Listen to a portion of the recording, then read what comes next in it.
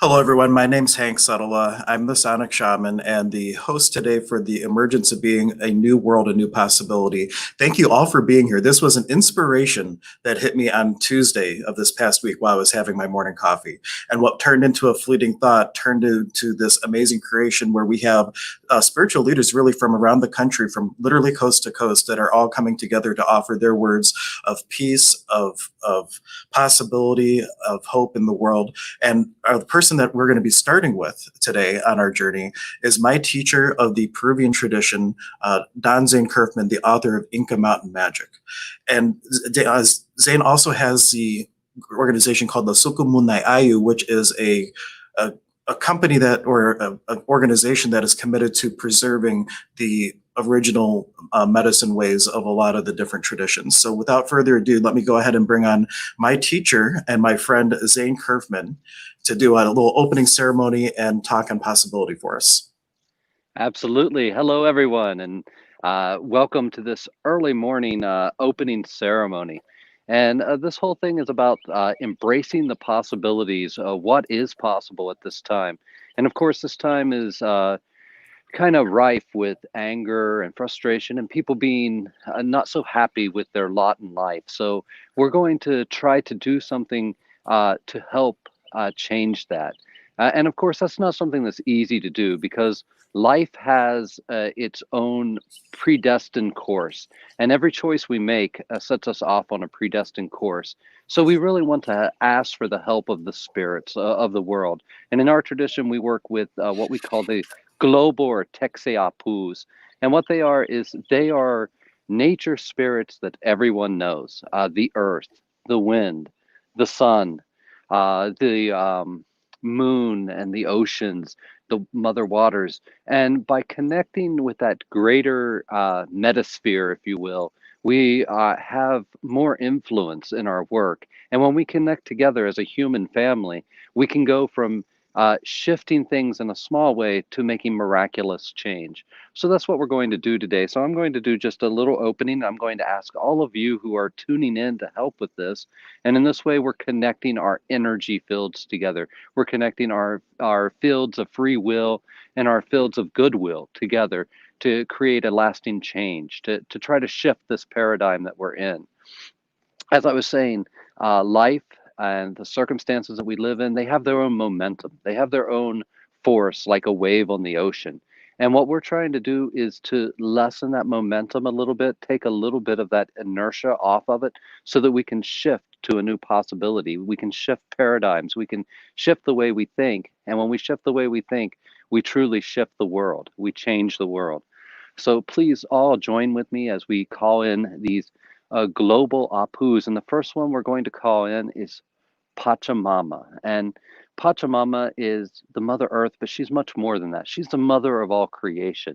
She is all material creation, the stars, the planets, the dust that floats around. Everything in material creation is part and partial of her.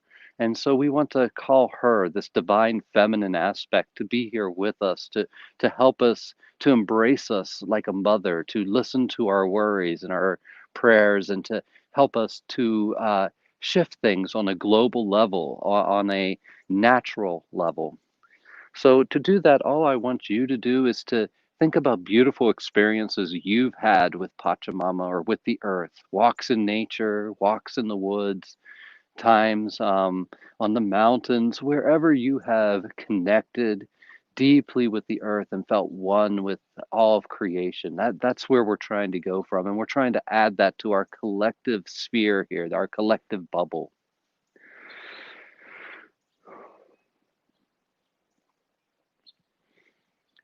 Pachamama, ompui, ompui, ompui, Pachamama. Pachamamita cunya, ompui, ompui, ompui. Caimenta, cuscai, mamita, ompui, ompui, ompui. And then we give 3 breaths. The breath is the sign of spirit, of soul. It's what makes us alive. And we're going to give 3 of our genuine breaths to the earth to make connection with her.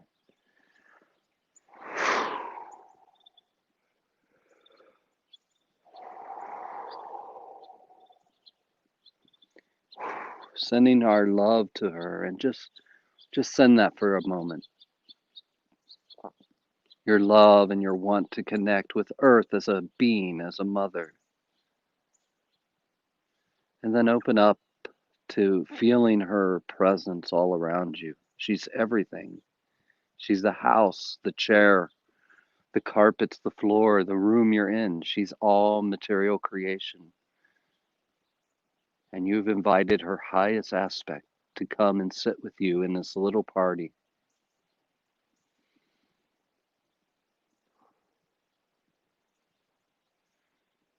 Very good. Now we're going to call on Mama Unu and Mama Kia, which is the mother of water and the mother moon. And when we connect with this, we're going to think about beautiful experiences we've had with the moon and the water. Maybe late at night, a full moon over a lake, a full moon over the ocean, a full moon over the river, whatever your experiences are, connecting with her and understanding that she's the mother of change, just like the changes in the cycles of the moon and the phases of the moon. She's the mother of change. So we're embracing change into our lives. We're embracing entropy and that ability to transform. So as we call to her, we're really calling on her power to help us change and shift things. And I'm gonna call on her by calling out Mama Kia, and that's gonna be for the Mother Waters, which is Mama Unu in our tradition, and for the Mother Moon. But all you do is think about your beautiful experiences and offer them to the collective.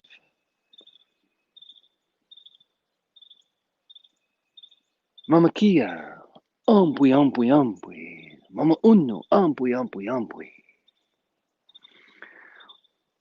Hatun, sumak tikse, lirpu, umpui umpui umpui.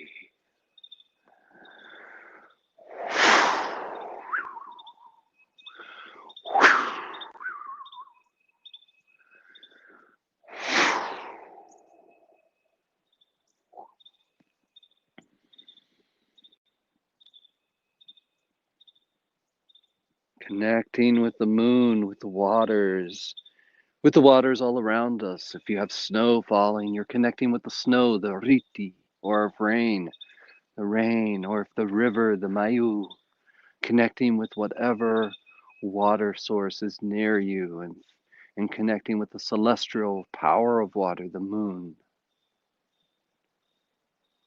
Asking her to embrace us and to help us to shift things the way she moves through her cycles from new moon to full moon, from low tide to high tide. She has a direct impact on us humans, on our consciousness and how we feel. Now we're going to call out to the winds of creation. We call them Waira in our tradition. But whatever you call them, just the winds of creation, asking the wind, the air that you breathe. It connects us all, not just you and I, but the plants, the animals, and all of us. We all take in the same air. We all breathe out the same air. We're all connected through breath, through this spiritual network. This connects us even deeper with Pachamama.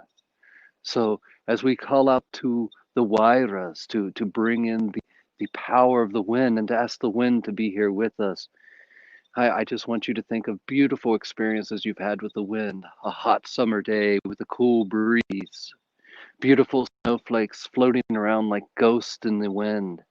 Any of your beautiful experiences sailing and having the wind fill your sails and push forward. We're going to ask the wind to do that for us today, to relieve us, to calm us, to move us forward in our lives as we call out Waira. Waira, umbui umbui umbui, wika waira kuna, umbui umbui umbui. Waira.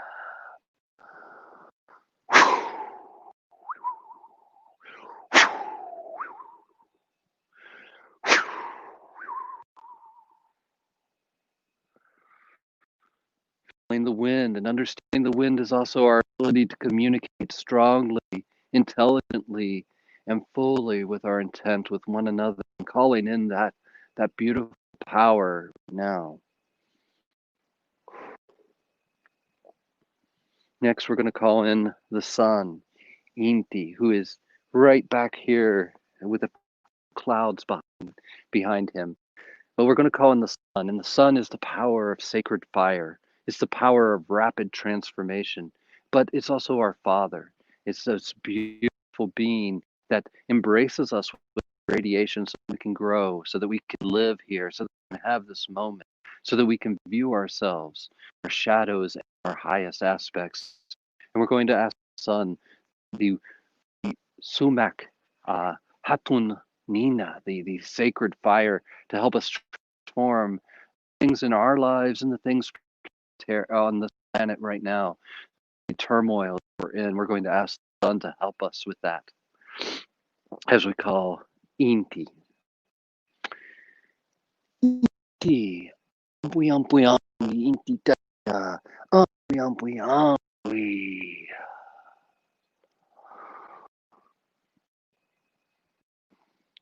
Mak kancay Nikita, kancay Kiwan.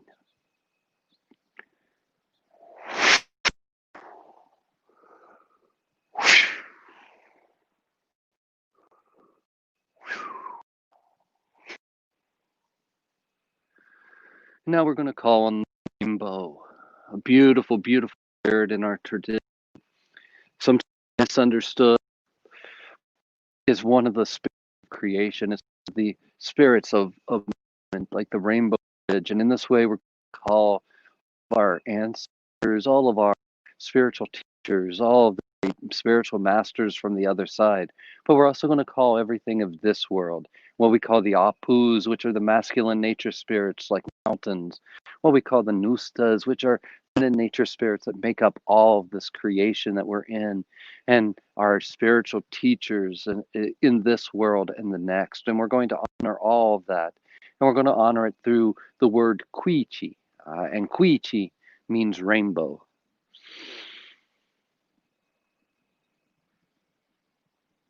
Quichi, ampui, Quichi. Thinking a beautiful experience of the rainbow, what it represents, the uniting of different tribes, of different people, of different ways, the harmonious interactions of the difference, what we call Yanantan.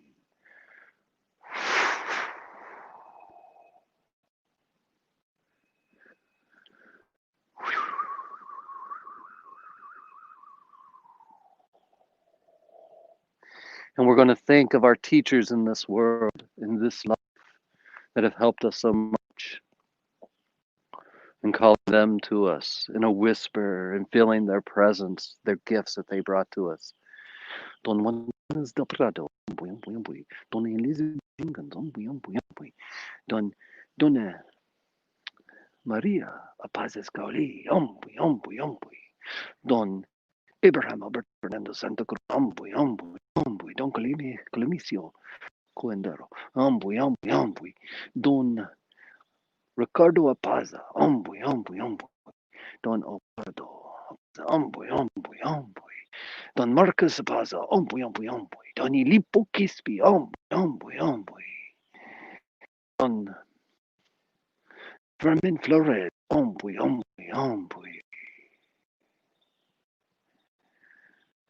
Don Humberto Santo,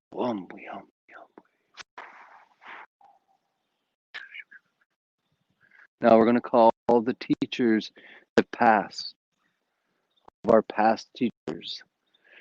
Don Menukisi, Don Ito Karim, Don Andres Espinosa, Don Benedict Sonko, Don Randall Hastings,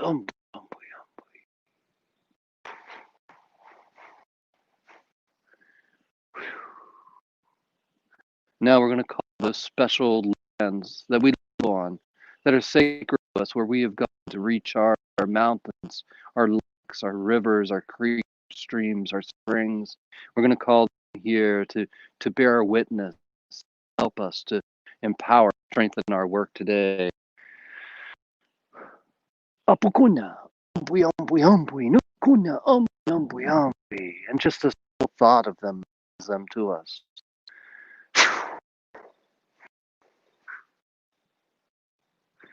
And now the whole world of creation throughout existence, seeing yourself as the center of the web of radiating lines of light that spread out through all sacred sites of the earth, sacred planet, all the stars of the Gamayu, great Milky and beyond, as we call it, to the great cosmic web, cosmic ocean, the Tixe Amaru. Hey, Tixe Amaru, yambui. And just for imagine all these lines of energy expressing them from your body, from your field, up through all of creation. Don't think about where you just send. You are like acupuncture needle tapped in at this to the mind of creation. So you're wanting to send love, thanks, your gratitude down lines.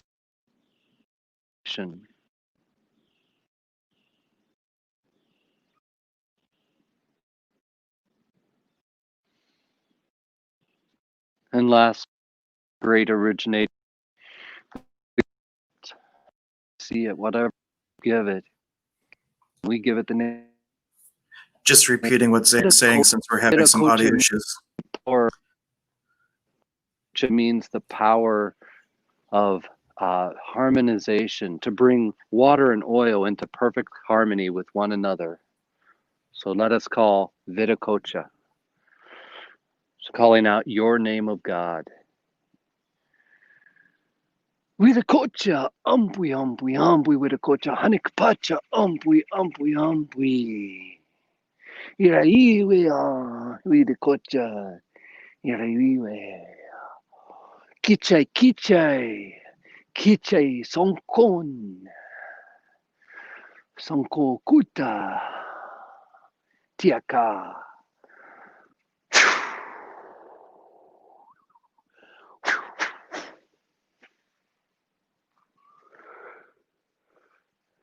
And now, before my camera dies on us, let us just think for a moment. And we're going to see ourselves expanding our energy field around this whole globe, around this planet, merging our energy fields together into one connected field.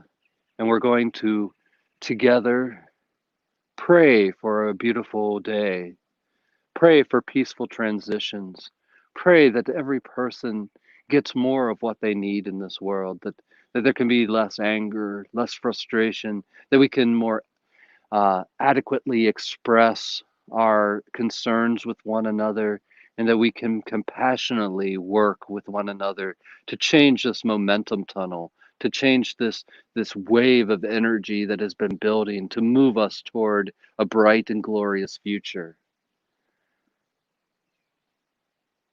And send that out, all these waves of energy, all directions.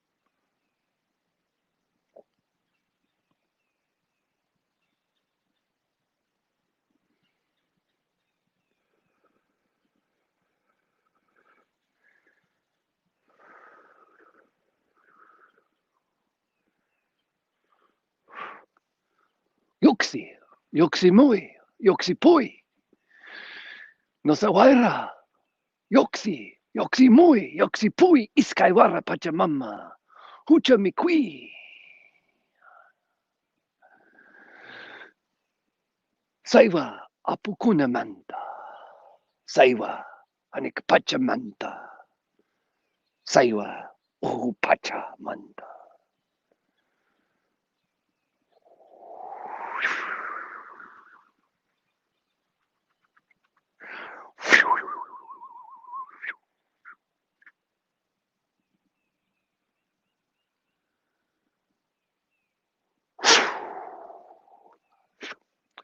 I want to thank you all for being here with me today, and for joining in this wonderful collective of beautiful people to change this world and to try to create a brand new earth for us all to live in.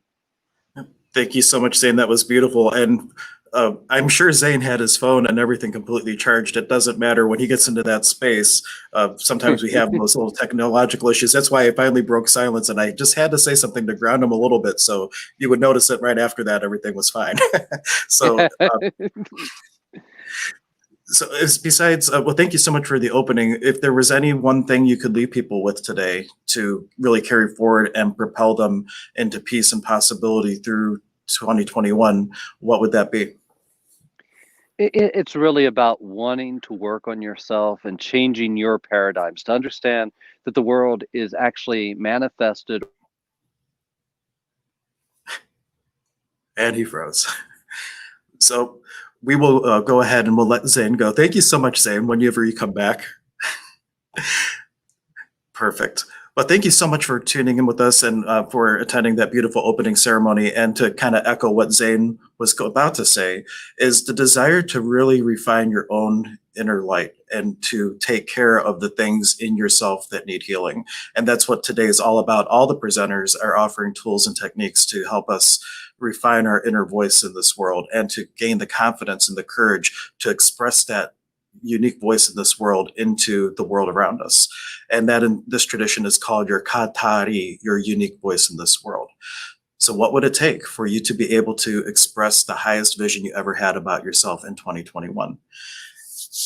Let's see. And actually, Ed, I see you're here early. Are you ready to come on early? I could bring you on. If you are, you can wave to me if you are ready to come on. Okay, cool. So we're going to be bringing on Edd Edwards here in just a moment, and then he'll be joined shortly by his partner, Lihi. And let me go ahead and bring Ed on. Ed, how are you doing today? Doing good, doing good. Let me see if I can find my partner here. She's supposed to be on here. Well, you are a little bit early, which is great because Zane's camera died. So I really, you had wonderful timing. So for people who don't know Ed, I first ran across Ed. He was teaching a class out at Fellowships of the Spirit and got to connect with him. And I've had him be at the expo several times and have hosted him here at the center for private one-on-one sessions. And he is perhaps the most studied healer on the planet. Between the Rhine Institute and different universities, he's one of the few people on the planet that when he generates the energy fields that he generates, that they can measure it and it's repeatable. So much, in fact, that he was featured on Ancient Aliens. And if you want to look up the episode, I believe it was, I had it written down so people can look it up if they want. I believe it was season 14, episode 16, and you get to see kind of all the gizmos that they hook up to his head and what they're actually measuring, including light photons coming off of him. So a very interesting background that he has. Is that but go ahead, and where would you like to start today? I know you're waiting for your partner. Yeah, I'm trying to get Lihi on here. Yeah, we've got a lot of things going on here. Hang on for just a moment. Let me see if I can help her get in here. Lee, where are you? Yep. And I'll take you off for just a second while you talk to her. So while he's getting her all technologically set up and everything, I saw some comments coming up asking about bars treatments. Today also happens to be Global Bars Day. And for those of you who are not aware of it, there is a group called Access Consciousness, which are all promoting consciousness on the planet. And today just happens to be Global Bars Day as well. If you're looking for a session or whatnot, since I'm doing this instead of what I normally do on Global Bars Day, you can go to accessconsciousness.com, look under events, and you'll be able to find places that are doing events today if you want to get your bars run. I know there's one in Akron at the Healing Brew down in Akron. They are doing a bars event today. So if you're looking for a treatment and you're local, you can definitely look to them. And I think Ed is back. So let's go ahead and bring Ed back. Click that link. Oh, he's still walking her through. And when you're ready, wave again. So, but thank you so much for people joining in. I just want to acknowledge some of the people saying good morning. We have Megan joining us. We have Ernie. Good morning, Ernie. Thank you so much for joining us here. We have Mary tuning in as well. Annie Simpson. We have a couple other people. There's too many to bring them up, actually. So we'll just bring up a few, but thank you so much for being present today. And if you haven't already, there is a Facebook event online that you can invite people to and share, as well as a YouTube video. And there is that one tree link that I put in the top of the description. That one link, one at the very top, has a thing where you can actually watch the video embedded in that link profile, and that's also your speaker schedule for the day. So if you look, there's a link for every single presenter. So whoever you want to connect with, if you want to connect with Zane or Ed or one of our presenters later on in the day, a link to their website so that you can get more information is all on that one link, on that link tree. So you can find anybody who you are looking to find. Ed, are you ready? You just wave when you're ready. I have to pay attention a little bit though too. We have some people tuning in on YouTube now. Adriana's tuning in. Thank you all so much for joining us, and thank you for your contribution. Literally, I mentioned it once already, but this all came about on Tuesday. Really, I had the inspiration and 2 days of creating and 2 days of promoting, and here we are at having this event to give us something to focus our attention and our intention on. Because as you know, there is this universal principle: energy flows where your attention goes. And that is why you look to focus on solutions and possibilities and positive change instead of the problems that you want to see go away. The awareness of a problem is okay. Focusing on the problem is not. If you focus on the problem, you're feeding the problem. So what could you focus on, and what energy space to add an access element? Let's do a clearing just to kind of set the tone for the day. What energy space, consciousness, and choice could our body, being and beyond, be to create the greatest possibility and to express our highest truth, but soothe our words with peace in the upcoming years and beyond?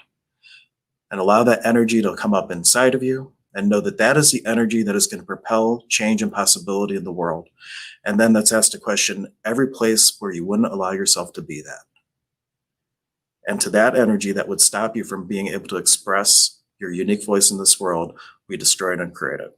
Right and wrong, good and bad, pot and pock, all 9 shorts, boys and beyonds.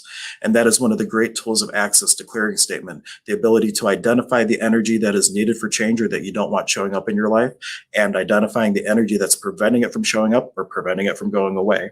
And you address both of them. And that is where you create ease and possibility in your life. Let's see. Pull her in. Okay. Well, and I see you. I don't see her in the studio yet, so I cannot pull her in. Oh, no. She's got to click the StreamYard link. Click the stream here link. The StreamYard link. Let me send it to you again. Just forward this link to her, and then we will get it. Let's see here. Let me find you in my messenger. Link. Edd Edwards. Here we go. Hang on a second, Lee. I can't hear you. I'm fumbling with headsets here. All right. I just resent it to you. Yeah. Just forward that link to her. Hank is sending me a brand new link. Just a minute. Thank you for bearing with us here. Crap.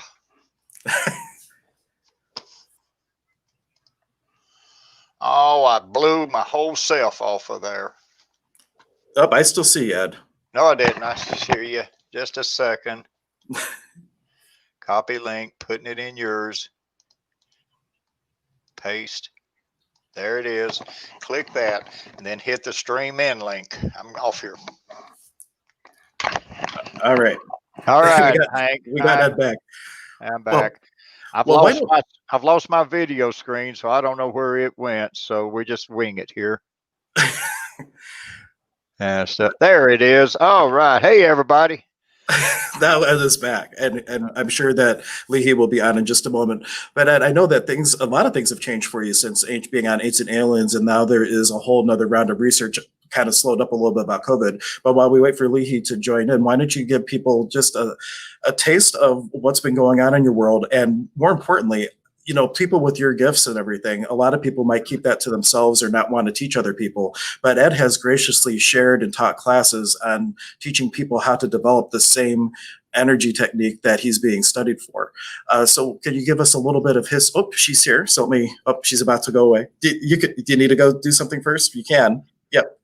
Okay. I see her in the wing. She's officially in StreamYard, ready to come on air in a moment. Okay. Why don't you give us just a little bit of a snippet of what has changed in your world and what those changes have created for you with being able to offer what you do to more people?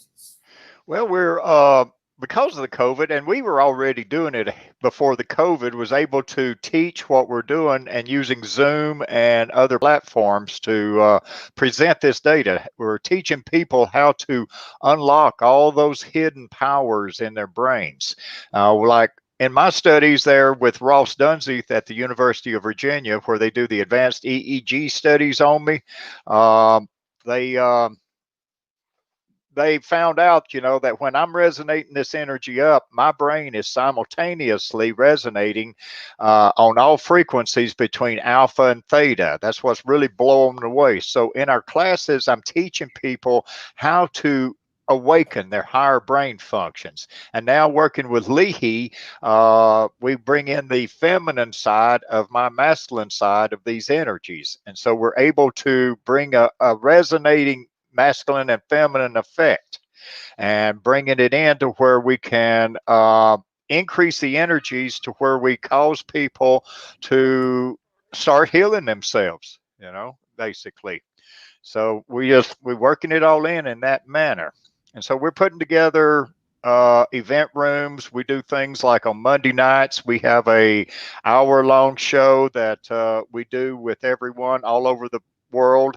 And there she is. All right. Yep. And, Everyone. Hello. and so we do this group room on Monday nights. We're also setting up one. We're going to start, hopefully next week we'll put it on, where it's the ageless, where we work on slowing the aging processes down using this energies and stuff.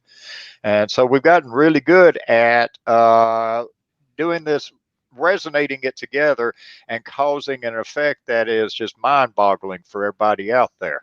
And even these scientists, they went and bought us all these fancy EEG headsets that we wear when we're doing a lot of our stuff. That's really interesting because I know that you've been a kind of a one-person show for so long. I'm curious, like, how did it come together organically, your ability to work with Lihi with your abilities? And also, like, how has your teaching changed? Like, have you been able to instruct people on, like, how to pair up in order to start kind of playing with that divine masculine and feminine? Well, we're working on that right now of initiating the pairing up and everything in our classes and all. I've still been just teaching just the basics, restarting the brain generator, getting that generator back started in your head that produces the power needed to make the higher brain functions operate with. And so I'm still been teaching those classes on my website, on the Edd Edwards site. But now we're bringing that into a resonance where me and Lihi are forming different classes to where we can take this energy once people become in tune with it and start utilizing it to slowing down the aging processes, take care of, you know, different ailments within the body, all kinds of things like that. Awesome. And I know a lot about Ed. Lehi, I'm not as familiar with your work. I did look up a little bit. I know you do a lot of work in the field of psychology. I'm curious, like, with all your background with working with people, have you been able to bring like a whole nother element to the work that Ed's been doing? Yes, definitely. I mean, I've been working in the mental health field for over 25 years. So I've been dealing with, and I've always felt that working in the mental health field, doing psychotherapy, working with psychiatric patients, that there was a limitation. You know what I mean? There was something. I would see schizophrenics having psychotic episodes, and I would know that they're accessing, I mean, not all of them, but they'd be accessing other levels of consciousness. And it would just be that it was because of the distortion in reality, they weren't able to kind of bring it to form here in a direct transmission, in a sense. So I've always had an interest in always going beyond what was here, you know, beyond the veil. I mean, ever since being a little girl. So this has been a lifelong journey. And but meeting Ed was incredible because it was we had met in Manhattan, and we were both at a conference that we were invited by a mutual friend of ours, a lecture. And afterwards, Ed basically just followed my energy. You know what I mean? He felt my energy, and he was very, very aware with that. So anyway, to make a long story short, when he ended up following us, and a bunch of us were all going to a restaurant, and when Ed and I actually looked at each other, it was just seeing, the light of creation, basically. I mean, if I can give it words now, but it was a point of, I knew I was being seen, like I've never been seen before, you know, beyond the physical, beyond identity, beyond everything. And that moment, that day, wasn't a thinking thing. I knew that we would be doing something with this, because this is something that I could see all my history, how I was always propelled to find an angle in order to bring this work out. So yes, it's definitely bringing out a whole new dimension to helping people psychologically, spiritually, and bringing in an awareness. You know, when Ed and I resonate this energy, and it's basically bringing this energy to be embodied. So it's basically us as the pure masculine and the pure feminine. We're bringing in this energy for people to kind of embody that, you know, to be it. And my endeavor is to really, this energy that buyer, you know, is something that I see could actually heal, you know, psychiatric disorders, addictions, and things like that, you know. So it's incredible because it's an integration that occurs when you're actually incorporating this energy within your body, within your system. So Wonderful. Now, is this something that fries electric equipment? If you guys do a demonstration, is the stream going to die or anything like that? Or are you able to? No guarantees there. Almost every phone session I'm doing these days, I normally knock the calls out 2 or 3 times. Usually you behave with me, though. There's a running joke that whenever Ed was at the expo, every time I would go to make an announcement, the microphone would cut off. And I would have to go and like stand next to him and tell him to behave while I did the announcement, because otherwise I couldn't get 2 words out. It was a running joke at the expo. Yeah. Cool. So why don't we go? Let's go ahead and give a quick demonstration here so that the audience, and this will also work for the recorded audience in the future. So what me and Lihi have learned to do here in our demonstrations will apply this energy in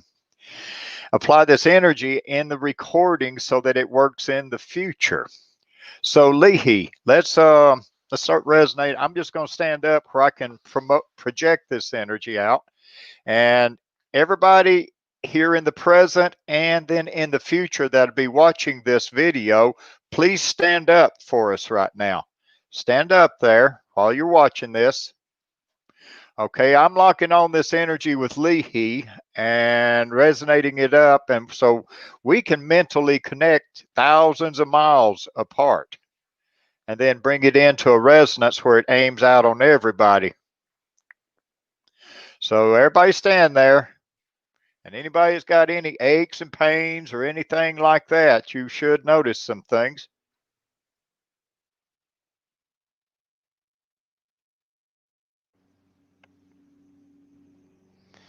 All right, so what we're doing is changing the polarity of the energy and projecting it outward, and that should be causing you to sway back and forth a little bit.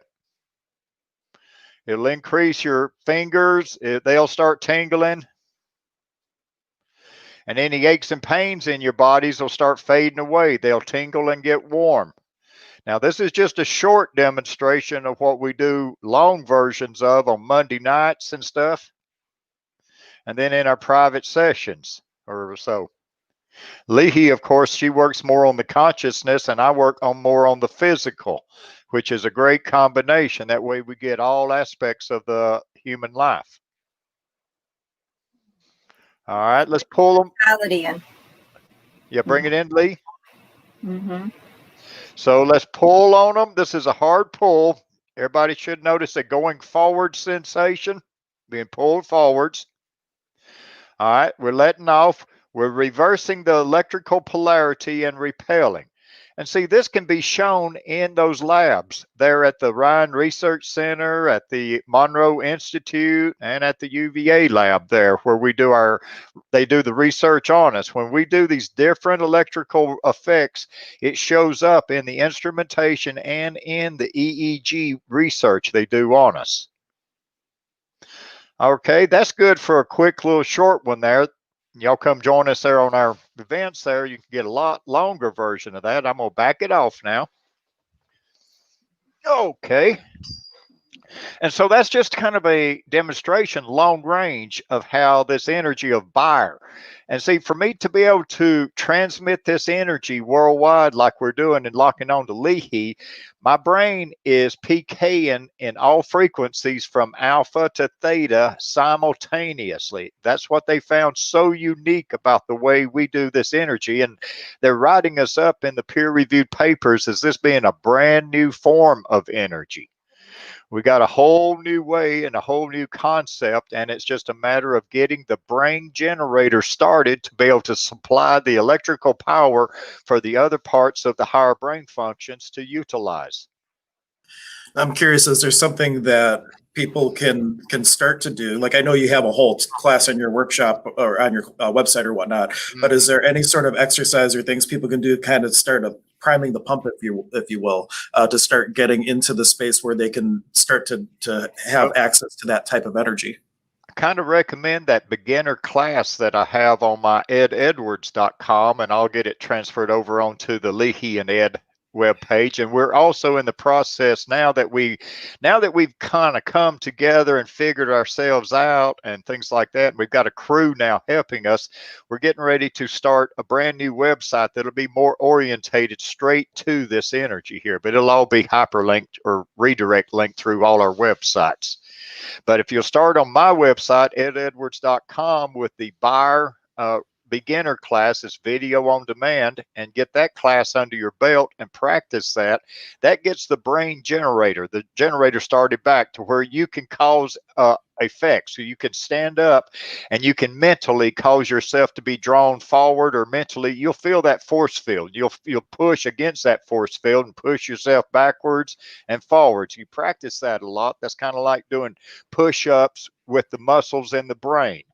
You want to get those brain muscles up and stronger and stronger and stronger so that you can increase the electrical flow of the energy. And I actually have something, though, I have to have Ed test it out first before I can officially offer it. But they knew the range of Ed's frequency when he's doing this, and it's the same one, and it's repeatable. And one thing that I made, but I still have to get to, is I have a prototype of tuning forks to create the binaural beat of that brain frequency.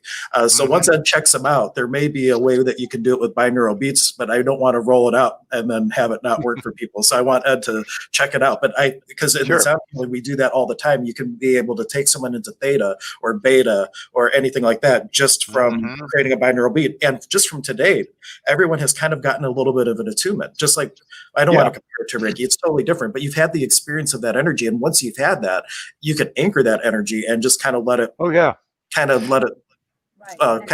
germinate inside. Right. And what I also see is that it's going into, like, what happens also is that you're dissolving actually your identity. When you enter this space and this access this energy, it's letting go of the identity of who you are. It's letting go of the anger, any shame, any regrets. That's the way you enter this place fully, completely fully. And that's when it actually streams, and that's when manifestation occurs in your life. So what I also do is to get prepped up for this is to actually be able to kind of let go of polarities, anything that you've been kind of attached to, anything that you should do, shouldn't do. It's about really neutralizing all that place. So this energy actually brings those levels back home. I call it through the heart, and it opens it up so that you could become more of who you really are. You know what I mean? In a sense, because a lot of the way the humanity is behaving now is not really, in essence, who we are. This energy, as it becomes as you access it. And when you're in the group, many of our group members have said that it's made such a difference in their lives, even in their relationships, and even others that have changed and shifted. Because when you shift, everybody else shifts, you know? So that's really what it is. So at that point, it's bringing in singularity.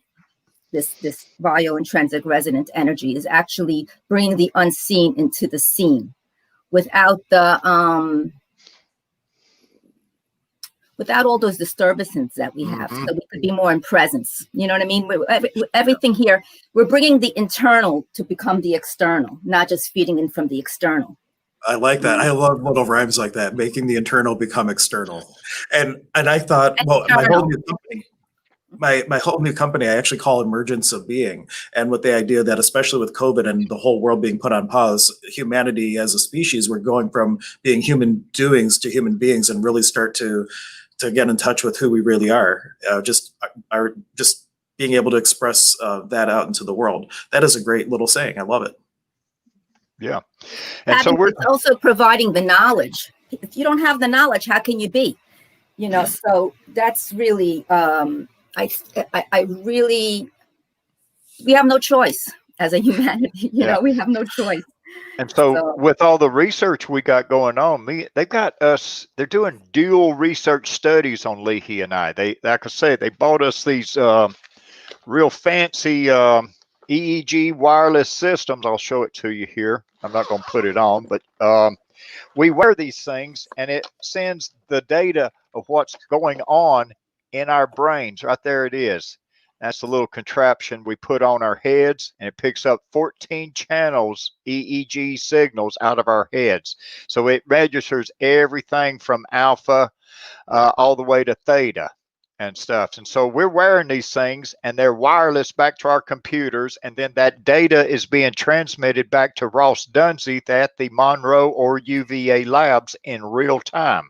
And then we have a test subject, like a client there at the labs that we're focusing on. And they have them all wired up, and they've been able to see where Lihi and I, when we start resonating, we bring the electrical voltages up in the people in the lab, even if we're hundreds of miles away.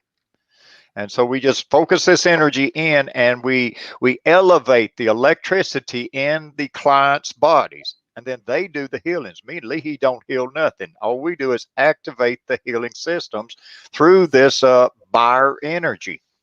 No, for anybody who wants to see this in action on an unsuspecting person, we had, when Ed was here last time doing the expo, we had Jenny come out from Fox 8, or she came out to do a Facebook Live, and Ed had his little machine there. You could see how he was able to manipulate the thing going back and forth. And then he started running energy through the reporter, and it was a really entertaining moment. If you want to go and check that out, it's on my YouTube channel, or Emergence of Being YouTube channel. You can go check that out.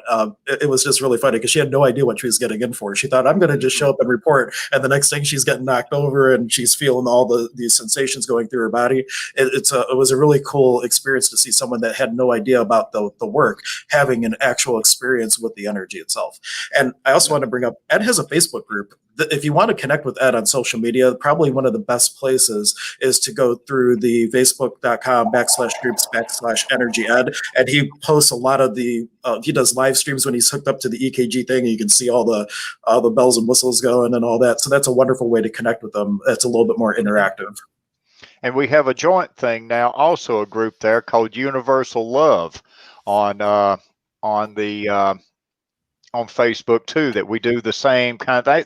The Universal Love is more with me and Lihi doing our joint stuff here and resonating up. And called Universal Love Integrations. Because because there's a whole bunch of stuff comes up under Universal Love. I did find it here. I'll post a link. Yeah, I'll grab it. Nope, I got it. Okay. In order to actually, for this actually to become a worldwide way of being, excuse me. In order for this to become a worldwide way of being, it needs to be integrated with everybody. So hence the Universal Love Integrations, you know what I mean? Because it's right now it's we need to process this, and this energy is also very mysterious. So it comes into you and you don't even know what it is. It could promote gifts, it could promote physical healing, it can promote pure states of love. It could look at things from such a different perspective and a level of awareness that you don't even get triggered from the old things that you used to get triggered from. It's a whole new emergence of seeing things from another perspective. So and the more people that are doing this, the more you have, the more you can play with everybody here. So it's like that's the way it works. And the medical aspect of it is getting really intense. Something I've gotten and been doing and drawn Lihi into it is working with people with neuropathy.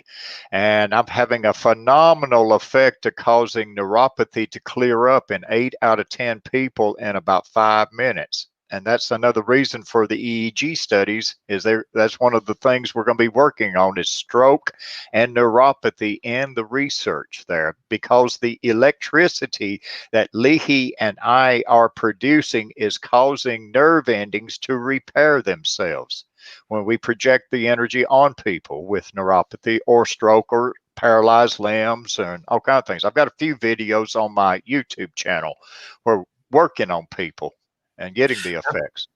I could have my dad come out and do a testimony for you. My parents always help out with the expo, and I put them right next to Ed. So all the weekend, Ed's zapping my dad, and my dad has neuropathy because of a health condition or whatnot. And even it hadn't gone away completely, but he had a tremendous shift in how severe it was. So it was definitely, and to hear that coming from him says a lot. So it was pretty amazing. Let's see. Lihi, did you have a particular website now? Because someone's just asking how to connect with the female therapist, which her name is Lihi. And I know that you and Ed have a website together, which is lihianded.com. Did you have a website where people could connect with you individually, Lihi? There is a website. Well, it's an email. It's lihiintrap1@gmail.com. And if you go to the Lihi and Ed website and click on the combined energy, then you can set up sessions with Lihi or Lihi and myself combined there. And that's probably the easiest way to line it up. Right. You can just even if you just want to connect with her, you can do so through the website and just reach out that way, because I'm going to misspell your last name, so I'd rather not try to make a banner and put up the email address.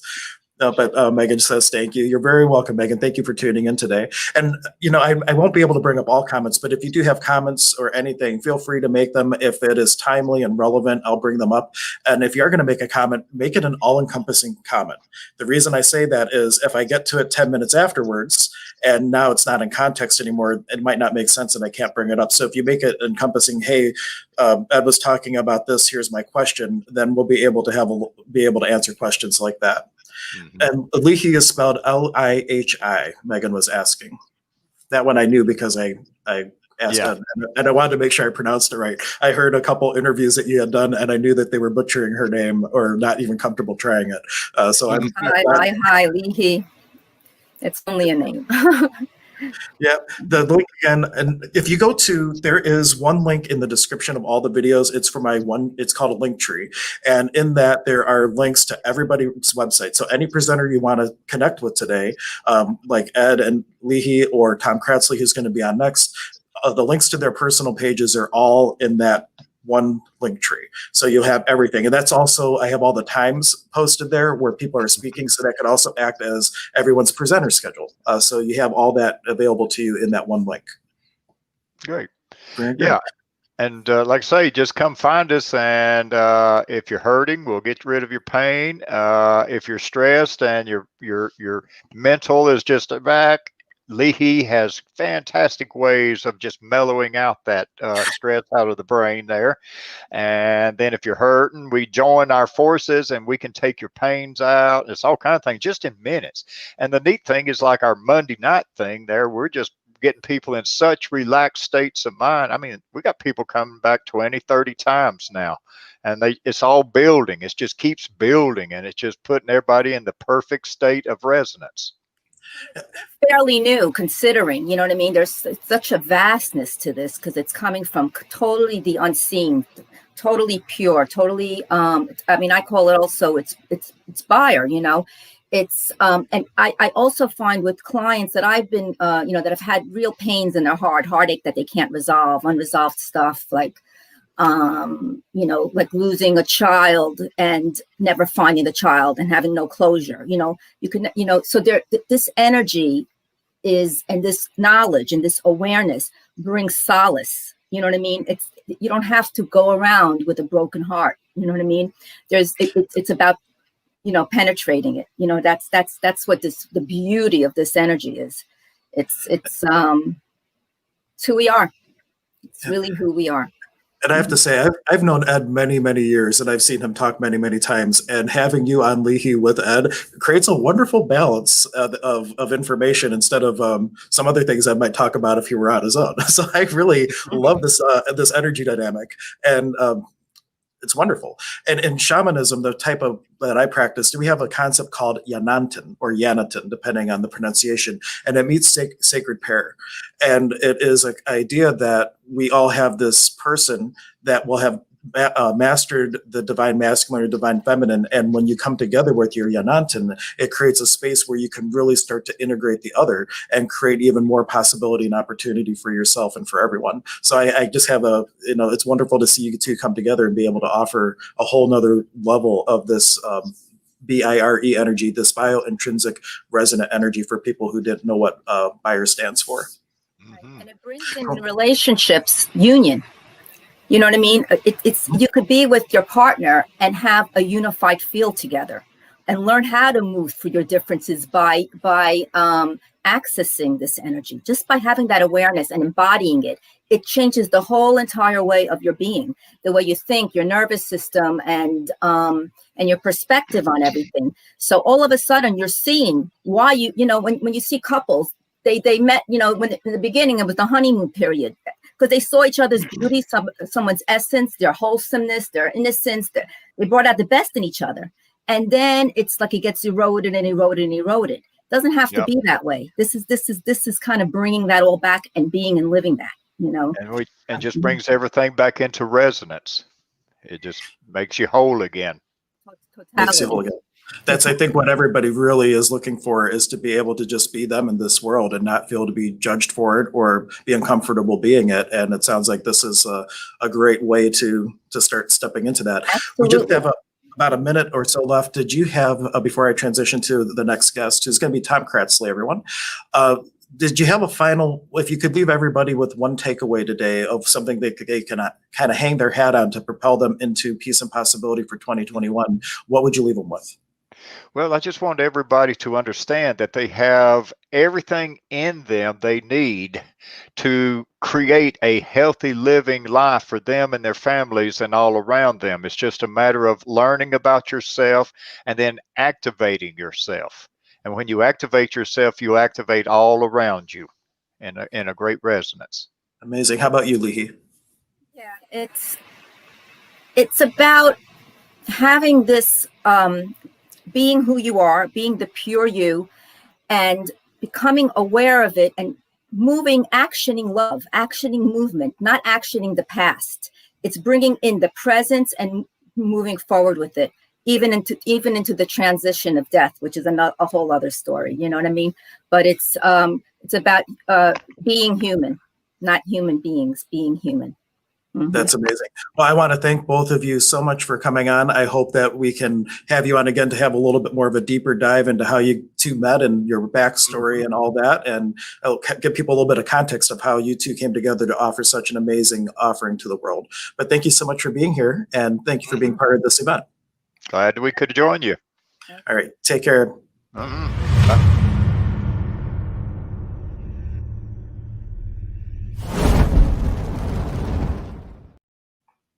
The next guest is Tom Cratsley, who is in the waiting room here, ready to come on. And I just wanted to let you know, Tom, let me just bring him on, then I will tell you a little bit about his bio here.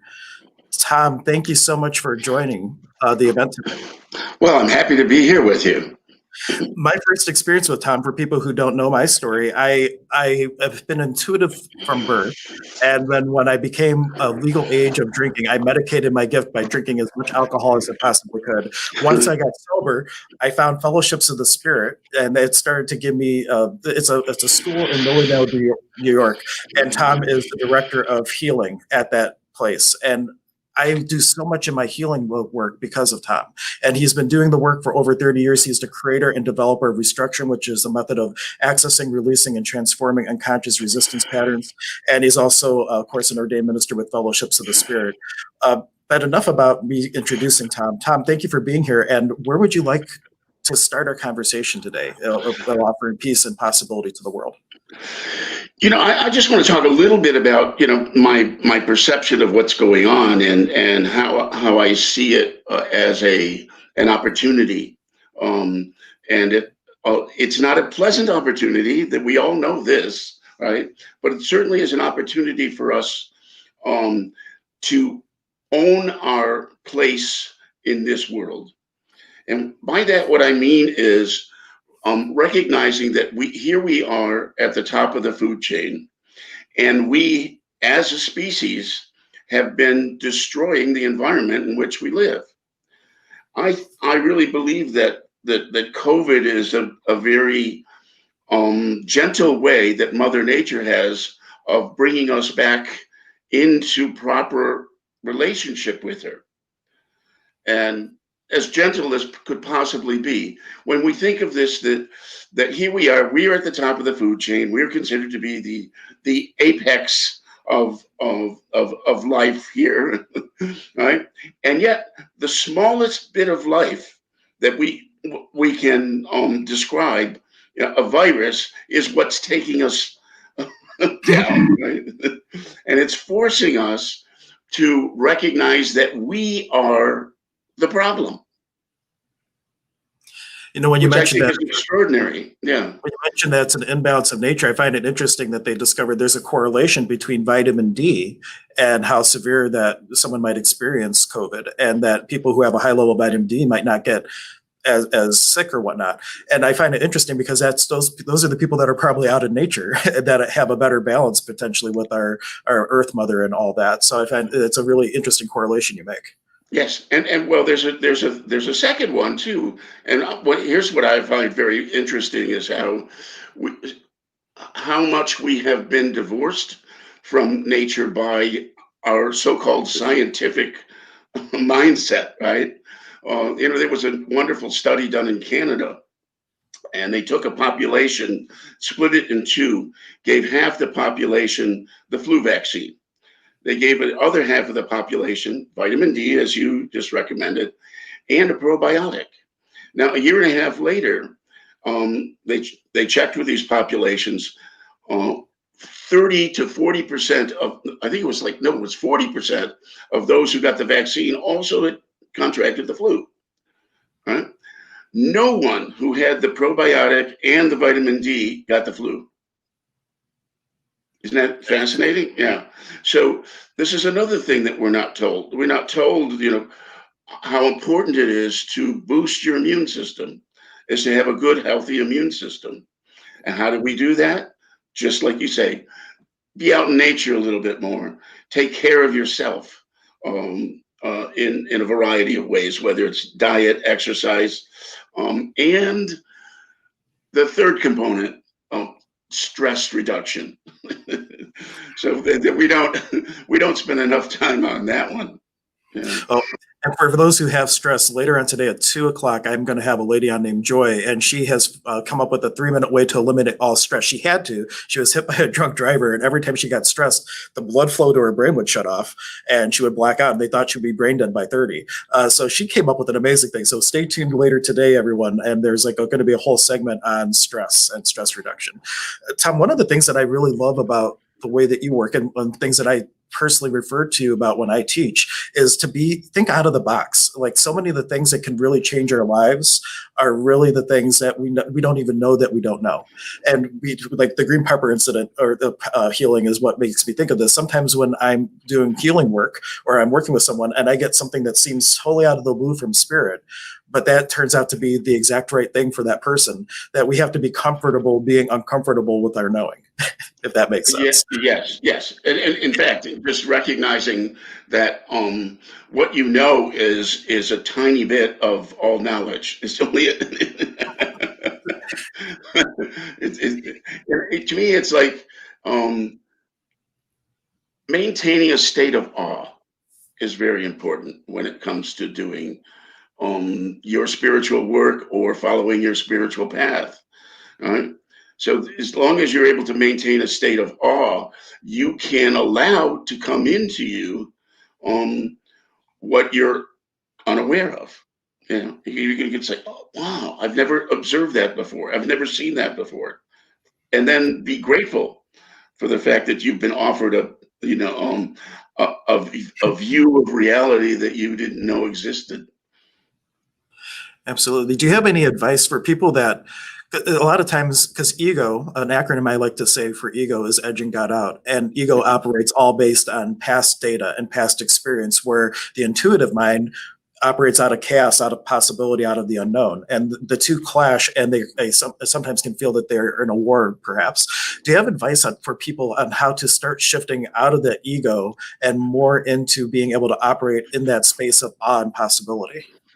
Well, the simplest thing that I do is I start to invite in what I have come to believe out of experience, not just because somebody told me or I read it somewhere, is that universal love, healing,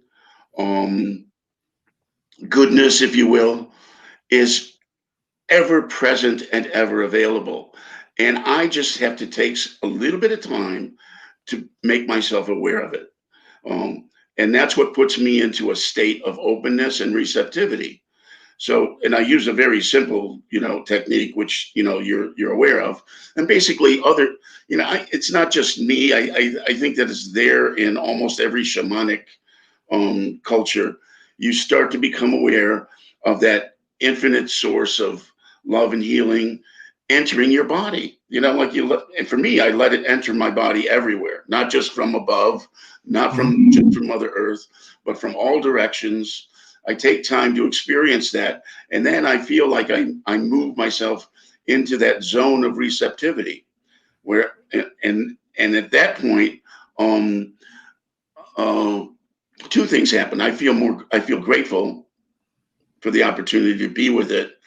And then I'm also open to what you described earlier as new possibility. And I'm more present in the moment. That's the big kicker, is being present in the moment, because our brain has this way of thinking about what we need to do next week, or thinking about the things we screwed up last month. And both of those fragment the soul and the being into two different places, and then we're not fully present in the ever-present moment of now. Right. And that's the perennial struggle that everybody talks about when they first begin the process, any kind of meditative process. If you've never done it before and you're a victim of our culture, then it takes time for people to get used to that. But I find that the quickest way to do that is through paying attention to your body, not trying to reach out and be out in the cosmos, but paying attention to your body and your body's receptivity to the spiritual. Absolutely. One thing you mentioned that I want to bring up too, you mentioned that in shamanism, there's like this understanding of the source energy. In my tradition, the Peruvian tradition, we say we have this seed. It's called the muhukoya, the seed of divine potential. And that is our connection right to Creator. But that seed isn't all other things as well. And if you can access that same source energy through all things coming through into you and through your seed, you can create these like energy flows both ways, of coming in from your source, spark of source, out through all other things through their spark, and then from their spark through you, through your spark. And you can create these convection flows of energy that anything that's dense, heavy, stagnant, stuck can effortlessly break up, transmute, and flow to where it's going to be a service elsewhere in the cosmos. So I just felt I would share that with you, because it really is like recognizing that divine is all about us. Absolutely beautiful perspective. And to me, that the way I embrace or relate to that is through the holographic perspective. So, and you're probably familiar with that, that at any one point in time or space in the universe, the entire universe reflects itself. Yes. Yep. Yeah. We call that Texte Lerpu in the tradition. Yeah. A great cosmic mirror. We're all mirrors of one another. Yes. Yeah. Very cool. We have to have a whole talk offline, Tom, about shamanism. I didn't realize until this moment, like how interconnected our whole belief systems and the way we operate in the world are. And it's like this whole field where like, wow, I haven't seen Tom in so many years, and there's so many synchronicities in how we operate.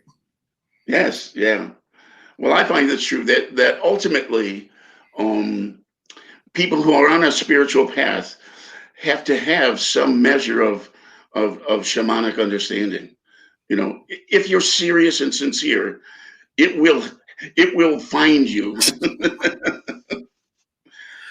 Cool. Can you talk a little bit? I've never taken your restructuring course, and I know that's like a big for the things that you offer and things that you teach. That is like a huge focal point for you. Exactly what is restructuring, and can you give it like a little taste of how people might be able to prime the pump, if you were, to start on their own with the process of doing that? Sure. Restructuring is a way of getting at unconscious resistance patterns. Now, the things that tend to hold us back are the things that we don't allow ourselves to become aware of. So, and it's usually emotional, and it comes from old trauma. So the reason we're doing things and feeling things that we don't want to be doing or feeling is because there's some old trauma that's locked in the unconscious mind. And the reason we're unaware of it is at the point of the trauma, we were utterly convinced that there was nothing we could do about it. Right? And out of being utterly convinced there's nothing you can do about it, there's one thing you do want to do, is not remember it. You don't want to keep looking at this helplessness, hopelessness, god-awful experience over and over and over again, right? So we put the blinders on, and it becomes a part of our orientation to reality, so that whenever we come up to a similar circumstance, a similar context to the old trauma, we find ourselves getting antsy, trying to avoid something, even if we don't know what it is that we're avoiding. This stuff is incredibly intense. But what I found in working with the restructuring process, I began to explore this. Because I worked in psychiatry for a good 10 years in hospital settings, and I kept looking at how there didn't seem to be any real resolution to this stuff.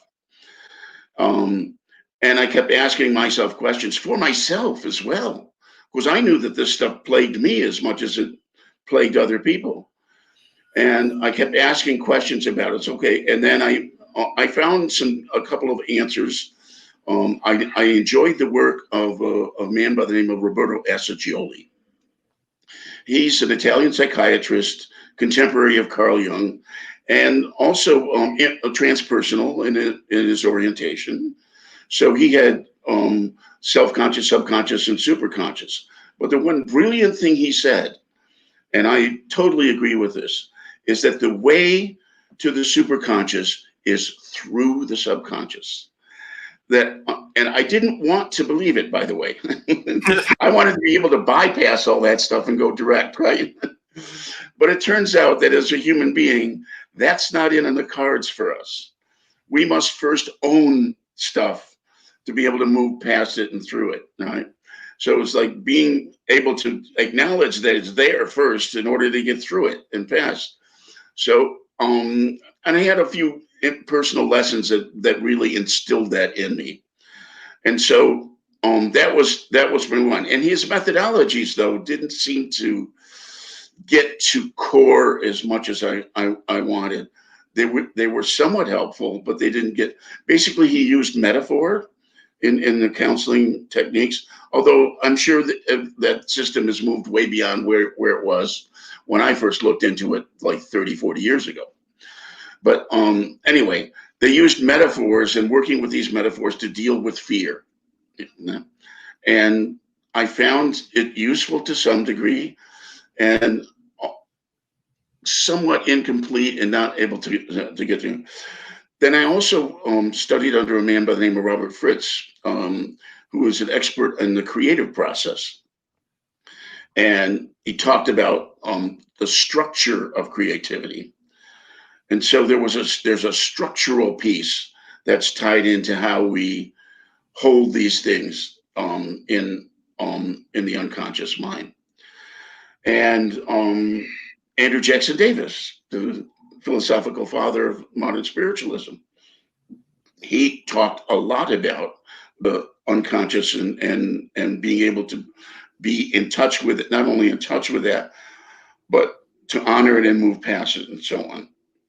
So anyway, what I discovered was that if you could do a regression based on the current level of misery that a person is experiencing, taking them back to the source of that misery. And by the way, it's not a long experience. The regression itself is only a countdown from 5 to 0. But what comes before that is discussing with the person how this internal conflict has weighed on them in their life.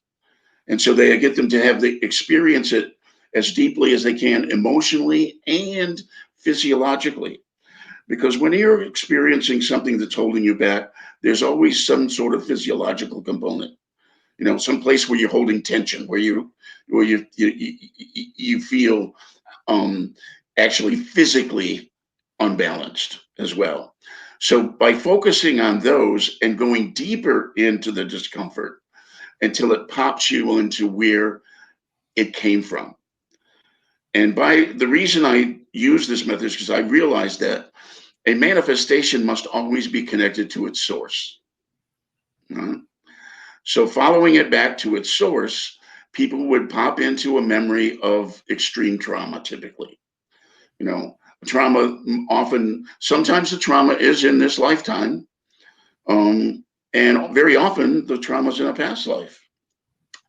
But anyway, the very first time they created or experienced this, while they're present with that, I assist them in making a whole new series of choices and decisions in relationship to that.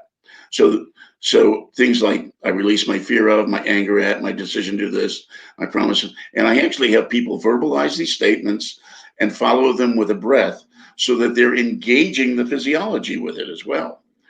What happens is through the session, by the time they're finished, they feel totally peaceful, totally comfortable in the midst of the memory of the trauma, with a sense they've taken back their power and they have whole new sets of options in relationship to that context. Basically, it re-educates the unconscious mind. It's amazing. It kind of feels akin to a combination of things in shamanism, soul retrieval being one when people don't want to remember something.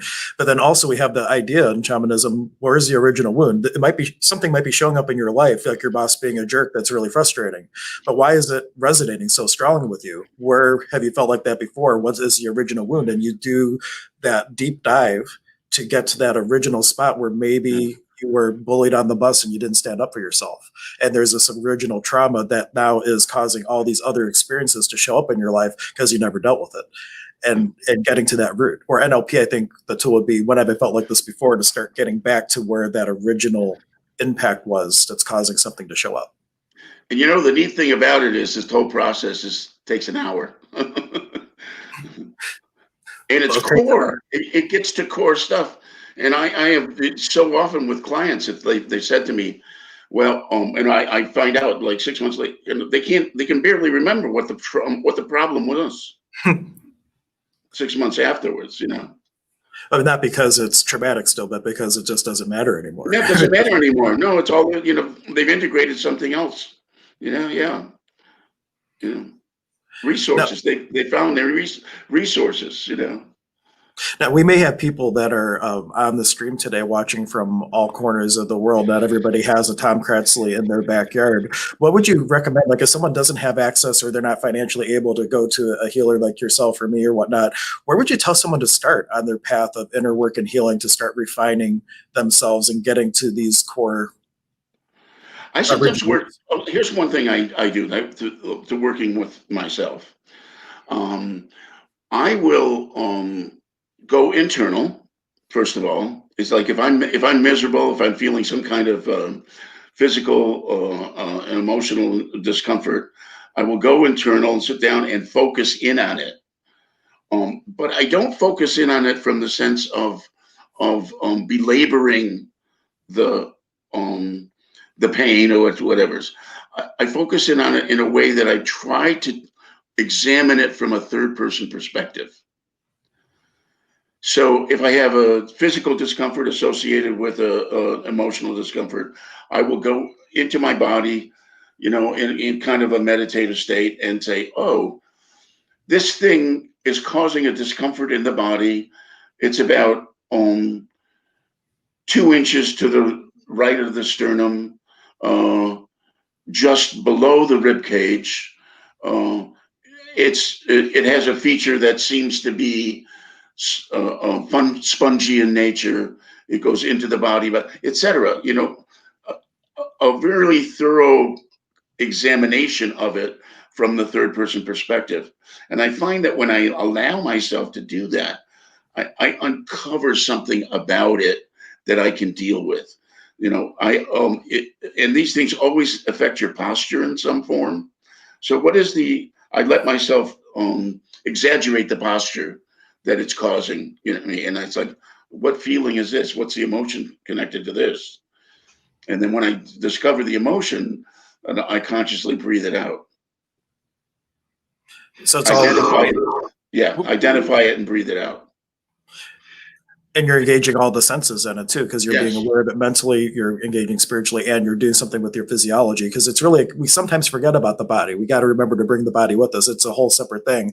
But we sometimes get so caught up with the beingness that the body gets kind of neglected. And it's great Yes. that you brought it up a couple times of the importance of getting the physiology involved in order to have these releases.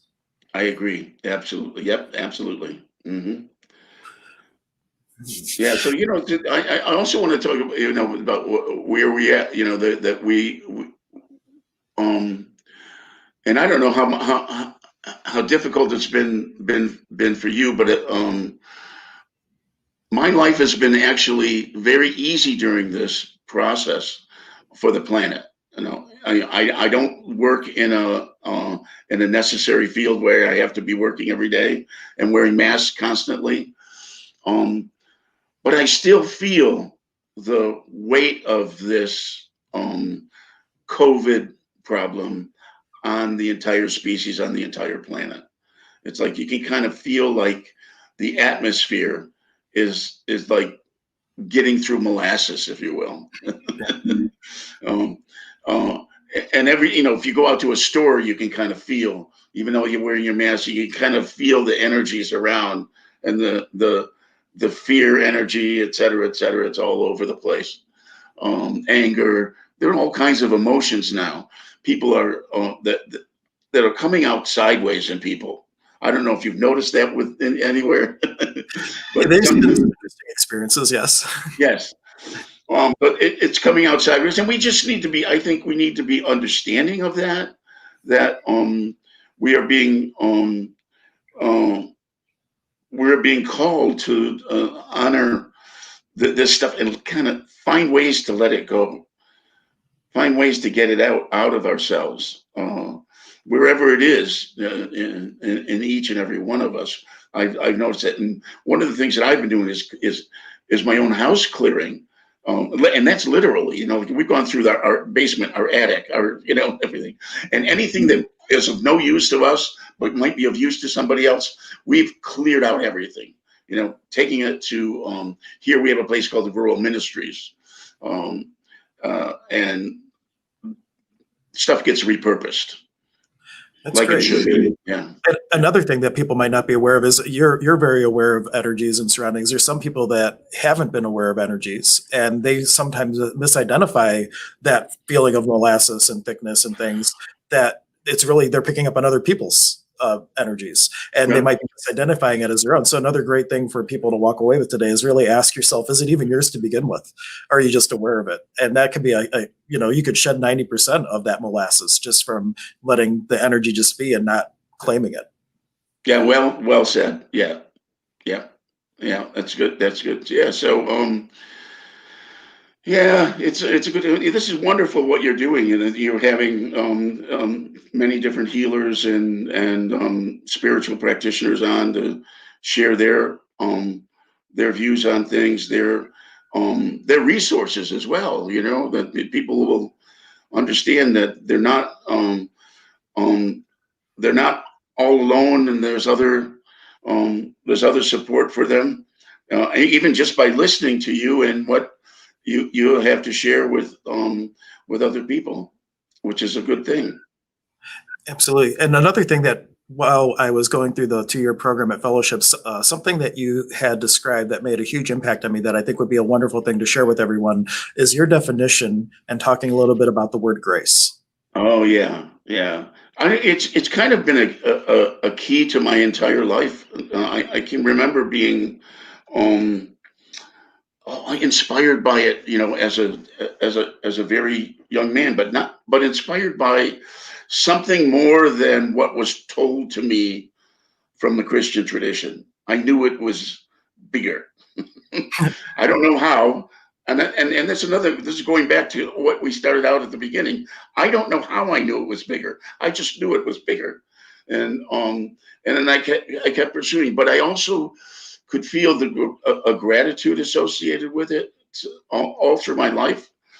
So anyway, the simple definition I have is grace is the power of love that renders all mistakes temporary. And it ties me into evolution. It is that grace and evolution are essentially the same phenomena, spiritual evolution. That's what we're all engaged in. So we can make mistakes, and sometimes mistakes are painful, and sometimes they're just mistakes, and you recognize them and you move in a new direction. Create and adjust is what Robert Fritz used to say in the creative process. So you create and adjust, and what we have here is this opportunity. You know, in physical reality, we have the profound opportunity to create and adjust in the physical realm. One bit of wisdom and knowledge that I heard many, many years ago, and I still hold on to it to this day. There are 2 reasons for us being here as human beings. One is to learn how to love unconditionally in a body. And the second is to learn how to create responsibly, which is the whole law of karma. Right? And grace is tied into all of that. It's like we're creating, and then sometimes we're forced to recreate. And right now we're at a pivotal point as a species in acknowledging many of the flaws of our creative process and having to put in corrections. Awesome. At least that's how I'm looking at it, you know. That's a great way to look at it. I think you summed up perfectly, like where we are as a species, and really like the whole point of being here on this planet as a human, having a human experience. So perfect. Thank you so much for coming on, Tom. We're just at the end of our time. I see Mark ready to come on here. So I just wanted to thank you so much. And people can connect with Tom. There is a OneTree link in the description of the video. And there are links to Tom's personal page where you can go and connect with him if you wanted to get more information about what he offers or see what else you might be able to connect with him over. Thank you so much for being on today. All right. Thanks, Hank. All right. You're very welcome. Talk to you next time. All righty. Bye-bye.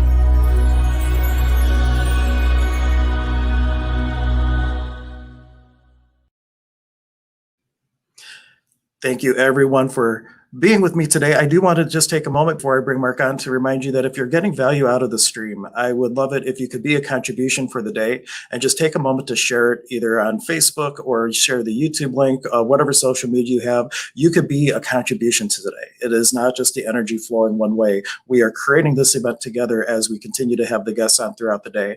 Mark Thomas is my meditation mentor, and I have taken classes from Mark for that, as well as NLP, which is Neuro-Linguistic Program. He is the co-founder of Fellowships of the Spirit in Lilydale, New York, and I always love everything that he brings to the table. So Mark, thank you so much for joining me today. And I just wanted you to give everybody a little snapshot of who you are or anything that you want them to know about you as we start to move into our conversation.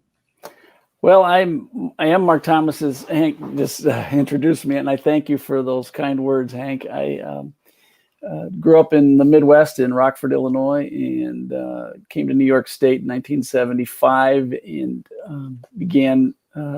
I grew up in a very devout Methodist home, so I had a spiritual teaching upbringing, and my mother was involved with the civil rights movement in our community in the 1960s. So we had that kind of input going on in our home life as well. And then I also, when I got to New York State, I took meditation classes in transcendental meditation, Maharishi Mahesh Yogi's system, and was able in 1979 to spend a month in India with the Maharishi and 3,000 others on a world peace meditation month. And then from that time, met Elaine in 1982. We formed Fellowships of the Spirit along with Dr. and Mrs. Panabianco.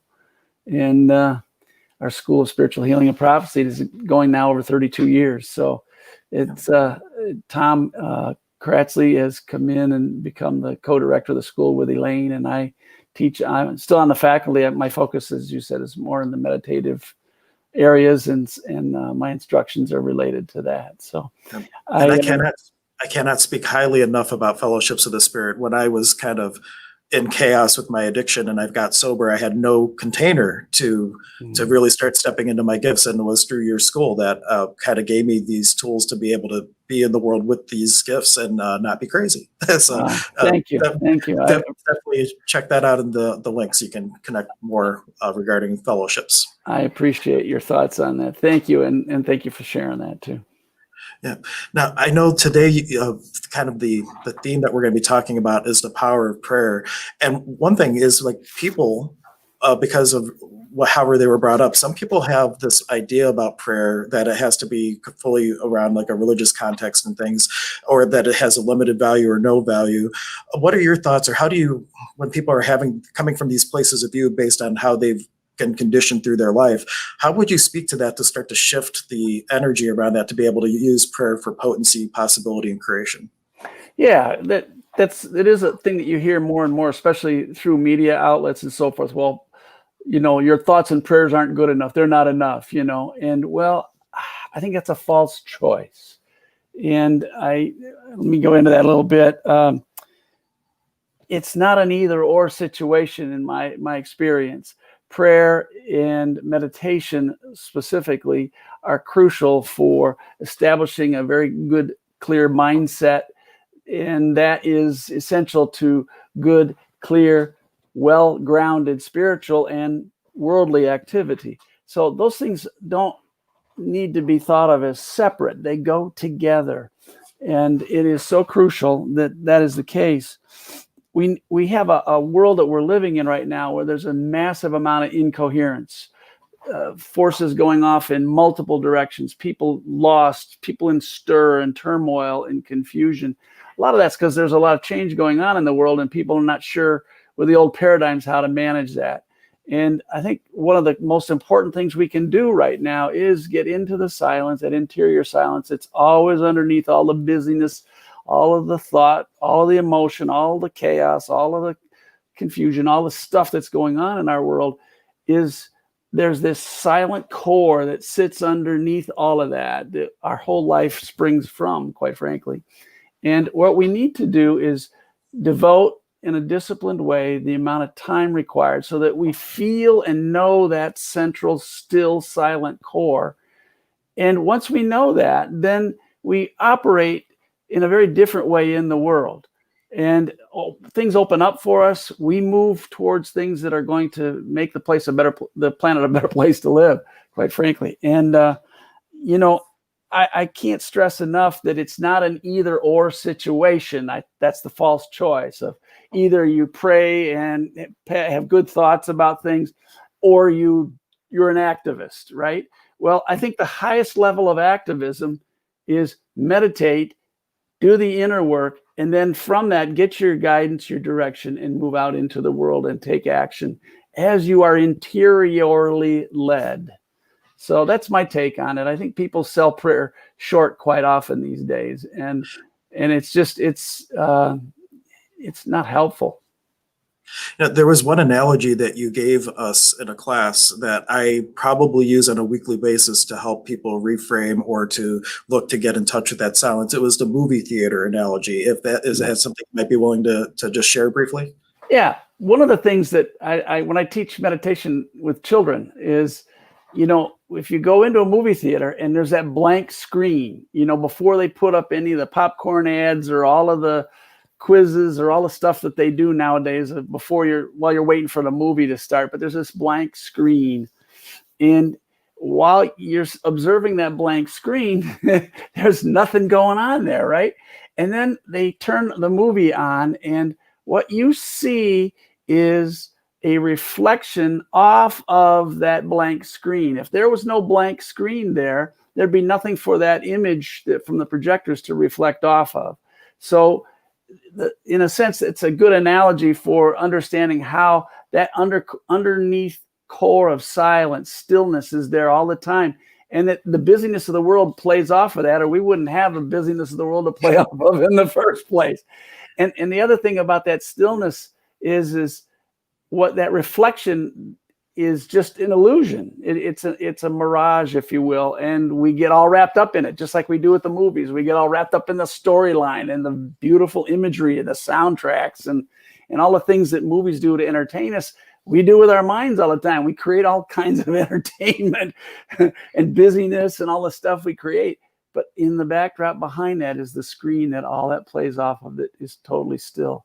Now, if that screen were to move around, it would totally affect the play of the movie. If there was no screen, you would not see a thing. You wouldn't see anything because there's nothing for it to bounce off of or to come from, basically, to you.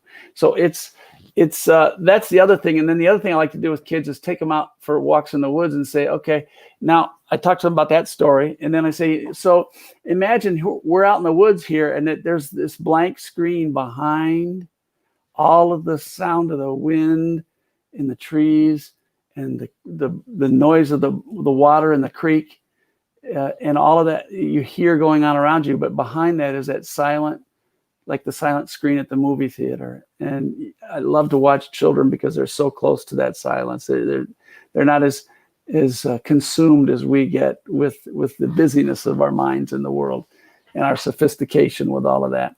And they settle immediately right back into that. Oh yeah, I know that space. And they settle right into that quiet. So yeah, we as adults have that same thing. It's just sometimes we have to work a little more disciplined fashion to get back to it. But it's always there. It never changes. It never goes away. And it's the core of our being, as the Yoga Sutras of Patanjali.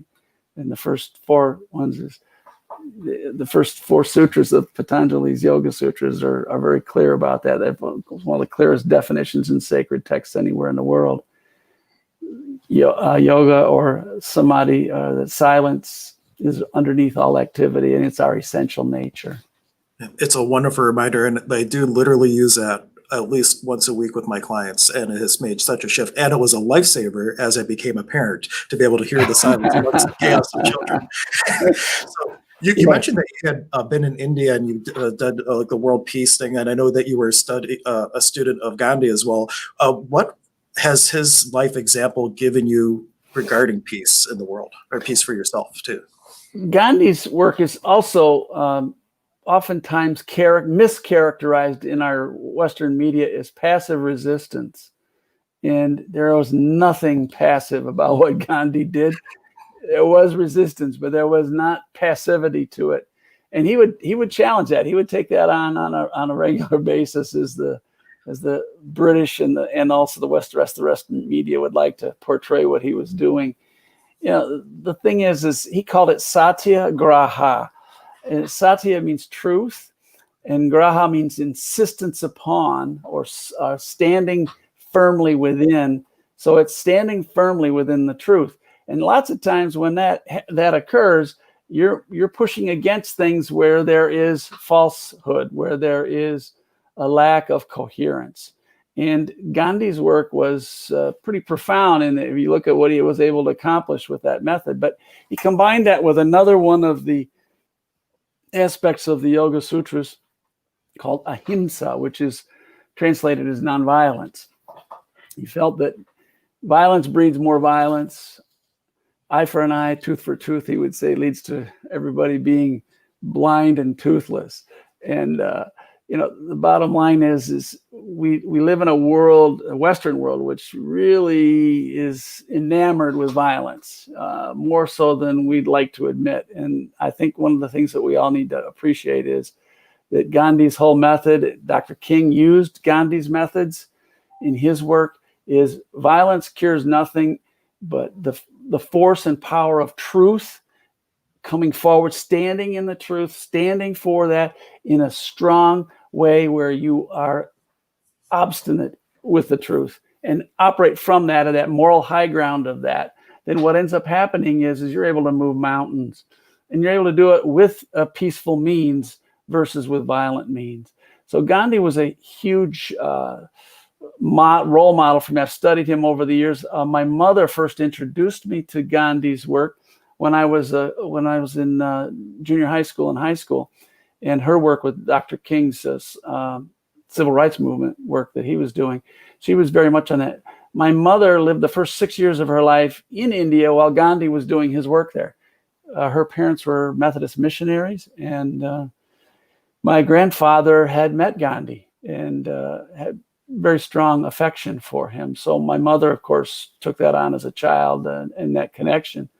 And it had a profound influence on her formation. And that, as it was passed along to me, that the whole concept of nonviolence is so crucial in our world. And boy, looking at the world we're in today, change needs to come. Change is with us, through us. There's a lack of coherence. There's a lack of harmony.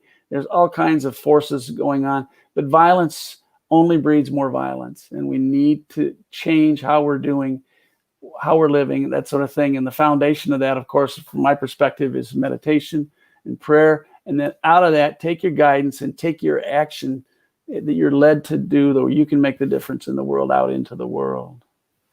A lot of people feel that they don't even have time to set aside for meditating. And with with people, especially in the Western world, where we have this mindset of it's all or nothing and you have to dominate and there's no middle grounds, is really kind of how we're taught, especially in the political world. Yeah. How do people start to shift and move beyond what they've been conditioned for and moving into our capacity truly as being human beings on this planet, being these infinite beings that have the ability to create so much more than what we've created so far? I think it was Einstein said, you can't solve the problem at the level of thinking that where you created the problem in the first place. And I love that particular quote from him. And that's where we are today. We're trying to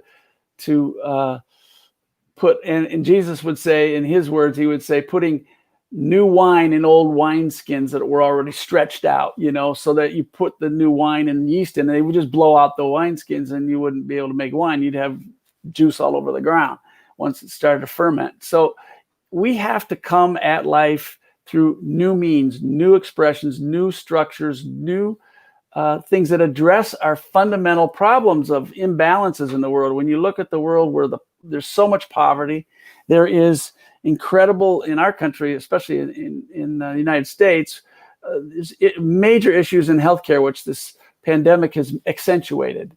And you look at the deaths and the illness rates of folks who do not have adequate health insurance or healthcare opportunities, or even a family doctor, family practitioner to go to. You look at educational opportunity, you look at employment opportunities in our country. There's so much disparity, And those things need to be addressed. They don't need to be addressed by government. They need to be addressed by all of us. And whether we're in the corporate world, whether we're in social relationships, spiritual relationships, on all aspects of life. Now, you go and try to tackle those individually, you get down in the weeds, you can't get back out. You lose your way. And that's part of the problem with activism without a spiritual core, without a spiritual depth where you're coming from. You end up getting dragged out into all a gazillion directions without any coherence to what you're doing. And that's where I believe that this is the essential. Be involved in the world, make the difference where you feel you're drawn in the world, but at the same token, do your inner work, because without that, what you end up is just adding more insult to injury. You're just putting a patch on a problem instead of getting to the root of the issues. And the more we get to the root of the deeper issues in our society and our world today, the more we can transform the environment we are in. And that's my experience anyway. And I teach that as you've reflected as well. So it's just crucial that we make a difference in the world today. And we have those opportunities if we seize them.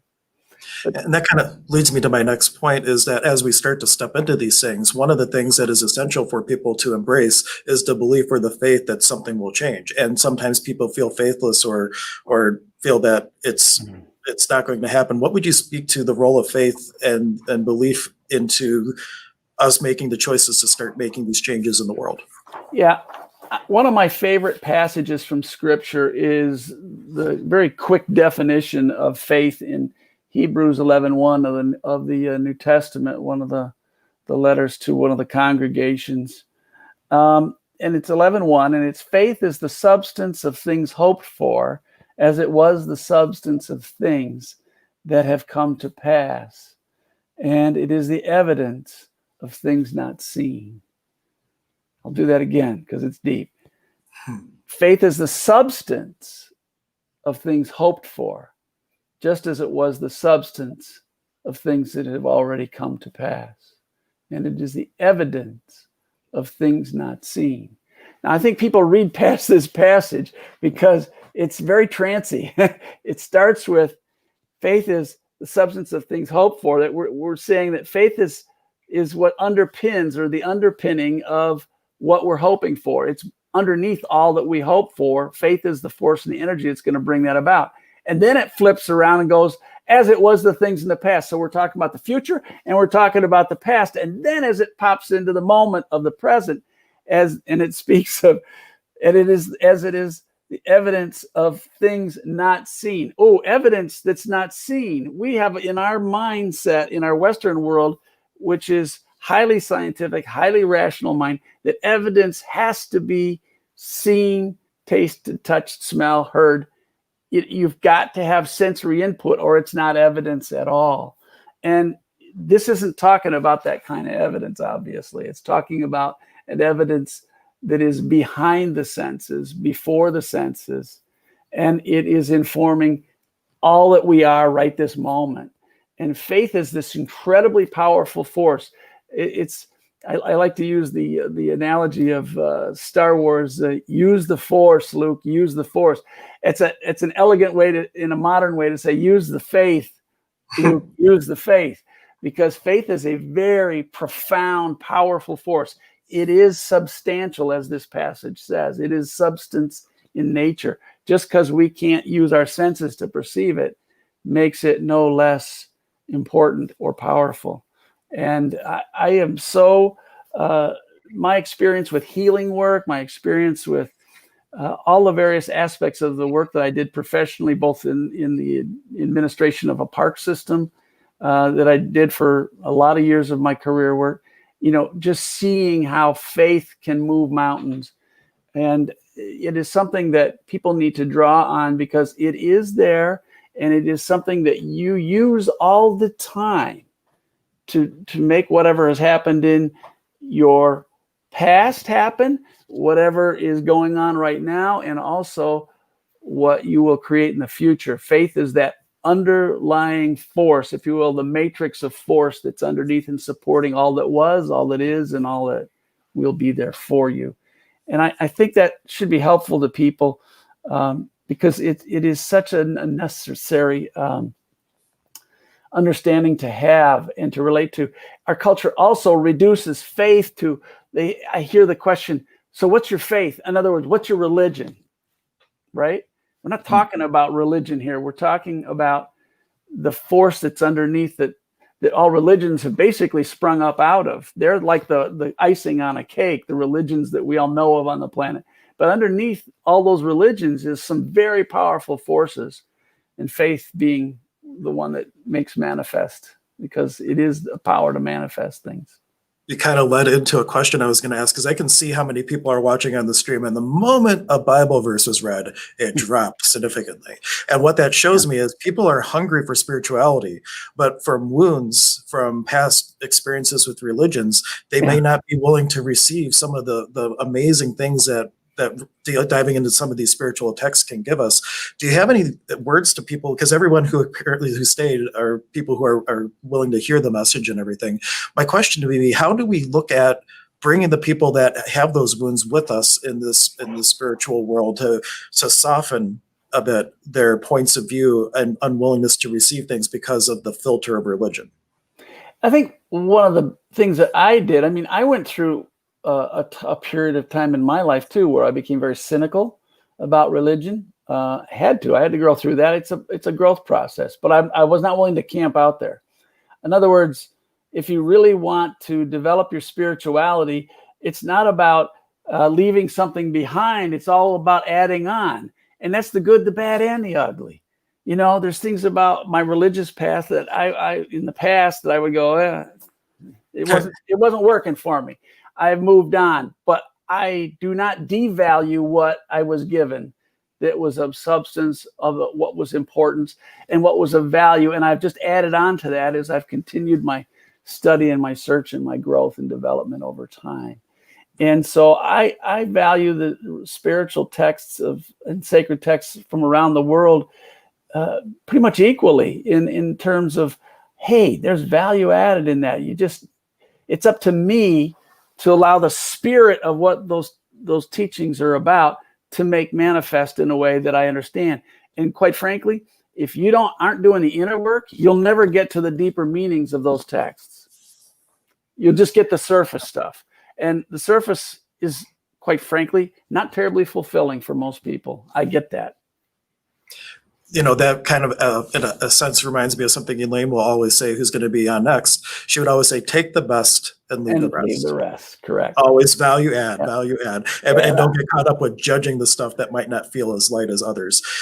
And it kind of leads into another thing. When we do have all these people that might have these different points of view and not be open to receive, how do we maintain a place of compassion and develop more compassion rather than getting into this, what we would say in shamanism is teke, this fight with people? How do we develop a space of compassion to promote change and possibility instead of focusing on the other?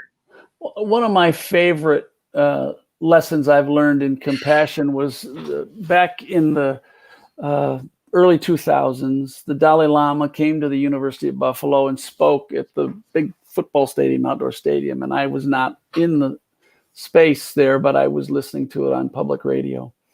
And he told this story. And this story to me really gets to the heart of compassion. He said he had run into recently one of his brothers, one of his fellow monks who had lived a couple decades in a gulag and incarcerated. And he was he's doing okay. And the Dalai Lama, he said, what was it like living in that gulag? And the monk said, it was a very dangerous place. And Dalai Lama says, how was it dangerous? He said, at any moment, I could have lost compassion for my captors. I'll say that again. At any moment, I could have lost compassion for my captors. I think that is, for me, one of the most profound definitions of compassion. You know, we cannot love what people do, but we can love them. And I think that that's what we are called to do. Whether you're you lean towards Buddhist teachings, which is very fun. Compassion is central to those. Whether you're dealing with the Eastern teachings from the Sanskrit Hindu traditions, if you're dealing with them from the higher levels of the Muslim traditions, if you're dealing with them from other traditions, the Judaic traditions, it's about the love. And it's about loving your fellow human beings. It's about loving the planet, about loving others that are with us. And it's very universal. And then the other teaching about compassion that I'd like to quote is from a Buddhist nun named Pema Chodron. And she says, compassion is not a relationship between a healer and the wounded. It's a relationship between equals. Only when we know our own darkness well can we be present with the darkness of others. Only when we know our own darkness well can we be present to the darkness of others.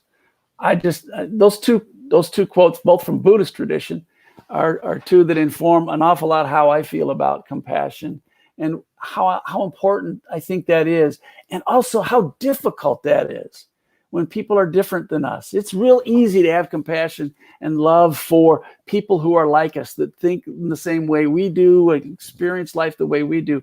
It's a big challenge when we have people that are different from us. And that's what we're called to do is our spirituality, is to address those dark spots inside ourselves where we don't feel compassion, if you will, for our captors. We don't feel compassion inside ourselves for the places where we're not whole. How can we therefore be compassionate for others where we see obviously they're not whole as well? That is so huge. And now I should have written down that as you were saying it, but to love the person, you don't have to love their actions. That's such a huge takeaway. And we often define people by their actions. But one of my favorite sayings that I got from the school that you co-founded is, may the God in me greet the God in thee for the highest good. And in that space, you can honor everybody for that piece of divinity that they are, but not necessarily have to love the choices that they make. Amen. Well put. Well put. Yeah, it's a good walk, but it requires work. You have to be disciplined. You mentioned earlier about, the meditation. You got to be disciplined about your inner work. If it's that important, do it.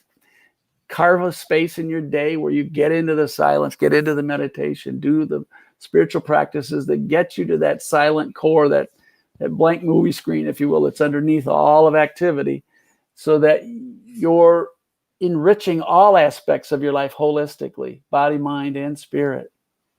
Now, there's a second analogy that I got from you that I also use, not quite as often as the movie screen, but about dyeing the cloth. And that is a great thing maybe for you to speak to a little bit, because a lot of people, when you start, they don't necessarily see the results right away. But that little analogy really kind of paves the way for people to stay the course.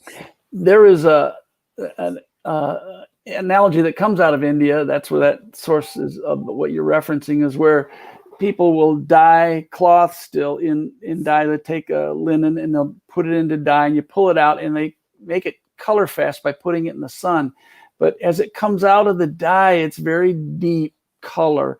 But when they lay it out in the sun to dry it, to make the color fast in the fabric, the sun bleaches it out again.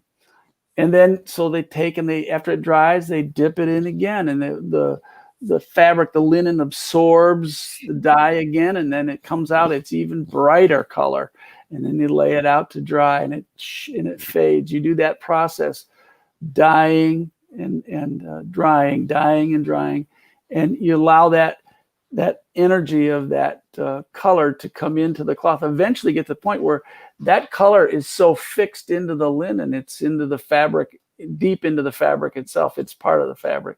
And you can put it in the sun all you want. It's not going to fade. And that is what meditation does. That's the process of it. And it does, as you mentioned, take time for it to unfold, for it to become, the effects of it to be more integrated into your daily life, which is why you need to be disciplined about it. It's about dyeing the cloth. And for me, I worked at a call center for many years with the bank and talked to people from all walks of life. And inevitably, I would get knocked off center. And it was following the practice of meditation that allowed me to start witnessing that when I was getting knocked off center and making a different choice. It really was the key to start responding to everything around me instead of reacting to everything around me. So I hope everyone really takes all your words of wisdom into heart, and that pick something, pick meditation, do some sort of disciplined practice to really allow those things to take root, and that then you never can lose them. Even when the most chaotic day, you keep that peace and calm.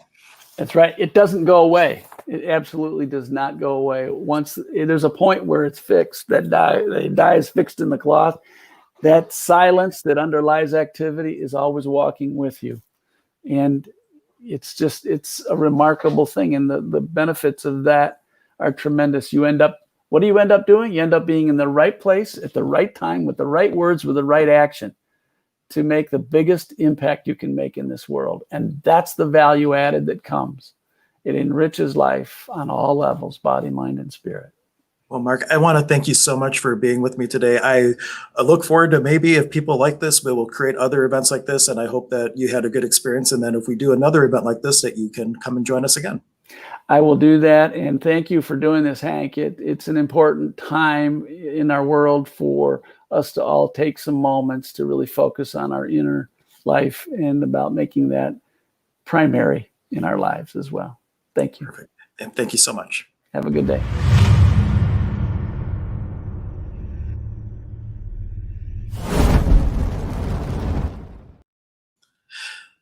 Thank you all for joining me. We are going to continue our conversation next with Elaine Thomas. And just a reminder, if you're getting value out of the video, I would be so honored if you can contribute to the creation that we're making today by sharing the YouTube video or the Facebook video, starting a watch party, however you feel called to do it. Please share this information, and you can be part of this as adding to this peace and possibility of the world. The next guest I have is one of my teachers, Elaine Thomas, who was my primary teacher for letting me figure out how to use my gifts of intuition without going absolutely insane. Because I was born intuitive, and until I started learning from Elaine, it was a little bit chaotic in my world. And she is the co-founder of Fellowships of the Spirit, which to this day is creating a lot of courses and the 2-year program that I went through that are just being such a resource to people who are looking to really step up and be their own unique, authentic voice in this world. Thank you so much for joining me, Elaine. Hey, good morning, Hank. I'm glad to be here, and welcome to everybody out in cyberspace, wherever you are. I hope you're enjoying your day and enjoying the offerings that have been pretty fascinating for me this morning. And thanks for having me, Hank. You're very welcome. I'd like to talk about my topic that I felt strongly about today, and it's the power of one. Let's kind of state the obvious. Those of us who are introverts are having a much easier time with the isolation that in varying degrees that we've all been experiencing due to COVID. And for the extroverts, it's given us an opportunity to learn new coping skills and to find ways to be resourceful and enjoy our time and make our time useful, and find new ways to connect with other people. And another obvious fact is that many people have said to me, I feel like I'm living Groundhog Day over and over again. And is this ever going to change? It seems like it's going on forever, and it gets so restless. I get so restless staying at home and being so isolated. And the key and the metaphor underlying the humor with Bill Murray and his character in this vintage film is that until he changed, nothing changed. And I'm not saying that we're going to wake up tomorrow and COVID's going to have disappeared, or all the challenges that are going on globally and nationally in many countries at this time are going to disappear. But if we shift, our immediate world shifts. And, so many times it's easy for us to think about how you know, these famous people or the people who are in charge of global situations or politics can change the world. And what can one person do? What can I do as a regular, ordinary person? And I feel that there's a lot that we can do if we scale it down to the power of one. And each one of us can make a big difference right within our sphere of influence. Mother Teresa said, you know, we can do no great things, only small things with great love. So one of the things that I have taken on as a fun project for me is I go on Facebook and look for the funny and the inspiring. And I have to say, most of the time, I ignore the rest of what's on Facebook, and I copy them into my photos. And I have a whole bunch of people that I love and care about who are extremely isolated, like my 92-year-old mother-in-law, who loves, you know, being out and about, and until this past year was still playing tennis 2 or 3 times a week, and until a couple years ago was still kayaking and canoeing and sailing. And she's still very active. And for her to be isolated the way she is, with only her dog for company and some of her kids and grandkids coming over and helping out once in a while, you know, it's a big shift. And it's a big loss, a big perceived and actual loss in terms of community and communication and activities. And so my little project has been, for me with my mother-in-law and other people who I know who are stuck at home by themselves, is to send them their dose of humor and laughter, their laugh therapy for the day. That may seem like a little thing, but sometimes it's that small thing, not the big thing, the thing that's right within our sphere of influence that can make the biggest difference. Or watching, you know, I sent this video to her of our 2- and 3-year-old granddaughters, who the 2-year-old was teaching the 3-year-old how to dance, and she's saying, no, not that way, this way. And the 2 of them were doing this free-form stuff that was a crack up. We were laughing watching it. It shifts the whole day, just those few moments. And it seems like a little thing, but it's a big thing. And one time I watched a master psychologist who was doing, I was in a course, and he was working with a woman who was agoraphobic. And she'd been that way for a long time. And her biggest challenge was out driving when it was a big sky, or driving over the top of a hill or a mountain, and everything seemed too big and too much, and she'd start to have panic attacks. And one of the things that he said to her that amazed me and some of the people in the class who were watching this demonstration was, he said, you need to change your focus. He said, what's happening 1,000 feet or 3 miles ahead that you can see visually is not affecting you, nor can you affect it. Bring your range of vision to just beyond the hood of your car. And in your peripheral, unfocused vision, you're going to see the rest if you need to for traffic ahead of you. But if you bring your focus right to where you are, that's where you can make a difference and change your perception and how you drive. And we watched as he worked with her. And so I tried it out when I drove away from there. And though I wasn't going to have a panic attack, I noticed the difference when I was cresting a hill and looking, as one often does, to the distance. And I brought my focus close in. And all of a sudden, it's like everything shifted. And so that metaphor, what can we do? How can we be right where we are? It might not be our first choice, but what we make of it is up to us. And we so many times are awed by the things people do that are famous or have a big platform, whether we agree with them or not. And we think, so what can I do? And I look at what Hank has put together here for all of us, and it's exciting.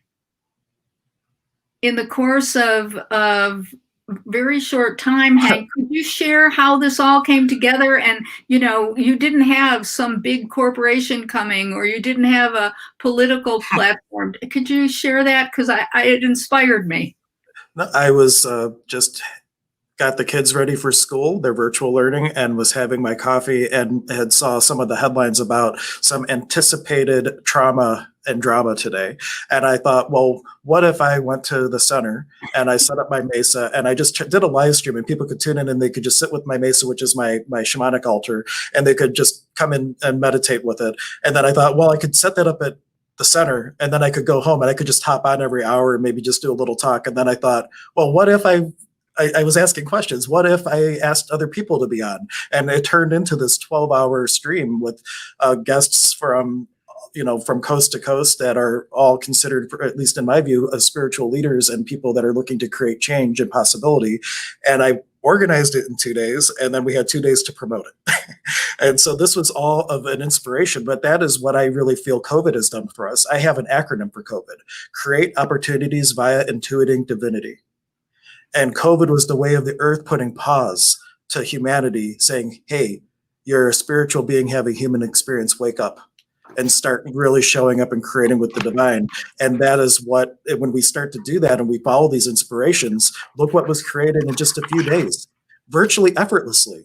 You know, it just flowed together and became, and it was beautiful. And thank you for asking me that question, and knowing that it inspired you is cool to know. To me, that's the exact thing that the power of one can do. And, you know, I have a story that maybe some of you who are watching today have heard before, but back just a few years ago, back in 1969, I, along with 3 friends, went to the Woodstock Festival, the famous or infamous Woodstock Festival. And what happened, along with the rest of the incredibly inspiring weekend and the wonderful music and being with friends, Saturday night, the singer Melanie said, you on this hillside, you 450,000 people are changing the world. You're making a statement of how people can be in harmony under challenging situations, where when there was not enough food, the food appeared through the hard work behind the scenes of many volunteers as well as staff. And the music was incredible. But she said, you know, you think that you have to be famous to change the world. She said, but we can't build community and we can't change the world without individuals. And she said, I know there's a lot of matches and cigarette lighters out here on this hillside tonight. And on the count of 10, I want you each to light your match or share it with your neighbor. And so she waited a few moments. She counted to 10. We all lit our matches and lighters. And I know I'm not exaggerating when I say that hillside lit up like high noon in a football stadium with all the television lights on. And she said to us while our candles were lit, this is the power of the individual. It's one match at a time. It's one light at a time. It's one act at a time. And what she did with us, that metaphor changed my life, because I realized it wasn't about having a huge platform or a huge audience. Because just as when we drop the stone in the pond and it ripples out to the edge and then returns, It's one little stone, and it moved everything in that pond. And one act, one action, no matter who we are or where we are, changes the world. Because that person that we touch is going to transform. And they're going to affect their sphere of influence wherever they are, for good or for not so good. And we each have that individual choice. I'd like to, mention a story that is close to my heart from back during World War II, and I want to share this with you. An excellent example is Oskar Schindler, who, with his wife Amelie, saved the lives of more than 1,200 Jews during the Holocaust. Oskar was no hero. He was a man of strengths and weaknesses, and in fact, in the beginning of the war, he would not have been considered a good guy by either side because he was a munitions supplier, and he sold weapons and ammunition wherever he could and was a profiteer and made millions off of the challenges that were going on in the world during the World War II. But he was an ordinary man who, under extraordinary circumstances, decided he was going to make a difference. And it called to him, and he answered that call. And he saved these people by keeping them deep in the shadows and getting them out of the sphere of influence of the Third Reich. One of the survivors, a man named Pfefferberg, tells the story of how today, or at least as of the last few years, there are over 8,500 descendants of the people who were saved by Mr. Schindler and his wife. Two people who were not considered the good guys all of a sudden heard the call within them, and one by one, or 10 by 10, they were able to save these people's lives. And those people now live throughout the whole world, along with their descendants. So what can we do? We can make phone calls. We can send texts. We can decide that we're going to take this time to do all the things that we haven't done and stay connected with people who need it. And certainly all of us need it in varying degrees. Hank, what are you experiencing with people that you're connected with in terms of this isolation and how people are making a little difference that has a big ripple? Well, for one, I know that people are waking up or really coming to the awareness that they're more. I know from Goddess Elite, just seeing how many more people are coming to the store and how many people are hungry and searching for these things. What I'm seeing is that there's this desire. People have resonated with something within, and they don't know what it is, but they know there's more. And they're starting to make choices that are fostering that. So in other words, they've recognized that they have this muhu koya, which in my Peruvian tradition means this seed of divine potential. They've recognized it now. And now they're doing things to germinate it and cultivate it, whether that's taking a class, whether that's choosing not to watch the news today because it doesn't feed their soul anymore. Because it's also the things that you're choosing not to do, not just the things that you're choosing to do. And they're showing up. That's the biggest thing. People are starting to show up for their experience. And that is what's going to start creating this shift and this potentiality in the world that we're looking to create. New world, a new possibility, because we're waking up. Neil Donald Walsh wrote a book 4, Awaken the Species. That was a couple years ago. And it is so timely right now because we are shifting from this human doingness to this human beingness. And it's going to be an amazing space of what are we looking to create. Yeah, that says it for me too. There's a lot of people who are choosing to be resourceful.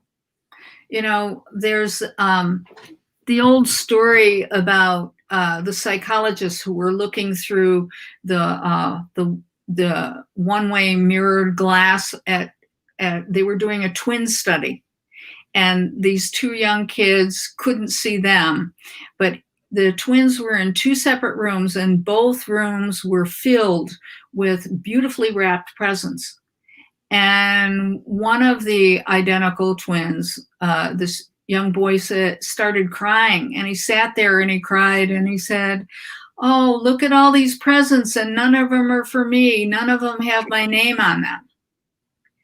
And the other twin, without stopping, went, "Wow," and started ripping off the ribbons and the wrapping paper. "All of these presents, and they're all mine." And it's perception. It's what are we, how are we perceiving this? Yes, on some levels, the cup is half empty because we don't get to be with our loved ones or go out to musical events and other things and be in person with people. And yet, there are so many gifts that you alluded to, Hank, in terms of refocusing our awareness, our intentions. So what can we do in this time? And whether it's like one of my friends said, they've cleaned out the attic of their house that they've been going to get to for so many years and never did. And one of the people of this couple said to me, "We found all these treasures that we had forgotten were up there. And now the attic's not weighing on them." And, that might not be our first go-to that we want to do, but also the creative things and the fun things, or reconnecting with a regular spiritual practice that some of us might have been neglecting at times.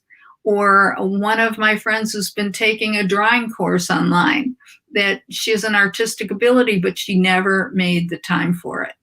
And other people are doing, outreach things such as those phone calls or those little humor.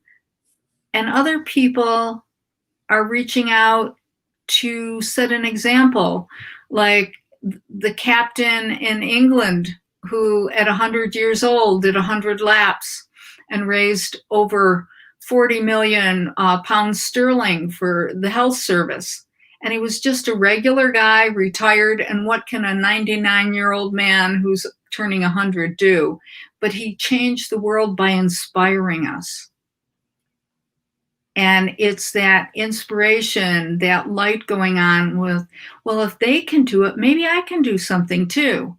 And, I'm talking to the choir when I say we all know that when we do for others, it feels good. Giving feels good. And there's strength in the giving out. And if I could jump to a different metaphor, when we breathe in and we breathe out. If any of you have ever done any martial arts training, the strike and the power is always on the out breath. And so it's in that returning and that giving in the out breath, whether it be in our actions spiritually or intentionally in terms of sending prayers. My prayer list, I stopped keeping it in my head a long time ago, because in this past year, every time I hear about somebody, they go on my list and I envision, or if I see somebody asking for prayers on Facebook, I stop in that moment. Prayer is powerful. Thoughts are things. And probably all of you who are watching this broadcast say, yeah, I know that. And yet how many times do we give lip service to, yeah, I know that, and don't take action ourselves? There was a time in 2005 after I'd had a major surgery that I was very weak, and there were a lot of people praying for me. And I learned a very valuable piece of information. If I wasn't asleep by 10 o'clock, I got the second wind because I could feel this energy of prayers coming to me, and I would get vitalized. And at 11 o'clock, I couldn't fall asleep because I felt great. And there were more waves of it, and I was up till 2 or 3 in the morning. So which was like wonderful, but terrible because I couldn't sleep and I needed the rest.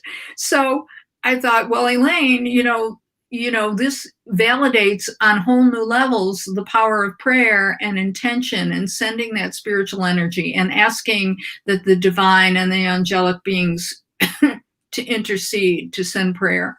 So I started getting into bed at 9:30, and I was so thankful every night that I fell asleep before 10. And, the next day, each day, I felt better. So, that's an example of what only prayer, if that's what is in your sphere of influence and in your close vision to focus on, that's where we are. That's where we can make a difference. And we can do it kicking and screaming and enjoy our misery, or discover that we like to complain. And maybe after we discover we like to complain because of what we can't do, maybe there could be enough of a sense of humor within to shift and say, okay, I'm going to allow myself to grumble for 3 minutes, not 3 hours or 3 months. And then I'm going to take a deep breath. What can I do right now? Who can I help? What can I do for myself and my sphere of influence where I can make a shift and make a difference? Because that's what counts. It's the nuts and bolts.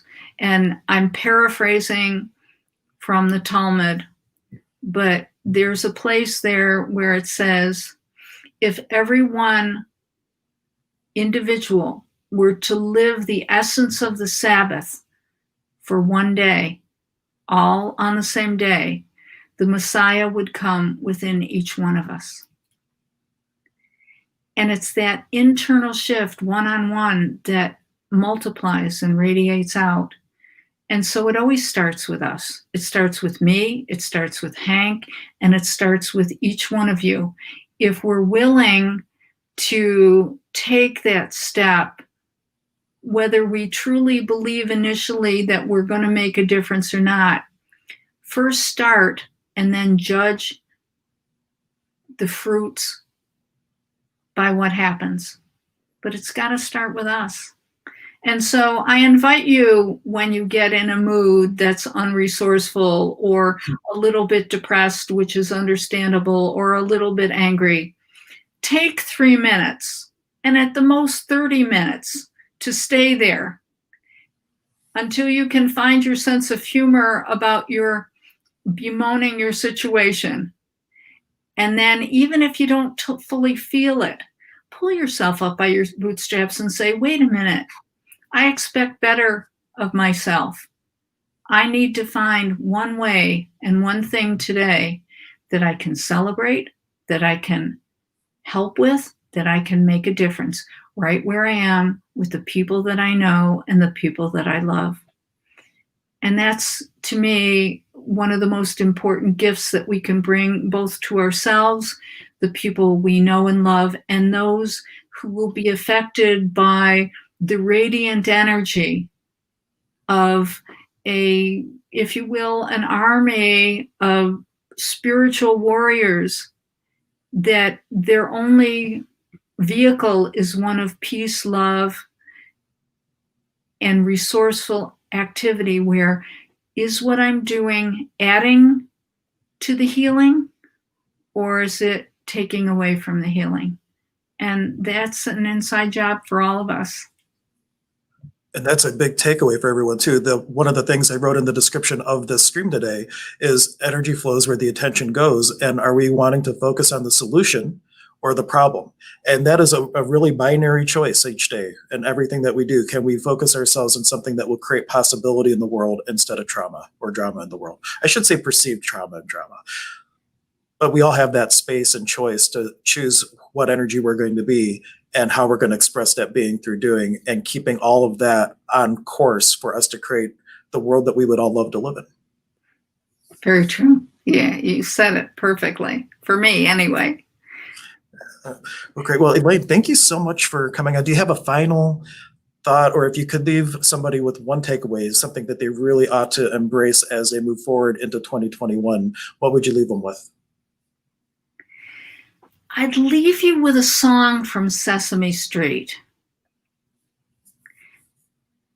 And I love this song. And I'm not going to sing it, but I'm going to say some of the words. Sing a song. Make it happy, and make it a song you can sing your whole life long. And each one of us, whether it be a song from a singer or the intention in our heart, bring that joy. And if you're not feeling that joy right now, remember a time when you did feel joyful. And take that feeling and bring it to now. And remember it in every molecule of your being. And then from that place, even though you feel like you're making it up, that's where we take action from that place of joy and that song in our heart. Because sending healing and asking for the divine to send it is one thing. But to be that healing, and to, even if it's just in our memory that we bring to the present, and if we can get into that space, that's a frequency, that's a vibration.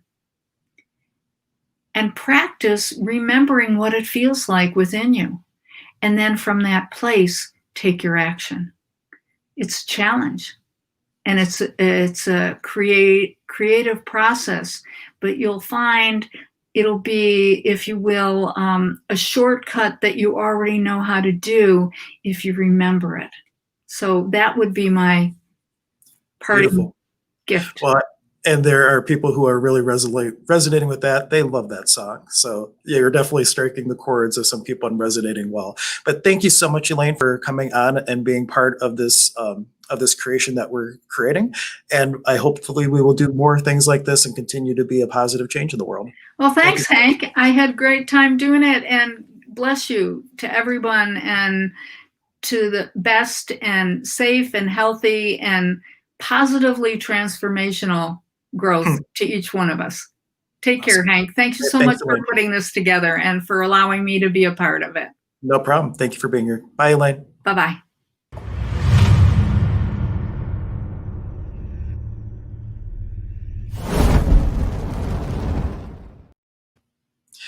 Thank you so much for enjoying the stream. Just a reminder, please share either the YouTube link, the Facebook link, or the event, and just help be a contribution to the world by getting this information into the hands of more people. The next guest is one of my best friends on this path, Rian Dean, who is really passionate about empowering empaths, and that is empaths of the world are some of the people who are going to create the most change, because they have a level of awareness that is just so immense that with that awareness they could create a lot of change and possibility in the world. But Rian, thank you so much for being here. Why don't you just give people like the 30-second elevator speech of who you are and how you came to this auspicious moment of now to be here with us.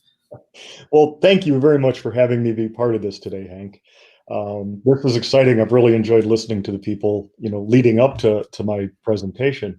And I'm Rian Dean. Hank introduced me, and I own Empathic Healings. And Empathic Healings is an opportunity that I've been able to create over the last couple of years to help people who find themselves overwhelmed with the energies in the world. And there's always been those of us that are incredibly sensitive, and we've felt overwhelmed by the things going on around us.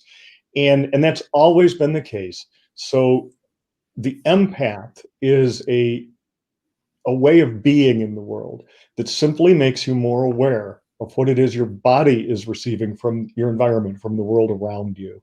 The average person functions the exact same way. The thing that makes empaths different is the level of awareness, of sensitivity of their body.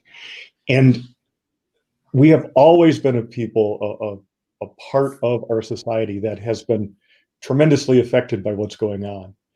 Now, in the times we're in, the empaths are on total overload most of the time.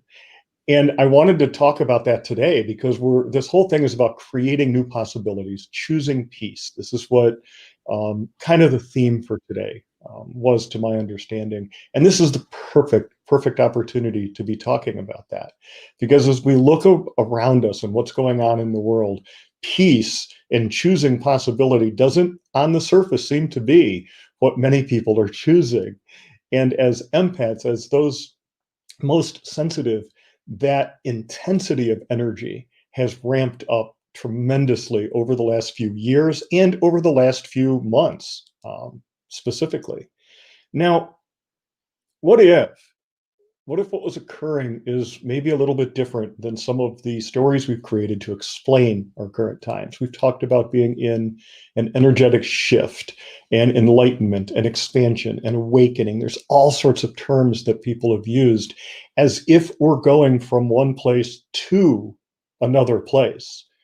And what if that's not actually what's happening? We've been trained to think you almost always go from A to B, to C to D, that everything that we're experiencing is a linear progression. Time, we call it. And we've been trained to think that everything must go in that order. So we automatically choose whatever allows us to take action, to move from where we are to the new place. So we're thinking of this shift in energy, this expansion, as if we're going from an old place that's no longer good enough to a new place that's going to magically be better. What if that's not actually what's occurring? What if what's occurring is that the change, the expansion of energy, the evolution that we're going through right now is a transmutation of something from what it has always been to something we're choosing new? And when you're in this place of change, nothing is sure.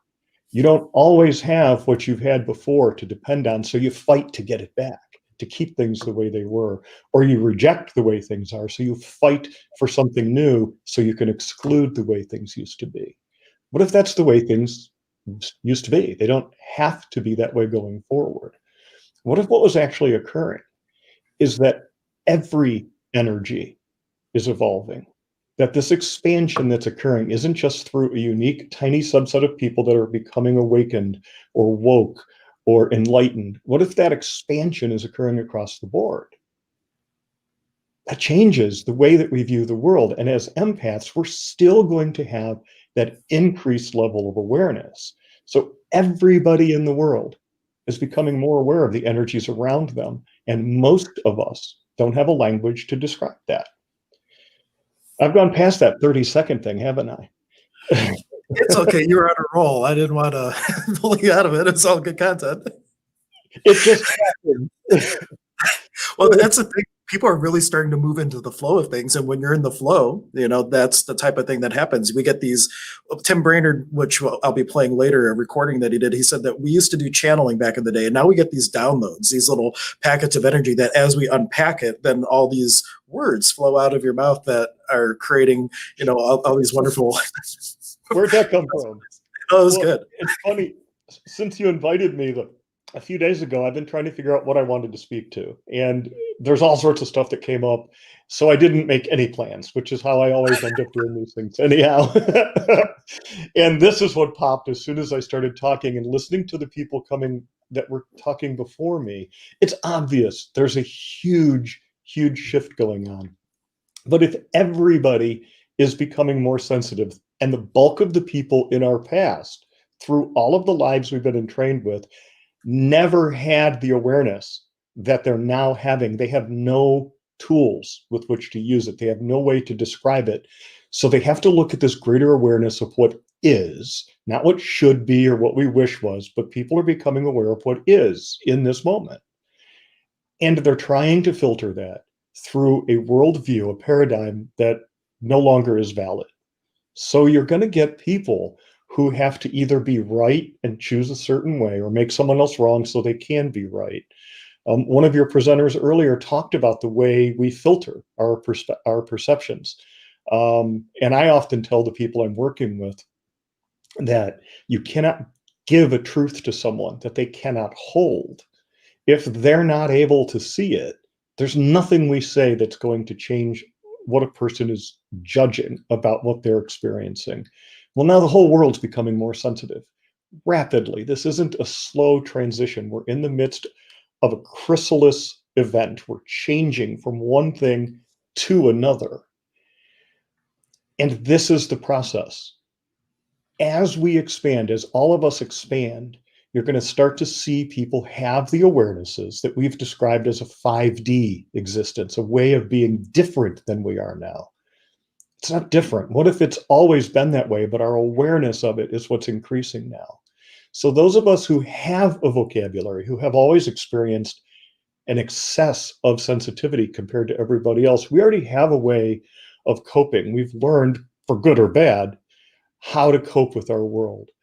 What I'm teaching people now, what I hope people will start to grasp, is that by moving away from the old description of things, the old rules that made everything right or wrong, and that you had to line up on one side or the other of, to allow your awareness to expand so that you can simply see that all of these events we think are so significant in our daily lives right now, that are bombarding us through the media, are just simple choices that individuals made, that when those choices came together, created an event that we're all now judging through our previous filters, through the old way we were. If this is an expansion that's occurring, what if we let go of the old way of judging everything? What if we stop trying to make something that's now becoming what it's going to be into something that we judged it as yesterday? We've been doing that for a while now, millennia, lifetimes. This is what it's created, this point of shift, of expansion, of rapid transmutation. So we're in it. And as empaths, we have an awareness, as Hank said earlier, to make choices that others can't make, not because they're insufficient to the task, not because they're not smart enough or they're not awake enough, simply because at their level of perception, those choices don't exist, but they do for us. So we can make those choices without trying to point out the rightness of them to everybody else who can't see them anyhow. So as we move into this shift, into this change, maybe we could start to choose to step outside of what we're being told to think about whatever's happening in the world around us, and use our energetic awareness of our surroundings to know, to be in the knowing of what truly is occurring in the choices that are being made. I mean, I'm asking all of my clients, do you want to be the cause or the effect? Do you want to be at the mercy of all of the energies in the world around you, having to judge the rightness and wrongness of every single thing and then line up all of your choices in regard to that so you can be right, of course? Or are you willing to step out of that at this point and start to look at all the choices you have available to you without labeling all of the choices everybody else is making and making your choices based on their choices? It sounds confusing, but it's not. If we use our awareness as empaths, as highly sensitive individuals, we have an acute knowing of what is in the world around us. You don't have to move into a place of judgment of those things. So you're not overwhelmed with feeling, because feeling follows judgment. The feelings within your body are always a description of what you believe to be true about whatever it is you're experiencing. All feeling follows your judgment. Your judgment is simply you deciding what's right or wrong based on either the programming you've had through your entire life, which is most of the population, or consciously through rules you're now choosing to adhere to, even though there's still limitations. What if we get to the place now where we can simply allow our awareness to be what it is? This is the world around me right now. This is where I am, not in a different state, not watching what's happening in a different country. This is where I am. What choice can I make right now that creates expansion in my entire world? And the only world you actually need to be worried about is the one you're in, because it's the only one you can perceive. Everybody else's worlds you have to guess about. Most of them are guessing. We have an opportunity now to step into these gifts we've been given, these abilities. I don't even want to call them gifts because that makes it sound like someone gave it to you. You chose this body. These are the abilities you came into this world to use, not to hide from, not to try to get rid of, not to block off or guard yourself from, but to open without the resistance of judgment. And where you don't have that resistance, you have ease in your life, because everything you resist persists. Not my rule. And everything you resist persists because of what Hank mentioned earlier. All of your energy flows where your attention goes. We have an awareness of the energy around us. Others don't. We can make choices. Others can't.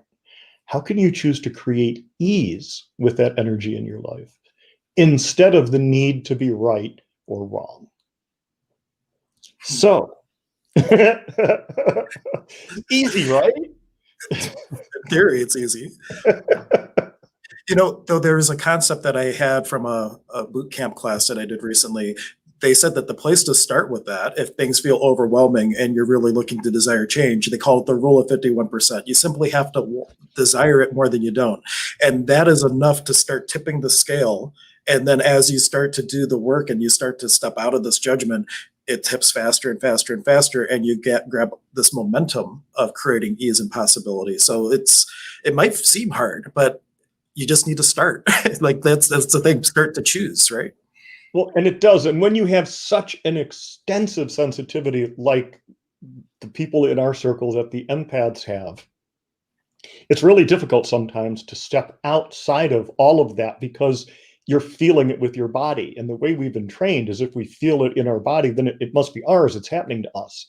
Because the 5 senses you're used to, those are energetic awarenesses of the environment that's immediately touching your body. Your normal senses can only perceive things that are actually touching your body. And I know it seems like we're looking far off into the sky to look at a star, but what's actually happening is a photon from that star entered your body for your body to be able to perceive it. We project it as if it's outward, but it's happening right here. 100% of your existence, 100% of your experience is happening here. It's how we process the data while we're in this physical body. So if you really want to stop the overwhelm, pull your attention from out there where everything has sucked it to, so you have no control over what it is you're looking at, so you have no agency in what you choose to perceive, and pull your attention in. That's why I teach that process we've done called the presence process, where you just use a simple object you can hold in your hand. It doesn't have to be a worry stone. The name of that alone kind of sets the intent. But anything, a crystal, a pen, your steering wheel while you're driving, and start to break your attention so that you can start to be aware of what your hands are feeling, how your clothes feel on your body. Bring your awareness in. Because we have this empathic awareness of all the energies that are not touching our body, those 5 normal senses are your immediate environment, but we have an energy field in our body that expands and contracts, and it does that based on where you put your attention, because that's where your energy flows then, directly to whatever your attention is on. When you start to focus on your body and bring your attention to the physical sensations your body is receiving immediately from the environment, it brings your attention inward. And all of your energy flows where your attention goes. So that energy field pulls tight around you. It doesn't shield you. It doesn't form a shell to keep you prisoner away from all the things. It pulls your awareness inward on purpose. You're choosing to do that by focusing yourself on your body. And when you make a choice consciously like that, the energy is 1,000,000 times more powerful than what your subconscious could ever create with a single choice. So presence, being mindful of your body, is the #1 most effective way for an empath to not be overwhelmed. And these are the things that I'm trying to impart to people and give them the skill sets and the tools to go out into the world and be a different way in the world instead of being at the effect of everything everybody else has chosen. As empaths, we have the ability through expansion of our energy instead of contraction to be the cause of everything occurring in an environment rather than being the effect. And that's a potent, potent place to choose from. Now, if we can get ourselves out of having to be right about everything, it makes it even more fun for everybody around us. One thing that I would like you to speak on is a lot of thinking about the old way that people are operating in the world, one of the big things that comes up is the concept of protection. And we just talked about it. What you resist persists. Energy flows where your attention goes. So the very act of protection can sometimes add potency to whatever it is you're looking to remove from your life. And you have a wonderful analogy in your class about the wet blanket. And if you wanted to kind of dive into that a little bit and kind of reframe the purpose of protection and how you can be in the world and not get caught up. Absolutely. And I don't teach a lot of actual protection or shielding, and not because there's something wrong with it. Those are valid tools, and sometimes they're going to be the tool that creates the most ease for you. So you choose them. But tools are something that you use for a specific purpose, and then you put them down. You put them back in the toolbox. You don't carry your hammer around all day. And what Hank is talking about is that these tools we pick up when we are in exigent circumstances, immediate peril of some sort, and it doesn't have to be physical. For empaths, you understand exactly how discomforting, painful, and frightening energy alone, the moods of other people can be. When you're being overwhelmed like that, use any tool you need to.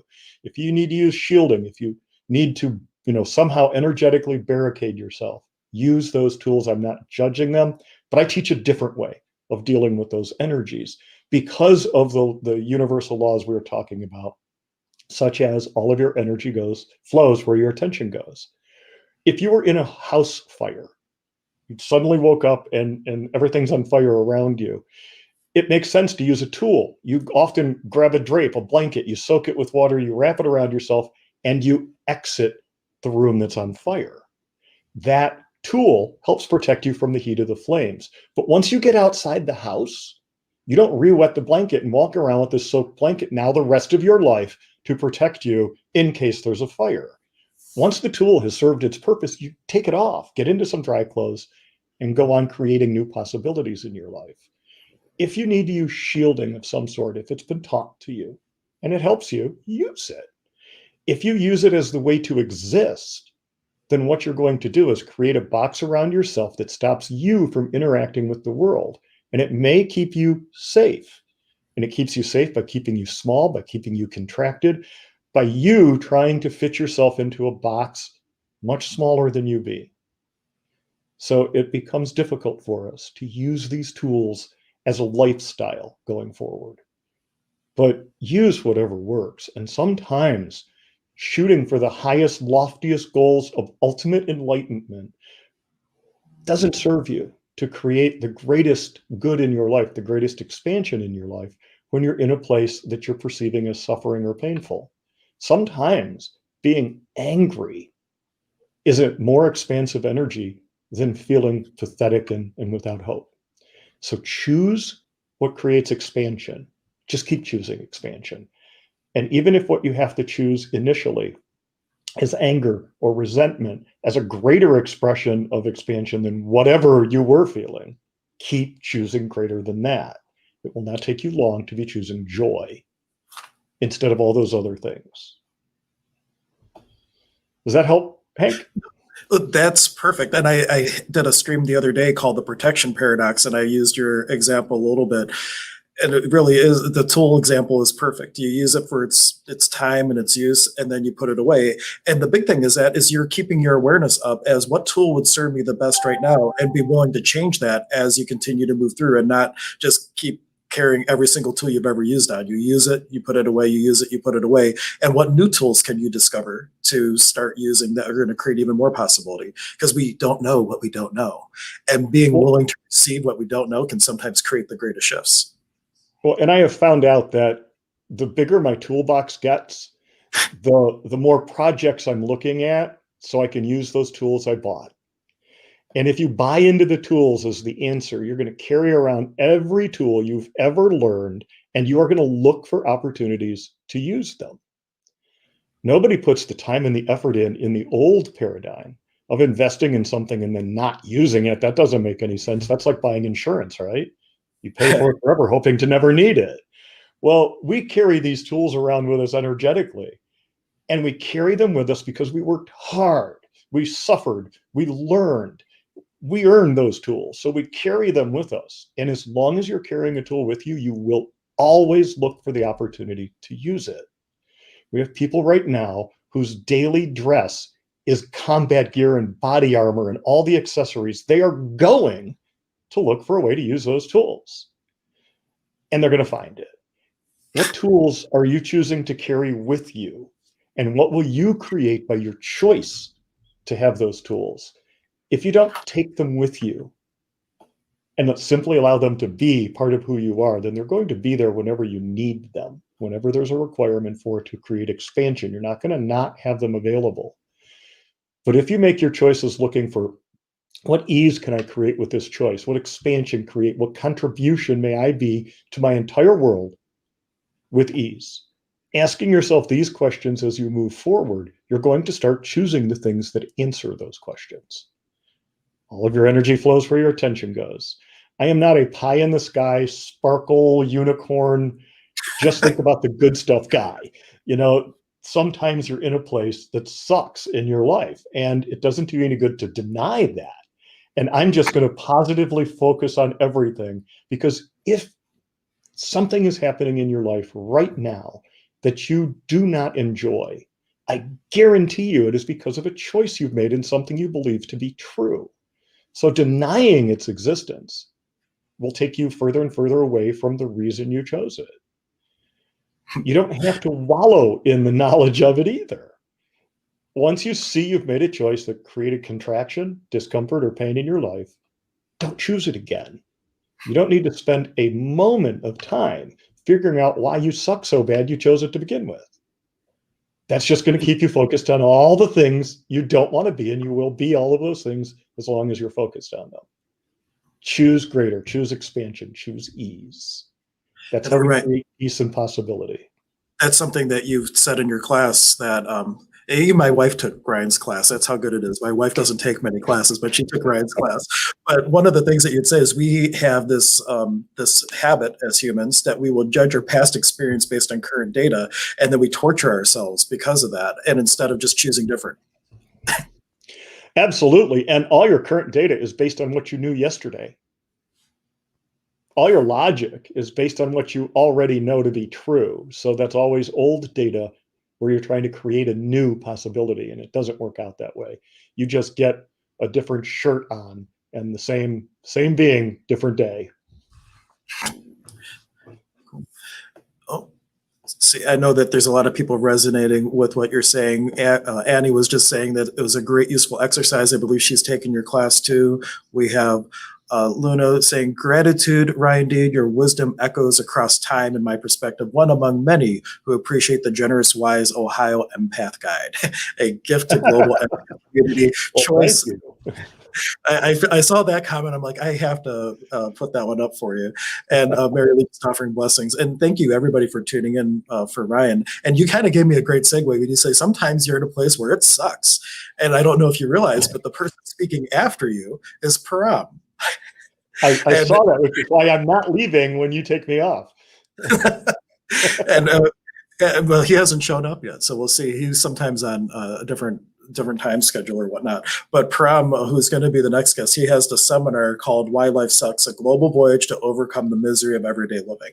And don't let the title fool you. It's all power-packed stuff from the works of Osho, but we're getting ahead of ourselves. I just wanted to throw that segue out since you had used that word so potently. Absolutely. And anyone that wants to see what I've been up to, empathichealings.com or ryandean.com. I've got a whole new list of classes that are coming out and a new coaching program that's being introduced March 1st. So I'll be doing a lot more information about that coming out over the next few weeks. Yep. And anybody, if you want to connect with any of the presenters today, on my link tree, which is in the description everywhere where the video is posted, because we're going out to like 15 locations today. There is a link that if you click that link, it has a link where you can watch the video embedded in your phone, for one, but it also has links directly to every single presenter's page. So if there was someone you really resonated with, like Ryan or Elaine or whoever, you can click that and get more information about where you can find them and what services they offer and all that good stuff. So you can just click the link in the description. It's going to take you one place where you can access everything. So Ryan, as we conclude, because I do see Param in the waiting in the wings. If you were to leave everybody, if you had just one more thing that you could add to really give them a tool or a motivation to propel them into possibility through 2021, what would you leave them with? Oh, I think the thing that is going to open the door for most people is to become very, very present with their body. I teach body awareness as well as everything else that we teach spiritually and metaphysically. An empath, everybody right now, because of the expansion, needs to become much more mindful and present. Use that presence process that I describe. You can check out videos for that on my YouTube channel, Empathic Healings. But we have separated from our bodies. We have been taught through philosophies, through religions, through all sorts of things, that our body is something that is antagonistic to us if it doesn't treat us in a very specific and described limitation way. Becoming more aware of that body, reconnecting to your body, allowing it to be for you the vessel that you intended to experience 100% of what's happening on Earth. Allow it to be that vessel for you instead of the thing you have to judge as wrong all the time. And you'll find a home that is safe and a place where you can be without being overwhelmed by energies. Awesome. Thank you so much, Ryan. Thanks for being a part of this. And I look forward to the next stream we might be able to do together to create more possibility in the world. Sounds good. Thank you. Thanks for everybody else for watching too.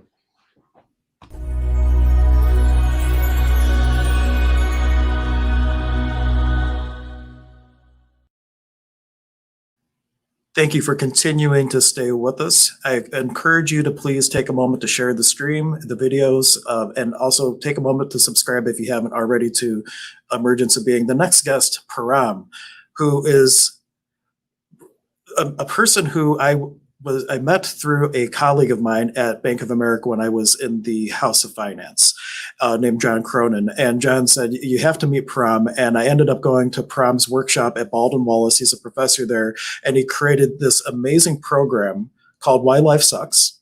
And it is, the best way I could put it, it was like watching an Indian Robin Williams perform a theater that people were so enamored, they didn't even realize that they were learning these deep, profound principles of metaphysics. And he's gone on since then. His program was so successful that the deans of the college came to see why are so many people coming to see this talk that he's doing.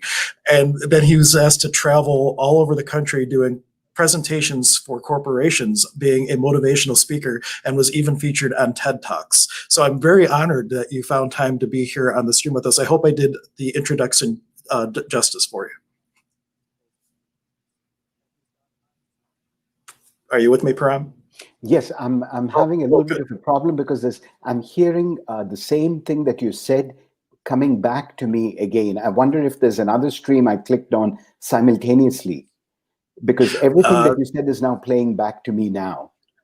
Well, let me put me on mute. And well, of course, if I'm on mute, then you won't be able to hear me. I'm just wondering if I should leave the stream and come back in again. You can try if you like, if you want to do that. And if not, then I can just turn it over to you and you can do a soliloquy and then I'll come back at the end. So if leaving and coming back doesn't work, then we'll just play it a little bit differently for you. Okay. Okay, so we'll see you in a minute.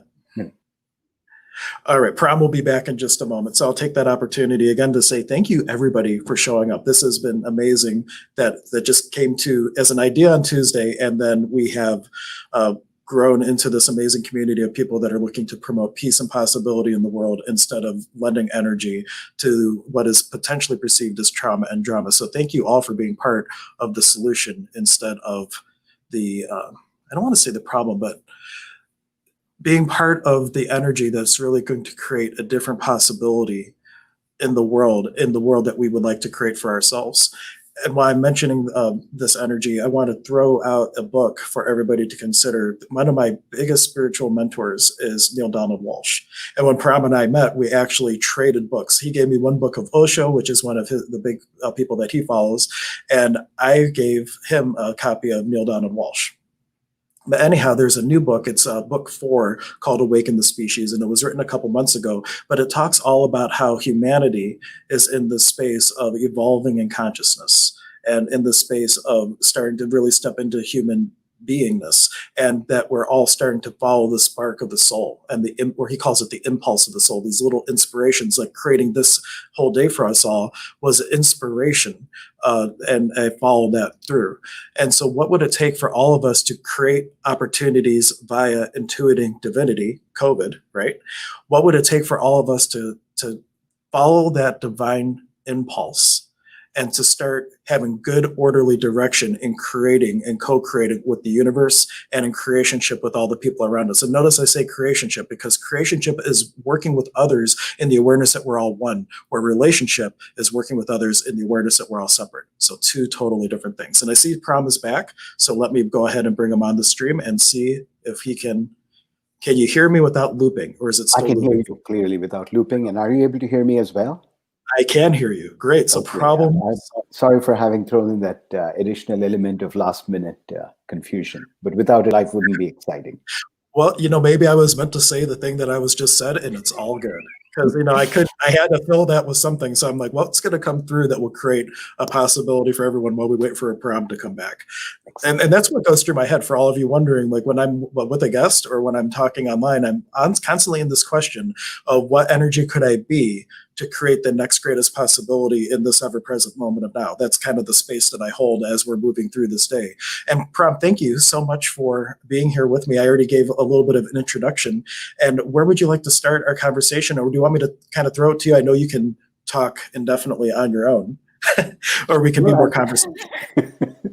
Well, I want to first begin by expressing my sincere gratitude to you for having me on, and for any of the listeners who choose to stay with us through this half hour. I'm profoundly grateful for the generosity of your listening and the very flattering introduction. And I want to take this moment to publicly thank you for the source of support, of the unshakable support and love that you've been for me all these years. I still remember the very first Wildlife Sucks I had, and you attended, you came, you encouraged me, and you came to so many of them, and you brought your friends with you. And that was just an act of unconditional, unwavering generosity that helped me so much and helped bring so much more attention to the Wildlife Sucks series. And I'm so profoundly grateful for your support and the pivotal role that you played in my life. So thank you for being such a good friend on this journey. Thank you. You're very welcome. Well, I thought I'd begin with start playing around a little bit with the topic. And I know that when I'm speaking in forums like this, I'm speaking to people who are so advanced in their spiritual journeys. And it's kind of funny, when you are on your spiritual journey, all hierarchies disappear. So nobody is more advanced and nobody is less advanced. And yet we sometimes think of ourselves as, being more or less advanced in our spiritual journey. I noticed as I was speaking that Hank disappeared from my view. I just want to make sure that I'm still here. You're here. Okay. So I know that we have been told that the world is an illusion. So in many ways, it's part of being able to embrace that within our reality. We can go to the other setting. I just wanted to make sure that I had not done something that had disconnected me. That's all. No, I understand completely. I'm here, and I'll pop back in and off if I have. As you think fit. Thank you so much. Or if you have a question for me, I'll pop in too. Excellent. Okay. So a new world and a new possibility is our topic today. And one of the things that I have struggled with in my life is that at every point where it has seemed to be a new world, I have ended up generating the same possibility, not a new possibility, which led me to actually come to one of the conundrums of life, which is it doesn't matter if the world outside changes.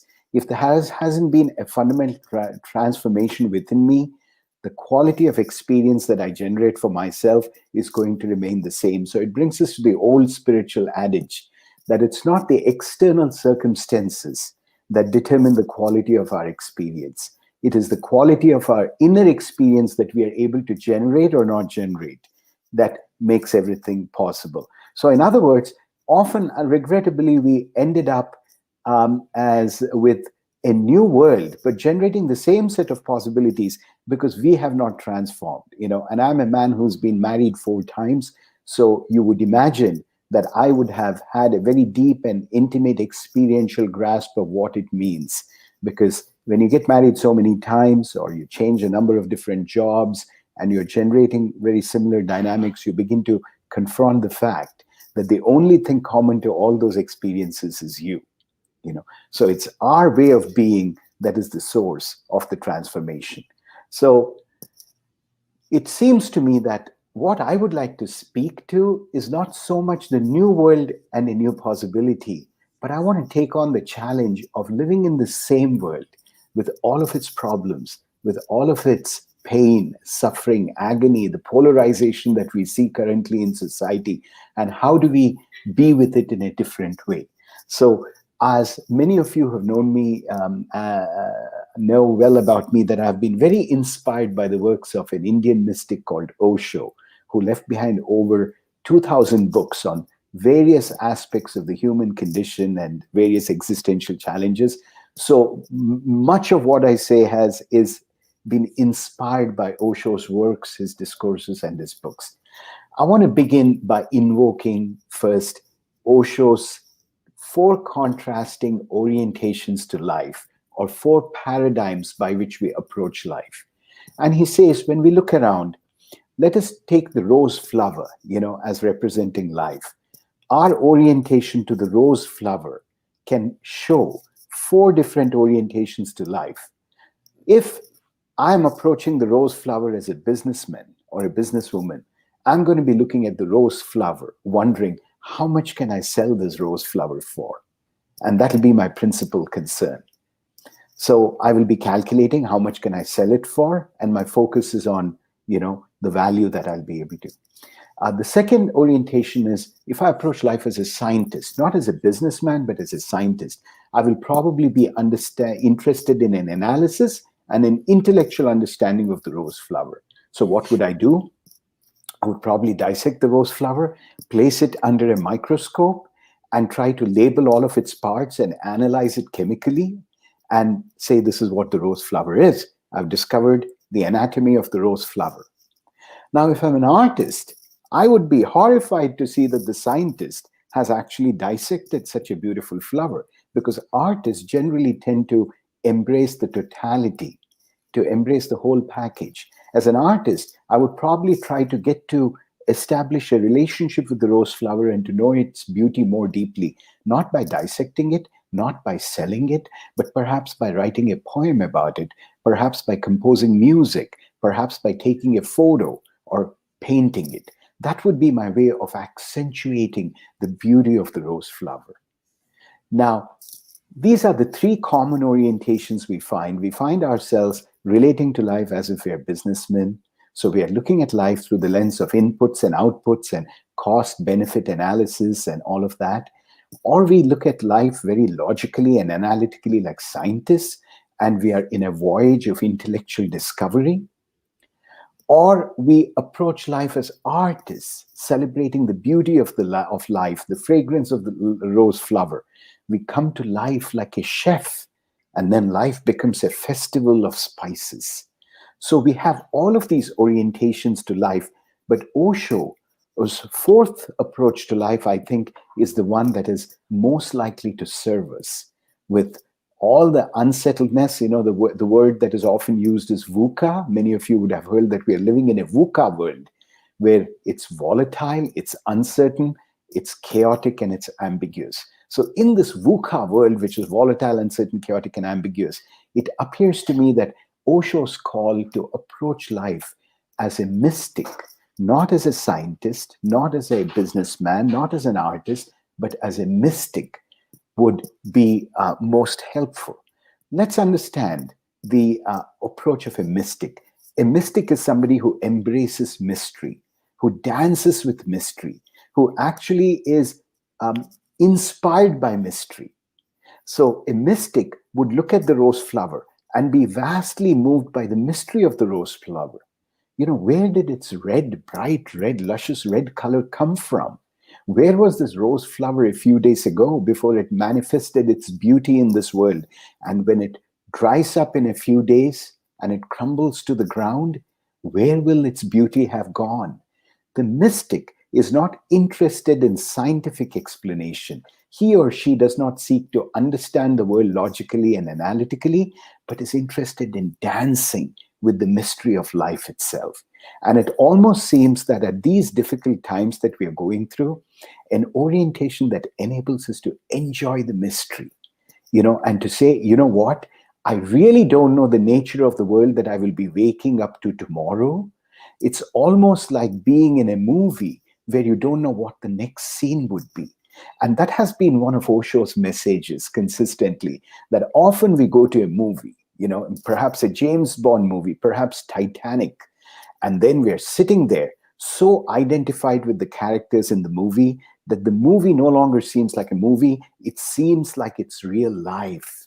And then when the movie looks like it's real life, we are so involved in it, we are so stressed, we are weeping, we are angry, we are, clenching our fists at every unexpected turn, where the villain seems to be winning. So we are so identified. What has happened? We are at a movie, but we forget it's a movie and we are relating to it like it's real life. And all of a sudden, it's become a very serious matter. Osho calls upon us to approach life in precisely the opposite fashion. When life seems real, take on your so-called real life, but approach it like it's a movie. With the same ability to enjoy the unexpected suspenses, to be able not just to enjoy the peaks, but to celebrate the valleys, not just to look for success, but to understand that even while abysmal failure knocks on our windows and doors, the richness of the plot has thickened. You will notice that many of the unexpected events made the movie so exciting. And I was so moved, so to speak, by Hank's description of how he put this whole event together. I mean, I know of people who will plan for years to make something like this happen. And he was just seized by a wave of enthusiasm. Certain connections happened. And in a very non-linear process, he took that leap into just announcing this event, bringing people together and creating a space for our collective imagination to be set free and for us to heal from some of the injuries and wounds that we have sustained through this year.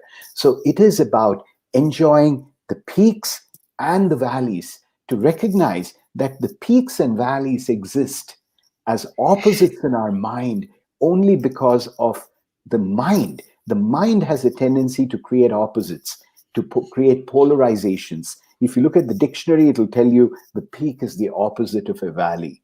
But as Osho reminds us, if you drive into nature, the peaks and the valleys are connected. Every time you go up a peak, you recognize that you have to come down the valley. It is the valley that makes the peak possible, and the peak in turn makes the valley possible. And so it is in the landscape of life. It is almost like some of us are insisting that we just want to have the peaks, but we do not want valleys. It's almost like asking for the impossible, to ask for a coin, but ask that it only have one side to it. The very coin has two sides to it. So embracing the totality is one of the fundamental lessons that Osho has left us with, because he reminds us that what makes the valley look like a valley is not the shape. I mean, if you invert it, the valley becomes the peak and the peak becomes the valley. What determines the quality of whether we feel that it's a peak that we can rejoice in and dance in, or if it's a valley that we think is an occasion for deep mourning, is not the shape. It is our attitude to it. If we start frying some s'mores and start dancing, in that valley, that itself has become a peak. So our ability to enjoy suffering, and I would say that along with the vaccinations and that are out there for COVID, there's another vaccine that I think we need to imbibe into our spiritual system simultaneously. And it's a vaccine that's easier said than done. It's very hard to be able to practice it. As you know, many of our great spiritual truths are so disarmingly simple. Living them from our being is such a different experience than understanding them intellectually. Such a different experience to write a book about love and to be loving, even in a single moment. The two are oceans apart. And two, unfortunately, we have, many of us have especially people like me who tend to be somewhat fluent with words, often are likely to fall into a humongous act of self-deception as I have. If you really see the state of my life, you will see that my day-to-day life is lived very differently from the high-sounding things that I'm talking about. Why? Because my mind has raised ahead of my being. So some of the greatest joys in life can be unlocked from practicing and from living very simple things. One is, even in the darkest of nights, am I able to see a ray of light? Because there really isn't anything remarkable about being able to see light when there's so much of it around. Of course, the tragedy is that many of us, says Osho, are standing being bathed by the sunlight, unwilling to acknowledge its existence, unwilling to celebrate with nature. It's almost like I'll wear dark sunglasses and sit in the sun and complain that there isn't enough light around. That's what happens sometimes to us. But too often there seems to be darkness. And how are we able to see a ray of light, even in the darkest of nights? And to be able to do that, I would say, if we can enjoy our painful experiences as much as we enjoy our pleasurable experiences, if we develop the capacity to enjoy and find meaning and richness in our unhappiness as much as we find in our happiness, the polarity has collapsed. There is no difference between the two. It is at that moment that the peak becomes the valley and the valley becomes the peak. Now, it's easier said than done, but there's one perspective which Osho has offered, which I call the centrality of contrast, which has been so important to me in my life. The centrality of contrast is simply the idea that it is contrast that enables us to value something. What do we mean by that? How do I come to value being healthy? Because there is sickness, I can value health. How do I come to value goodness? Because there is evil. How do I come to value love? It's because there is hate. And how do I come to value generosity, meanness? How do I come to value happiness? Because there is the potential ever present of unhappiness. In other words, many of the Eastern mystics of Osho, like Osho, have always said, don't complain about the state of the world. The state of the world has to be something quite independent of the state of your consciousness. When you recognize that good and evil go together, hate and love go together, all of that, even in our real lives, search within your own life. How many of you would agree that there's somebody in your life that you love deeply? And if I were to ask you, are you aware that you also hate this person deeply? You would say, yes, that's true. So in nature, it's not just peaks or not just valleys. It's not just love, not just hate. It's not just happiness, not just unhappiness. Nature is complex enough to allow for all of these dualities to coexist beautifully. And it is our ability to be able to find richness in each of those. And one of the ways we do it is through what Osho has called the paradox of the tall trees. You look at a tall tree, and I'm looking at one just outside my window now. It is very, very tall. But one thing we know about the tall trees is that its roots also go very deep into the earth. In other words, our ability to fly towards the sky, to want to fly into the sky of freedom, the sky of discovering our own potential. Right? We need wings to fly into the sky. We need the branches of our trees will penetrate the sky. But for that to happen, we need to have roots. So how do we develop those roots?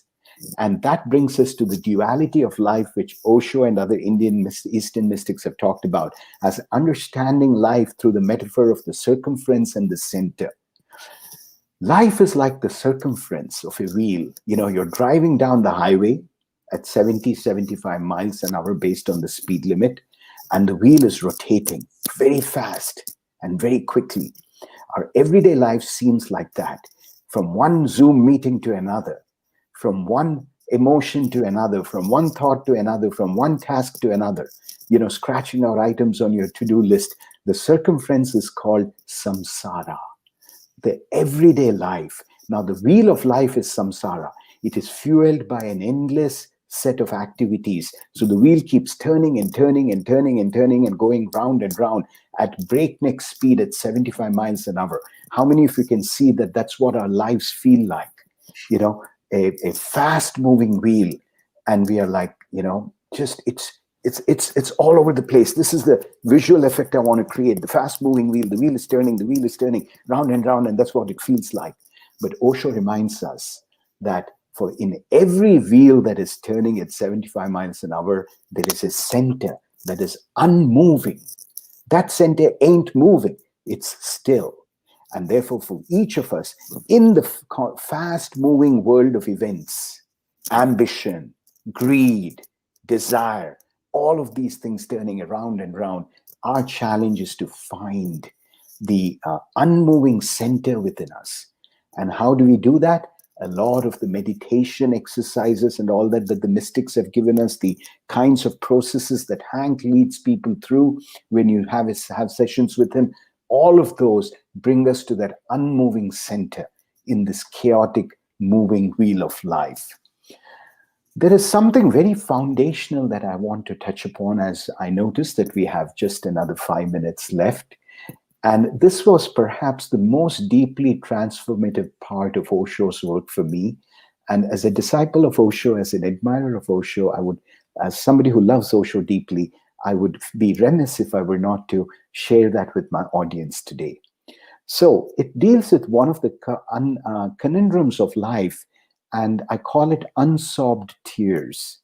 Unsobbed tears refers to the sadness that's accumulated within us from experiences that we have had that we have not grieved fully. Now, there are many experiences that we had that we grieved fully, you know, but those experiences which we did not grieve fully, there's a tremendous amount of sadness that accumulated within us. And we carry that sadness within us. So often what happens is that when we have setbacks in life, like the loss of a job, a divorce, a bankruptcy, we crash. We crash not just because of the stress brought on by the external event. We crash simply because that experience becomes a magnet attracting all the pain that we have accumulated in life through so much that has happened to us. And those are the unsobbed tears. Osho connects that with the Zen concept of masks, the idea that we are all wearing masks.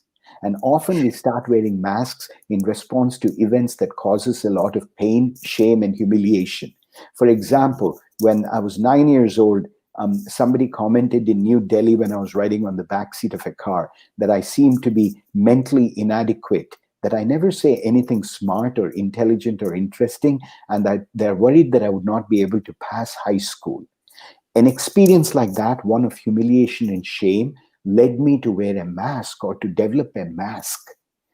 So we have experiences that bring us shame, failure, and disappointment. They create a sense of inferiority, and then we try to wear a mask to cover up that feeling of inferiority. But the tragedy of life is that no matter how hard we try to compensate for our real or imaginary fears, the feeling of inferiority never goes away.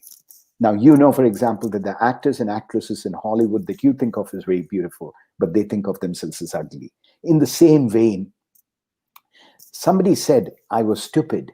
I spent the next 30 years acquiring the equivalent of 4 master's degrees and a PhD, trying to prove to me and to everybody else that I was smart enough. Now, notice what is happening in this situation. Shit happens, as it often does in life. I develop a feeling of inferiority, and then I try to compensate for it by acquiring the equivalent of 4 master's degrees and a PhD. But do you think my ability to compensate for it is going to bring me any relief? Perhaps not, because even after all those degrees, I feel just as inadequate. Now, Osho gives a transcendental solution to this. He says, try to understand what you said to yourself. I'm stupid, and I should acquire all these degrees to prove that I'm smart. If I tell you that I'm stupid and therefore I should acquire these degrees so that I'm smart, what is it that I have already decided? That I'm stupid.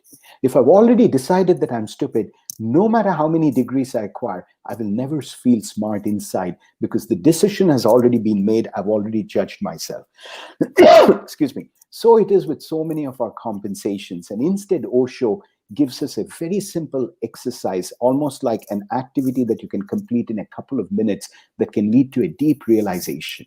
It is when you start seeing the other side where I can begin to see that nature has been so generous that each one of us is unique, special, and extraordinary. Each one of us is a masterpiece. So for example, if I look for somebody exactly like me in Ohio, I probably wouldn't find one person exactly like me in Ohio.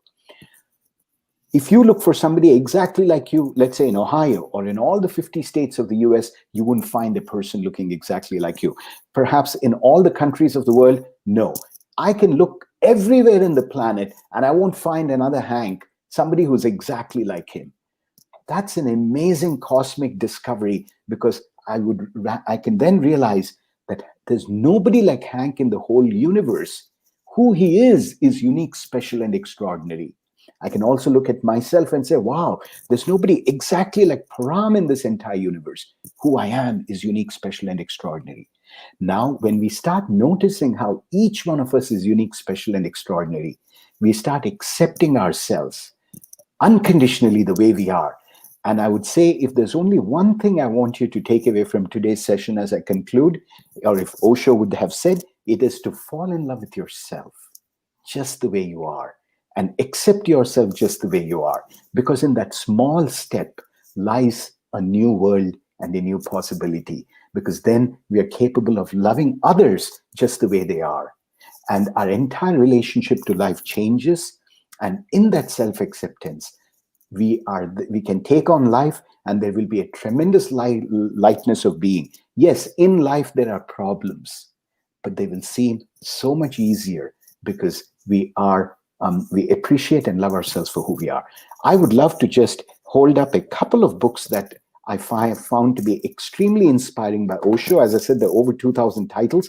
Just a few of them. One of them is Intimacy by Osho, that I prescribed for my students in many of the classes. And I cannot tell you how many emails I received from people that say that their whole lives were transformed by just this, because what Osho talks about here is not just intimacy with others, it's intimacy with ourselves, which is sometimes the hardest thing to achieve.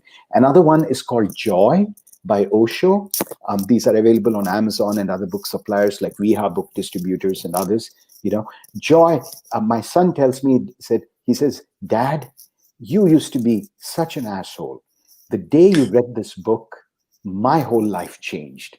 And he was like, I think in 5th grade or 6th grade, he says, you read this book and my life changed because you changed so much after reading this. It's Joy. And another one, which is perhaps one of the smallest of Osho's books, is called Meditation for Busy People, Stress Beating Strategies for People with No Time to Meditate, where Osho gives us many activities that we could be engaging in during a busy day. And of course, the last one, many of us struggle with achieving freedom from the past. And this is Freedom from the Past. On that note, I would like to conclude my presentation and express my sincere gratitude, Hank, for bringing me on. So grateful to you, my friend. Thank you for all that information. And Param has a YouTube channel in the one link in the description of the broadcast. It will link to his YouTube, and he has like a 4-hour presentation on his like Why Life Sucks, the original course. And then he's been doing videos, I think every Sunday, if I've been kind of catching your trend. So he's been offering a lot of great content. So definitely head over and check out his YouTube channel, subscribe to that after this broadcast, of course, right? But Param, thank you so much for coming on. I look forward to creating even more possibility with you in the future.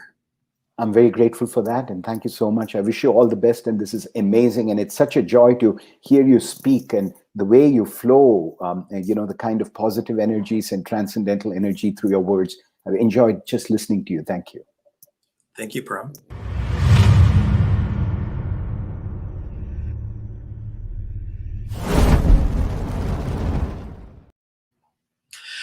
Thank you for continuing to be with us here today. And again, just a reminder, please, if you're enjoying the content, if you are finding value out of the content, recognize your contribution to this. Could be as simply sharing the YouTube video, starting a watch party on Facebook, inviting your friends. Even if it's afterwards, it's going to be something that you can share. And on YouTube, you can even do a right-click copy a link at a certain time. So if there's a particular presenter, a particular moment that resonated with you so deeply that might shift your life, your perception, and your possibilities, you can even share just that one link with that one timestamp to whoever you feel it will create potential and positivity for. The next guest is Shawna. She is an emergence coach and somebody that I have looked at as she has developed a podcast and has been offering her contribution to the world to be the space of allowing people to really step into the potentiality and the promise and the possibility they can be in this world by really not following anybody else's path, but being the trailblazer and recognizing that when you are following your path, no one's walked it before. And you have to be comfortable with being uncomfortable and stepping into uncharted territory of you. So, Shawna, thank you so much for being with us. If you want to give a little introduction of your background or whatever you feel like you would like people to know that brought you to this moment to be here with us today. Hank, that was fantastic. Thank you. So a short introduction is my name is Shana Kathleen. I am a mind-body mentor and somatic sales expert. As it stands, I teach conscious entrepreneurs business.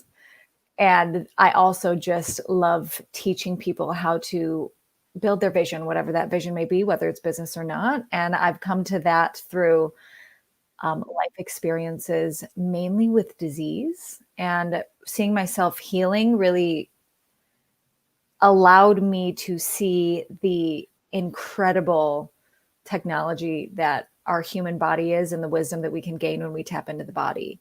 And that's what I want to talk about today, to make it to more of beneficial for anybody who's watching. And I could tell my story for half of this thing, and I don't want to. I'd like to get into what we can commit to everyone is, because I like that 30-second elevator speech right went on for like 10 minutes, which is wonderful because we all have such diverse backgrounds. In a summary, I'll put her introduction in a nutshell, is she got present, she did her inner work, and now she's stepping into her authenticity. And throughout everything that she does, it's her target really to help other people, whether they're an individual or a company or whatever it is, to be able to find that authentic voice and really be able to put that into the world without the fear of being judged, without the care of what other people think, to be authentic to one itself. Did I summarize it pretty well? Yeah, beautiful. And I would like to add one piece too that you reminded me so beautifully, that I am like a stand for having our history give permission to our future and not limit us in the process. Because I think so many of us see what we've done and see what they makes it mean what we cannot do. And that actually is a great thing to remind people. If you go to my other YouTube channel, The Sonic Shaman, I did a broadcast called Your Mess is Your Message, and how our past can be this propulsion of possibility if you can look at it from a different point of view and look at it as the pearl wisdom that it truly be, instead of the drama and the trauma that cultivated the pearl. So wonderful thing to say. So you gave me a couple different talks that we could possibly talk about. And I think the one that really, I have to look at them now that you sent me, like owning the paradox, the cycle of self-expression and success. Because I think or you have two things that are paradoxes. That's why I said either one is good, because all of your life is really these paradoxical truths, because the truths always, they appear paradoxical because they work one way in duality and another way in oneality. Like birds of a feather flock together. Law of attraction is a oneality concept where everything is one. Duality concept is opposites attracted. Depending on where you be, you have a different experience based on using possibly the same tools. So paradox topics are always my favorite because it really gets our mind to start thinking and freeing itself from the places that trap us. Perfect. Then I have what I created as a plan is to paint a picture for everybody here about owning the paradox of emotions to help us create success and create our lives. And I want to be really clear that success can look like whatever success looks like for you and whatever you desire. It doesn't have to be material success, monetary success. It could be spiritual success or whatever vision you're currently looking to build. And Hank, are you going to be in here? Or are you dropping out? No, I am here. I try to change up the camera view from time to time so I can make it just on. I can make it just on me. I can still hear. It's all good. And then we'll go back to this, just because visually it makes it more appealing for people walking. What's going on in that video stream? Maybe I should join in. So I'm thinking if you're up for it, I'm gonna paint a picture with 5 steps about the cycle of self-expression. And after each step, I'd love to, if you have any thoughts, I'm going to open up the space because you have fantastic thoughts to share. And if you don't, then I can just move on to the next steps. Okay. So I think emotions is a really cool topic because we as humans experience them. There's a lot of theories about them. There's a lot of opinions about them. And there's a lot of guilt and shame in them on each side of the emotional scale, whether that's somebody being too happy or somebody being too much of a Debbie Downer. And I've learned through my own experience and through the clients that I teach and through helping people walk towards their vision that the emotions, to me, that internal feedback that we get from our body, from our emotions, to me, guide us exactly down to recalibrate and guide us down the path to where we choose to be. And so I found ways to utilize my internal emotional feedback and teach other people how to utilize their emotional internal feedback to help them walk quicker towards the things that they desire, and also not to feel bad, guilty, or shameful for when they're in a state that's unpreferred. So I have a picture to paint that. Okay. I have little notes here. So I want us to imagine that, I want you to imagine that you're walking down a path, you're on a hike in the woods, and you're walking down this path. I'm going to start from stage 5, which I'm calling stage 5 pure potential. So in the image, that would be us walking down the path, looking straight up at the sky, dreaming about all of the potential things that could happen, dreaming about all of the abundance or possibility or scenarios, infinite scenarios that could go on in our lives, and thinking about all the things that could be in this pure place of potential. And stage 5 is, think about what happens when you walk forward and look at the sky. Like, you're inevitably going to trip. It's inevitably going to take you down, assuming that your focus stays on the pure potential. And I'd like to go, I'd like to give an opinion against the status quo and talk about how seeing this pure potential all of the time and focusing on it sometimes is fantastic. And I'll get to when I think this is fantastic in a minute. And sometimes I think that it can be detrimental to us actually building a vision and owning our worth and our individuality in this human experience. So in this stage 5 of pure potential, when we're walking and we're looking at the sky and the clouds and we're making everything mean whatever we want it to mean, it's emotionally, I find in this state of pure potential, we don't feel or identify with anybody. We become no one, we become no thing. And all is love and potential. And it's very interesting, my theory, and I'm not alone in this is not my own theory, that when all we see is potential, nothing exists. So this is the first paradox that we come to. We want to see our potential because we want to own it and walk forward into it. But when all we see is potential, nothing actually exists. There's no possibility to make things work better in our lives. And as far as all of these steps, all of these stages are really beneficial and really, they all have a purpose. And so if you find yourself at any of these stages, there's no guilt or shame in it.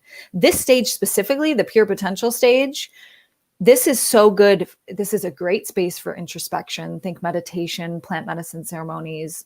It's a great space to see an opportunity for what else could be out there. I'm just checking down at my notes. When we're in this space of pure potential, we're not making any decisions.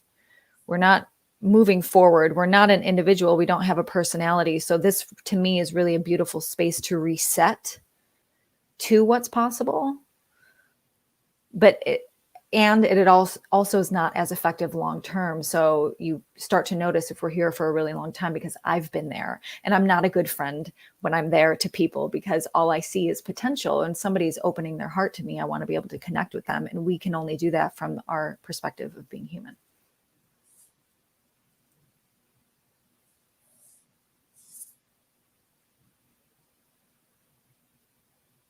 Did I make you lose your train of thought when I came back? I'm sorry. Oh no, I'm sorry. I was opening up. So that's stage 5. If you have anything to add or say. No, well, it's kind of like the manifestation and actualization, law of attraction. You have the thing that you would like to create, and it might start as a thought form, but manifestation actualization has two things mainly. You have thought, word, and deed, where you take your potentiality and whatever it is that you're dreaming of, and you actually put things into motion to actualize it for yourself. And so often we stay in that potentiality place and say to the universe, that's what I choose, but we never do anything about it. Mm-hmm. And I give the example in many of my streams where it's like you just told the universe to start rowing, but you never picked up your oar and you end up going in a circle. And then the other thing is, where are we dreaming? Are we dreaming from the place of ego that's dreaming, I want that big screen TV for the Super Bowl? Or are we dreaming from the place of the soul? And so there becomes what I would call congruency. You have the alignment of body, being, and beyond, along with, in this physical reality, your thought, word, and deed. And when you're aligned both ways is where things can actualize and manifest very quickly and with ease. But you can also manifest out of the ego. You could be dreaming that thing and be forcing something of the ego where the soul is desperately saying, please, please, please go this way. Mm-hmm. That's all I got on that. Beautiful. Yeah, so you reminded me of something so beautiful that now just left my brain. I originally did a similar thing like this in a training, and I had these pictures to go along with it, and the paradoxical truths. Oh, I remember what it was. So I consider myself an expert in mind body, and to me, when the mind body meet, we can access the soul. And so I want, for anybody listening, the mind. This is the mind. The pure potential is being purely in the mind, and then we get to the final step, and it's us being purely in the body. And so awesome. Let me move forward so we have time. Sure. Okay, so that stage is walking and looking at the sky. We're inevitably going to fall. We can't see where we're going. We don't see what's coming forward. The next stage, which is, oh, I already flipped the page. The next stage, which is stage 4, I call this the law of attraction martyr. If you know Gabby Bernstein, she talks about the manic manifester, and it's similar. Stage 4 is when we're walking.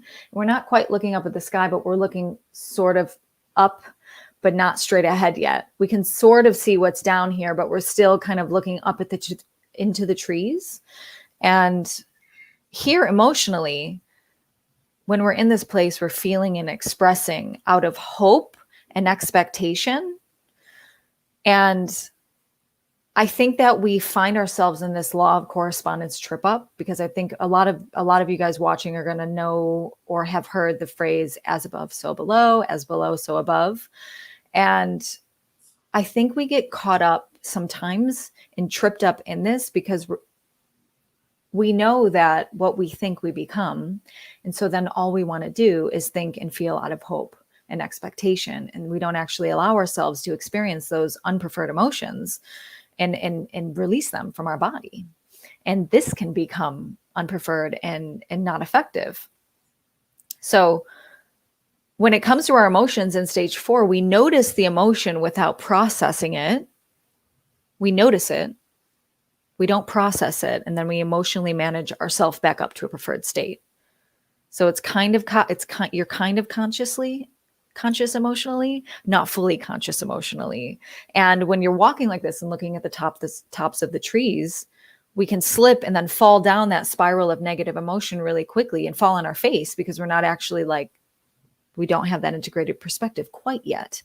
We are moving a little bit quicker than if we're up looking at the sky, but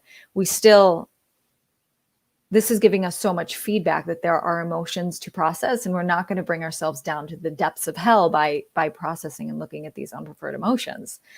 And I want to say here, any of these stages, it's okay to be here, that all of these stages are just feedback. And this is a cycle.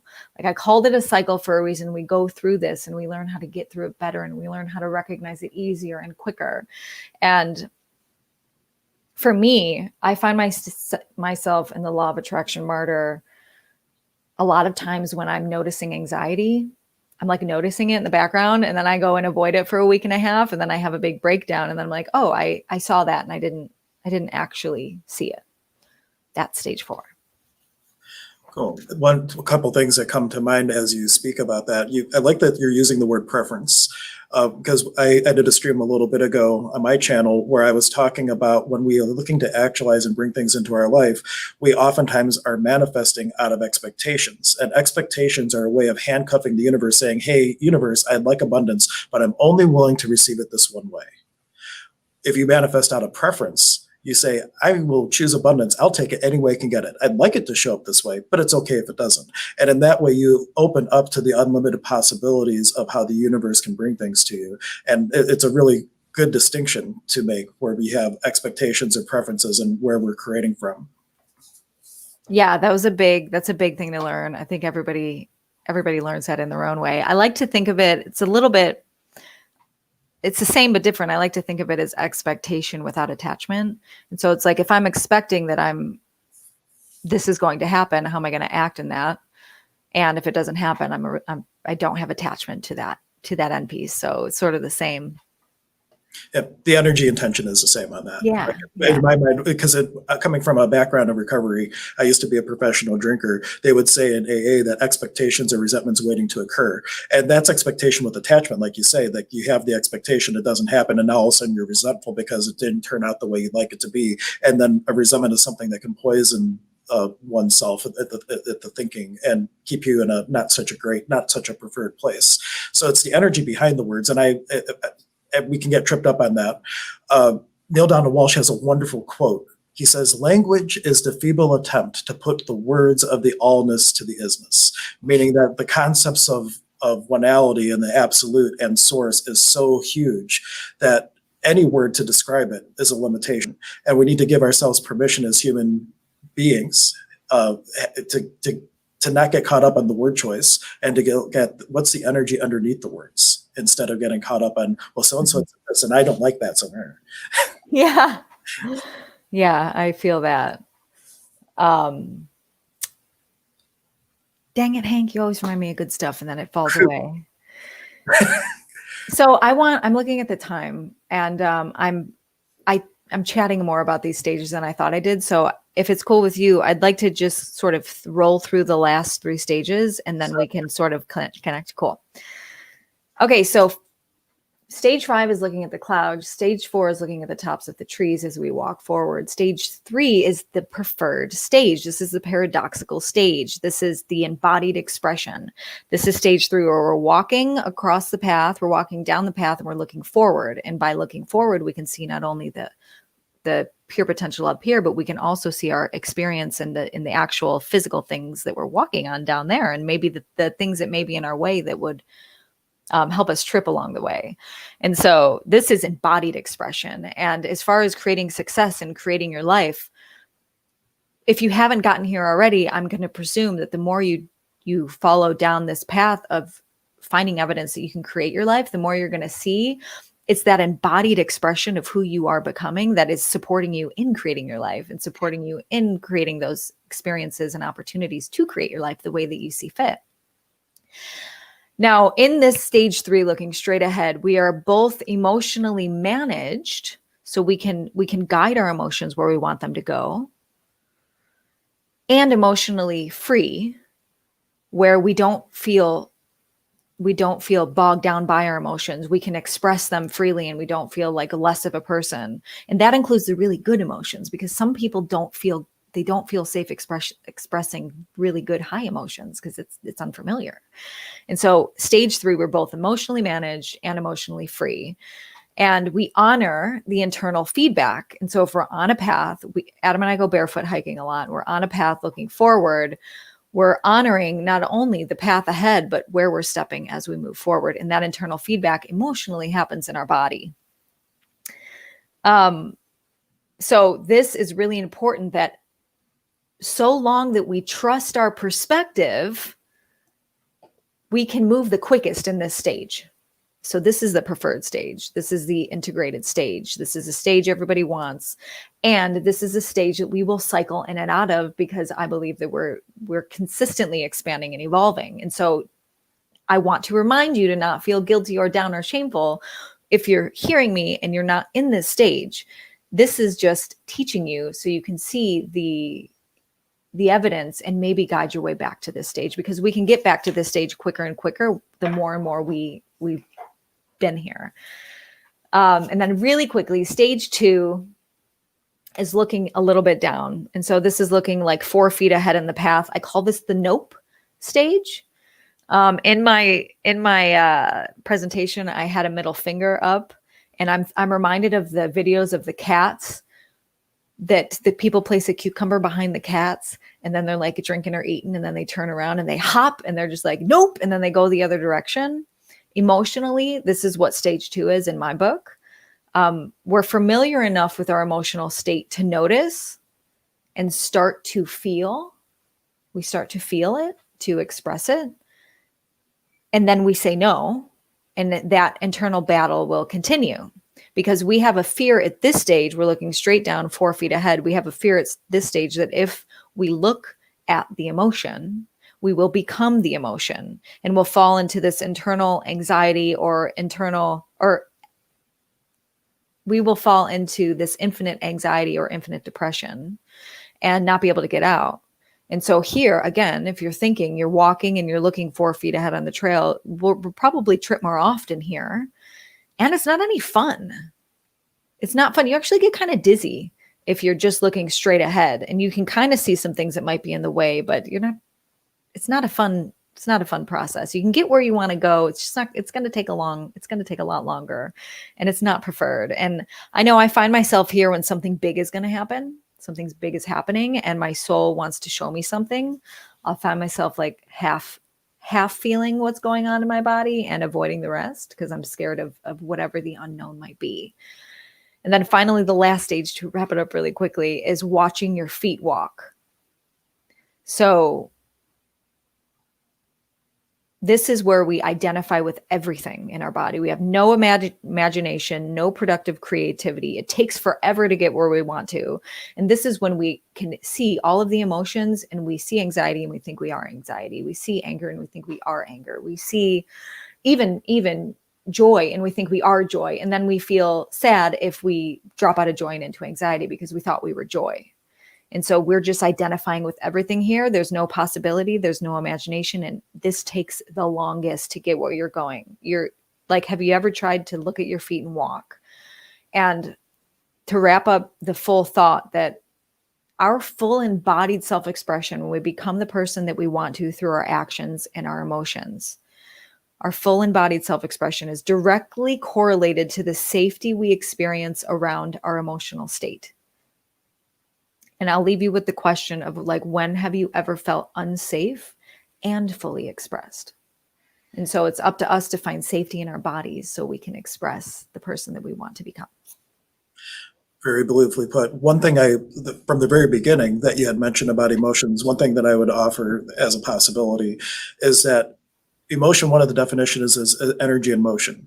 And the things that come up that we perceive as anxiety, anger, peace, joy, whatever the emotional label is, oftentimes that energy and emotion is going over the cellular memory of the body. And what do we associate with that energy from something in the past that we have judged? And sometimes that emotion, the energy could just be an energy. It's still labeling or holding a judgment about a particular thing that sometimes traps us into like an emotional state that's not preferred. And then the question would be, well, where have I felt like this before? Where I've identified this energy with anger or something like that. And there might be some sort of original wound that might be bubbling to the surface, or might be reflecting out into one's reality, that is causing just an innocent energy that's just, in motion, moving throughout you, to then suddenly have this quote unquote negative connotation. And that's just a sign that, what could I do to heal? Where have I felt like this before? What energy could I be to have a different possibility around this energy that I'm experiencing? And such a good point. And it's so interesting. I do these somatic sessions with people, and I've practiced it so much on myself. And there could be an emotion that I'm avoiding because I'm scared to look at it. And when I actually look at it and allow my body just to feel the sensations, it's 2 minutes and it's gone. And it's like, oh, I've been sitting with this for 2 weeks. And all my body wanted was for me to sit with it for 2 minutes. Yep. Ryan and I talked about that when he was on. What you resist persists, and energy flows where your attention goes. And if you're resisting an energy, you're actually feeding that energy. And all the shielding in the world eventually is going to give attention to the things that you're shielding from, and the walls come down, and you have the experience. And then once you have the experience, it's done. And so it's very interesting. This art of allowance is really what it comes to be the rock in the stream. And to give this context, anything that you do to align and agree with or resist or react to the perception of reality outside of yourself, that is feeding energy and not just being you.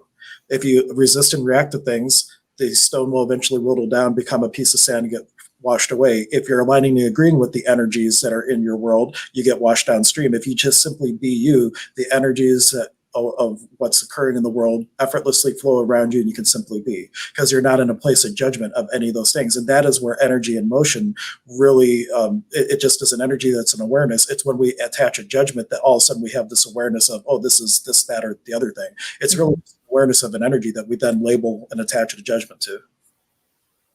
Yes. Very cool. Any final takeaway for everybody watching? If you could leave them with one thing that will help them propel into possibility into 2021, what would it be? Yes. I want to remind everybody that if you've listened to the stages, actually, I want to make it more general. I want to remind everybody that wherever you are emotionally in this moment, whether that's wildly successful or not doing well, that none of them are right or wrong. None of those are okay. You're just, if you're not doing well, you're just in an unpreferred space. It doesn't mean you're doing anything wrong. And so all of these steps and all of the cycles and all of the stages will keep coming back around. And so I just am here as a determined message to remind everybody that the feedback that we get from our emotions can propel us forward no matter the emotion that it is. And so I just want to tell everybody that everything is perfect where you're at. And the more that you can get curious about what's going on internally, the easier it's going to be for you to shift now and in the future. That is a great thing you just said. My takeaway, get curious. Allow yourself to have that genuine curiosity in order to really start stepping into the space, and that propels. It just needs to have that little desire. And in the boot camp that I recently did, they talked about the 51% rule, that you just need to desire it more than you don't, and it starts to create the shift. But thank you so much for coming on.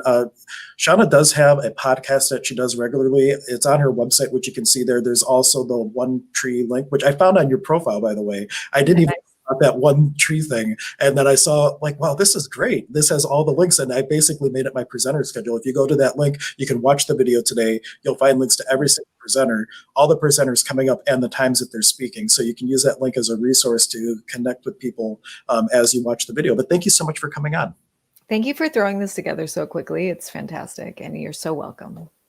Thank you so much.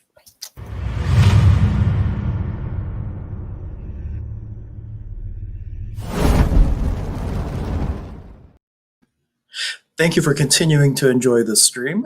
Just a reminder, if you would, please share the video, like and subscribe. You can be a contribution to the possibility and the change that we're looking to create in the world and create the world that we want to live in. The next guest is Mary Ford. And Mary is somebody that, and I believe what she's going to be talking about today, is somebody that has really found the way to put the passion and the beingness into everything that you do. And I'll go ahead and bring her on. Thank you, Hank. Mary, you don't have. I don't, because I'm going to be cooking. I hope that's okay. If not, I can get earphones really quick. But I'm going to just put you on mute real quick. Okay, so I'm going to talk. I will just mute you when I'm talking, and we'll just have to be a little creative with how we're doing the stream. So, but not a big deal. So one of the wonderful things, like if you look at music or if you look at artwork, you can tell a painting that was just painted, or a painting that had this expression put into it. Like how Param was talking before, you see the rose and someone might write a poem. Like there's a different levels of beingness while you do things. And a child writing a poem because they have to for school is very different than something that comes from an inspiration. And what Mary has really excelled at is putting the presence and the passion into into everything that she does. And I'm going to destroy the illusion of green screen for a moment. I'm at the center, and you can see we have her artwork hanging on the wall. And she is an amazing photographer. And you can see, like, she takes these simple pictures and she ends up creating this amazing experience, or the food that she's about to create. And that's really the essence of what I want everybody to take away from today, is the energy underneath what Mary is going to be contributing to the stream. And with that, I will put you off of mute, and I'll put me on mute. I got the headphones. I figured it. My kitchen's small enough. I love that you brought up Param's thing, because I was going to bring it up myself. I'm like, we're going into the mystic artist portion of what he was speaking about. So cool. I was like, oh my gosh, thank you, Param, for bringing that up in words that I never would have been able to put together to explain exactly what I was feeling. Yep. So, And you got thank you for that inner. people going, woohoo, Mary Ford. So you already have your fan club too.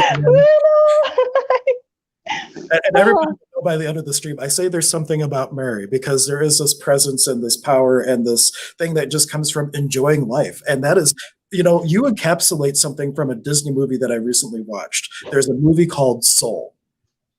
And it's all about finding the spark in life. And you're not going to life with a mission. You're not going in life with a certain plan or whatnot. You're going to live life. And one of the ways that you do that is by choosing certain things. But the showing up for every single moment, to eat the pizza, to cook the cookies, whatever it is, being present in the process, and it becomes about the life itself, and all the other things is just a story that you're telling while you do it. Thanks, Hank. You're welcome. I have that on my list to watch with the kids. So it is amazing. So it's a great movie. Okay. Everybody should watch it. It's on Disney Plus. I'm sure you can buy it on anything, but the kids enjoyed it. And there's some deep, profound spiritual messages. They really have come a long way. They're not just making movies for kids anymore. They're these wonderful truths and sprinkled out through all these little kids movies. And the kids don't even know that they're learning all this good stuff. Yes.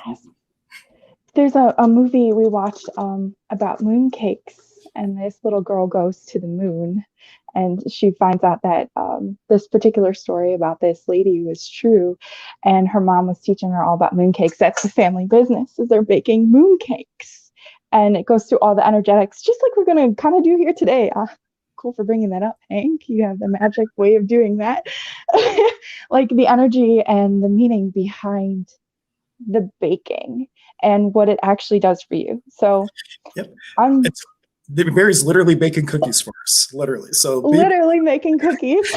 And all you can do is you can watch on the replay. Go ahead and save this timestamp, and when you can go back and you can have all the ingredients, you can make cookies along with Mary. But I'll throw it over to you, and I'm still on. I can contribute, but I will just put the video so people can see you with what you're doing a little bit more. Okay. This is actually all came from Hank. I was in a beautiful healing session ceremony with Hank, where I rediscovered myself. So thank you, Hank, for that. And one of the things that came out of that was cookies and baking, and I love it. So it, for me, brings me back to that center, back to that like middle stage area Shawna was talking about, and also ties in not only just being at peace so you can receive the possibilities like today's whole shindiggery is about, but also connecting with the energy of your body, connecting with the energy of food. I know I'm a Reiki master, and a lot of teachers are like, oh, you can put Reiki into the food, and you can. Like, that's super cool. The energy you carry, you bake, it goes into your food, just like Dr. Emoto teaches with water. We can alter these the imagery of water, the vibration of water and food with what we do. Yep. Just to create context, Dr. Emoto did these experiments where he would freeze water with different words. So the word of joy, of hate, and you could see how the water would freeze and create different structures. And the words joy and other similar words would create these beautiful patterns. And ones like hate would create like almost chaos. So I just want to create a little context for the person that you brought up. Thank you. And I found when I was making cookies for what seemed to be the very first time in November, even though like I've made cookies like our whole lives, right? Especially around Christmas time. I got to this place of stillness where I wasn't instilling anything into the food. And a little background story is like I used to panic and be anxious about food. And I think almost everybody at some level alive has come around this. Either we don't, we don't like how things taste, or we're concerned about things, or what's healthy, what's not healthy, all that junk that gets stuck into our head. For me, it was I'm gluten intolerant. So I was like terrified, even in my own kitchen with my kids eating, because I wasn't going to take gluten away from them, all these things. So after this beautiful ceremony, I found myself baking these cookies, and it was just me and the cookies. I wasn't trying to instill any healing energy into it or run any clearing energy or anything. It was just me and the cookies. And I could feel every ingredient and how it interacted with my body. And it was teaching me instead of me trying to like force myself upon it. So whenever I have now that crazy feeling going on in my head, or I don't even know what's going on, I just clean my kitchen up if it's dirty, and make the cookies. And they're so easy, guys. So I'm excited to get this going. Literally all you need is the peanut butter. And I use the Great Value one because secret's out the box, guys. This is exactly the same as Peter Pan. They literally closed the factories down at the same time they recalled stuff. And peanut butter, for me, I used to avoid like the plague, because at one point in time, just like going back to Param, oh my gosh, thank you for lining this up so beautiful for me today. I heard peanuts aren't good to eat because of the mold that's on it. And then that's going to get into your system and mess it all up. So I had stopped eating peanuts, but my body loves peanut butter. So we're going to need sugar. I like to use cane sugar. Whatever sugar works. And 1 egg. That's it. It's a 3-ingredient recipe. Ooh, look at that. See, I knew it was going to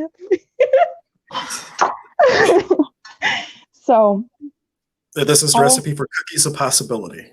Cookies of peace and possibility to bring you back to you. So I just take the sugar, 1 cup of sugar. It's literally, it's so easy, guys. 1 cup of sugar. Oh, and before I even get to that point, one other thing that I love is what I use to cook.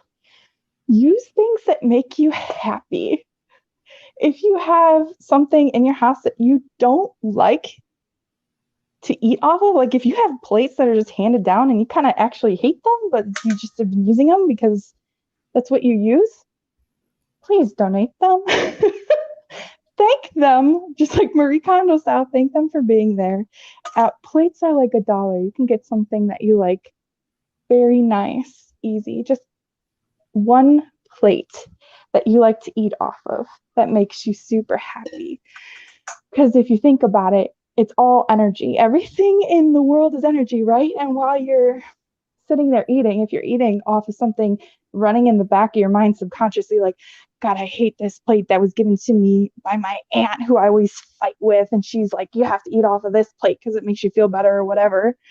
Or a specific plate that you used to use when you had a specific diet that you had to follow like this way, then it made you feel really small and anxious. You don't want to be eating off that because you're subconsciously rerunning those programs in the background.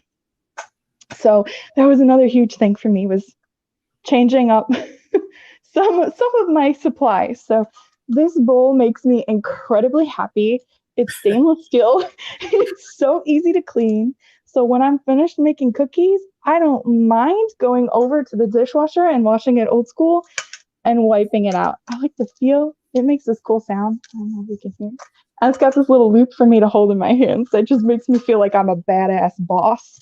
And I know already, everybody who watches this movie Soul, they're going to be watching it and they're going to be thinking about you the whole time. I love it. I got your attention right now. But continue on. This is great. Cool. I just got so excited. Like my light just blew out while I was doing this. Oh.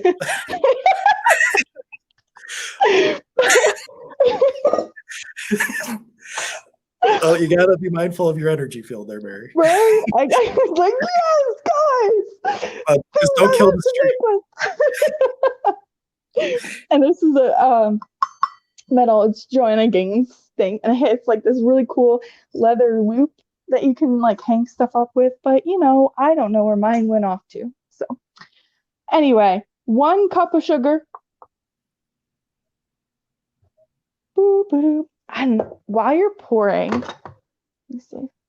Like, I love to just listen to the sound the sugar makes in the cup and like really look at it. Look, it's sparkly, guys. Like, have you ever, like, obviously you notice when cookies are done finished and it's on the top, but like just watching it, you're pouring a stream of sparkles. And sugar isn't a bad thing for you either. Like, sugar is how your brain works, along with fats and other things like that.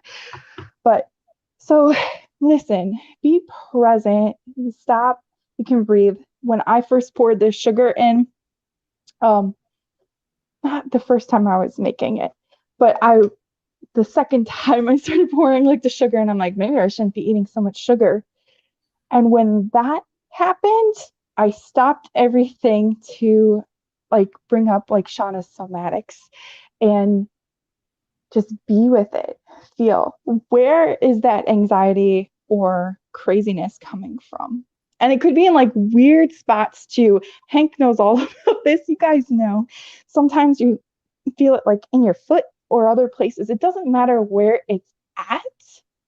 It just matters that you, hey, cool, that's there. You can go away now. Thank you for allowing me to notice this part of myself, and you can go and transmute yourself now. So for me, Hank sets up this beautiful mesa. I'm sure you've all seen it. If not, you need to see it. It looks like a living person, and it's alive. Hank, is it up? Can you show them? Yep, I will change the camera and go, here is the mesa. Yes, you see he's got this mask there over there, and it feels just so alive. So anyway, I send that energy to the healing mesa to go into transmutation. You can send it to your altar, to God, to the universe, whatever. And just know that once you do that, that it's gone. So you don't have to, did that really actually work? And as soon as you think that, it comes right back. Which isn't to say it won't come back and sneak up on you again later. But anyway, so we've got the 1 cup of sugar. And to that 1 cup of sugar, we're going to add 1 cup of peanut butter. I don't think I have anything really else to add about peanut butter. So Hank, if you want to talk about something cool. Well, since you brought up the mesa, what I just showed, and I'll do a little bit of a longer view of it and a little bit of a closing ceremony at the end of the program today. But this is a column of light that we set up as we build the mesa, and it is a space of transformation. And even though you might never have been in my center and you may have never dealt with me individually, it is constantly churning energies from people. So if you ever feel stressed, if you have energy that's stagnant or heavy, dense, that's preventing you from moving forward, if you remember the stream and you remember this beautiful mesa, I'll switch over the movie magic again. You can kind of see it. I don't want to tilt the camera down, but you can tune in. And this is like a digester of heavy energy, and you're able to just have the intention to whatever's dense, heavy, or stagnant in your world, just let it flow. Let it go out of your body, out of your bubble, and through the ethers of the internet and of the world, and go into the mesa. Just like Zane, when he did the opening ceremony, our breath connects us to everything. It is the same air that I'm breathing, that the mystics in India are breathing, that somebody on Antarctica is breathing. It connects us all. And as such, on the spiritual internet of sorts, you can effortlessly tune into the space that I've created here and let a hoocha dump happen. Hoocha just means heavy. So all the things that are heavy, dense, stagnant, that aren't in flow, that prevent you from stepping into your own unique voice, you have tools, especially after today. You have a ton of tools in order to become aware of it and let it flow and let it get out and let you start to step into your place of being. How is that, Mary? Beautiful. Thank you. That mesa has helped me so incredibly much. Sometimes, some days, that hucha darkness, not darkness, heaviness comes up. It feels like darkness sometimes in your brain, but that has helped me tremendously. I use it like some days it's been like 5-6 times I'm sitting on my couch, sitting upright, letting that go, which brings me to another awesome point. Thank you. For me, when I'm cooking, I find my posture. Instead of like leaning over counters and stuff, I'm kind of leaning today so I can make it into the frame. But when I end up making cookies, my feet like plant down. They magically like match my shoulder width, and I find how my body likes to actually sit, which was another thing that I had a hard time with in my life. I've had knee surgeries on both knees, so I've had to relearn how to walk a few times, but finding that center of gravity for me has always been a trick. And when I'm really present with this and not thinking about anything else, just observing what's going on in the chemistry that's here and what it's bringing up within me to teach myself about myself, I find I start, as those things are going and releasing and things, I just naturally stand how I should be standing. And it was so weird, like talking to my husband about it. I'm like, oh my gosh, like my quads actually hold more weight than my feet. And I feel like there's like a weight hanging off of my tailbone, and I kind of just like sink in more. Whereas before I was kind of like doing the same thing I was trying to do on my food, like impose that energy and make it into something healthy for myself. And even though it might have not been what my body was wanting, the same thing was standing. Like I was trying to like push the ground almost and make it into something easier, even though it's easier to just be with it. I don't know. 1 egg, 1 cup of sugar, 1 cup of peanut butter, 1 egg. I love the cracking. I love doing it with one hand.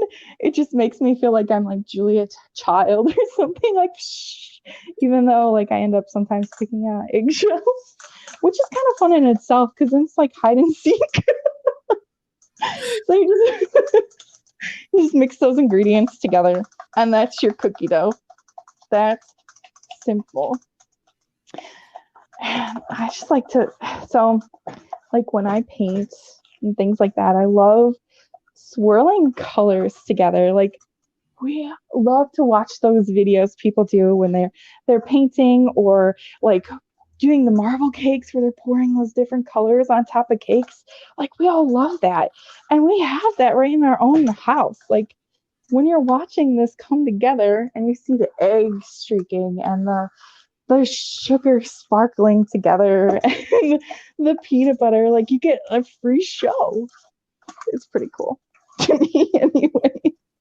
You get that free show if you show up for your own experience. There's a lot of times how many people are at home making cookies or doing whatever, and they're on autopilot. They're not even showing up. And that's why I thought it was great that you're going to do this today, that you're giving people a live demonstration of how to be present in everything that you do. Because really, like who thinks about even the sound that the dough is making as you're turning it, right? You're being fully present. The sparkly of the sugar. How many people have never noticed that before?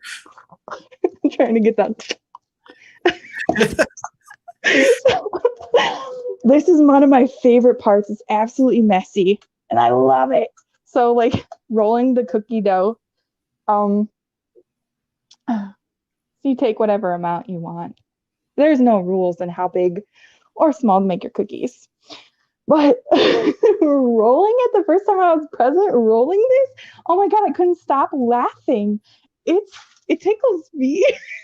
It's really ticklish. It's playful, like, and it reminded me of like being in the sand as kids, like making sandcastles and like snowballs and everything fun before we were way overthinking all of this stuff, right? So I love making cookies, rolling them, getting messy, and then bonus, you get to lick your hands afterwards. It's amazing. So, okay. So I'm just gonna roll these guys out, and I have this parchment paper, and it makes my little OCD heart happy it's got these squares on it. And so if I'm really feeling it that day, like I'll place them right in smack dab in the middle of the squares. Other times I get all crazy and wonkadoo and put them wherever I want, just to, if I'm feeling extra OCD that day, like I gotta have this done and it's gotta be perfect, or I really want it to be perfect, even though it's way easier and better if I just let it go, do what I have done and let it go and be on its own, because in the end it probably doesn't matter anyway.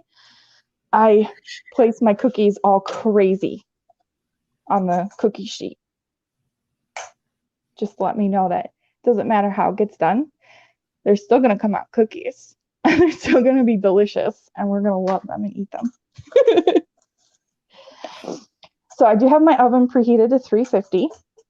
And when these are ready to go in, they will cook for 12 minutos. Now, of course, like on the professional cooking shows, you have some that are already baked. You can show us the final result, right? Yeah, they don't stick around in my house long enough. Plus, it's like a small batch of cookies. It's not very, very big. Well, there's leftover there. That's going to be eaten later. Okay. Then this cross-hashing business. Oh my gosh. Do you guys remember like arguing? Well, I have a sister. So we would like fight over who gets to do this. Even though we both got to do it, like we'd fight over the cookies because we wanted the special cookies. Anyway, the water and the fork.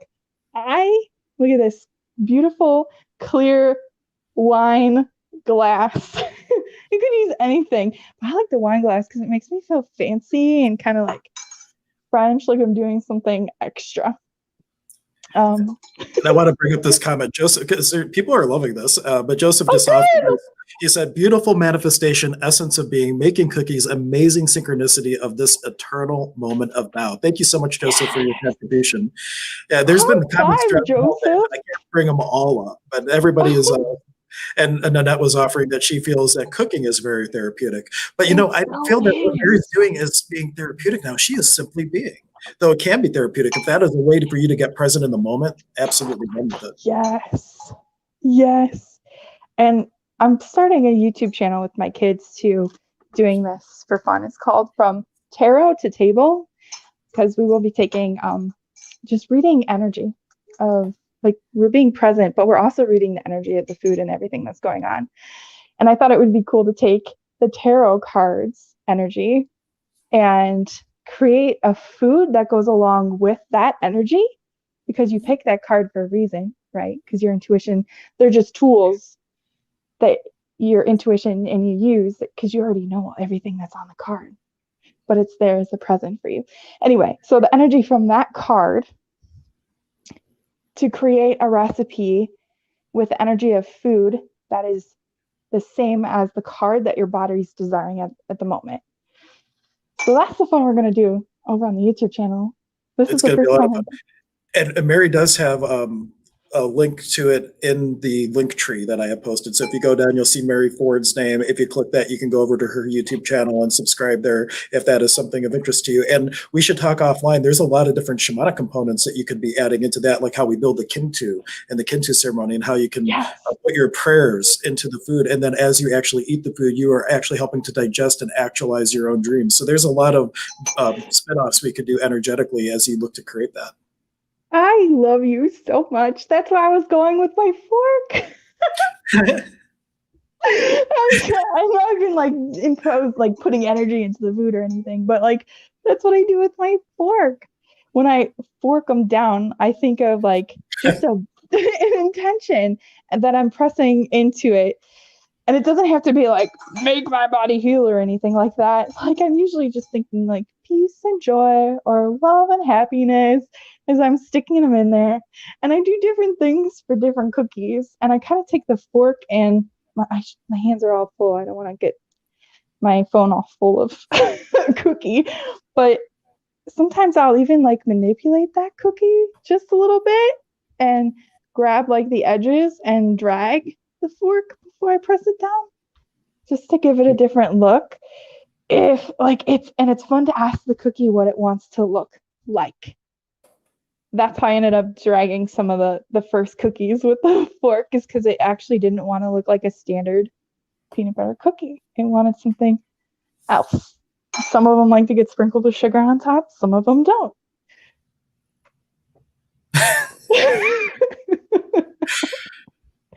Do you want to wear high heels today, cookies? Or do you want to wear flats? High heels, you get some sugar. Just offered to Mary's just tuning in saying, another Mary. Mary, I love your energy. I know. Mary, we got this. But it's a beautiful, like, think about it. Even not just baking, even just microwaving your food, just being present with it, opening it up, seeing the steam and smelling it. Like, this is at least 3 times a day. We get to create this beingness, this peaceful, this grounding energy, reconnecting to your self experience if we allow ourselves. Plus, there's more if you get snacks. So, and then the food can teach, like, I could go on about honey. Oh, honey, so good. It's got like all the different energies and songs of like different places in the universe, and the bees can put these things together and make this beautiful symphony. Oh, it's so cool. When you taste honey, you get a different song every time, whatever your body needs. Okay. And we just have a few minutes left, Mary, so we need to start thinking about what you would like to leave everybody with, other than there are some people here that might be a little frustrated with you because they are very hungry now. So I hopefully they can. You can come on over, Nick. You're not too far away. Oh, true. I forgot that you probably know Nick. He's in the same circle of people. But I think that the biggest takeaway really is just seeing how present you are, really authentically enjoying everything from the pouring of the sugar to the mixing of the batter to licking it off your hands to stirring it and everything. Beyond just your presence being your present to everyone, because that really is the big takeaway from everyone. What words or what concept or thing would you like to most leave somebody with today? Just allow yourself to experience things for the first time, even if you've done it a million times before, because there's stuff there that we've missed or we've wrote off in the past that are actually gifts for yourself that you're denying or not allowing yourself to see. That's great. That is a huge thing. Look at the world through the wonderment of a child, as though you're looking at it for the first time. And an inspiration to bring that up while we step into that. So oftentimes as parents, especially with the firstborn, Mary might be able to relate, we are so concerned that they're going to get hurt in this world. And the child is just being this energy of excitement and awareness, and I'm going to experience the world. And we're going, and what do we teach children? We start to teach them to misidentify excitement with fear. And oftentimes we stop choosing things in life that we would like to choose because we feel this energy and we're misidentifying with fear, but it's excitement. And an acronym to give everyone is feeling excited and ready. That is an acronym for fear. So as you look to experience everything for the first time, if you feel fearful about it at all, remember this cool little acronym, feeling excited and ready. And that can be a huge shift. And just to give a personal experience, my son at Disney World will not go on any roller coasters until in the line for Slinky Dog of all rides, which is a pretty intimidating coaster actually for a little kid. I asked Max, I said, Max, are you afraid or are you excited? And it made him take pause for a moment. He thought about it. He said, I'm excited, Daddy. And he went on that ride. We went on it 3 more times while we were at Disney because he loved it so much. So like, what strategy could you do to start to shift out of any anxiety you have over living life as though it was the first time and living in a place of complete wonderment and not fear and anxiety? Yes, exactly. And when you wash your hands, you can wash all that away. You can pretend like you're washing it all away. Great little. But thank you so much, Mary, for coming out. We definitely ought to do another stream. We could have the Mary Ford cooking hour on Emergence of Being. How to be cooking with presence and possibility. I love it. So thank you so much for coming on, and looking forward to the next time we can co-create a little together. Thank you so much for having me and putting this amazingness together. Only a Hank could do this. Thank you so much, Mary. Bye, guys.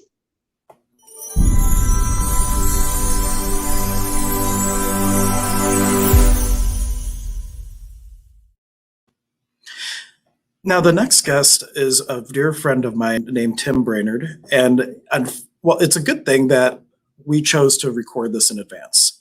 So let me go ahead and let me bring this. Oh, I have the wrong stream up. This is me looking at me. That's weird. Oh, no, this is great. I had to think for a second. So let me make sure I have this full screen. I was going to have Tim on live, and then we chose to record it in advance. And what occurred was it took us 20 minutes to get him into Zoom to then start the process of recording.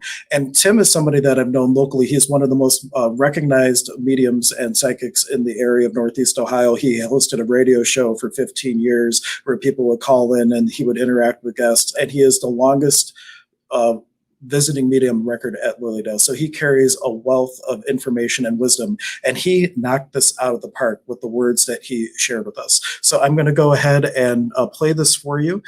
Please enjoy. I am right here too, though. If you have comments and things as it goes through, I'm still going to be able to interact with you with the comments, but I'll go ahead and play this and enjoy, please.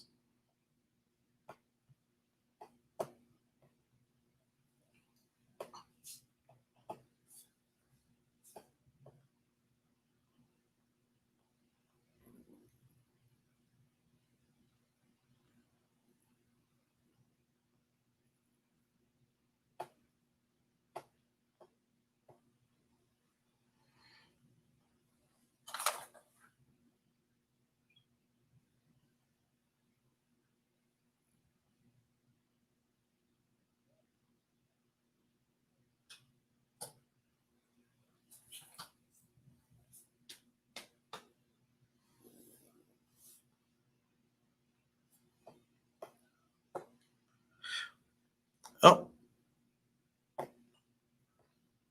bear with me here.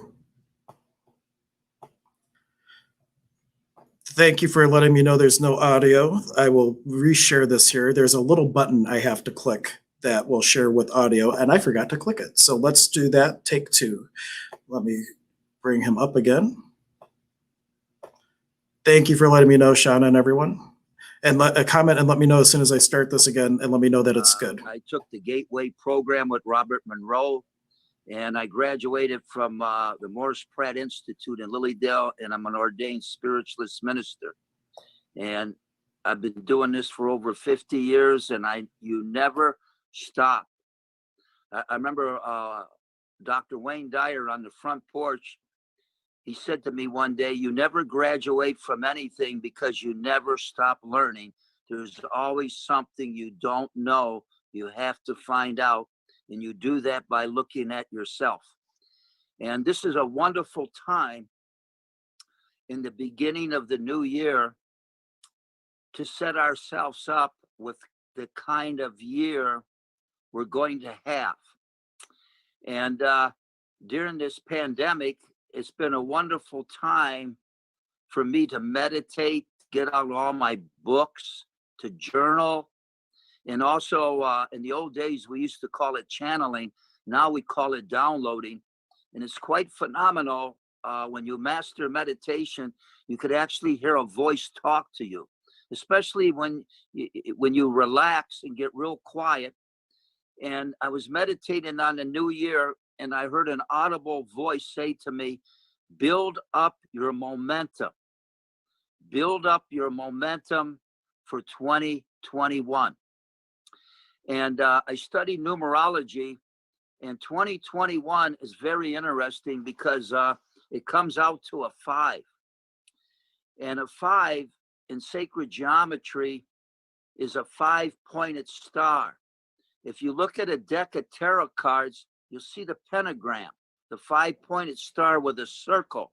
That's the symbol for 2021. In the tarot cards, that represents money, blessings, and opportunity. So we're not going backwards, we're going forwards. And this is a brand new year.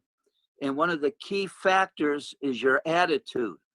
A good attitude is the other side of love that makes all things right when everything else goes wrong. And it's called the adjuster. You can consciously see yourself and make an adjustment at any time to succeed whatever it is that you're going to do. But this is actually a wonderful year. It's an excellent year. A lot of the spiritual teachers are talking about going into another dimension, the fourth dimension or fifth dimension. But from my personal experience, it's nothing physical. What it is, it's mental and it's conscious. You should be able to see things in such a way, if you work at yourself, that you don't get into this fear or worry. And it's replaced by inspiration or the challenges that are going to be given to you this year that will take place in your life. And I always start out with the new year, and no matter what, I tell myself that I'm going to have a very, very good year, no matter what. And you don't have to be 100%, because you have good days and you have bad days, but you can always make that adjustment and those little things that you can do for yourself. It's called mental health or your spiritual exercising. What I do is I use my books. And one of the old techniques, an old teacher used to tell me, as you go through the year, you're going to have your favorite books. And you're going to see those books in your library. Give them away and don't throw them away. He says, pick up one of your books you haven't read in years and just hold it in your hand. And whatever you're going through at that present time, just open that book up to anywhere it opens up to. And what you want to do is you want to read it. And you'll be shocked that what you are reading, that exact thing you read on that page, will be the answer that you're going to need. And Spirit is always communicating with us. And I use my books, or they come through other people. Another interesting thing that you need to know is what you encounter on your adventure in 2021 is there's 7 billion people on this planet. Some of the most beautiful people you'll ever meet, you haven't met yet. And it's called engaging. And everything that happens to me and you in our successes, we will engage with people and people we haven't met. And in spiritualism, all mediums have a guide that's called a runner. And here's something you may not have ever heard of before. The old mediums used to talk about this. You talk to your runner, you talk to your guide, and he is outside of time and space. He can go 2-3 days ahead and connect with those people you need, and something will move you to sign up for something, go someplace, connect with someone. And the way it happens, you would talk to yourself and say, well, this is very strange. No, it isn't. That's called synchronicity.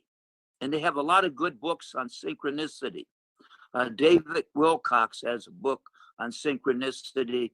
And that's the language of spirit through synchronicity that will bring to you those things that you need that are present in your life that you might not have at this present time. And I remember in the old days, when we didn't have those kinds of words, a lot of people will say it's strange.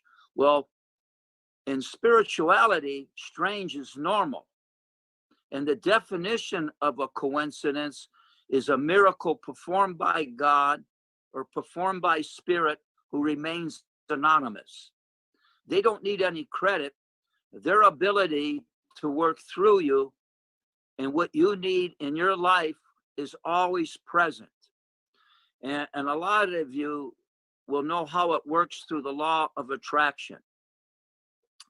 And it is impossible, if you need something, it has to show up in your life. And if we see this pandemic and all the needs that people are required, Spirit is more than willing to help you out in some of the most strangest ways, which is called miracles. And we have that ability the Creator put in us. If we were just to open ourselves up and relax and be calm, and you have to ask. I remember my grandmother was a wonderful medium, and she says, Timmy, if you know how to ask God, he doesn't know how to say no. But she says it's going to cost you. And I says, Grandma, I don't have any money. And he doesn't want your money, but he requires your faith. He requires for you to believe, for you to know that what you're asking for, that you will receive it. I remember Dr. Wayne Dyer wrote a beautiful book on that. It was called You'll See It When You Believe It. And I took his workshop in Lilydale, and he said to us, he says, if you take my book, and if you really need something and you study my book and read it real slow and open yourself up to what I'm telling you, before you finish the book, it will show up. And I did that, and it actually worked. And these things are not difficult, but what makes it difficult is when your vibes are down. You're worried, you're afraid. Those, I call them blockages. Or another word is distortion. Years, I don't use the word positive and negative anymore, because they seem to have a connotation of judgment. Oh, you're positive. Oh, you're negative. So I have two new words that could help you tremendously. Use the word distortion and correction. So as you look at yourself and you go through the day, and you don't call it negative, say this is a distortion, we need to correct it. It's like in the old days, when something was broken, you fixed it. No problem. There's a distortion, you create an attitude, or you look at it and you correct it. It's psychological, it's mathematical, and it's simple. But you have to get into your head that worry and fear will never work. And I refer to them as lies, and they're not helpful. When I did a radio show for 15 years, it was called Psychic Thursdays. And I'd have these people call up, and I tried to get it in their head. I says, look, I says, I will give you $100 if you come to the radio station and bring me a book, How to Be Successful in Life by Being Afraid. I'll give you $200, How to Be Successful by Worrying. Nobody ever brought me that book. And once you know it doesn't work, then you can reverse it and look at it as a challenge and feel good about what you're confronted with. Because when we start with our own minds, our own thinking, and our own feeling. And this is why when Spirit said to me, build up your momentum to be successful. Build up in your own mind a network of thoughts and ideas to motivate yourself. If you can get halfway in doing that, Spirit will do the rest. And they always say life is hard. When I was younger, I would agree with that. But as I got older, you look back and say, I wish I would have known then what I know now. It wasn't as hard as I thought it was, but I was making it hard on myself. And if you can make it hard on yourself, you can make it simple and at the same time feel good about yourself. Every day I get up, I concentrate on two words: feeling good. Now, you don't have to be 100%, but when you engage with all the people you have to do and the things that you need to do, I would say probably the easiest and most simple thing you could do to correct whatever it is is I have to feel good about this. If I'm ill, I'm going to get better. I'm going to get a healing, whatever capacity that takes. If I don't know, I remember my grandfather, when I was 7 years old, he says, Timmy, never say you don't know. He says, talk to yourself and say, I am going to find out. I am going to find out. I'm going to find out. And something very strange will happen. It will show up. One of the things I've done over the years, and I still do it, I had a history teacher when I was younger. And at that time, I didn't like to read. And she said to me, she says, Timmy, you need some mental vitamin pills. And I says, what the heck is mental vitamin pills? And after she told me this, it haunted me for the rest of my life. She said to me, whatever it is you don't know and you want to find out, somebody wrote a book on it. And just think all the problems we have in life today, and you go into a Barnes and Noble's bookstore, or you go on Amazon.com, and whatever that problem is, look at all the beautiful people that have written books on it and would give you the thoughts that you need to think about that you don't know that would be helpful. And this is interesting because Wayne Dyer, just before he passed away, he said to his publisher, I'm not writing any more books. And his why? He says, did you ever stop to think that every problem that anybody could possibly have in their life, it's in one of my books. All they have to do is read the book. I know that because I've read all his books, and the things that I went through and the book that I was reading that he wrote helped me tremendously. So you have your own personal teacher or psychologist. And I remember his publisher called him back 3 days later, and he says, you have to write one more book. And Wayne says, what's that? He says, I want you to write your autobiography. And Wayne, he stopped and he says, okay. And the last book he wrote, it's a real thick book. It's called I Can See Clearly Now. And just think the title of that book. And in 2021, with every problem that's going on this planet, which including ourselves, if we could say to ourselves, I can see clearly now to the solution I need to do to get through this. And you know, when he finished that book within a year or less than 2 years, guess what? He went home. He did his work. He accomplished it. But look at the legacy he left us and all of us.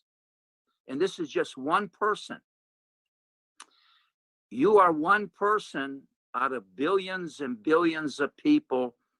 And that one person that you are is something that the great Saint Germain once said. He says, in any encounter in your life that you're dealing with, and no matter what that problem is, Saint Germain said, say to yourself, I am the presence that makes the difference.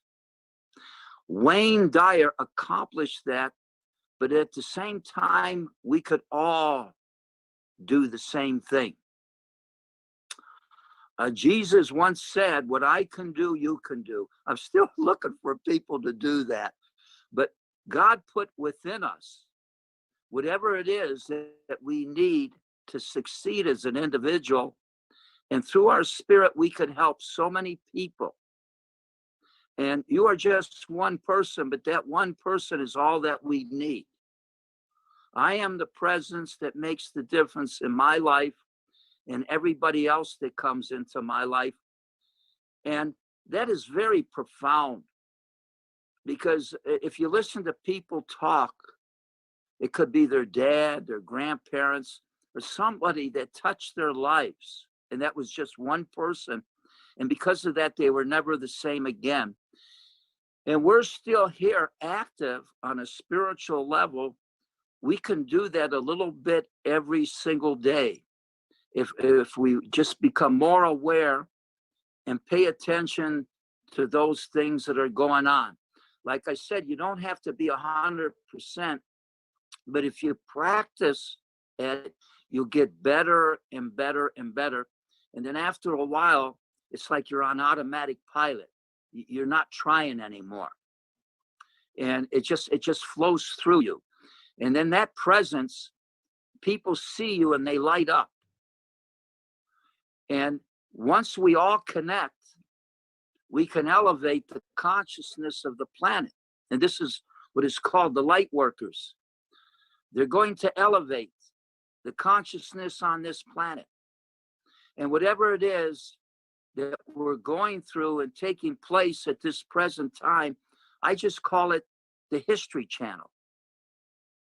Hundreds of years from today, what we're witnessing will be, somebody will be watching it on some screen and says, did you see that 100 years ago when they had this pandemic? Or these little kids, they're 4 or 5 years old, they're wearing these masks and they're in their 70s and 80s. They say, remember when you were a kid and you wore a mask? They'll say, yeah, I don't remember that. What the hell was that all about? And Dad was at home cooking breakfast. That never happened. And life is a story. Life is an adventure. And there's something very interesting I want you to know. Elvis Presley said something one time, made one of his things that he says, what happens in Vegas stays in Vegas. Did you know whatever happens in your life stays here? And when you cross over, you don't take nothing with you. Nothing. Good, bad, or indifferent. Just your presence goes with you. And when you find yourself alive and you encounter people and they say, well, what happened to where you just came from in your life? The only thing you're going to tell them, listen to this, is a story. Whatever what it was, Spirit will not judge you. Whatever your temperament was, or your attitude was, or your disposition, or your humanness was, you don't take it with you. Everything stays here. And what you take with you is your essence. And when you die and find yourself alive, you'll be shocked that you are not dead at all. And that nobody dies and they go home. And there's an old saying, home is where the heart is.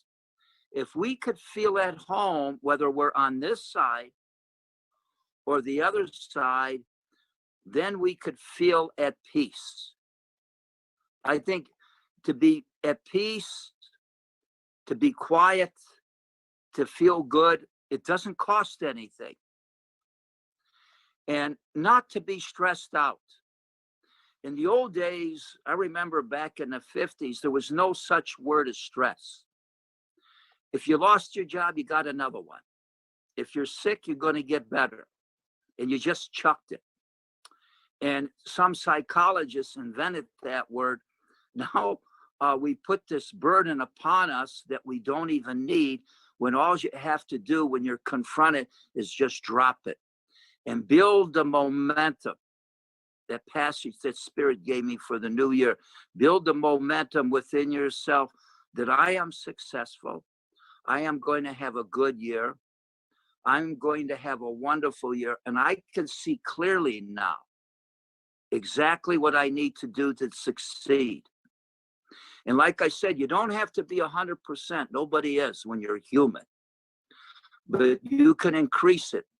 50%, 60%, 70%, 80%.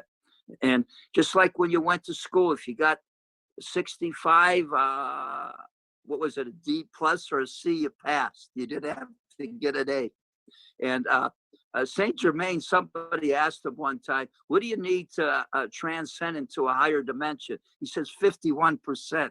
I said, well, that's pretty darn good. If you can't do that, you're in trouble. But I feel we're all going to succeed. And I've had dreams and visions as a child where there were people on this planet thousands of years in the future, the year 2000, the year 3000. So don't let anybody tell you the world's coming to an end, because that's not true. Maybe you lost your job or you're going through a difficult time. That is what's coming to an end. So when one door closes, a new one opens. And the soul evolves in eternity. So technically, there is no end. And you get up every day. That never stops. And when you cross over, you're still there and you're still present. And this essence that's called your spirit is your life. That's why in ancient Egypt, one of the most sacred symbols was the Ankh. And the Egyptologists, they call that life. But what it meant was of the spirit. Without the spirit, there is nothing. And a lot of psychologists and a lot of people don't know how to define the word consciousness. And what consciousness is of the spirit. Every person you ever know that crossed over is conscious. If you were to see them, you wouldn't see them physically, but you would see their spirit. And spirit is the consciousness. Your consciousness that functions now will function forever. And you don't need the body, but you're connected to it at this present time as you evolve. So I look at life in the body as a school. And it gives me an opportunity to be confronted by these challenges so I can grow. So I look at a distortion as to give me the opportunity to learn something. And if you take every bad thing that ever happened to you in your life, instead of judging it, say, what did I learn? You'll feel a lot better and it will never happen again. But that's the key component. Is take inventory on 2020 and whatever happened to you, say, what did I learn? Now you graduated and you're ready for other challenges and you don't have to go through that anymore. And things can get better, but it's like I said, a good attitude is the other side of love that makes all things right when everything else goes wrong. Another word for attitude is gratitude. A lot of the new spiritual books, they talk about gratitude. The Course in Miracles talks about gratitude as a blessing, to be thankful for what you have. It's the greatest prosperity that you can bring into your life, and what it is that you need that you don't have right now is the practice gratitude, or thank you very much, or I'm very appreciative. But to recognize that we are all blessed, and in 2021 we are going to have a wonderful year, and to put in those spiritual principles that we need to succeed. And I can assure you, by the end of 2021, you will not be the same person as you are now, neither will I, but that we will add on to what we've already learned, and that will help us grow, and that we are blessed.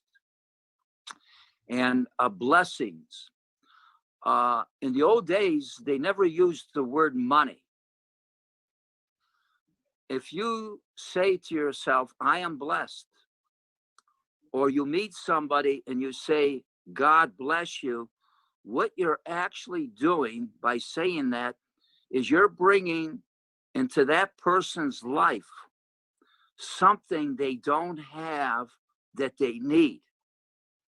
And you're initiating that from your own God presence within you to bless them what they need. And by saying that, you not only bless that person, but you're blessing the whole planet. And it starts with each one of us. The heavens are made up by many stars. And the glory of creation and of God contains so many things that it's beyond our imagination. And it just like it says in a good book, it says, all good things come from God. It doesn't say anything bad. We have to take responsibility for that because God has blessed us and we are going to have a good year. Awesome. Thank you so much, Tim. This was amazing. And there's so many takeaways. It's hard to pick just one, but I think my main one is just when you were talking about how in spiritualism we have these guides and we have this runner, the willingness to ask along with the willingness to receive. It was like you have to know how to ask because you have to have the faith and the belief that it's going to occur. And it's like really the kind of the secret sauce of being in this world that we live in to create possibility for ourselves. Thank you so much for offering your contribution today. Well, thank you, Hank. God bless you, Hank. It's good to see you. God bless you too, Tim. Thank you so much.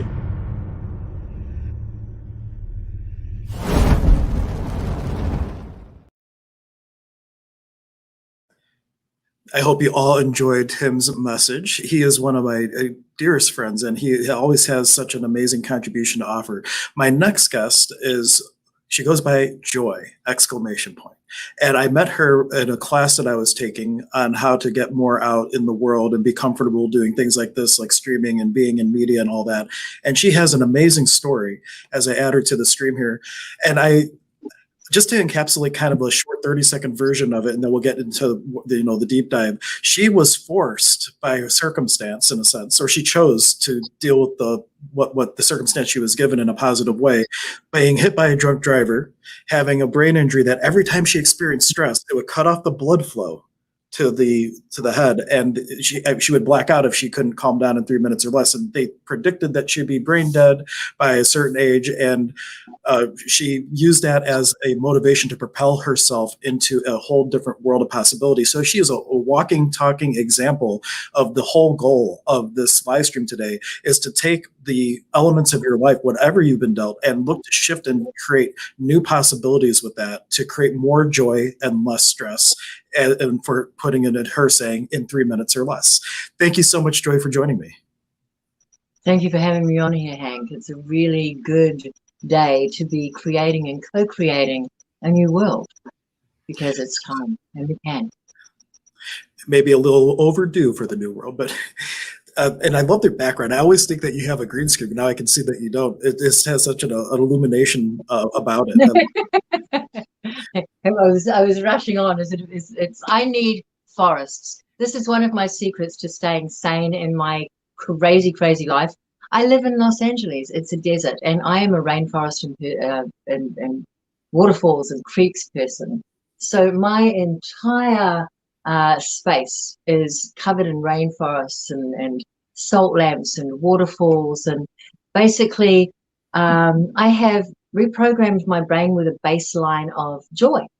And one of the ways that I keep focused in joy, because there's a lot of other options out there that I don't want to choose, is I make sure that every time I open my eyes or wherever I look in my home, I see something that makes me go, yeah, that's okay. I feel better now. It makes a huge difference. Awesome. And I know you have quite a big background. You came from New Zealand and you had a lot of life experiences there that kind of propelled you to having to learn all these things. Why don't you give people a little bit of your backstory and how you were motivated by spirit to take the best of a whole bunch of different modalities and create something totally new with it? Well, the motivation was dad or die. I was raised in the valley where Rivendell was filmed in Lord of the Rings in New Zealand. And at 15, I had my first near-death experience. I flew off a cliff on a motorbike and declared dead on the operating table for 2.5 minutes. I had the whole near-death experience before it was fashionable. And I can tell you that that light that everybody sees is real, and it is pure, unconditional love. And I wanted with every fiber of my being to go into that light. And I was pissed when I was sent back, and found myself waking up in the ICU with the doctor saying, we're going to have to amputate your leg. You're not going to walk again anyway. So I was 15 and didn't have a lot of respect for authority, and told him that I'd not only walk, I would dance on his grave. And that's actually how I became a silver medal winning ballroom dancer.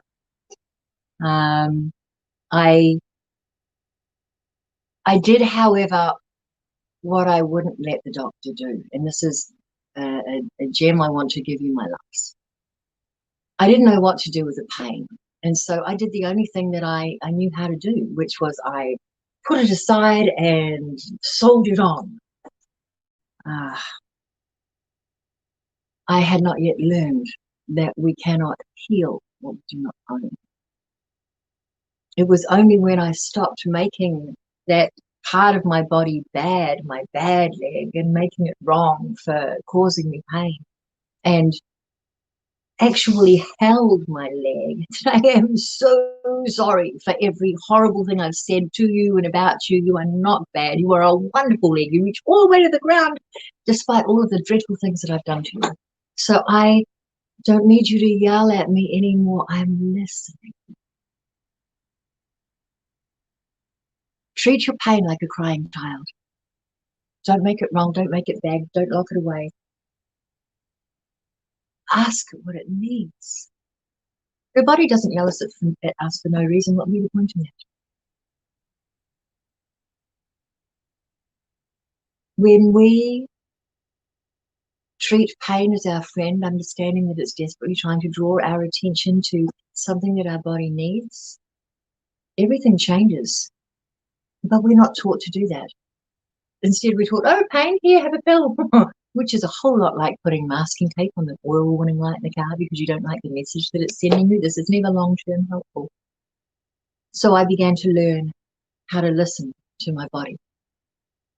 And I also began to learn that I loved business. I loved creating business programs. I had an absolute genius for seeing what needed to happen and then doing it.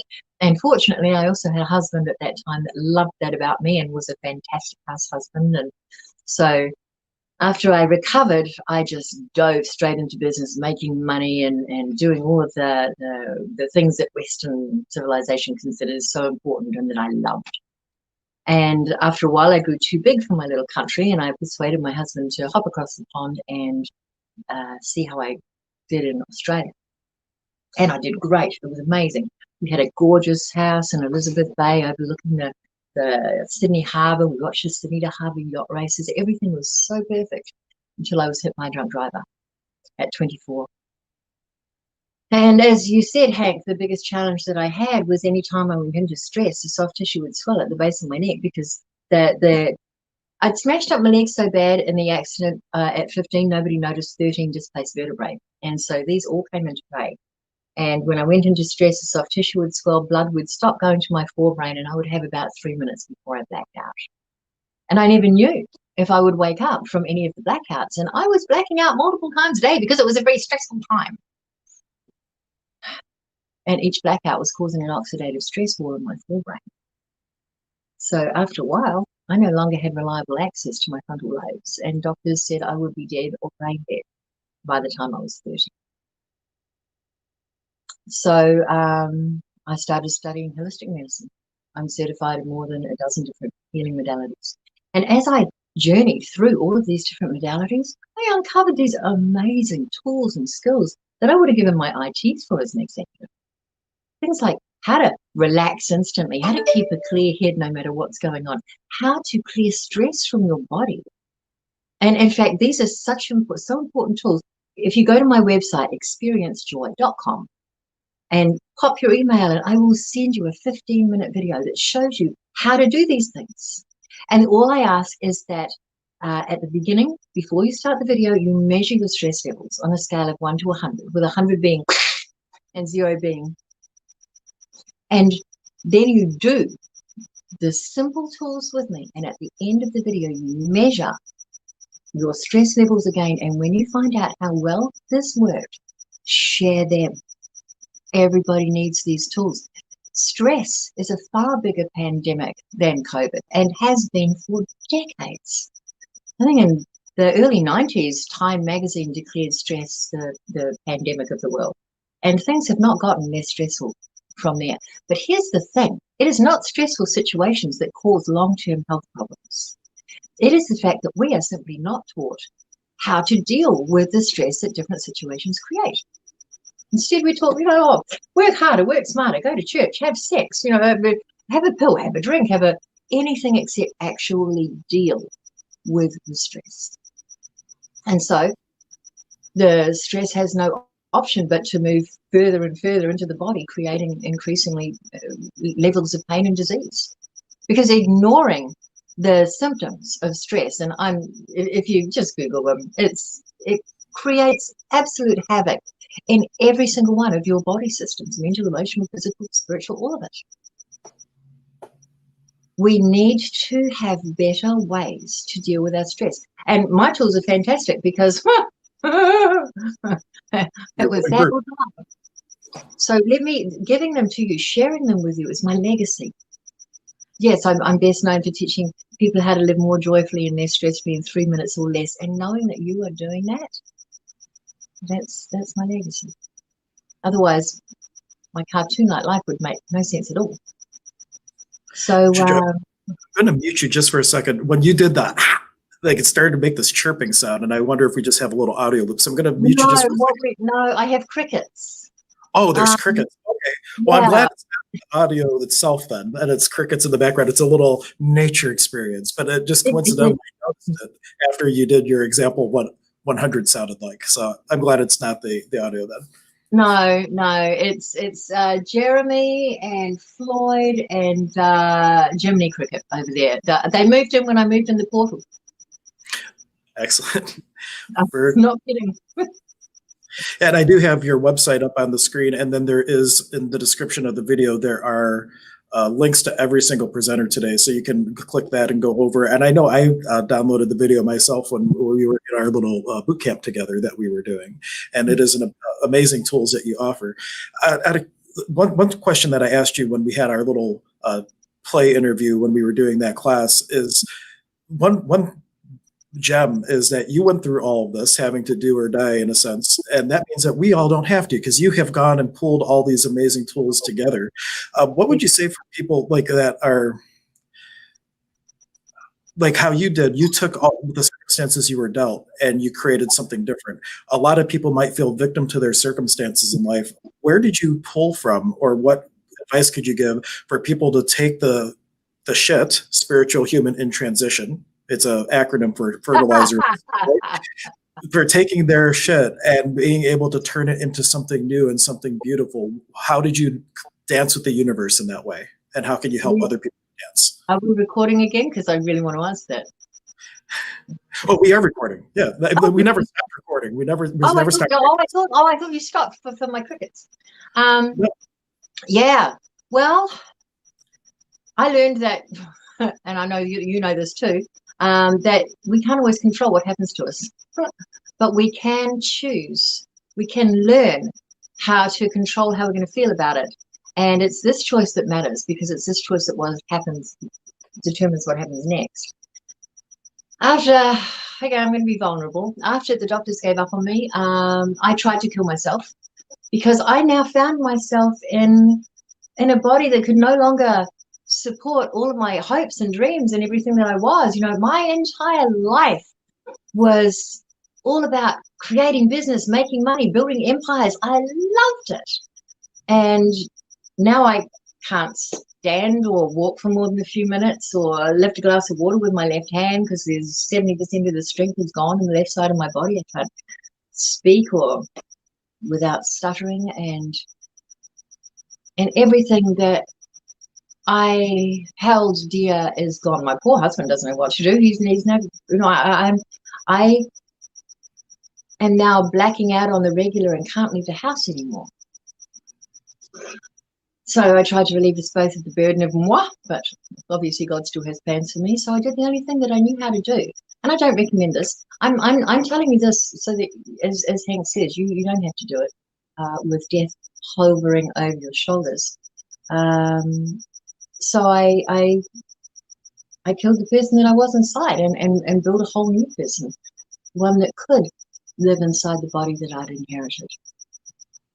I walked with death for 18 months. And we got to be really good mates. When you wake up in the morning and you don't know if you're going to see the end of the day, it changes everything, especially your perspective. Suddenly everything that I had thought was so impressive, all the money I'd made and all of the business successes I'd achieved, when I took them to God, it's a sum total, hey, this is what I did with my life. No. So asking that question of yourself changes your life. What would I take to God if I died today? Because, darling, there's no guarantees that you won't. You might go outside and be run over by a stampeding camel herd. I don't know, and neither do you. There's no guarantees. So I searched until I found something that I would be proud to take to God, and it was I made each life that I touched better. And that became my North Star, and that's where I aligned myself on.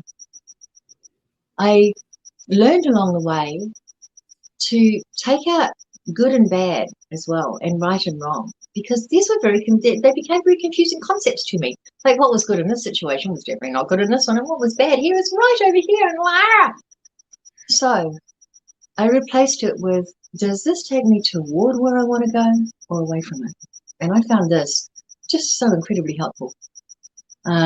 It lined me up, because I operate on one rule. I'm not good at always operating on the rules, but there's one rule that I base my life on, and I highly recommend it because it keeps one on the straight and narrow, for me at least. I do what love would do. That's it. What would love do is the question that I ask whenever I'm like, no, what's appropriate in this circumstance? And so I ask what love would do, and if the answer is no, love wouldn't do that, I look till I find something that would. And I moved from Sydney, huge, big, gorgeous, bustling city, to Bemboka, a tiny little town on the outskirts with less than 300 people, and we took over a handmade paper mill. And there I recreated myself from the ground up. I thought, well, you know, if I'm going to create a new me, then I might as well create one I really, really like. And so I wrote down on a piece of paper the things I didn't like about myself, and on the other side, all of the opposite things. For example, lies. I had become too slippery with the truth. And there would be times where I didn't even know if it was true or not. And I didn't like that about myself. So I had heard that anything you do for 30 days solidly becomes a pattern. And so for the next month or more, everything on my list, every time I heard myself telling something that wasn't true, I would literally stop, say, cancel, clear. I'm sorry, that's not true. Let me tell you what is. It was very embarrassing and very effective, profoundly effective. It's difficult for me to tell the lie as it was, you know, I can't do it. It just because I have programmed my brain that way. And I did this for all of the things on my list because it had become incredibly important to me that I'm able to look in the mirror and go, yeah, good on you, Joy. This is good. And then I looked around and I thought, well, you know, these are the things that I would like to experience, because I learned in reprogramming my brain. I learned how to reprogram the neurological pathways of my brain to bypass the injuries and access parts of my brain I never knew existed. I can no longer think forward or remember back, so I became a master of living in the moment. And I learned how to think up and look down. And I learned this by thinking new thoughts. It was as simple and as difficult as that. I learned to question absolutely everything. I learned that nothing is set in concrete. That if I don't like something enough that I would lie about it, change the thing. I know it seems so very obvious, but it wasn't to me at the time. Yeah, we all get it when we right? So instead of investing my resources, because we all have a limited amount of resources, you know, time, energy, money, all of it, and we have to learn to be wise about where we're going to invest it. So I invested my energies, my time, and my resources into finding new ways to operate at high levels. Because clearly I wasn't going to be allowed to die, so that meant I was going to live, so I might as well get on with it. And if I'm going to live, I'm going to enjoy it. And so that, I'm terribly sorry not to be able to tell you it's more spiritual, but it really was as simple as that. If I'm going to be here, then I'm going to have a good time. And I'm going to make the biggest difference that I can, because my idea of a good time is creating joy. So it was, instead of being a vegetable, the court-appointed psychiatrist actually suggested that I take up basket weaving to continue being a contributing member of society when I'm vegetative. And instead of doing that, I had co-created Australia's first third-party end-user computing support organisation. I had I single-handedly garnered the support of every major computer company in Australia and created an entirely new industry to support end users. I created thousands of jobs where they were most needed. I became the first individual ever to be nominated for an IT&T Excellence Award for Industry Development. And just in case you're thinking that that was easy to do, I created that company with a $30 government check that bounced.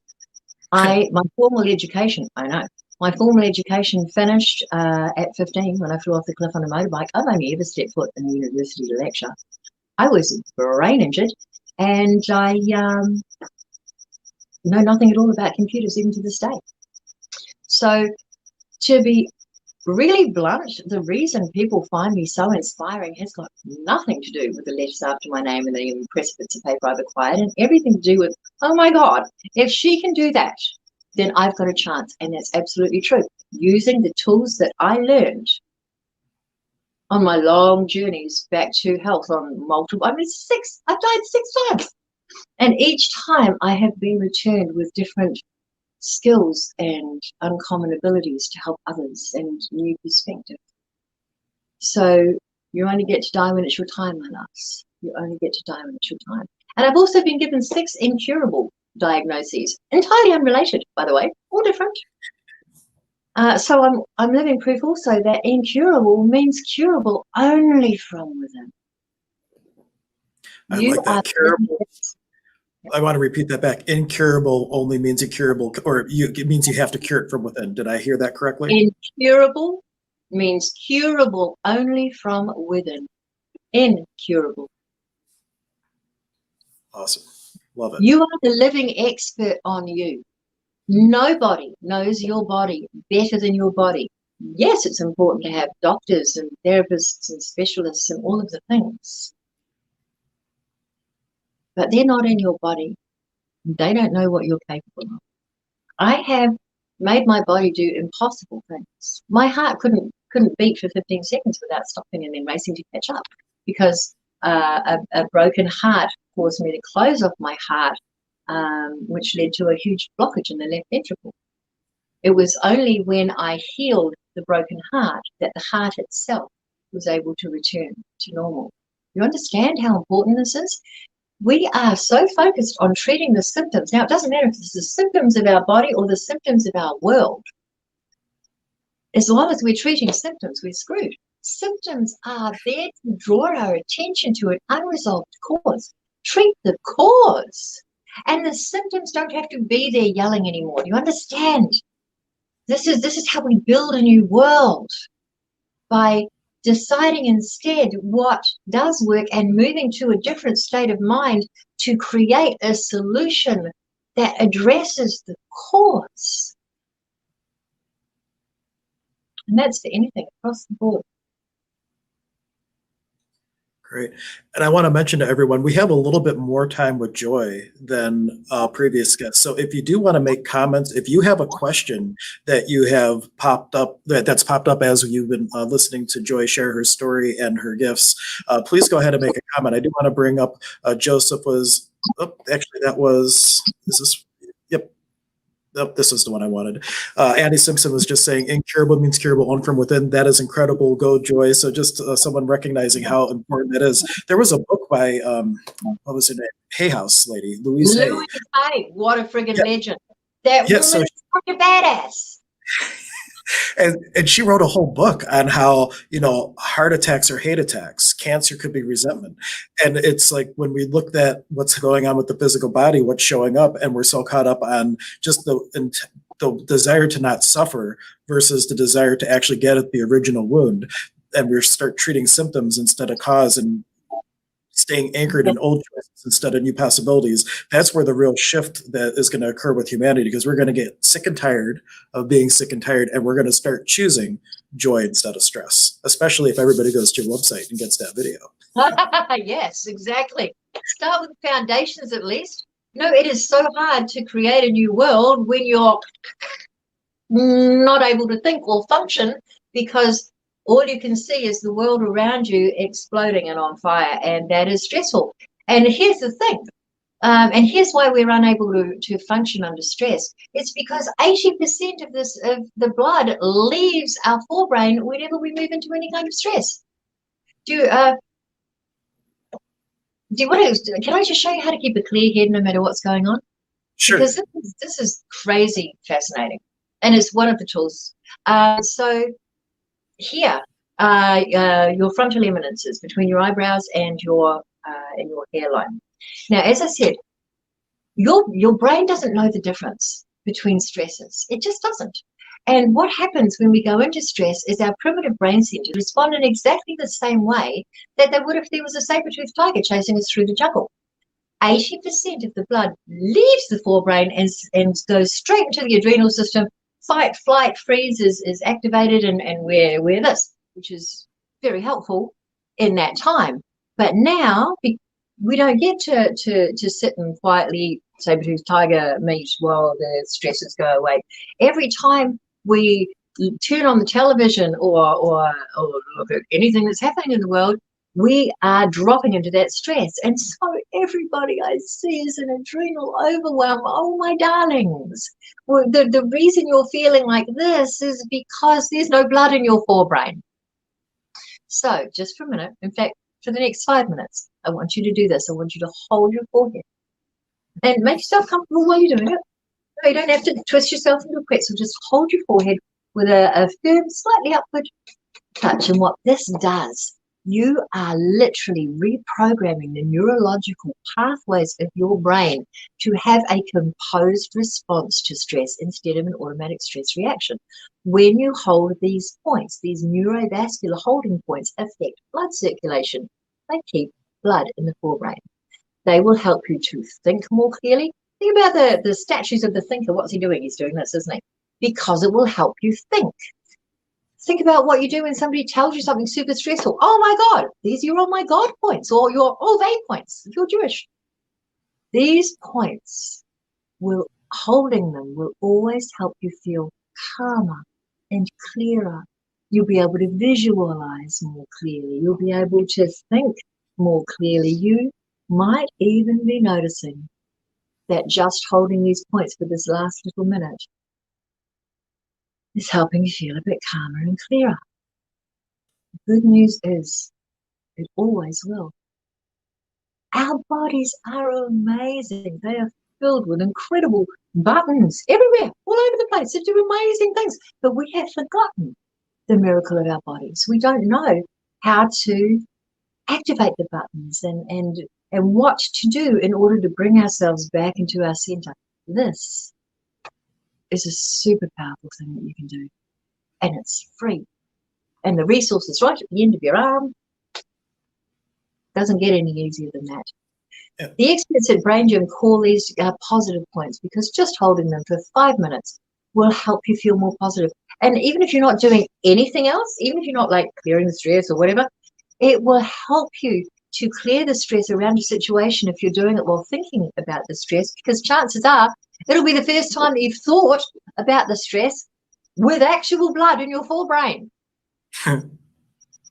You know, one thing that I don't know if you're familiar with the modality Access Consciousness. In fact, today is Global Bars Day for Access, so it's serendipitous that we're doing the stream on the same day. But two of the points that they have in the Access bars are about the same spot you were showing, and they are joy and sadness.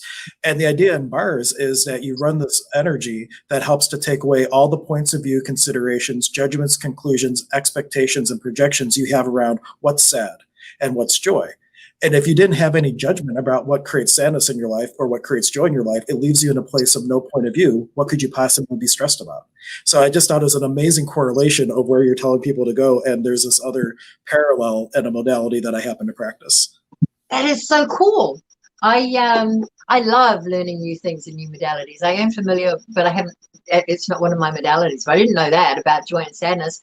I found that for me, sadness is joy turned all the way down. So yeah, they're on the same. It makes sense that they're on the same frontal lobe points. Oh, thank you. That's so interesting. I love that question. I'm a collector of questions. Questions, with the right question, you can get the answer to anything. It's very exciting. Absolutely. And that's what we teach a lot in Access is you always ask question, but instead of looking for necessarily an answer, you're looking for an awareness that will cause you to ask another question, to have another awareness, to ask another question, to have another awareness. And you base all the choices based on what things could I do that resonate and match that question that I asked. Like Gary Douglas would say, what would I like my life to look like? What would all of you like your life to look like? Would you like a life that you're experiencing happiness and joy and freedom and peace and prosperity and possibility? And if that's where you're looking to go, then you start looking and seeing what shows up in your life that are going to, the universe is going to start bringing you things that are going to allow you to experience those things that you asked for. But one of the big problems is we change our mind all the time. We'll ask someone, we'll say, hey, universe, this is what I like. And the universe says, great. And it starts to bring it to you. And then 10 seconds later, we change your mind. 10 seconds later, we change your mind. So do you have any advice or thoughts on how do people, like you had to do or die, if I don't stay focused, I'm out. Yeah. Some people don't necessarily. It's kind of like a restaurant, you know? I mean, I've learned that the universe is like a giant photocopying machine. And the clearer you are about what it is that you want, that's what you get. Okay, all right, we're clear about that. But going in and changing your mind every 5 minutes, often as a result of I don't see it yet.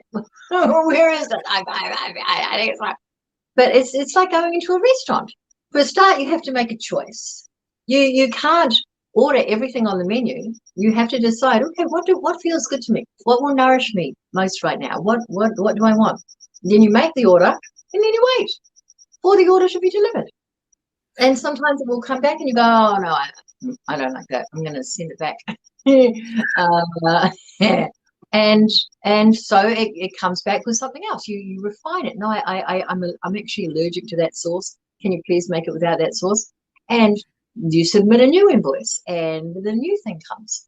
And that's one of the things that I had a client who I had make a vision board, which is always fun. And she rang me up about 18 months later, and she said, or a year later, she said, oh my God, this is horrible. I'm just freaking out. Every single thing that I put on my vision board, it's all come true, or right down to the weirdest things. And I don't know if I want it anymore. And it's okay, honey, you can change your mind. You can. But so it's okay to change your mind. It's okay to submit a new invoice. It's okay to experience something and then go, okay, I'm done. I think a lot of people get freaked out about things like, oh, you know, what are you going to be when you grow up? I've got to cut them up with an answer. But the truth is, so many of us go into lockdown because we think that whatever it is that we're going to decide, we're going to have to live for the next 100 years, or 30 years. But the truth is that unless you are able to flow, then you're going to be stuck somewhere that you don't like, perhaps. Now, I know that sounds completely the opposite to changing your mind, before you get anything, but it's a part of it. It's the understanding of the submit your invoice and then release the need to control how what you've asked for appears. This is very important. You're going to jump up, go into the kitchen, and hey, I think you should be making it like this. And have you got one of those? No, you don't do that. That's dreadful, awful manners. They are much more qualified to cook your meal or do whatever than you are. Upstairs management is infinitely more qualified to offer what it is that you need than you are. I've learned on ground crew, and if you're watching this, you probably are too. When you come to do big work, you get big help. It's just the way it is. And as ground crew, I can't do, especially with my magical brain, because I can do and see things that most humans can't, but I can't do and see things that most humans take for granted. So I had no choice but to offer it all up. Okay, well, you've created me like this, so you take care of all the details. I'll just go where I'm sent, do whatever I'm supposed to do. And I've had a bigger advantage than most people because that's had to be the way that I've lived. And so I'm living proof that when you give everything to God, all the details, things just flow in perfect ways in the exact moment that they're supposed to. And in fact, if you have a look at your life, I will bet that you are able to remember times where the perfect circumstance, situation, person, thing has been provided at the precise moment of your need. Not a moment too soon, not a moment too late, and usually never in the way you think it looks, because you know how you like surprises. But this is a very deliberate thing so that you know it's not you. You can't take credit for it. After There's something I want to add to that I'm going to circle back because we had someone ask if you could repeat something. There's a distinction between manifestation and actualization. And when you say get out of the way and just let it show up, or when you talk about that it shows up, that's a definition difference that we make in Access, that manifestation is how something shows up. Actualization is that it shows up. And if you condition the universe that I'm only willing to see it if it shows up this way, it handcuffs the universe's ability to allow it to show up for you in the most amazing way possible. And Annie was asking the question, if you could say again, she couldn't hear you, to please repeat what you had said about joy and sadness. And I believe it was about how it's joy turned down, if I'm thinking in the right moment that she's asking about. Yes. I invite you, dear lady, to consider that what if joy and sadness was on the same range, and that sadness was simply not enough joy, or not being able to experience joy, and that when we turn the dial up, the sadness, it slides away and joy takes its place. I want to also, while you're on the subject, I don't want to forget this, I want to give you 3 magic words. These are the most important words that you will ever learn. So write them down, because you want to add them to every single prayer. They cover your ass. They make sure that you don't get stuff that you shouldn't have had. And they make sure that you do get stuff. They take all of the weight now, am I asking for the right thing? Takes all of that. To every invoice, add the words at the end of the prayer, this or better. And it gives God leeway. And instead of going, oh man, I had something so much better organized for them, now I've got to break it down into this weird little shape and box, and here we are. But when we say this or better, it gives upstairs management the opportunity to go, oh, fabulous, we can surprise them in these ways, yay. And it just always ends up so much more fun. And that's why sometimes when we set goals or targets for ourselves and hey, I want to make X amount of dollars, I want to create this. If we fixate on that definition and conclusion instead of operating out of possibility, you could actually limit your creation. That's kind of like the manifestation thing that I was talking about. Instead of conditioning what the universe can show up, this or greater is a wonderful thing, or an Access we say, what else is possible? What else is possible here? And how does it get any better than this? And allowing the universe to show us how you can enter this cycle of possibility and allow more and more and more to show up in your life. And Annie said to that, joy is my superhero. Aw. So you're getting all kinds of wonderful people saying that you are their superhero of consciousness. Thank you, darling. I do want to be clear on something else though. Simply submitting the invoice and adding this or better doesn't, that's, you now have to do your job, and it's really important. Yeah, I'm scanning to see the most useful things to leave your audience with, and really I cannot think of anything more useful than understanding who walks with you, understanding that as the incarnate member of the team, you get to delegate, but you don't get to opt out then. Okay, well, you just take care of it all. Yes, that's, we will organize it, but our job, your job as the incarnate one, is to stay focused in the moment, following instructions on a moment-to-moment basis, because that's the only way that they can come free from the pollution of the energy of the planet. Now, if you stay focused in the moment, following those instructions, you might, and they might, and releasing the need to control how they come. Like yesterday, yesterday I was supposed to do a session here for a lovely lady, and upstairs management said, no, you've got to leave the house now and go down the hill. Okay, I need to do the session first. The internet went off. All right, fine. So I'm terribly sorry, but I'm going to have to postpone the session. God's got other plans for me. And I walked down the hill, which I never go down, and I'm imagining that I'm heading down to the ocean because that's where the hill leads. Is that what I'm doing? We'll tell you where to turn. Okay. So I walked down and turned right. Okay. So I turned right. Didn't look like there was anything up there. I just walked up, and there's this big chain mesh fence. I know that there's something you want me to do here, but it's completely beyond me. So I'm not my business. All right. So I just did the sunset blessing, which I do every sunset, and I recorded it on my video. And I said, well, okay, I guess I'll go home. And I turned around, and there was this guy. And I thought, oh, well, this must be him. Hi, I'm Joy. Who are you? Oh, I'm Andrew. Turns out he was a TMZ reporter and drawn to my energy, and had not been intending to be in this area, but just felt led to it for some reason. And he did an interview on the spot with me. Just went to his car and got his camera and did an interview for TMZ. So, okay, all right. I would not, neither one of us was supposed to be in that particular area. So when you follow your guidance, you can't go wrong.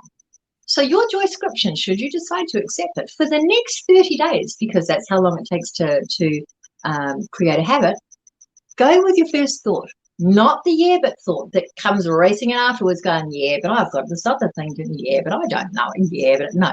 Ignore the yeah, but thought. Follow instead the first thought. Go here. Oh, okay, I shall. And just observe what happens and have your mind blown.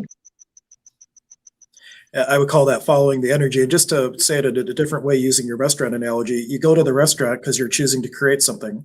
You could ask for the vegan menu, you could ask for the regular menu, you could ask for the dessert menu. It all starts about you're starting to make choices and you're starting to take action. So you get the menu, you look at the menu, you have to actually order it. If it doesn't come out in a timely way, you have to ask the server, hey, what's going on?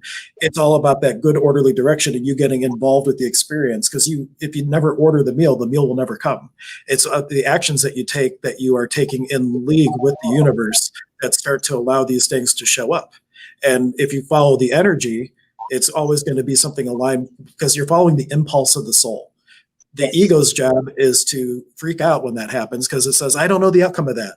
I would rather you relive the worst day of your life over and over again because I know you survived it. If you choose that, that's a new possibility. I don't know how to handle that. So we have to put the ego on the back burner and say, thank you for your contribution to me being an individual, but I got this. And you choose the possibility anyway, follow the energy and see what shows up. Like, that's an amazing story. You just happen to run across a reporter, especially since we were just in the Be on TV boot camp, that you would manifest and actualize that. Yeah, and it shows up in the world. You named it, because that morning I'd just done 3 interviews, and I said to God, well, this is all nice, but it's all on Zoom. It'd be so nice to do an in-person one. That was the inadvertent prayer that brought in Andrew. And I'm now looking at that and going, I don't think TMZ is really my market.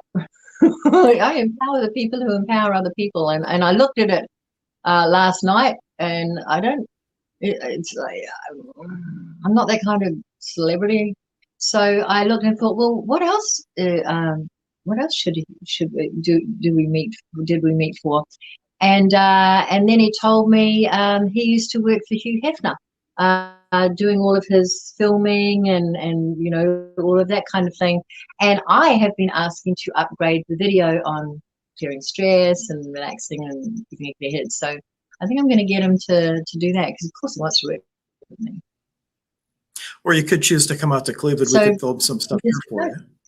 Just saying. Huh? I said you could always come out to Cleveland, and we could film some stuff here for you too. Thank you, darling. So I'm kind of liking the weather out in LA right now. Yeah, we have Nanette just saying thanks for the reminder of going with her first thought, and also she loves to put out in the order to the universe, if you never order the meal, it will never come. It was like earlier on, we had Shana on, and she was talking about how there's this one phase that we go in where you're just staring into the unlimited potential of everything. And if you stay there, you never actualize anything, because you're always just living in the dreams, and you never start to bring it down into manifestation. So it's like a really important takeaway. But any questions from the audience? It's wonderful that you're contributing. If this has sparked a question for you, we still have a bit of time. We can entertain questions. We haven't been able to do that with every guest because we've had mostly half-hour slots, but we have a little bit more time with Joy. I thought it very prudent that everybody has the full experience of Joy. Yes, I noticed my North American friends dubbed me the wish granter, because people bring me their wishes for their health and their happiness, and I help them clear their blocks, give them the tools and skills to be able to keep themselves clear, because I can't be running around after you. The idea is to be interdependent and empowered. So what are your wishes, my loves? Yeah, and Ernie was just offering, first thought is inspired, the second and later thoughts come from ego, which wants to take you out of the inspiration. That's another great way to say that. That's a great question, a great thing to say. Instead of questions, what are your wishes? Because she is called the wish granter. Maybe we can, and I have a personal question. When we did a Zoom, kind of getting to know each other before we started to create things together, you did this really amazing sound adjustment. I don't even know what to call it. I've never heard anybody use the human voice in this way, but it was almost as though it was like an energetic sound that you were readjusting parts in my body that I could actually feel shifts occur as you were doing it. Could you give a little insight, just personally, where did that come from? Was that just? No, I am a flute the master plays. Actually, it's a trippy little story. I'd love to share it.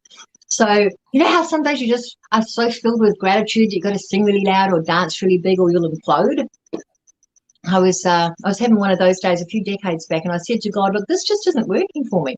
I have got all of this gratitude and you haven't given me a big enough voice. I need a bigger voice. Well, next thing I know, I'm making sounds like I don't think humans can make, and going, oh, that's very interesting, thank you. So, you know, just sing a little bit, but really don't pay much attention. And then, okay, so one of the things that I love to do is I love to take people into the wilderness and teach them how to connect with nature and receive healing from trees and talk to nature spirits, that sort of thing. So I was taking this group up Tambourine Mountain in Queensland, and we reached this place, and upstairs management said, put that girl in that hollow tree and tone through the top of her head. I went, all right, you get in the tree. I'm going to sing through the top of your head. This woman, this sound came through me that I've never heard anything like it. She has a full body orgasm and clears all of her sexual abuse issues from childhood in a single tone. And that's how God decided to let me know, oh no, it's not just for you singing. And ever since then, he's had me traveling the world, going to all kinds of events where consciousness awakening events, and just stands me as a greeter. I have been to the most amazing places and parties, and I'll always be positioned. So, and then, you know, whenever somebody comes through, yeah, I'll just take them and pull them away and do whatever. I open my mouth and I let God speak. That's basically what I do. I never know what sound's going to come out. People come up to me sometimes years later and oh, it was so beautiful. I saw this lovely woman before the COVID started. And she said, "Oh my God, it's you." And she gave me a beautiful video of it, actually. She said, you came up to me at this masquerade and pulled me away from my friends and told me that I'm not taking care of my vessel. And you were a complete stranger, and I knew exactly what you were talking about. And I felt like you saw me, and then you made this weird noise into my head. And ever since then, I've been off all the drugs that I was taking. So I never know what's going to evolve from it. Do you want me to do a quick blessing for people? Well, I was going to ask about that, if there is something you could do for a group setting for whoever's watching now or the press. We would absolutely love it. All right. So take a deep breath, my darlings. And relax, and just for a moment, allow yourself to soften into the awareness that you are, in fact, surrounded and supported by angels, that you are not alone, that you never have been, that every challenge, every difficulty, every pain has been to create who you are now, with all of the courage and determination and compassion and the ability to look into the eyes of the people that you've come here to help and say, "I know how you feel." So just for a minute, I want you to drop in, and if you're clear sentient, you might feel that hand on your shoulder. Clear feeling. If you're clear cognizant, clear knowing, you might feel it as a knowing. That's a weird, woman, but I do feel. If you're clear voyage, it might come as a image or sound or light. Joy, your audio just started cutting out on us. So just take a moment, raise the vibration of your electronic equipment to match our own. Because sometimes when you shift vibration, the electronics suffer. So just raise the vibration. Remember to do this for yourself at home when electronics start going on the fritz. Otherwise, it's like plugging 24 volts into 12. Father, Mother, Creator, God, we give thanks. We give thanks. We give thanks for this beautiful. We give thanks for all of their helpers seen and unseen, and for all of the miracles known and unknown that help them in the most joyful lives.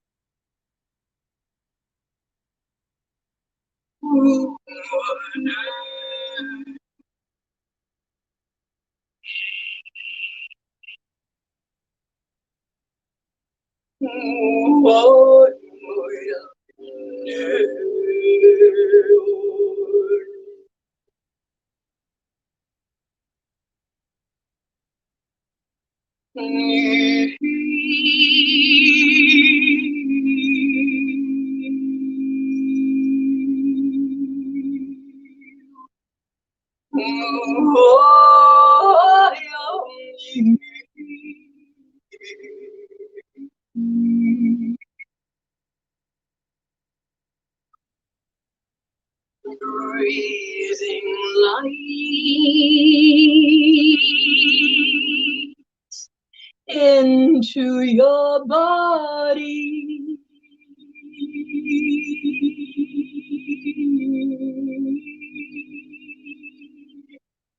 Imagine a beautiful cloud of healing light right in front of your face. Breathe it in and sigh it all the way into your body.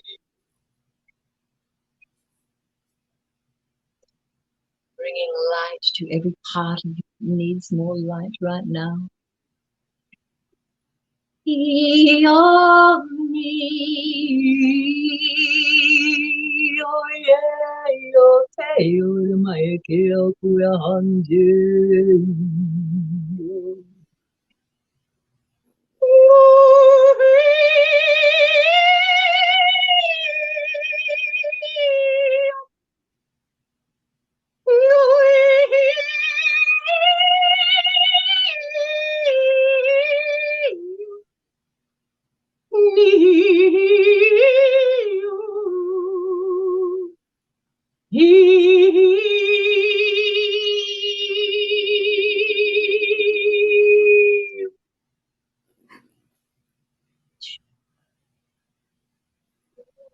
May you be blessed and know that you are.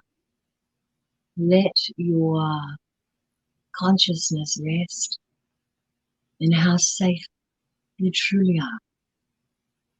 Let yourself feel how loved, how much your guides are there for you. And if you need more help with that, let me know. I love connecting people with their guides. That was amazing. And really, there were some frequencies that came through that, as we were having the little audio issues, that sounded unworldly. So I think you bridged dimensions together in this moment on internet space. That was really phenomenal. Thank you so much for doing that. My privilege. And we have Ernie and Joseph, and I'm sure many others, just thanking you for that amazing gift. As we come up on the end of our time here, if you could leave everybody with just a final thought or a final inspiration of how to propel themselves into 2021 to create peace, possibility, and hope in the world, what would it be?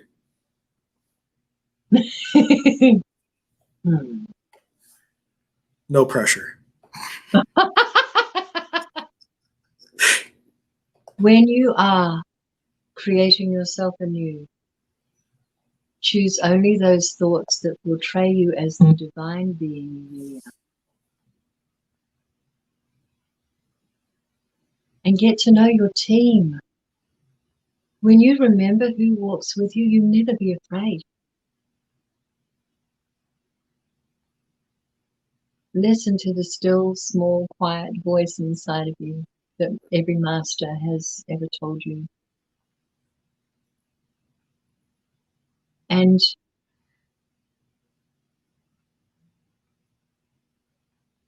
remember, you were born for these times. We were born for these times. We came to create anew. That's why we don't fit into the old. We came to create anew, and we can only do that together. The time for us to operate in isolation is gone. That was the old era. In this new age, we come together as family, as tribe, as those of us wishing to raise the vibration of the planet. It's time. It's time to skill up and step up and help one another up. So I guess that would be my final offering. It's amazing. Thank you so much for being on with me today. I know there was a comment or two that we weren't able to get to. I will make sure that I connect with Joy after, and I will post a response directly to that regarding the third day. I believe it was for 3 days follow the initial inspiration, but I'll confirm with Joy off air, and I'll make sure I respond to that comment. But thank you so much for your presence, Joy. It has been amazing and joyful having you. Thank you. And feel free to hunt me down on Facebook, Joy White Peacock. And if you let me know where the comment is, I will answer your comments, my loves. Of course I will.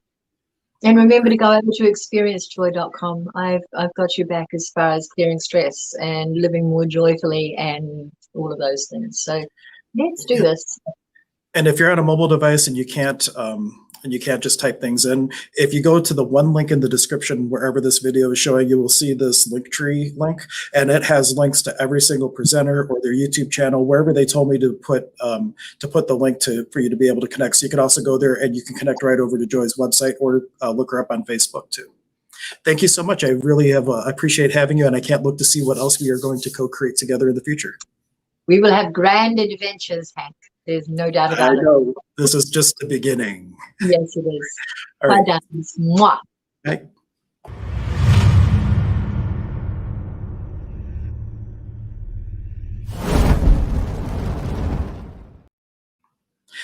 Thank you so much for enjoying the content today so far. Just a reminder before I bring our next guest on, which is going to be Casey Macbride of Shaman's Way and the co-host for Stir Crazy Shamans, which is one of the other channels that I create content on.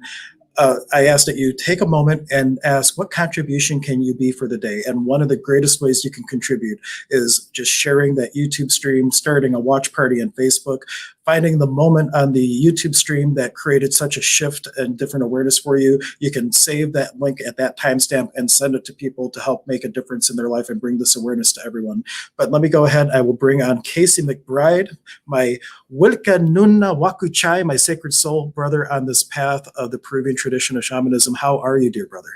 I am wonderful. I've had such a magical day today, and I just noticed we are 6 hours into this Peace Summit, this A New World, New Possibility live stream. That is so incredible. Thank you so much for having me on here. Thank you for being on. This has really come together. 2 days of organizing, 2 days of promoting. Thank you, everyone, for showing up. It wouldn't be an event without you, and everybody has contributed to it. Like, I was just looking at my Facebook feed. I think it was like 20 plus shares just on my personal page. We're streaming to over 15 different locations right now for people who gave me permission to post it on their page. So it's going out to so many people, and I just ask that everybody continue to share that magic. What energy could you be to create a difference in the world? Part of it is sharing the things that inspire you. And that would be a great thing to do for this stream today. So I know you've had a magical day, and where to start other than it's been so serendipitous, us just coming across each other and really starting this adventure into live streaming and everything together back when COVID was started. But where would you like to start the conversation today?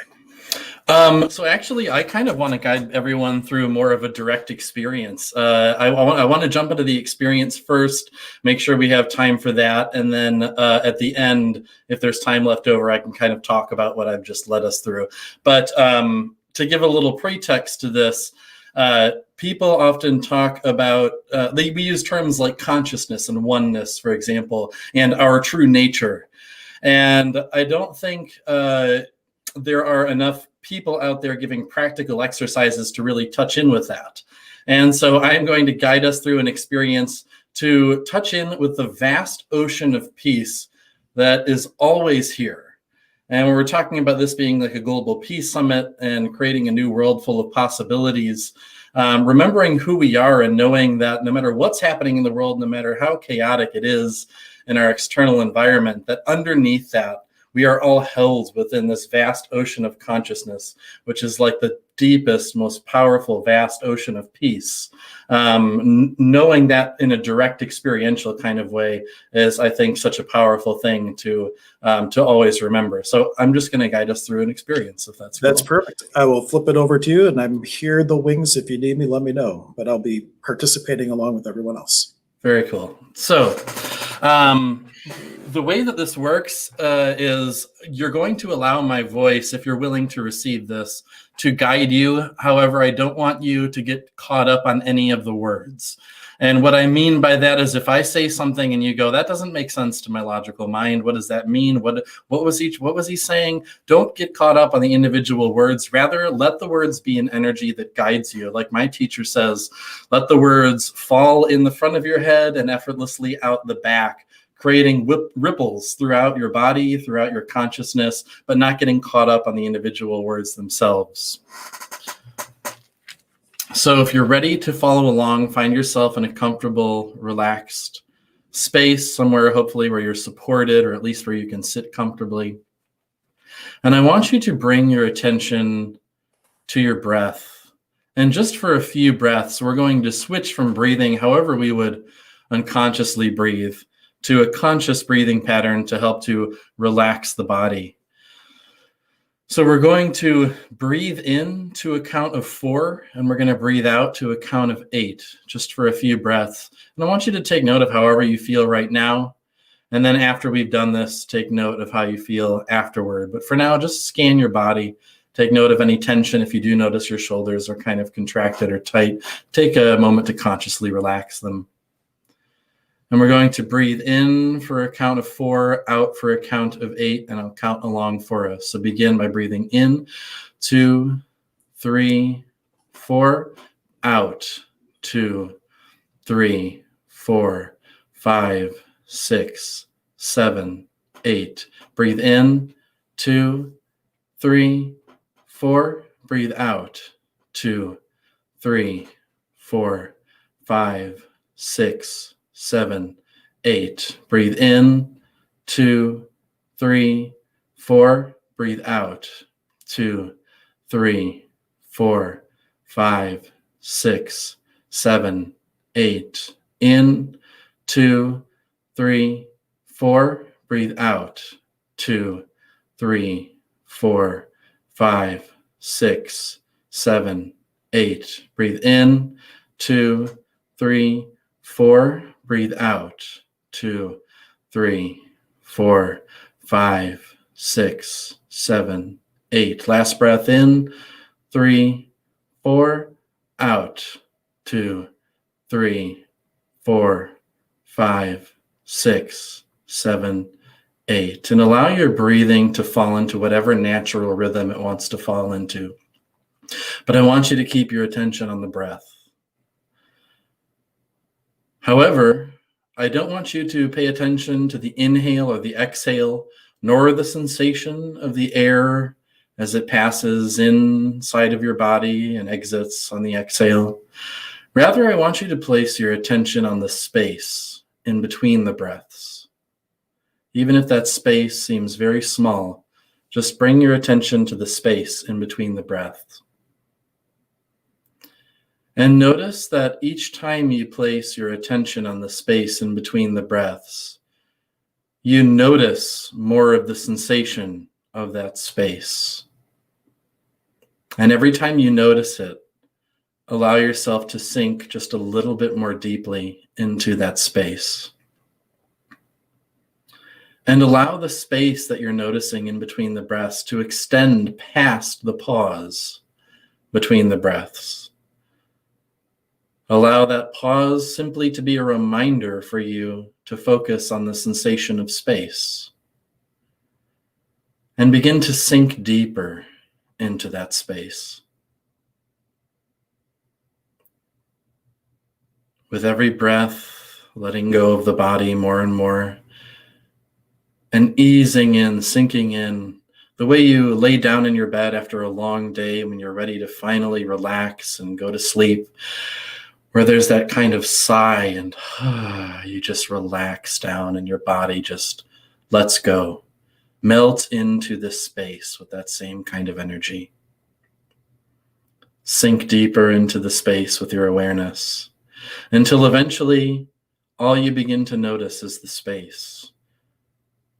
My voice is guiding you deeper into the space, but the awareness of the space grows wider and wider until you find yourself experiencing the sensation of a vast, wide open, deep space. And notice that the more you place your attention on this space, the more peaceful it feels. And the more peaceful you feel, the more you naturally want to place your attention on the space, going deeper and deeper into that space. And as I'm talking, know that all you need to do is enjoy this process and allow yourself to drift downstream, sinking deeper into that space with every moment, with every word I speak, with every breath, sinking deeper and deeper into that space. And when you begin to notice is that this space does not stop at the edges of the breath. It extends past. It does not stop within your mind. It extends past. It does not stop in your body. It extends further than that. It is vaster, deeper. And allow your attention to go out with this space, past your body, experiencing all of the space around you, knowing that the space you can bring your conscious attention to is the same space that exists all throughout the cosmos. But you don't need to worry about that. All you need to do is sink into the comfortable, peaceful sensation of the space. Just enjoy it, sink deeper, feel more of the comfortable relaxation that comes along with sinking into this peaceful space. and go deeper still. This is the same space that holds all of creation. It is the space that holds your body, your thoughts, your emotions, your energy field. And it is the same space that does that for all other people on this planet, for all life, for all bodies, for all forms, all throughout the cosmos. It is a singular space, but all you need to do is enjoy the sensation of sinking deeper into that space. Deeper into the space, letting go, relaxing, drifting, floating deeper into that space. And this space is conscious. In fact, it is the singular consciousness throughout all of the cosmos. And this space is who you truly are. The space, although it is vast and wide and holds all of creation, is not separate from the things that it holds. Everything you are experiencing being held within this space is not separate from the space. But you don't need to understand that. All you need to do is relax and sink deeper into the sensation of space. Drifting, floating, going deeper still, relaxing, and enjoying the sensation of peace. Feel the peace that exists here within this space. And as you place your attention on the peace that you're experiencing as a result of noticing the space, feel how that peace begins to grow more and more with every passing moment. As you go deeper into the space, you feel more peace, to the point where that peace feels like a vast ocean. Yes, there is an ocean of peace here. And this ocean of peace is all pervasive. It exists in all times, places, things, and beyond. There is deep peace here, always. And no matter what happens in the world, this ocean of peace is always present. It is always holding you lovingly, for it is you. You are the peace. You are the space. But for now, just sink deeper and enjoy the sensation of space, of peace. Notice how still it is, how quiet the space is, and sink deeper.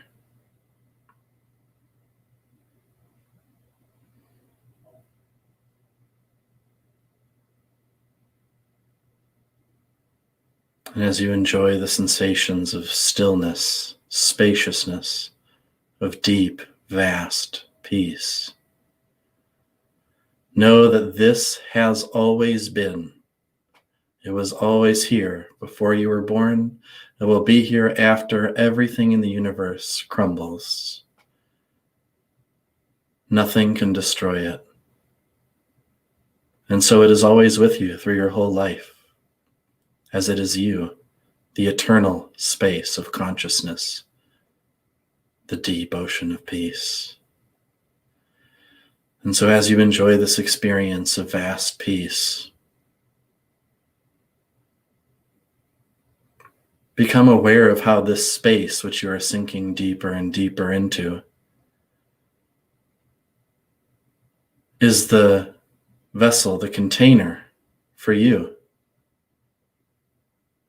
You are held within the space.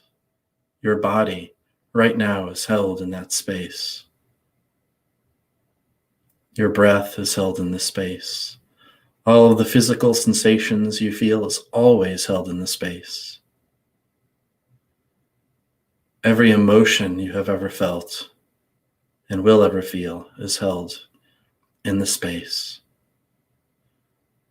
Every thought that has ever crossed your mind or ever will is also held within the space and not separate from it. All of creation, from the physical to the spiritual to the realms of thought and emotion, are all one with this consciousness, this deep, peaceful space. And it is you. Remaining aware of this deep, peaceful space. Become aware of your body held within the space, your mind held within the space, your emotions, and know that you can carry this forward wherever you go. All you need to do to remind yourself that this vast ocean of peace is always here because it never goes away is to bring your attention to the breath and notice the space in between the breaths and allow yourself to sink deeper and deeper into that space, into that peace.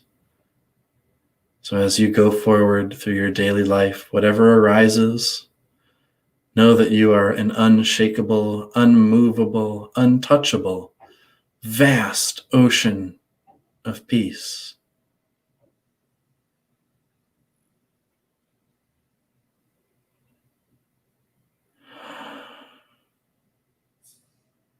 Thank you.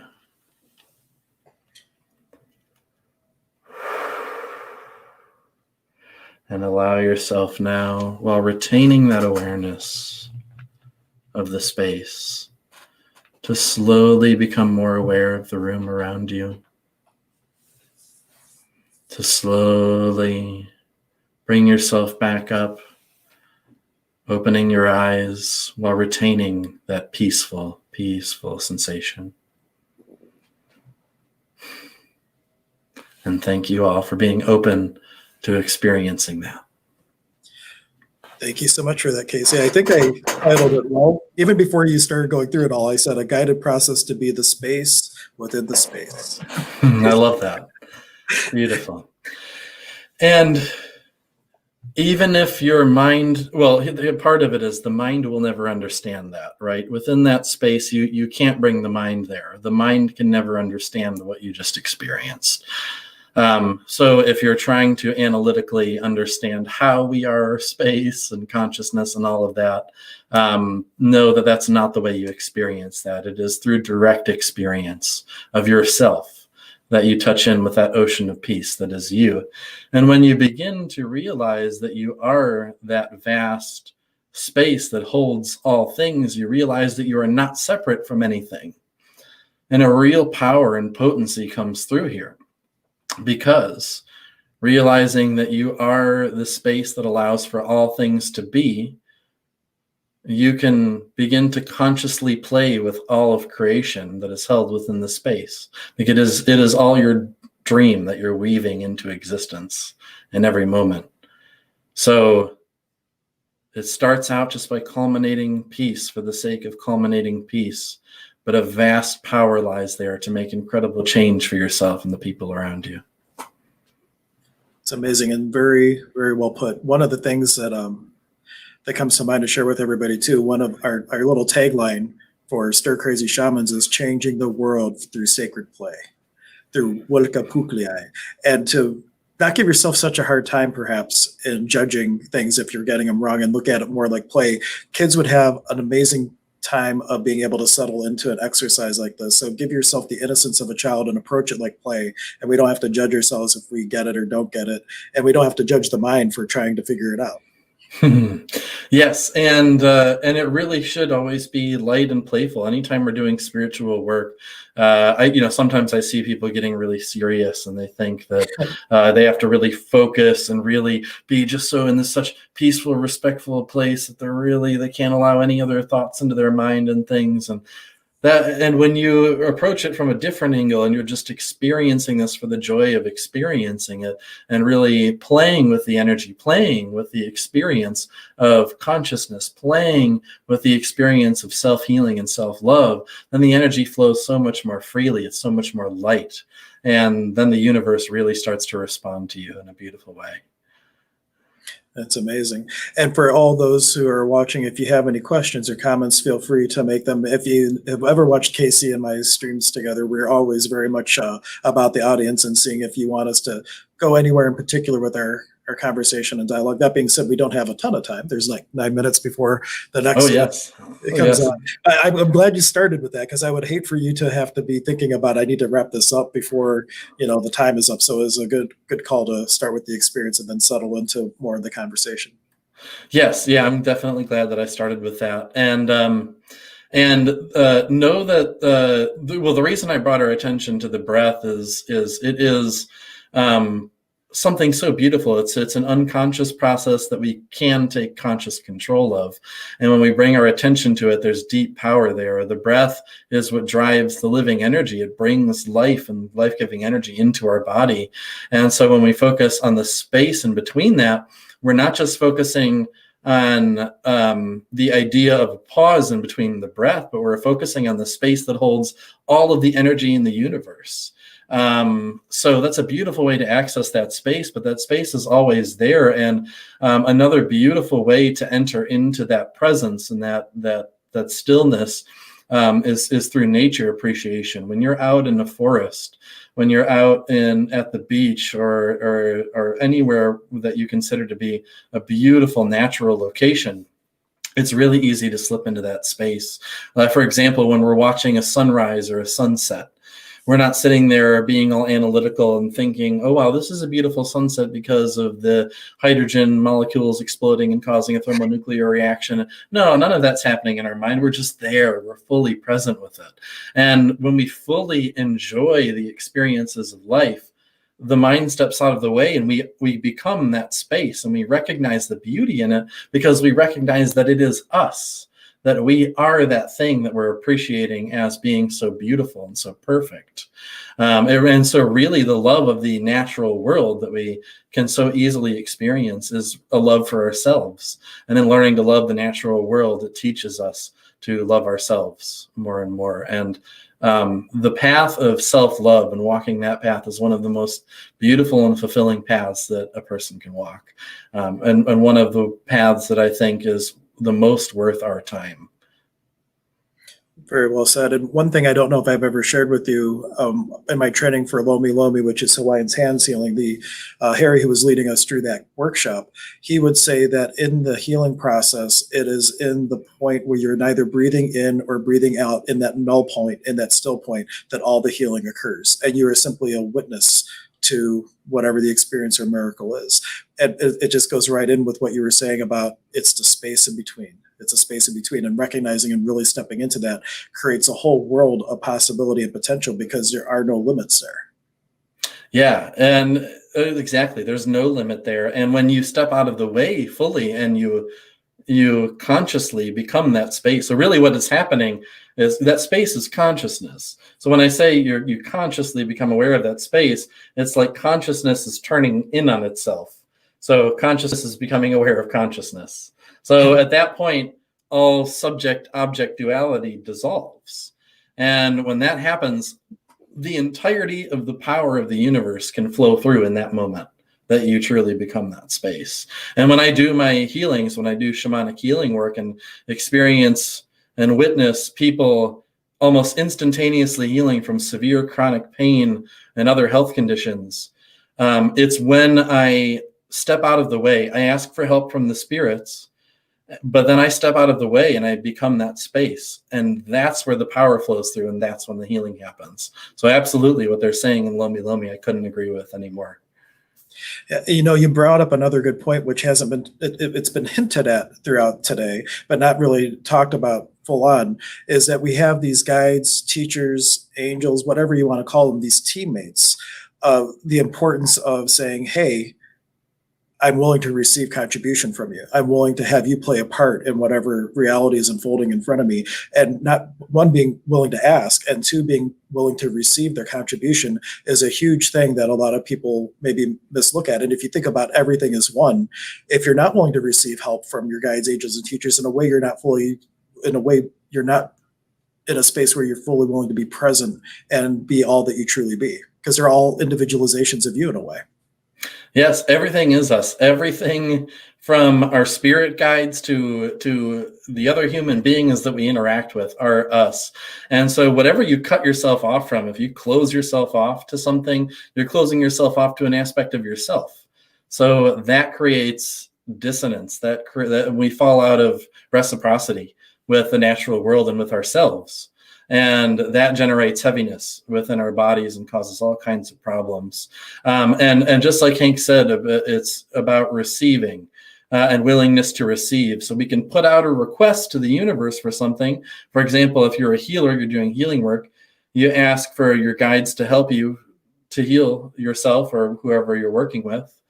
But if you don't, after putting that request out there, enter into a space where you're totally willing to accept and receive the reciprocation, then nothing's going to happen. You stop the process. You stop the flow of energy. So absolutely, you send out request, and then you receive. We set out an intention, and then we perceive the response from spirit, from the universe.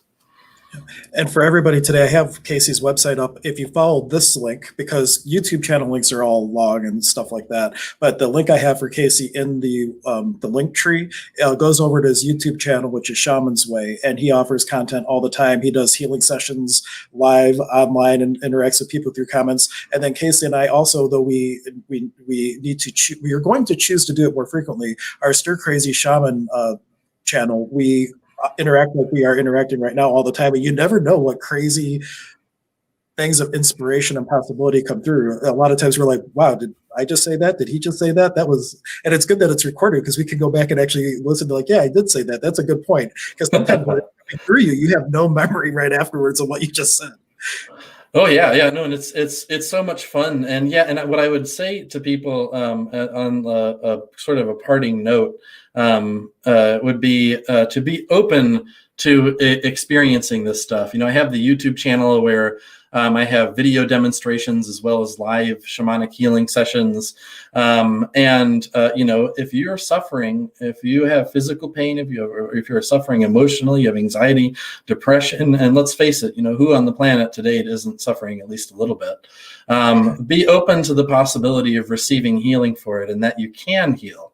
And if you find someone like me who you resonate with, take that step, reach out and experience that healing for yourself, and know that if you are willing to receive the healing and you are open to it, that incredible, powerful change can happen almost instantaneously for anyone. Yeah, and then when we get back to it, on Thursdays, normally Casey and I do a group healing that we broadcast live here from the Emergence of Being Center, and people just tune in. We process a group facilitation, doing a lot of different toning, playing crystal bowls, and that's always a party and a half in and of itself. So that's another way that we can offer contribution to anybody that's looking to really start to heal and really start to.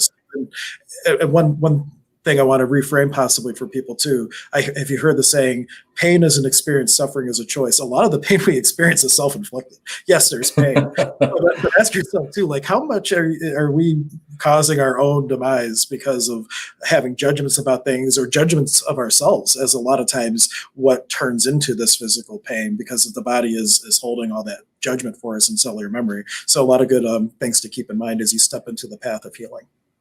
Yes, and he was saying how we have so much fun doing these healings, playing with the bowls and doing these group healing experiences. Again, that's what it's all about. Play and have fun with your healing journey, with your healing process. Enjoy the process of healing, even if that's difficult in the beginning, even if there's so much pain.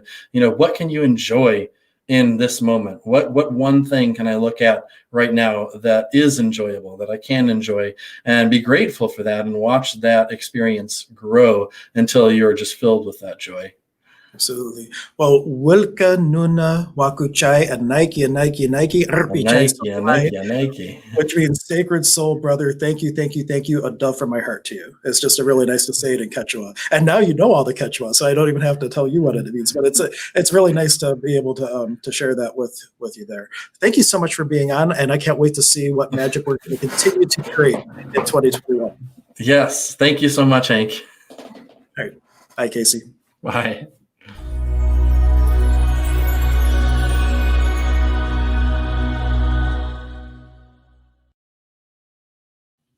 Just on another serendipitous note, Casey and I had met years ago, just in passing at Goddess Elite, just one experience where we connected. And almost 5 years or more later, all of a sudden we came back across each other and just started to create. So it's been so amazing. Almost, or on the same lines as my next guest, Dr. K, who is also a co-host for another segment that I do on the Emergence of Being channel called Holistic Highlights. This is Metaphysician Meets Physician. and we have, oh yes, we have a lot of great conversations and experiences, and we broadcast every Friday at 10 a.m. On the Emergence of Being YouTube channel, so you can check us out, or you can also go back. We have a ton of past content since COVID started. Really, we've been doing it every Friday, and it's really evolved. It started being really medical based. I know, right? Well, you know, in my mind, I looked at you as the medical doctor, and then all of a sudden it's like there's this whole other side of Dr. K that we can start to step in and experience all these different possibilities. And now we've started to work together to do healing clinics and creating a group coaching type program together, a group change program, I should call it. That it's just been so much fun, and coming from two totally different points of view and being able to marry the two effortlessly. And that's what I would love to see in the world for 2021, is the marrying, the merging, the harmonizing of all these different points of view that can really come together, become one, and create possibility in the world. So Absolutely. Thank you for being here. Thank you for having me. I love this. And yeah, there's a whole side of me. People think I'm a doctor, but there's so much more. And it really, yeah, there's so much beyond that. So how should I state it easily? You can't, my mojo is you can't have a clean, healthy body if you have a bunch of crappy emotions. And if you're in angst and stress and anger and guilt and shame and all these things that are going on now and frustration, we're going to talk about that today. We are the soul. We're not just this physical thing. And we forget that sometimes. We've gotten on this planet and we forget that there's a whole other part. You can't have one without the other. So I really focus on cleaning up the energy within people. Hank and I work on that so your health can get better faster. So because if you're harboring these emotions, and we talked about fixation on Friday and a lot of this angst that people are just like, that's going to start creating more pain. So if you already have pain and you have all these other emotions on top of it, it really makes it difficult to release the physical pain. Things start to manifest in the body. Hands down, things manifest in the body. And once they manifest in the body, well, I got to come in and do a little bit of nice, clean, holistic doctor stuff, because I'm not a big fan of medications, to start cleaning that up. But that will release a whole lot faster if you clean up some of the stuff. So I have this little quote that came up today that I thought, this is perfect. The same boiling water that softens the potato hardens the egg. It's about what you're made of, not the circumstance. So I kind of thought that was appropriate. That's amazingly appropriate. That's a great analogy. We are all one. We're all one. And so we'll chat a little bit, and Hank, I have a wonderful kind of meditative prayer that's really powerful that Master Co does, and I use it a lot. I used to do all these meditations, and I used to sit, and I'm like, oh, I can't focus, all these thoughts floating through my head. I really focus on about 3 meditations now, and that's about all I do, and they're very powerful ones, and this is it's a prayer that's been handed down from Alice Bailey, and it's called the Great Invocation. But when you couple it with certain things that we'll do, and I'll guide you through all of that, it creates massive light on the planet. And so he's been doing this Anchor the Light, and I've been following with that. And for those that don't follow him, I'm kind of bringing this in a little bit so everybody can have a little of this good juju and run some really positive light through the world. I don't know if you knew this about me, but I've studied Alice Bailey and all that work for years. Oh, yay. Yeah. Do you know the Yeah, Great so Invocation? I don't have it verbatim by heart, but I used to participate when I was on the East Side in all these World Service meditations that the groups that really embrace the Alice Bailey work do. There's a group in Richmond Heights, which is on the East Side of Cleveland, called Shaman, Center for Holistic Energy and Applied Metaphysics, and they are very embedded in that work. Esoteric astrology, that's where most of my astrology knowledge comes from. It is amazing work. Very tedious to read, but it is amazing work. Yeah. So, yeah, I have not studied all of her things, but this prayer I think is appropriate, and it's really powerful, and it runs a lot of really great energy. And I thought that would be a good thing to do to walk you guys through that. Sounds good. Well, I'll throw it to you and let's experience great invocation.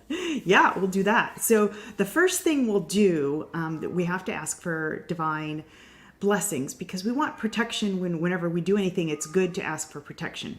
So the first thing we'll do is we're just going to put our hands up like this. Close your eyes. I mean, I have some things to read, but I want all of you to just close your eyes and just find some stillness. And we're going to call on to the Divine Supreme God, Divine Father, Divine Mother, all the holy saints, all the angels, all the gurus, all the ascended masters. We ask for divine blessing, divine protection, divine guidance, divine power, divine will, divine prosperity, and divine love in full faith. And so it is. And so that's the beginning of it. We always, asking for protection is really important because there's a lot floating around. So what we'll do next is really simple. You just want to tap your heart, like gently with your left hand, just tap your heart. And with your right hand, tap your crown. What that does is it opens up your crown chakra so that the energy can run through better. And what we're going to do now is just affirm. It's good for us to affirm and remind ourselves that we are not just this physical thing in this body. We don't just go away after we transition from this planet. So let's just affirm. There's a reason when we pray, whatever your belief is, and Alice Bailey's prayer here, the meditation does refer to God, but please insert whatever source, whatever you'd like in there. I'm just going to follow her prayer and her meditation for that purpose. But when we pray, there's a reason when your thumbs here hit, your heart chakra, it activates the heart chakra and it forces that energy and everything in your crown to open so the energy can run down. When the energy runs down, as we say this prayer, it flushes negative emotions, all of those, guilt, shame, frustration, negativity, depression, anything that's coming through. If you allow yourself to just be still, all that's going to start getting flushed. There's more to it, but we're in a shorter time frame, so we can't get into everything today. But what you want to do is just put your hands in prayer position, whether you're Christian or not, wherever your belief is. It's a metaphysical thing that happens when you do this. And we're going to affirm, I am not you close your eyes and just find some stillness. I am not the body. I am not the emotions. I am not the thoughts. I am the soul. I am a spiritual being of divine love, divine will, divine power. I am this I am, and so it is. Just be still for a second. Let that energy open up. Okay, and the next thing we're going to do is you're going to put your hands like this, and you're going to picture there's going to be divine light that's going to start working through your hands, and you're going to picture the planet kind of over here in front of you, kind of the size maybe of a softball. You're going to picture the planet, you're going to close your eyes. From here on out, you're just going to be still. You're just going to picture the planet. I'm going to be reading some things so that you just follow along. We're going to start with a quick chant of Om 3 times because that opens the energy portal so that energy can start flowing. Om is, as Hank will probably tell you, it is the proverbial sound of the earth. And so we more align with things and we open the channel of good energy. So we'll do that. You just want to put your hands up, and that's where we'll keep them until I kind of tell you to put them down. And picture the earth in front of you. And we're going to bless the earth. That's what we're going to be doing throughout this whole meditation. So we're going to chant Om 3 times. So just be still. Om.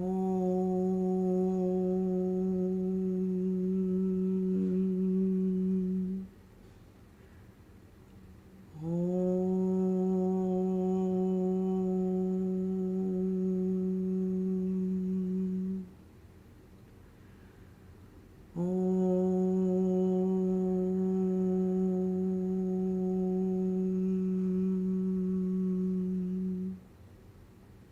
and just be still. And your intention is to have good for others, mercy for others, just divine love no matter what. And next, what you do is you're going to focus on your Ajna chakra. That is right between your eyebrows. That's where you're going to focus, and focus on your hands. Focus on light coming out of your hands and in the area between your eyebrows. And you're going to project light onto the earth. Just picture light coming onto the earth. From the point of light, within the mind of God, let light stream forth into the minds of men. Let light descend on earth. Picture the world full of love and care and understanding and compassion. Just bless the earth with light coming out of your hands onto the planet. May every person, every being be blessed. Next, you're going to focus on your forehead, so just a little bit above your eyebrows, closer to your hairline. From the point of love within the heart of God, let love stream forth into the hearts of men. May Christ return to earth. You're going to bless everybody with just mercy and sweetness and kindness. Bless everybody on the planet with sweetness and kindness. And just mercy for everybody who's undergoing tough times, financially, physically, emotionally. And just bless them, bless the earth. Picture the light. Can you feel the energy coming out of your hands onto the earth? Picture it with just white light. Now raise your attention to your crown, which is just above your head. So focus on the top of your head. From the center, which we call the race of men, let the plan of love and light work out. May it seal the door where evil dwells. Picture everybody doing good, not just talking about it, not just thinking about it, actual massive action on the planet to do good. Massive action to do good, people helping each other, doing really great things, not just talking about them. From the center, which we call the race of men, let the plan of love and light work out. May it seal the door where evil dwells. Let light and love and power restore the plan on earth. And we're going to run this one more time. We're actually going to run this 3 times. So bring your awareness back to your hands and to the point between your eyebrows at your Ajna chakra. And let light get onto the earth. Just bless the earth with massive light coming from your hands. From the point of light within the mind of God, let light stream forth into the minds of men. Let light descend on earth. Bless everybody with kindness, caring, and compassion. And let light come out of your hands onto the earth. Now bring your attention to the forehead, more closer to the hairline, and to your hands. From the point of love within the heart of God, let love stream forth into the hearts of men. May Christ return to earth. Blessing everybody again. Now bring your attention to your crown, which is above your head and your hands. From the center where the will of God is known, let purpose guide the little wills of men, the purpose which the masters know and serve. From the center where we call the race of men, let the plan of love and light work out. May it seal the door where evil dwells. Let light and love and power restore the plan on earth. Just picture light coming out of your hands onto the earth. And we're going to do this 1/3 time. And now I just want you to bring your awareness to your crown, which is, again, just above your head, not the other places. Just a foot above your head, and hold that space right there, and focus on your hands too. From the point of light within the mind of God, let light stream forth into the minds of men. Let light descend on earth. From the point of love within the heart of God, let love stream forth into the hearts of men. May Christ return to earth. From the center, where the will of God is known, let purpose guide the little wills of men, the purpose which the masters know and serve. From the center, which we call the race of men, let the plan of love and light work out. May it seal the door where evil dwells. Let light and love and power restore the plan on earth. Keep blessing the earth. Let the energy come out of your hands and onto the earth. Any remaining energy, let that come onto the earth. And keep your awareness above your head. Hopefully you can feel some of that energy, and some of the energy is, if your head's expanding or tingling, that means the energy's coming through. So it's flushing a lot. Just be still.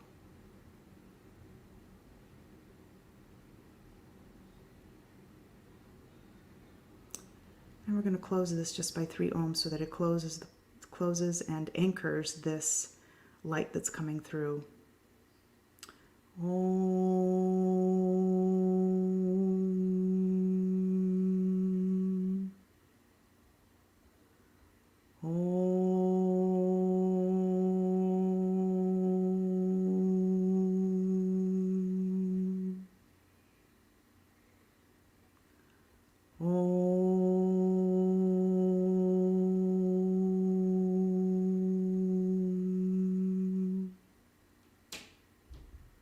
Okay, great. You can just put your hands on your lap, and hopefully everybody's nice and quiet and still now.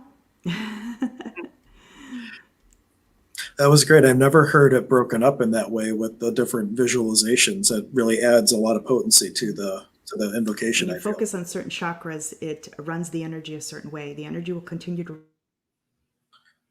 Uh-oh.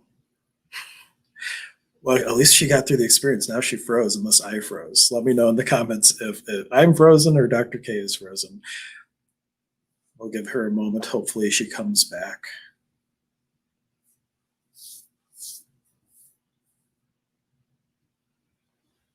I'll fix my camera a little bit too.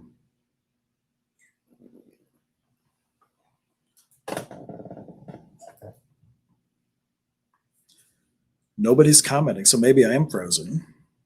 Let me know, someone. Am I frozen? Anybody? Bueller? Bueller? Bueller? Because if it is her frozen, I don't want to be like talking over her. Oh, yeah, Dr. K's gone. So maybe she'll be back here in a moment. We were just talking on Friday how she's had some internet problems and things of that nature. So we will hopefully invite her back once she shows up. She might be switching over to her phone. One of the other things I wanted to bring up from what she was sharing, when you go into the prayer position and you're putting your thumbs on the thymus where the heart center is, in the Paco tradition of Peru, we have a concept called Munai. There's actually 3 energy centers that kind of form these overlapping diamonds.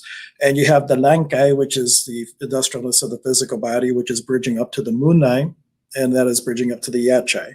And Munai is a combination of will and love expressed into the Kase Pacha, the field of living energy. And they say that the thymus is the seat of the soul. It is the place where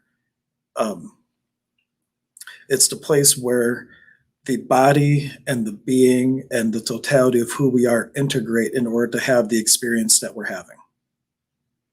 And so when you're placing your hands in a prayer position, or if you're doing that while meditating, have the awareness that as you're doing that, as you're stimulating that place, that thymus, that you're activating the seat of the soul. On my personal channel, I have a process called Activating the Seat of the Soul.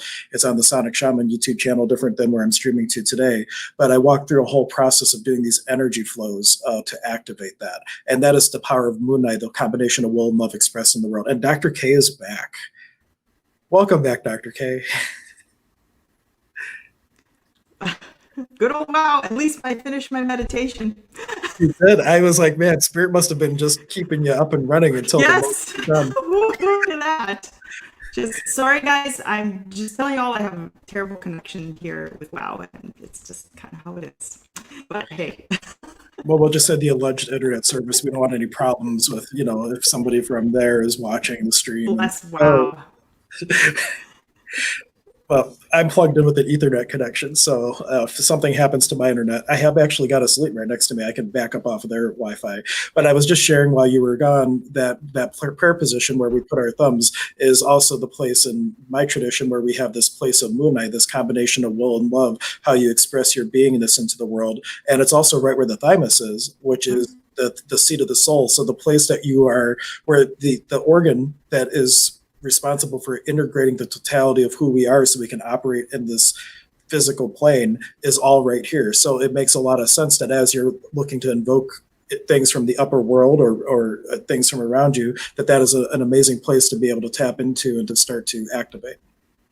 Yeah, it does activate something when you do that. So you want to have your thumbs kind of touching your heart. And that does start to act, believe it or not. I know it's not tangible stuff, guys, but it does do something. Just trust us. It does do something. And when you see pictures of Jesus and you see his heart, like the way we've personified it, and you see light coming from behind his heart on the photos, that's the thymus. That is where the energy lives. A lot of the energy lives, and it's a beautiful space. It is a beautiful space. And I was also share with everyone on my channel, I actually did it for a client that you had sent to me. I gave them homework and I made the video so that they could be walked through a process that I gave them during a session. And then I thought, I'm just going to make it public and let everybody encounter that. I'll post a link in the comments, but it is a wonderful six different flows of energy that all go through the thymus. It helps to open it up, activate it, and allows you really to integrate the body and the being. Something that we talk about a lot is how the body and the being are separate things, and sometimes we neglect the body. And that's where we can run into a lot of issues.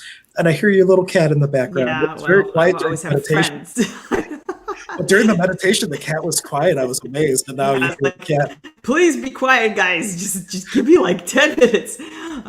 But yeah, the other thing with the thymus is it does also kind of zing the thymus, and the thymus produces T cells, which helps your immune system. So there's a medical piece to that. There's your medical tidbit. But what else do we want to, we have a few minutes. Is there anything else that people have questions on? Rerun this, because you can do this every single day. It does something. It actually does something. It runs and flushes energy, and it clears up. It's designed to clear up any circumstance. That's what it's designed for, and that's why it's being repeated. That's because repeating it every single day almost. When I was going to say, when I have free time, I'll look to get all these little processes that people have been giving people throughout the day. I can pull those and make separate clips and everything. But in the meantime, if you find a process like what Dr. K just led us through that really resonates with you, you're able to get the timestamp on YouTube and even save the link just for that one part, and then send that. If that really resonated with you and created a shift and change, please share that with somebody that you feel needs that same spiritual medicine. Yeah, everybody's going to resonate with something different here. Use what works with you best. I've worked with a lot of people in my life, and some of the things that I use now in my practice has been the strongest healing things that have gotten me to my destination so much faster. And I've worked through a lot of people, and I got something from everybody. But I think the space that I'm in now, and I'm kind of ready for new teachers, actually. So when the student is ready, the right teacher will arrive, and you're going to get the right teachings from whoever. But keep elevating, guys, because now's the time. It is really a potent time if you use it wisely. And I actually have a question for you, and this has been kind of a theme throughout the day, as several guests have said how they were following the energy, how they were following the impulse of the soul. And here you are, an ankle foot surgeon by training, a functional medicine doctor that then shifts gears and starts offering quantum biofeedback and pranic healing and all these other things. Could you give a little insight of how did you tap into that impulse, and was there something that you did that really propelled you to start following the impulse, overcoming how ego tries to get you to choose something different? Yeah, well, I mean, you're talking to a gal who's doing a science project in 8th grade on ESP. So I've always extrasensory perception and intuition. So I didn't know that back then, but I thought it was fascinating. And I'm reading these books and all this stuff as a kid. But as I went through time, and I have a degree in psychology, and I thought I was going to be a psychologist because I was going to work with people's minds, and then I thought that's going to be too hard. I'm just going to cut people open. It's so much easier to sew them back up and fix it. And through this whole process, I realized I started learning more and more, and the teachers started arriving to teach me and I'm like, whoa, this is fascinating. And I'm like, yeah, my cat is okay. I'm like, this is, and then it clicked. I'm like, wait a minute, we have a soul. And if you're not tackling the soul, and you have energy work can heal you by itself. And I'm like, this is fascinating. So I started studying it, and I'm like, and I started studying functional medicine as well, looking more at the root causes of conditions, when your stomach's not working, when your lungs aren't working, toxicity, all these things. And I put it all together, and I'm like, I'm not serving people by giving them more ibuprofen and cutting them open, because a lot of times people have pain in their feet, in their legs, in their body, because they're living with their mother-in-law. Their job is mega stressful. All these things, and I'm like, this is playing a role. I got to tackle the whole thing. And so this is kind of how I've moved over from traditional medicine, not doing that quite as much, but bringing it in as I need to and tying in a lot of the energy pieces, because sometimes just clearing that out and the pain just disappears. I've had it happen to people. I've done 2 sessions of healings and people and their stomach pain is gone when they've spent $2,400 on stomach, evaluations and MRIs and scans and, all sorts of stuff. And everything's coming back negative. When your tests are coming back negative and everything's normal and you're like, doc, but I don't feel good. There's something else. There's something else going on. And a lot of times it's energetic. So you got to handle that piece. Yeah. And for people who don't know where to start, another place would be on the first and third Monday of every month. Dr. K and I actually do an energy clinic, which we now also do via Zoom. So I know people are probably watching from all over the place. If you want an experience of getting, especially with empaths out there nowadays, you're aware of so many things, and 90% of what you might be feeling isn't even yours to begin with. And if we can get that initial gunk out of the way, it makes it so much easier to start dealing with the things that are yours. Because empaths can be, especially these times, can be on overload. Yeah, and there's so much to learn. Like, I used to drink tap water, and now I'm like, I will not drink tap water. I'm not touching that stuff with a 10-foot pole, because I've read so much about it and toxicity. So it's things like that. When you start to learn about the things that, Hank and I talk about, and you start to expand your mind, it's like, whoa, really?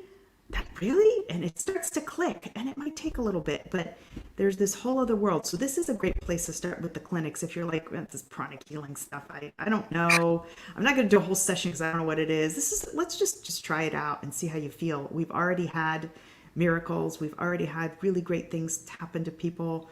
And yeah, like, even Casey was saying, if you're open and receptive and you're willing, everything in your life can change. And as you guys said, suffering is a choice. I know that sounds silly, but you can override a lot in your life because of this. So a lot of suffering is self-imposed judgment. And one of the biggest things where people really fall into it is we judge our past choices based on current data. And of course, if you had the data then that you have now, you would have chose differently. But we're really hard on ourselves, and that creates the space of suffering because we're judging ourselves now based on then, and or vice versa. And it just creates this disconnect and a fragmentation of the soul because you're not in the ever-present moment of now. So that's a great, huge takeaway for everyone. Any final word or word of wisdom or thought of inspiration that you would want to leave everybody today with that would help them propel into 2021 to create a place of peace and possibility in the world? Stillness is the key to so much, and people are having a real challenge with that. People are diving down the rabbit holes, like we talked about on Friday, of just extreme fixation on a left or a right, and it's getting the best of even the best people. So if you can spend 5 minutes in stillness and just retract and be able to watch it like a movie and say, maybe this person does have a point. There's good mixed in all of this, as hard as it is maybe sometimes to see. If you can find just that stillness and doing this prayer, go back, do this prayer, because it gets you in that point where you're just so quiet. Yeah, it quiets the mind. And for those of you who weren't on earlier today, I had Mark Thomas, who is the co-founder of Fellowships of the Spirit, and he did a whole talk on the power of prayer and gave very specific examples of exercises you can use to help be aware of the stillness and to keep that stillness throughout the day. That was a part of the broadcast earlier, so that would be a great thing to go back and visit if you weren't able to be on the stream earlier today for people to go back to. But thank you so much for being on with me today. This is so much fun. And everyone, if you like the interaction between Dr. K and I, every Friday, 10 o'clock, we do holistic highlights here on the Emergence of Being channel. So you can tune in and get another dose of metaphysician meets physician. Life is better when you're quiet. It really is. You'll find that it's so much better. Awesome. Well, thank you, Dr. K. And bye, everyone. Looking forward to the next great thing that we're going to create. Yeah. Take care.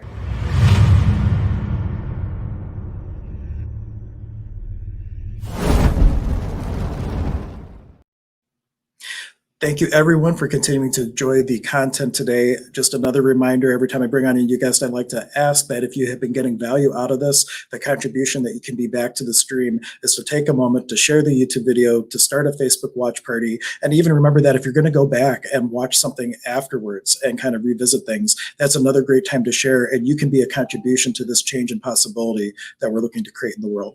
My next guest is Mary. I'm going to leave it at Mary because I'm not sure how to pronounce the last name and I don't want to butcher and mispronounce it. But this is somebody that I met through an amazing boot camp of possibility, I would say. And she, looking at her website, as soon as we connected, I saw like her Facebook header and everything. And I sent her a message saying, oh my gosh, I know that we have so much in common and that we can contribute to one another. And when I reached out for her to be on the program today, she graciously said yes. So thank you so much for being here. Thank you so much, Hank. Can you hear me all right? I can hear you great. And how do you pronounce the name correctly? Oh, yeah. It's Mary-Huang. So it's like Juan, but with a G. Mary-Huang. Thank you. I like to do the names justice. So I have her name up and also her website, which is kind of gives you an idea of maybe where our conversation is going to go. You can connect with her at priestesstempleoflight.com. And I downloaded your book already. There is right on the front page, just so everybody already has this takeaway to look forward to. There is a whole PDF book you can download that I just started diving into, and I didn't realize you have so much to that you have to contribute to us. But do yourself a favor, check out that and get that ebook, because even looking at the graphics and things, I can tell that you've done a lot of study in metaphysics and have a well-rounded understanding of how to bridge a lot of things together. Thank you so much for that intro. You're amazing. I'm so grateful that you're doing this, honestly, for the whole world. It's so important right now. And I've watched a lot of the speakers you've had on today, and I really enjoyed watching every expert you've had on today. And the timing couldn't be better. We really need this kind of continued conversation of high frequency and vibration to help everybody lift up. And so thank you for that. You're welcome. And we also have Mary for a little bit longer than our other guests. So we have a whole hour with her. And so this is also one of the guests that if you end up having questions, if you have comments, we can allow the audience to help us navigate. Now, one thing I've had the awareness of as people have made questions is people are not necessarily watching us in real time, because on YouTube they can go back and they could be watching something else. So questions might be popping up that don't seem contextually relevant. So I'm going to ask that if you are going to ask a question, please give us the full context. When Mary said this is my question, so that we do have the context, and I know it's not a question from a previous guest, because some of them I haven't brought up because I'm like, I don't know if this is for Dr. K or if this is for someone else. So please that would be interesting. Yeah, answering the question for someone else, that could be a great party game, right? I think so. But looking at your website and everything, I think one of the greatest things that you have to offer, just from my own knowing of you, is the ability to take abuse or ability to take the shit that life hands us sometimes, which is spiritual human in transition, and really use that as a fertilizer to propel yourself into new awarenesses and new experiences. Could you talk a little bit about your background and kind of what brought you to today to be able to be here with us? Absolutely. And the background that I've had is from day one, from being incubated in the womb of a mother that was majorly depressed and being raised by two parents that were narcissists. So you can imagine the level of trauma and abuse that my brother and I were raised in. Now, I don't share that to point fingers, blame, shame anyone. It's, as we hear the saying all the time, people do the best they can with what they have and what they know. And that generation and that culture where my parents came from, they didn't have or desired to get help. So my brother and I had this long journey, and through the different cycles of abuse all through my life, whether it can be a narcissistic partner, life partner, a narcissistic CEO, and all the different types of traumas that I got myself into and out of, at the end of the day, it helped me to get to where I am today, to serve people, and especially women, to take trauma and transform it into points of power. And so my background in psychology as an undergrad at NYU was really like a seeking for help for myself unknowingly. A lot of healers go into certain studies because they wanted to help themselves unconsciously. And that was me for sure.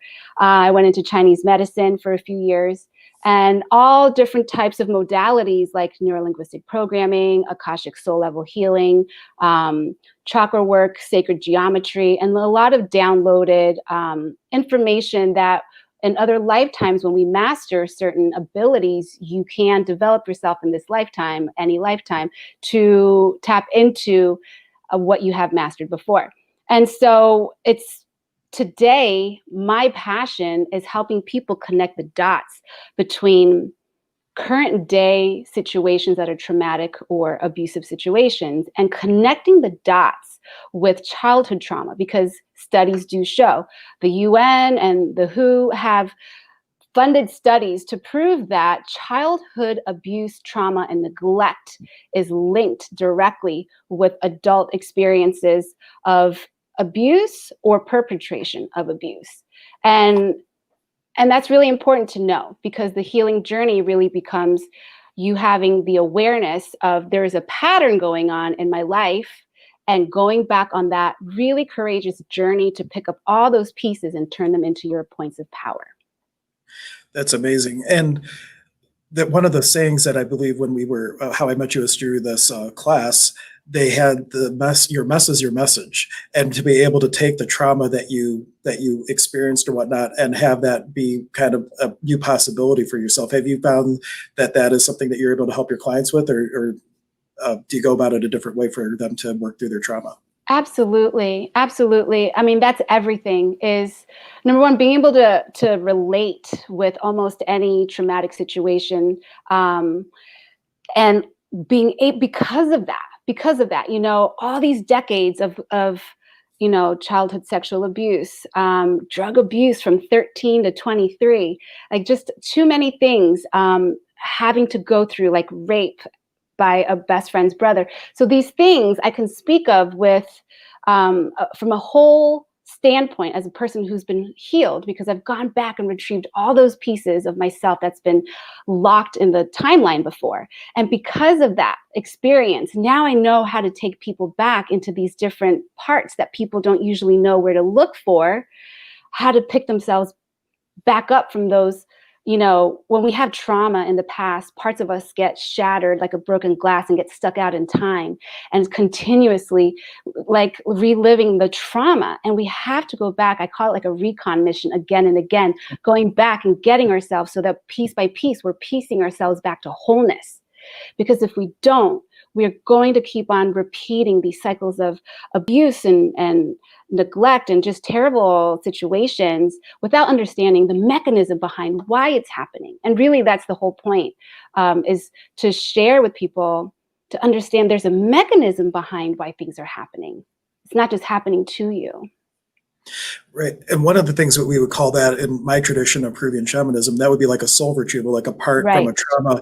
A part of you gets stuck frozen in time, and you kind of stop aging emotionally even when you have a soul trauma like that. And to whether it's going to be a ceremonial process, or Tom Cratsley on earlier was talking about restructuring, or your process, it's about getting to the original wound where now from the time you were broken, because that's not healed, it seems that the universe brings us opportunities to keep showing us things, saying, hey, pay attention, there's something that needs to be done here. Hey, pay attention, there's something that needs to be done here.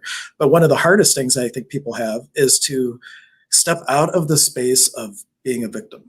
Because there's a difference between victimized and being a victim. And what would you say to that? Because some people might not even look for help because they're so in victim mode. Where does someone start to start the process of even wanting to get better or wanting to look to be reassembled? Yeah, I think that's an excellent point, because we don't realize so much of the time, unless we're in the field or going into the field of expanding our consciousness, awareness, how we work on mind, body, spirit, and space. I say space because I also do feng shui. And all of it is about managing energy. We're all frequency. And what I would say about that is I absolutely know that journey as well. And the thing is, you don't know you're being a victim when you're in victim mentality. And that's almost like, that's like the biggest challenge is you don't know what you don't know. So how can you ask the right questions to get a quality answer from the universe? And what I can say is you can reverse engineer. You've got to look at your life and ask yourself, what are the pain points right now that I just can't take anymore? What are the pain points that I keep having a cycle back again and again and again? And I'm so freaking sick of it. Those are the things that you can begin with. That's your like clue and your signpost to start there and reverse engineer and start to think about it. There's a lot of things that you can do just on your own day to day. Journaling, it sounds so simple and so easy, but easy not to do as well. But it's just so, it's so meaningful. It's like you can write with your non-dominant hand and connect with your soul, with your inner child that perhaps you got that glimpse of memory of like, oh my gosh, I think something happened when I was 5. And then you can journal with your non-dominant hand with the intention that that's your inner child communicating with you or your subconscious mind. And it's so, so powerful to give you clues and glimpses of how to piece these puzzles together. That's how I look at life, is every time we go back to retrieve a part of ourselves, or I like to also describe it like there's inner chambers inside of us. And every time we peel the onion and heal one more chamber inside of us, we have the option of going deeper the next time we heal another part of ourselves. And we go deeper and deeper and deeper. And that inner journey allows us to come into that field of infinite possibility and peace that, to me, today is about. I like the analogy of the onion. One thing I want to add to that, and are you familiar with Access Consciousness at all? Have you heard of that modality? Yes, I have. You have. So in Access, they have this idea of something called a nucleated sphere. Mm-hmm. And they say that, have you ever tried to peel an onion and you peel and peel and peel and all you've gotten to is to tears? And they suggest that maybe it's not an onion. Maybe it's like a kid's bubble pipe where this original wound from childhood or from a past life or from wherever is fueling all these experiences popping up in our life. And as we start to deal with them, we pop a bubble and another one fills in. We pop a bubble and another one fills in. So it's really important to say you keep going deeper and deeper and deeper, because if you just keep peeling the top layer, guess what might happen is you always have just another top layer and it just keeps kind of recreating in and of itself. But to get to the original wound where that soul fragment is, or to where the original trauma is so a paramount importance. You take care of that, a lot of the other problems and layers of the onion can just melt away and fall off. So true. I love that. I didn't know that. And another thing I wanted to share with you that I thought of earlier when you were speaking is I like to describe how you were saying that if we don't heal those original wounds, the universe just keeps bringing us those experiences again and again. And I like to describe and teach that as thinking of it as like a file, like a computer chip that's embedded within us. I like to look at humans like we're artificial intelligence, where we can program our brains like a computer. Because when my work in NLP is really treating our brains and subconscious minds in a way where we have a control panel to reorganize the neural pathways, but it's so much easier than those big words. But it's like a computer chip that's embedded in us, these wounds, these old wounds. Let's say something happened when you were 6 years old that was very traumatic, and it made you feel like a victim because you're a child and an adult did something that was very inappropriate. And let's say it gets lodged in you, like a chip. Like the law of attraction, it's going to emit a frequency. And if we don't go back and delete that file or remove it, there's so many different modalities to do that with. If you don't, it's going to keep on attracting. It's like a homing device. It's releasing this frequency. And until you look at it and heal that in your shadow, we can say that too, and transmute it to get the aha moment, which is really the whole point of it. That's why I say it turns into points of power. That you're going to keep attracting it because the homing device is there. So you got to delete it, heal it. There's so many different ways to do it. And one of the ways that you mentioned NLP, for those who might not know, that's neuro-linguistic programming. And in NLP, there's a wonderful tool called anchor collapsing that my teacher, Mark Thomas, had taught, where you can lead a person through a deep meditative state. And are you familiar with anchor collapsing? I'm describing it for everybody, but you for each knuckle point, you could anchor like a different positive state of being. One anchor point to trigger them all together, and then a negative point. So say someone had a soul loss, in the example in the class that I was in, someone had literally lived through the 9/11 incident when the towers collapsed. And they couldn't even talk in class. They just started crying. And Mark, who was the teacher, he said, well, I don't normally teach this technique in this level of class, but it's needed. And he went through this process of teaching this as anchor collapsing. And then you set like a bailout anchor would be the other one. So you have like the negative anchor all these positive ones, one to flip them all on. And then if the person's really having a hard time, you have the ballot anchor, but you literally then cross the streams, because the whole thing is when you hit the anchor point, it brings up all these states of being. So you're triggering joy, happiness, confidence, security, and then you trigger the one that's negative, and the two fields interacting with each other, the 4 positive anchors collapse the original anchor, or the wounded anchor, which is a wonderful tool in NLP. I love it because NLP is looked at as salesy, like it's like how the car salesman sell you a car you never wanted. But there's so much great potentiality in NLP for healing work too. Totally. And honestly, like it really was the gate that led me into so much of the mystical and the esoteric work that I got into. Because if you've studied NLP, it's not too far off. It's so much of like, your eyes are closed and you're going into that internal journey. And after a while of practicing that, it's so much like you can travel to a whole other dimension and universe so easily. You have so many tools. Like when you're working with someone or when you're interacting with someone for the first time, do you just go on intuition on like which tool am I taking out of my toolbox? Am I taking NLP? Am I taking Access? Am I taking EMDR? Or because as a psychologist, you have even more tools that non-licensed people don't have. Is it intuitive, or do you have some go-to favorites that seem to create the most change for people? I think after over 10 years of working and gaining so many different tools, I've learned to weave them into like one beautiful silk fabric. And I do have my favorite shoes, and I just turn to, this is typical, there's not a typical type of session, but you'll come in and I'll open the Akashic records, and I'm basically the facilitator on the earth plane holding the space, and all the guides and the God, the angels, everybody just shows up for the client's team shows up, my team shows up, and then we're just here. I'm just here for God. I'm an agent of God. I anchor in the light and I just listen. I listen to what it is that they're asking me to facilitate for this person that the divine has brought in front of me to serve. And when you come from that position, it's so easy. Then you can tap into all this infinite intelligence that the infinite wants you to know and use during that time. And what's really awesome, I just love, love, love using the Akashic records, because you never know where they're going to take you. It's so many dimensions. You can go past, present, future. And we're also working with the collective. When we heal, it's so much like doing the meta for the collective and doing the micro for the individual. And we can get atomic and subatomic. We can get universal and cosmic, but it's all the same, isn't it? We know that. And so working with the individual, I always teach the client, if they don't already know, is that by them doing this work is such an honor, because them having the courage to look at the shadow of themselves. We call it in the shadow because it's a blind spot. And sometimes it's in the blind spot because it's too scary to look at.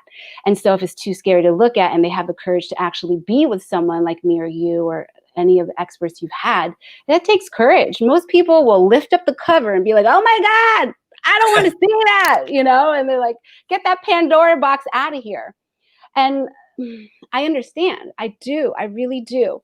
And I want to encourage all the listeners that if they ever find themselves in that position of like, oh, I see that, if you want to close it for a second and go find a guide to help you and hold your hand, this is the time to do that. We do not have a luxury anymore on the planet as we see global events happening. Why are we putting this event together today? To have more peace and possibilities. How do we have more peace and possibilities? We got to start with the micro. And the micro, like I said, can go into the subatomic level. But we could just talk about the individual human as if we were a cell in a body, but each human is a cell in this cosmic body. If you don't want to go that big, you can just say this global humanity body. And really, this time that we're in is so critical. There's so much division. There's so much sifting out of people choosing where they want to stand. And I was having that discussion this morning. I'd love to hear what you think, Hank, is that I think that all of this sifting out and a lot of people saying, I can't believe my good friend is this, this, and that. I love them, but they're voting for so-and-so. And I love this friend and I can't believe they're doing this. And then all of a sudden people are so confused And I believe that maybe on higher spiritual level, so we have to like be able to be between worlds all at the same time, because we are. On a higher level, I feel like is the conversation that God wants us to learn. How do we still love? Right. And actually a guest on earlier today, Mark Thomas, I don't know if you got a chance to watch him. No. He gave this example of Gandhi, and he was talking about how there was a conversation where when someone was imprisoned, that what was the worst part about being in prison? They said that at any point in time I could lose compassion for my captor. And the message was to love everyone, to love the person. It doesn't mean you have to love their actions. And that's where we come down to the concept of namaste. May the God in me greet the God in thee for the highest good.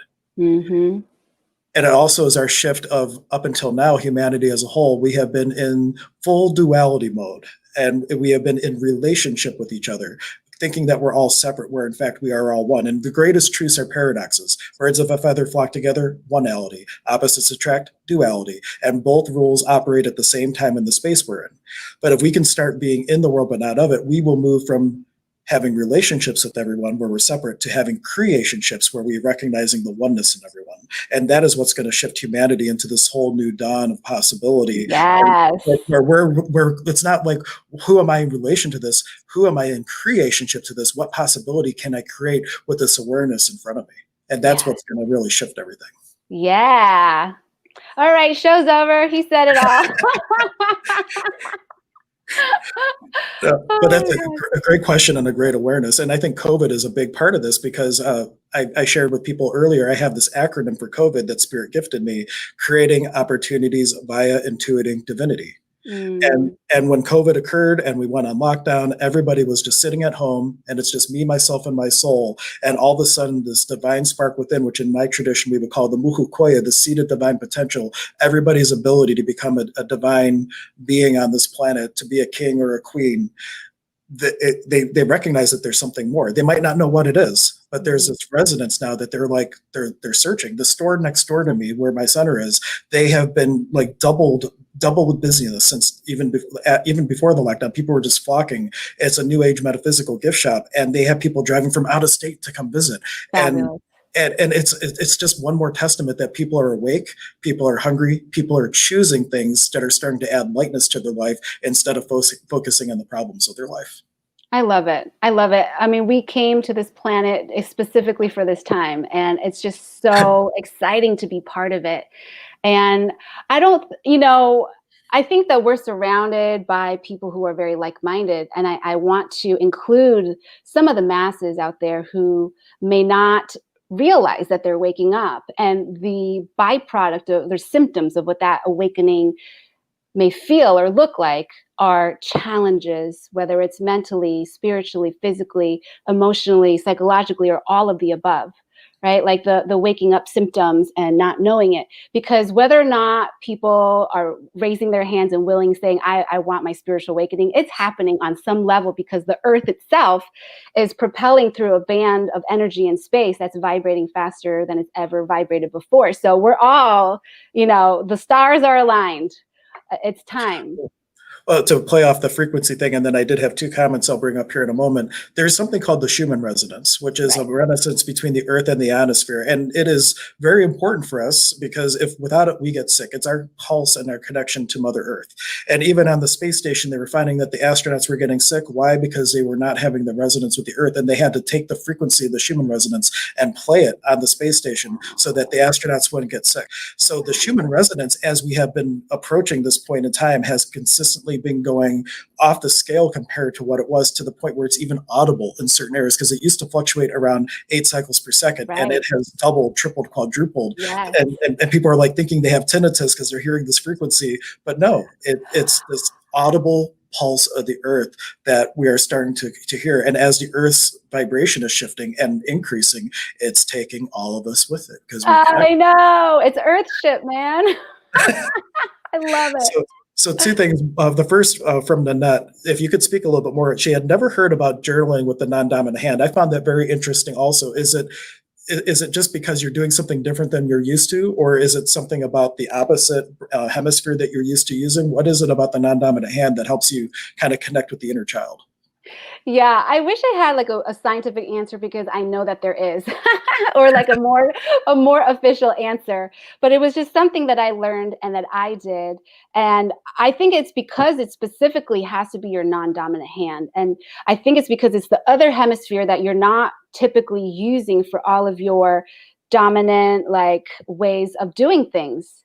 Honestly, I don't have the best answer to give you. What I can give you is the experience that it actually does work. Whether you're connecting with your soul, with your higher self, with your inner child, or with your subconscious mind, and having that intention. So what I do is I write with my dominant hand like a question, like something that I'm curious about, or a memory, and then I just allow it's almost like a parallel to stream of consciousness writing, but you're accessing it by using your non-dominant hand. And one of the great influencers in my life in terms of kind of people I look up to is Neil Donald Walsh. She wrote the whole series, Conversations with God. And all that was, just like you said, he wrote a question down.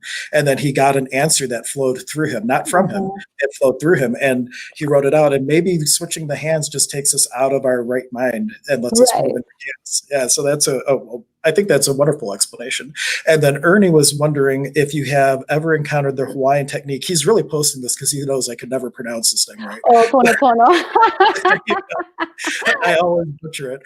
But it's more about the space you're holding than with the actual actions that you're using with the technique. But have you ever come across that, and have you found that to be a useful tool in the people that you help? With Ho'oponopono, absolutely. And I'll tell you, it's really fun when you start to develop your own intuition and your own relationship with the divine. And you can call that universe, God, love, fill in the blank. We all know there's this one infinite intelligence that created everything that is you really can't put a name to. So when you connect with that, I just totally went into a different dimension. Have you ever done that? I have. Oh my gosh. Well, but with Ho'oponopono, you use these 4 steps, and it's an ancient way, a Hawaiian prayer of forgiveness. And I use it often.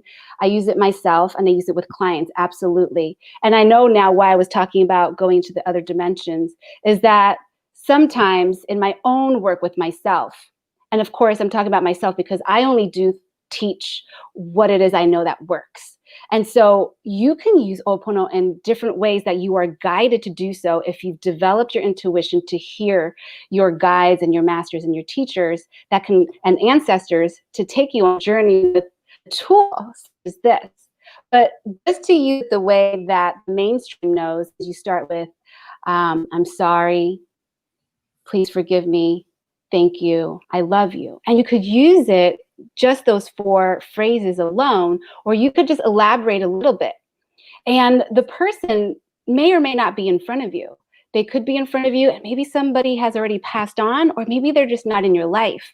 And you just want to call in their higher self to be in front of you, and you have the sacred moment. You could put each of yourselves in a golden bubble, ground each person, connect each person to source, and then go through that. And to me, it's like atoning. It's atoning for things that you regret. And the purpose of it is to bring you closer to oneness. Like atonement is like at one-ment, is coming back to that oneness, getting rid of the baggage and the block between 2 people. And it's beautiful. That's a beautiful question because it's so important. It's a fascinating, impactful, and easy way to remove blocks. Interesting, if you follow the work of Alice Bailey et al., they have these 7 planes of reality, and the middle plane is the Buddhaic plane, or the place of at one-ment. And you can almost think of the planes as a prism, that you have this energy of source, the energy of all creation that hits this point and spins out, creating these different layers. And as we work on ourselves and we reassemble ourselves and we become whole again, the span of that plane gets smaller and smaller and smaller until we are all in that oneness again. And then we do it all over because right, exactly. But Exactly. I think it's Dr. Len who was really the person that brought that technique to light. And he was at a mental hospital where he was brought in, and he would just not interact with any of the people in this psych ward and just go through that process. And they ended up, everybody got better. And they Yeah. ended up Didn't he shut closing it the down? hospital. Yeah. Yeah, they closed it down because everybody got better. But when you watch him talk, there's a couple of really good interviews you can find on YouTube. He had a whiteboard, and he said, "This is from no thing comes everything, and all the things that we're trying to be analytical about, and all the things that we're trying to be rational about, all that's bullshit." He would say, and it's all about like cleaning house and wiping whatever the data is, all the past data, and getting back to that place of no thing. Yeah. And that's the place where you really heal. It's really the space that you're holding while you're saying the words, because you can say the words and then have no impact at all. But if you can really be in the space of, I'm recognizing the God self, I'm recognizing that as the only one in the room, and so are you. Yes. I created all this. And what's my Yes. accountability and responsibility for what I'm being aware of? And how can I then move into healing and heal myself so this is healed too? And that's really the essence of that modality. And it's beautiful. I It's can't so pronounce it, beautiful. but it's beautiful. Well, I wanted to connect that with your earlier question on victimhood, because it's so easy not to know that one is in that mode, because what happens is, again, it goes back to our history, whether it's past life or current life childhood. And when we're born into a certain blueprint or environment, well, we are born into a certain environment, program, and blueprint. And we don't know that, like, as a kid, I didn't know that all of that abuse was abnormal. And so what happens is the threshold, children who grow up in trauma, they have a thermostat, a threshold for abuse that's way too high. That's why they find themselves in situations where they're repeating trauma and abuse, because they don't understand that their thermostat is set too high for it. So when we're talking about awareness, which is what you're saying, yeah, we got to be aware of what is it that's presenting in our lives today, and going back and finding that, and then even using a technique like, well, not a technique, but a process like Ho'oponopono. Right. One thing I want to bring up too that I was thinking about earlier when we were talking about childhood trauma and things, because I've had my own experience of different life events that have occurred, is that as children and being super aware and being super empathic, sometimes people's judgment about the trauma of someone that witnessed a trauma happening to a child, sometimes that gets anchored in the child. Yeah. And what they're even more aware of isn't even so much the experience, because in the grand scheme of things, experience is just that. You can label it however you wish. But when you have it now tainted through the lenses of judgment about other people, judging and coming to conclusions and defining, oh, this is so terrible, how much of that is impressed upon the child that they then start to internally reflect that same judgment upon themselves, creating this looping trap until they realize that Totally. it's really, I can look at that as an amazing experience that I have now to offer a medicine or a possibility for the people around me. Totally. Such a good point, because I don't think most people realize that the impact of a witnesser, a person witnessing the situation, having the impact of releasing a frequency that the child empathically can take on.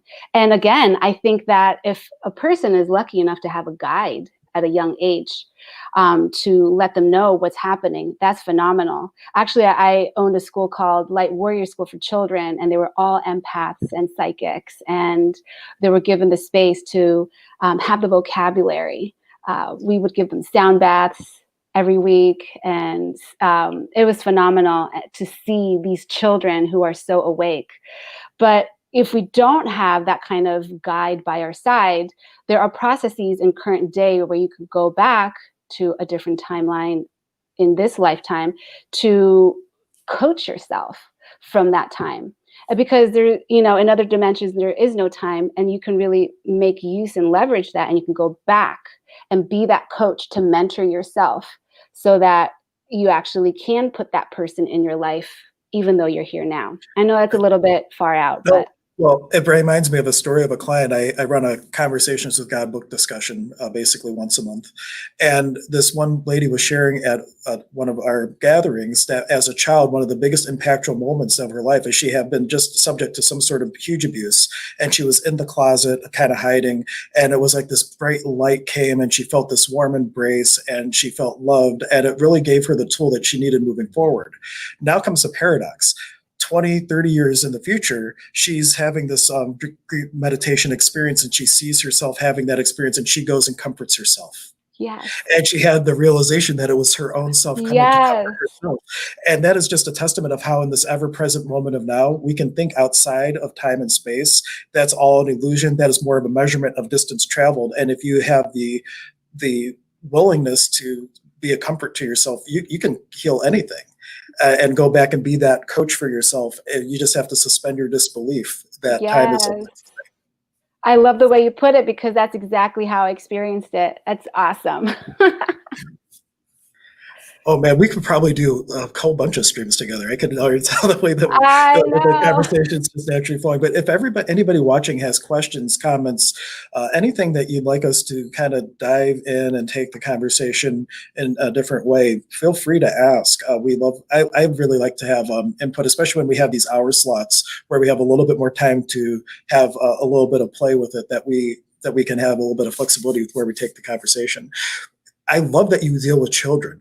Dr. K, who was the guest on just a bit ago, we had actually just talked about what would it take to create a school to actually teach kids. And we're like, we don't have any clue how to teach children, even though I'm a parent, like how to teach children like these things to get it anchored in an early age. I'm very open with my kids and I share a lot of things and include them in shamanic like ceremonies where we would go through a labyrinth and I would teach them Quechua and how to open sacred space. And my son actually had the awareness to tell me, Daddy, he's like, you can teach me all the shaman stuff when I'm a little bit older. Right now, just let me be a kid. And he was that aware to say it. So but I think that's the greatest thing, just to be able to hold the space for letting children have the awareness that they have and not influencing one way or the other with a point of view that's going to stick them for who knows how long, 28 years, if you want to follow Saturn returns. How did you come to work with children? And is there any, for the parents out there, myself included, what tips do you have for when you're raising kids to not get so what's the way I want to say it? Because as parents, you never want to see your kids get hurt. You're really emotionally invested. How do you coach children as a parent without getting that emotional investment kind of muddying the waters? So how old are your kids? I have a 10-year-old and an 8-year-old. Oh, perfect. I have an 8-year-old and a 5-year-old. I always forget my age too. That's okay. I actually have my book here. This one. The Empowered Child. I'll get my earbuds back on. So I opened the school and then I wrote this book, The Empowered Child, because all the parents wanted to know like some of the tools that we were doing in the school. And that's really why I wrote the book. You can get it in a bookstore or on Amazon. And the reason I opened the school is because my first child went to a very like progressive preschool. And when she finished at 5 years old, I'm like, oh no, I personally don't subscribe to mainstream education. What am I going to do? So when I'm faced with a challenge, I like to create the solution. So I opened up a school. And then one day I was meditating, and when I came out, I just kept writing everything that I was given. And once I finished writing, it was titled Optimal Human Development. And I just opened it to families and they came. And so really it was a micro school. I converted part of my home into a school, and the outdoor became the outdoor classroom, so that they're mostly outdoors, barefoot earthing. We had like the crystal sound bowls playing outside, and they would see all the angels, they would see all the fairies, and some of them open portals. It was so amazing. We call it like the X-Men school. And it was pretty phenomenal. But I opened it because I wanted a place where children when they're first born, they're so awake. They still largely remember where they came from, what they're here for. And I wanted a space that was safe, that fostered not just emotional intelligence, because that was my specialty and that's what I like really wanted to give them the soft skills on, also the mystical and esoteric, because how can we allow their soul memory to be awake and give them the tools of being a human? Teach them the ropes of what we know, not necessarily saying like, well, that's the way, but teaching them some of the ways that we've mastered and say, okay, at a certain age, you're going to go off and figure out your way, but at least we've given you that open mindset and you have your intuition and all of your other abilities along with your human, 3D plane abilities, and merging that so that you could be, the tagline is raising the next generation of soul guided leaders, because that's what we need to change the world. Absolutely. I'm sure they will be changing the world by leaps and bounds, and it's going to be amazing. I'm so glad that there's things like that in existence. And there's somebody else that will be doing a talk a little bit later that we're going to be talking about how to incorporate educating children in order to create change and possibility. So it's definitely something that's going to be coming up for a lot of people. Let's see, I had a question and then it just went poof, or was it a comment? Well, Ernie was just adding about the hand thing, going back to that. The dominant hand is guided with more consciousness. The non-dominant hand is guided with more subconscious. Thank you, Ernie. It's also just about, there's even muscle memory and things like with the right hand that sometimes it might prevent it from going back. I'm curious, from the shamanic perspective, what do you teach children, or what do you embrace? Because I'm trained as a Paco, which is a type of Peruvian shamanism, and we have a lot of belief around when you come into the world, like having your masculine and feminine nature spirits that hold the blueprint for the perfect you, that you have a star of inspiration. The first thing they do in Peru when you're born is they do a soul retrieval for being cut from the mother. So there's a lot of awareness around children and their awareness and their ability to connect with the world around them. From the shamanic perspective, is there anything specific that you really and provide to the children from a learning standpoint?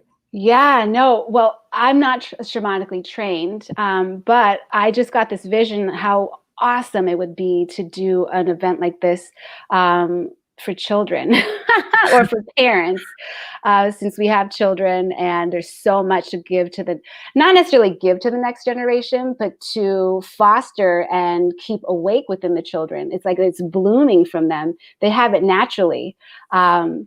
But as far as something similar to what you're saying, I think it's really just having really open conversations. Like my 8-year-old, she's like a 60-year-old woman. She's so wise and she makes me better every day. I remember when she was 2 years old, sitting in my backseat, we're parked, and I'm like, hey, do you remember like where you were before you came to mommy? And she's like, yeah. I'm like, all right. I'm like, well, what was it like? I'm like, was it God? She's like, yeah. I'm like, okay, do you remember what God looks like? She's like, yeah. I'm like, yes. And I'm like, what did God look like? And I said, Ariana. And that's her name. And she said it without a pause. She said it matter of fact. She's like, Ariana.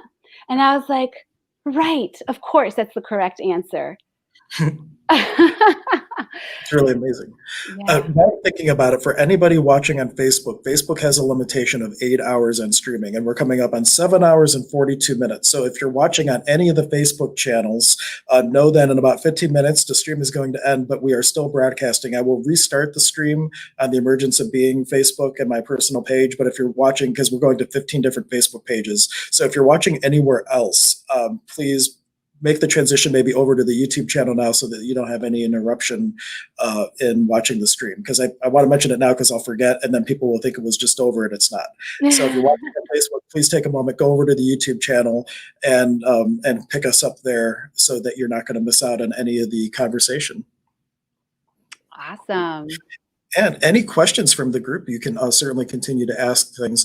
I'm curious if you were looking to tell someone, like if they had to start somewhere with a modality or a healing service of some kind or a book, of course, you're excluding your own books because we all know they should start with your own books. But where would you tell someone that is really like starting their journey, where to start? What's going to give them the best foundation to really start to build that trauma into possibility or into power?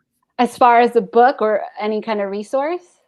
A book, a resource, a healing modality. Like I know personally, I got started with Reiki a long time ago. And that was the Oh, first thing that started yeah. to give me a framework, because we're all very aware. And sometimes we just don't have a framework in which to experience our awareness without going crazy, like me. Yeah. I was Yeah. a professional drinker for many, many years. And now I retired 12 years ago. I've been sober ever since. But a lot of times when people, they're medicating with one thing or another, they have an awareness that there's something more. They have awareness that they have some gifts or tools or abilities, but where to start to hone that in to be a skill set that they can start to use to create change in their life? Well, I have multiple answers. The first one I want to say, I guess you can call it a skill set, because that's how important it truly is, because it saved my life. The most recent trauma I had to go through was prayer. Coming into that inner connection with your God self within, having the awareness that you are not just a physical body. The physical body is important. It's coveted. Like it's a necessary vehicle, temple for your soul, for your spirit self, for the God energy to be in order to be here to experience creation, co-creating with everybody here who we are all one, right? That we were saying earlier. So we need this body. But we need to understand that we are way beyond that. And I'm going to venture to say that everyone who's watching this already knows that. So I want to drive home the point, the crucial importance. And the reason why I'm driving it home is because I rejected God early on in my life because of all the trauma I was going through. And I said, if there's a God, God doesn't love me. So I was like, well, you don't love me, I don't love you either. And so I rejected God. And it took the full circle of the most recent event that I had to go through that like completely killed the ego so that I could have the spirit rebirth. And as I was just down in the rubble at ground zero of just not knowing like right from left, it was the creator, the infinite most high creator that came and built me back brick by brick. And how do we have that relationship? Well, it's number one, the awareness that it is important, because I was spiritual all those other years after rejecting that, having that relationship with a creator. And so even though I was very spiritual, I cut out, let's say, God, or what you want to call it. I'll call it God. But coming home to that is coming home to yourself, is coming home to like that inner journey of going in and being one and merging with the one, so that you can be back with the one, that all we are.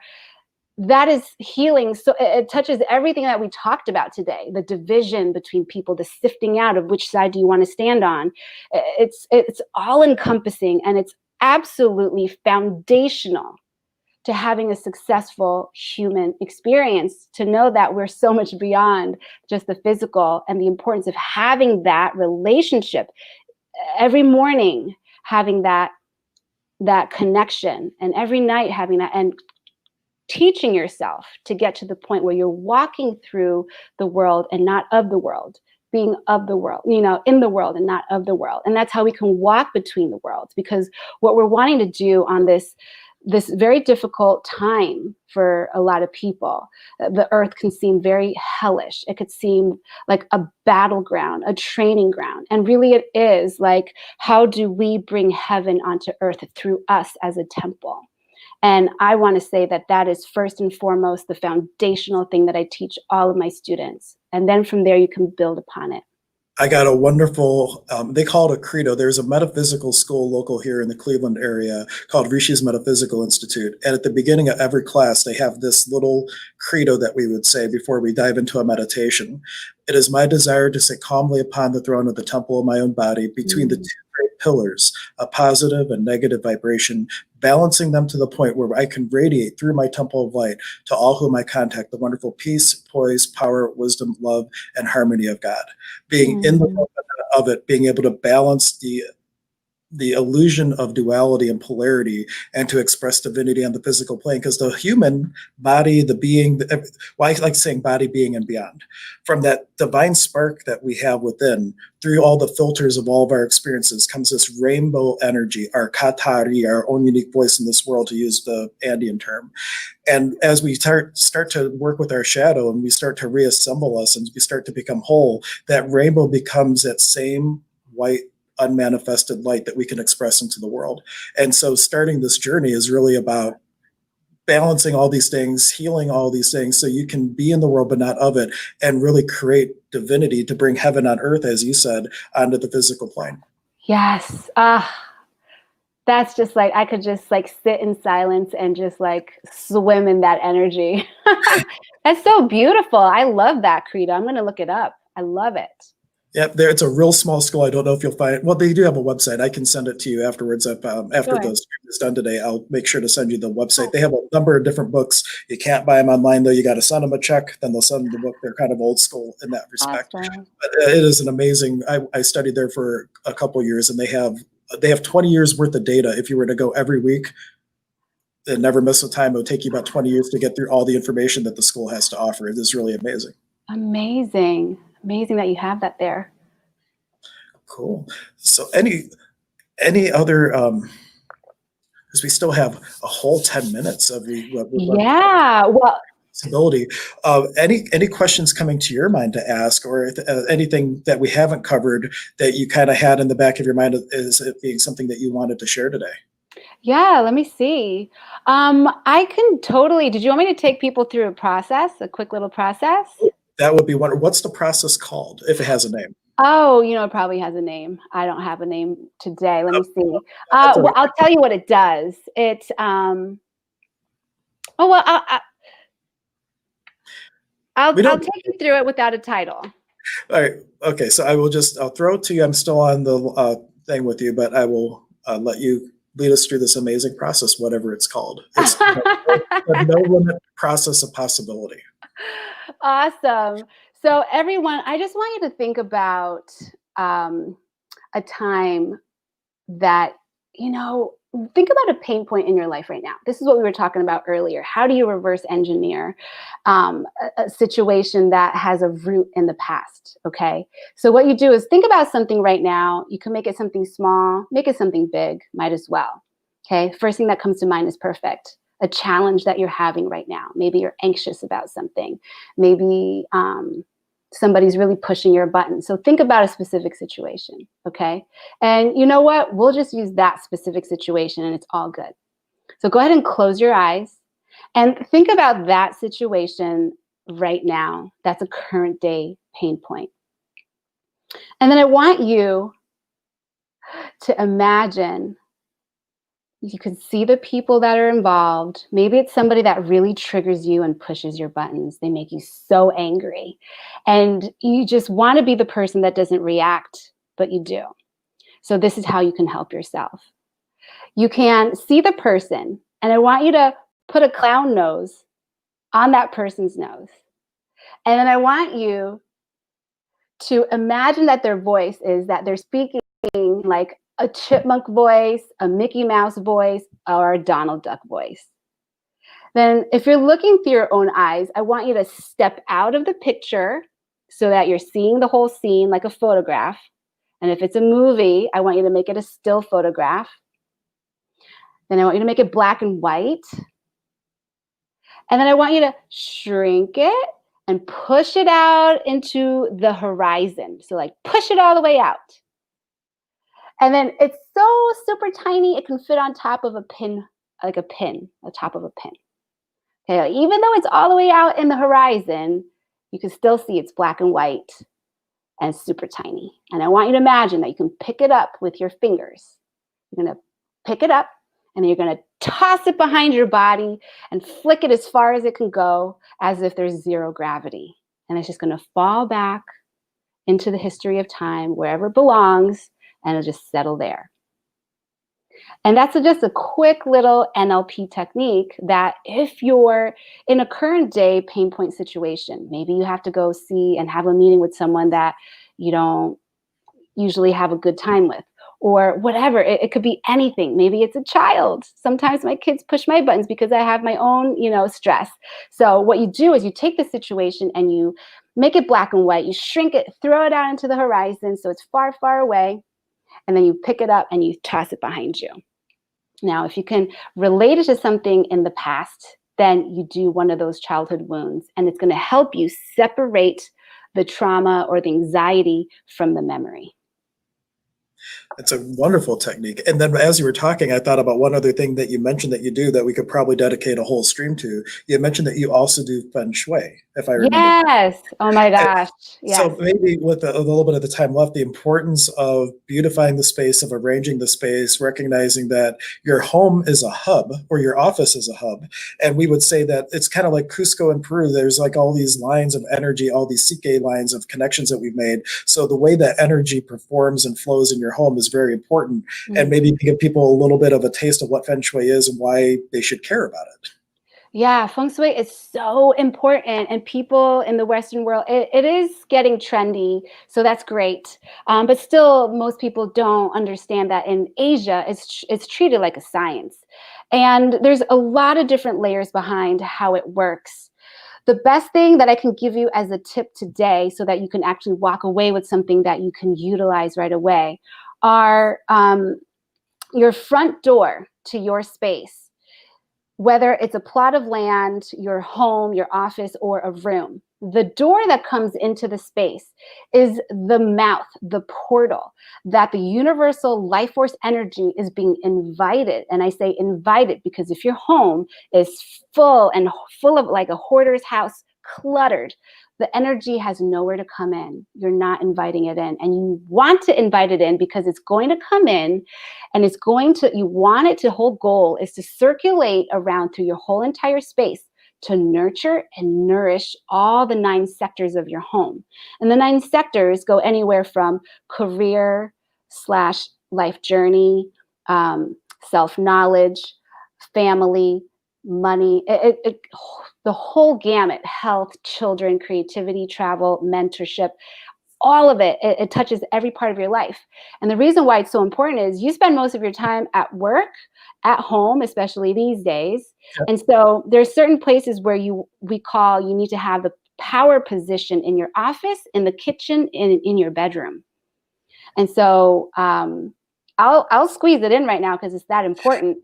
We actually have 5 minutes past the hour because the next thing I have is actually something pre-recorded and it's 25 minutes. So we do have a little extra time if needed. Oh, perfect. Great. Isn't it though? Isn't it? Yay! I know. Wow, we really could talk forever. So it's really that important. It's the first thing that I teach my students is the power positions, because what happens if your back is facing a door is that part of your spirit is constantly on guard. Who's going to come behind me? Who's going to come behind me? And that could be associated back to hunter and gatherer times where, we're having to look out for what's around us. And so in order to have all of your energy available for creation of your life purpose and fulfilling your destiny, you got to have all the places where you're not splitting your energy. So at your desk, you want to be able to see without turning all the way around who it is that's coming in. What's coming in through the door is also a representation of being able to see your opportunities that are coming in. In the bedroom, you want the bed to be, so the position in the room would be, if you're standing at the door, looking in the space, the far left corner away from the door. The far caddy corner, so it depends where the door is, but the far caddy corner away from the door, and in a way where you don't have to turn your head. This way, you're going to have all of your energy available to do what you're on the planet to do. Yeah, there's a lot. There's a lot I could teach about it. I knew that could be a can of worms, but it was also something you mentioned that I know, like I don't have much awareness or knowledge around feng shui at all, but yet I know it's important. And I know that the home can be a reflection. Like if I were to look at it as astrology, like if your office is all messed up, how are your finances? Like your home could be a reflection of energetically what's going on inside in these different areas, and the ability to keep a clean space and to have a flowiness is representative of how the energies are flowing in us in a way. I don't know if feng shui really parallels like that in the body, but I know from an astrology perspective it may. Totally, because I spent a couple years in Chinese medicine, and we use 5 elements. And when I've always done feng shui, like, because I just grew up with it. But then in my later years after Chinese medicine, I got my certification in feng shui. Then I realized, oh my gosh, it uses 5 elements as well. It's the same modality. One is internal with meridians, and we say in Chinese medicine, stagnation is what leads to disease. And so externally, stagnation, that's why I started out by saying, like, clearing out your space. You don't want to hoard, because stagnation does lead to disease and dis-ease in all these different sectors of your life, whether it's finance or love or health. And it's so important. It's like as without, as within, as within, as without. And it's all the same. And that's why that's part of the 4 pillars that I teach. I teach NLP, feng shui, proper prayer, and spiritual energy work, because those are the ways that I've learned how to have a strong foundation to be what the divine has brought me here to do. And of course, I'm going to teach what I know absolutely has changed my life. Absolutely. We're always the best student of our own experience, and that is the mess is your message, and how you can use all the things they have learned and that have worked for you to start to create change and possibility. And you gave 4 amazing columns that could be a foundation for people. And could you say them one more time? You said NLP. NLP. Yeah, so mental mastery, right? Because our thoughts, as we've learned from other teachers, our thoughts lead to feelings, and feelings lead to actions, and actions lead to results. And that's another way you can reverse engineer what those limiting beliefs are that you can just delete. Because if you have the pain point, which is the result you're having again and again, what are the things you can reverse it all the way to find out what's the original limiting belief that you inherited, perhaps, or just made up because you didn't have enough information. So mental mastery is so important, an important part of being an optimal human operating on this plane. And the other one, and it's all energetic, because we know thoughts are things. So everything is energy, even though one might be in our subconscious or conscious mind. And the other pillar was feng shui, because we're managing intentionally how the energy flows in the room and in the whole space by where you're putting a piece of furniture, a plant, a light, a crystal, what colors and textures and fabrics. All of these things represent each element. Each of the 5 elements is represented and correlated to colors, the thing that it's made of, a whole host of things. Just like in Chinese medicine, each element is correlated with an organ, or actually a paired organ. So it's just when you start to study all these different modalities, you can see the patterns of how they're really talking about a lot of similar things from a different facet, a different angle. And it's like just a different way of doing the same thing, of transformation.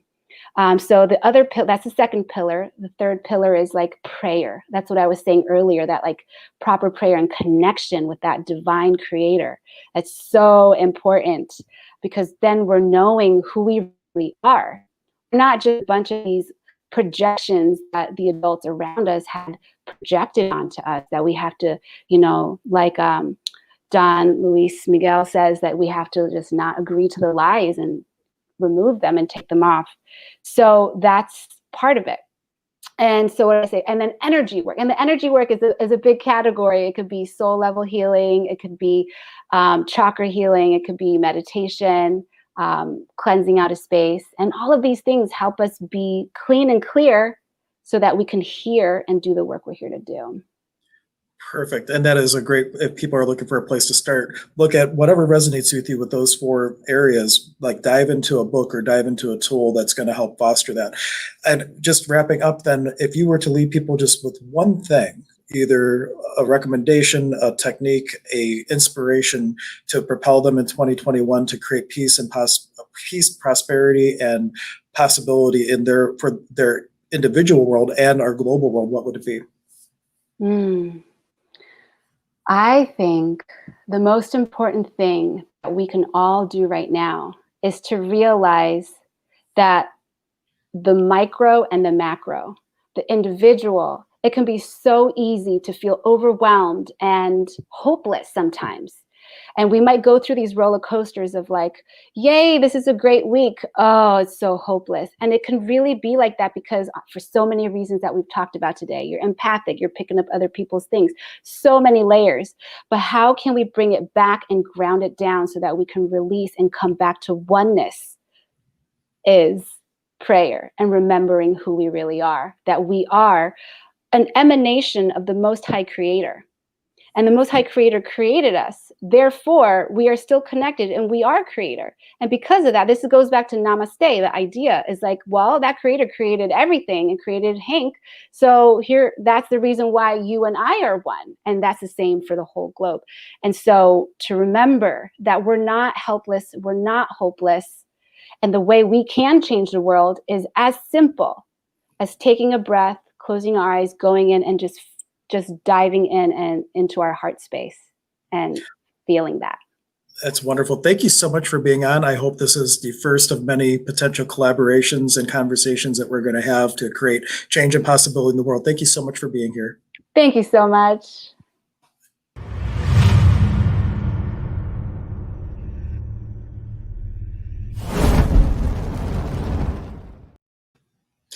And again, thank you so much for enjoying the content throughout the day. The next presentation is from my friend Angie Hewitt Abt, who is a registered medium in Lilydale, New York, which for those of you who might not be local, Lilydale is one of the largest spiritualist communities on the planet. And the entire community are all people who practice the idea of spiritualism, mediumship, connection to consciousness beyond the event that we call death. And she has a whole bunch of tools and amazing concepts to share with us, including one of my favorite, a little find the bless in the mess. So I'm going to go ahead and put this on for you all. And then following up after her, we have Cassandra Butler, who is going to be doing a little bit of a talk on astrology and possibility. So something else to look forward to. Oh, and I just realized I accidentally shared it without the audio. We don't want to make that same mistake again. So let me go ahead and do this, and we'll get the Facebook stream started again, because anybody watching on Facebook just got cut off just a moment ago. So we want to make sure we get them back on the stream here too. All right.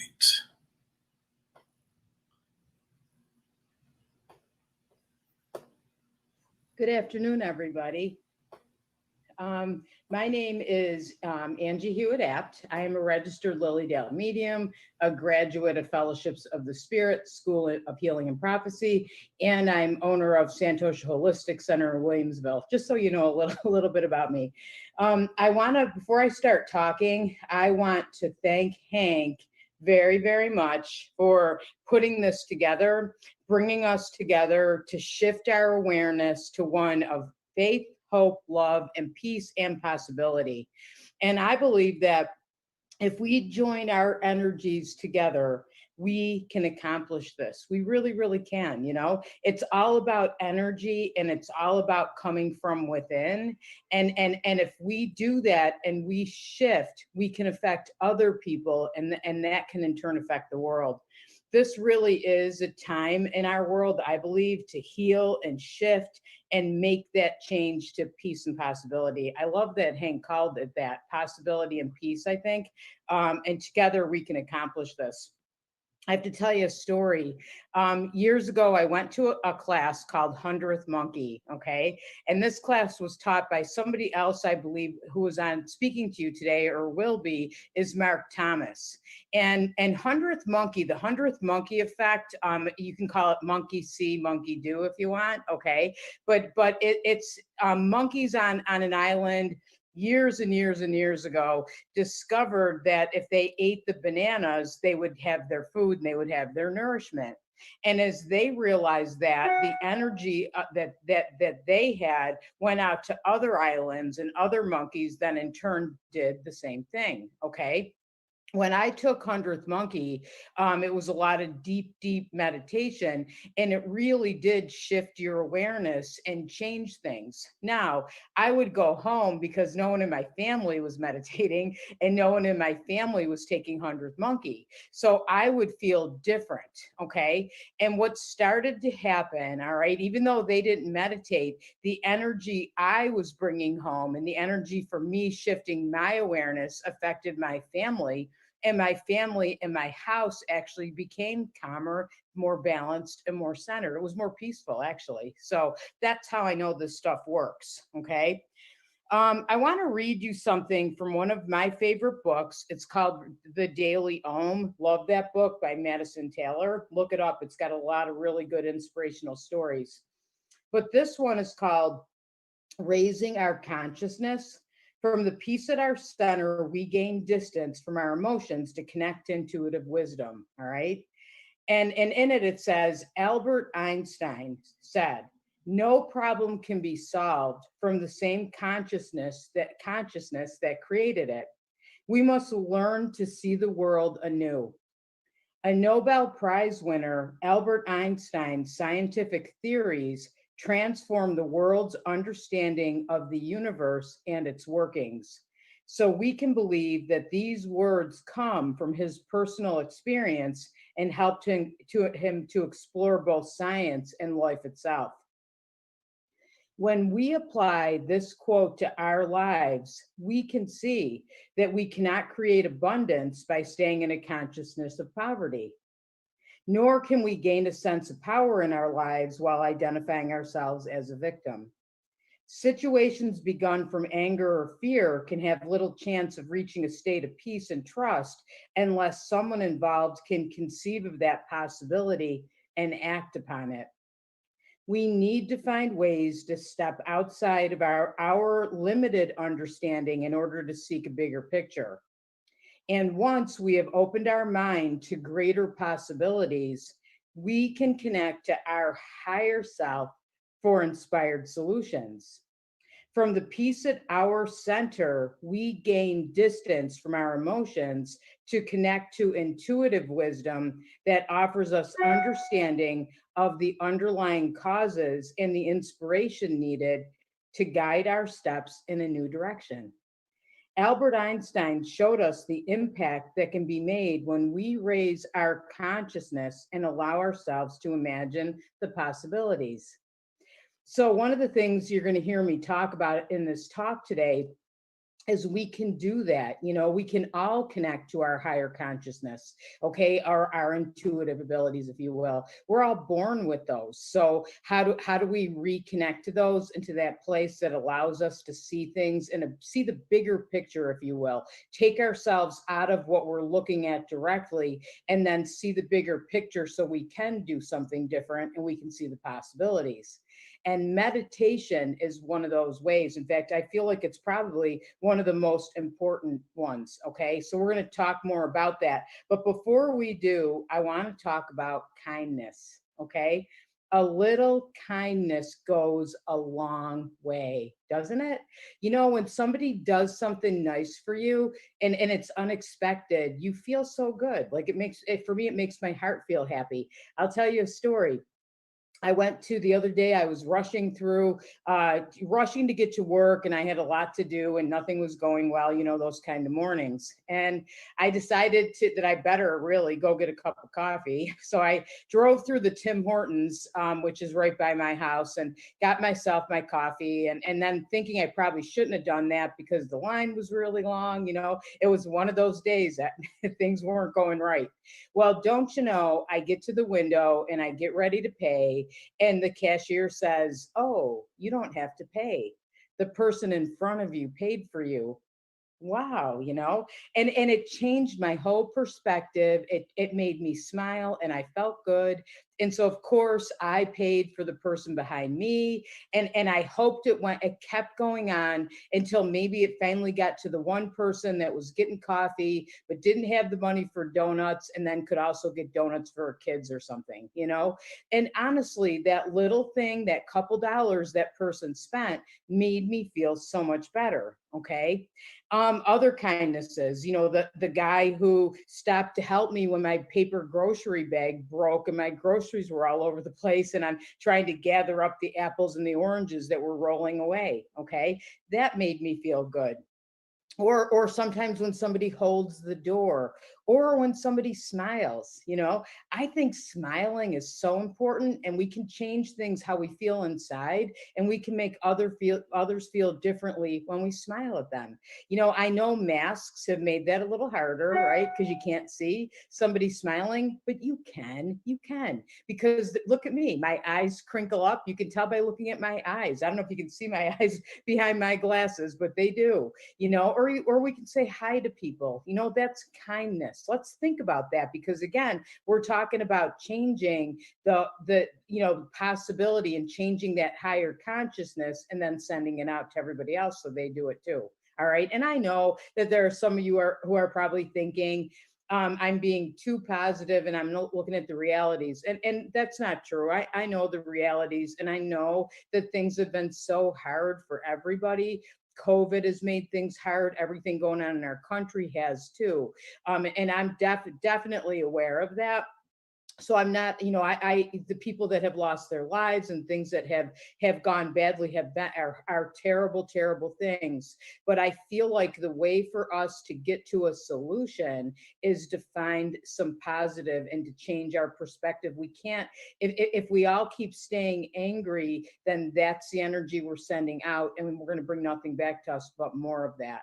Okay. So a lot of times though too, do you ever feel like this?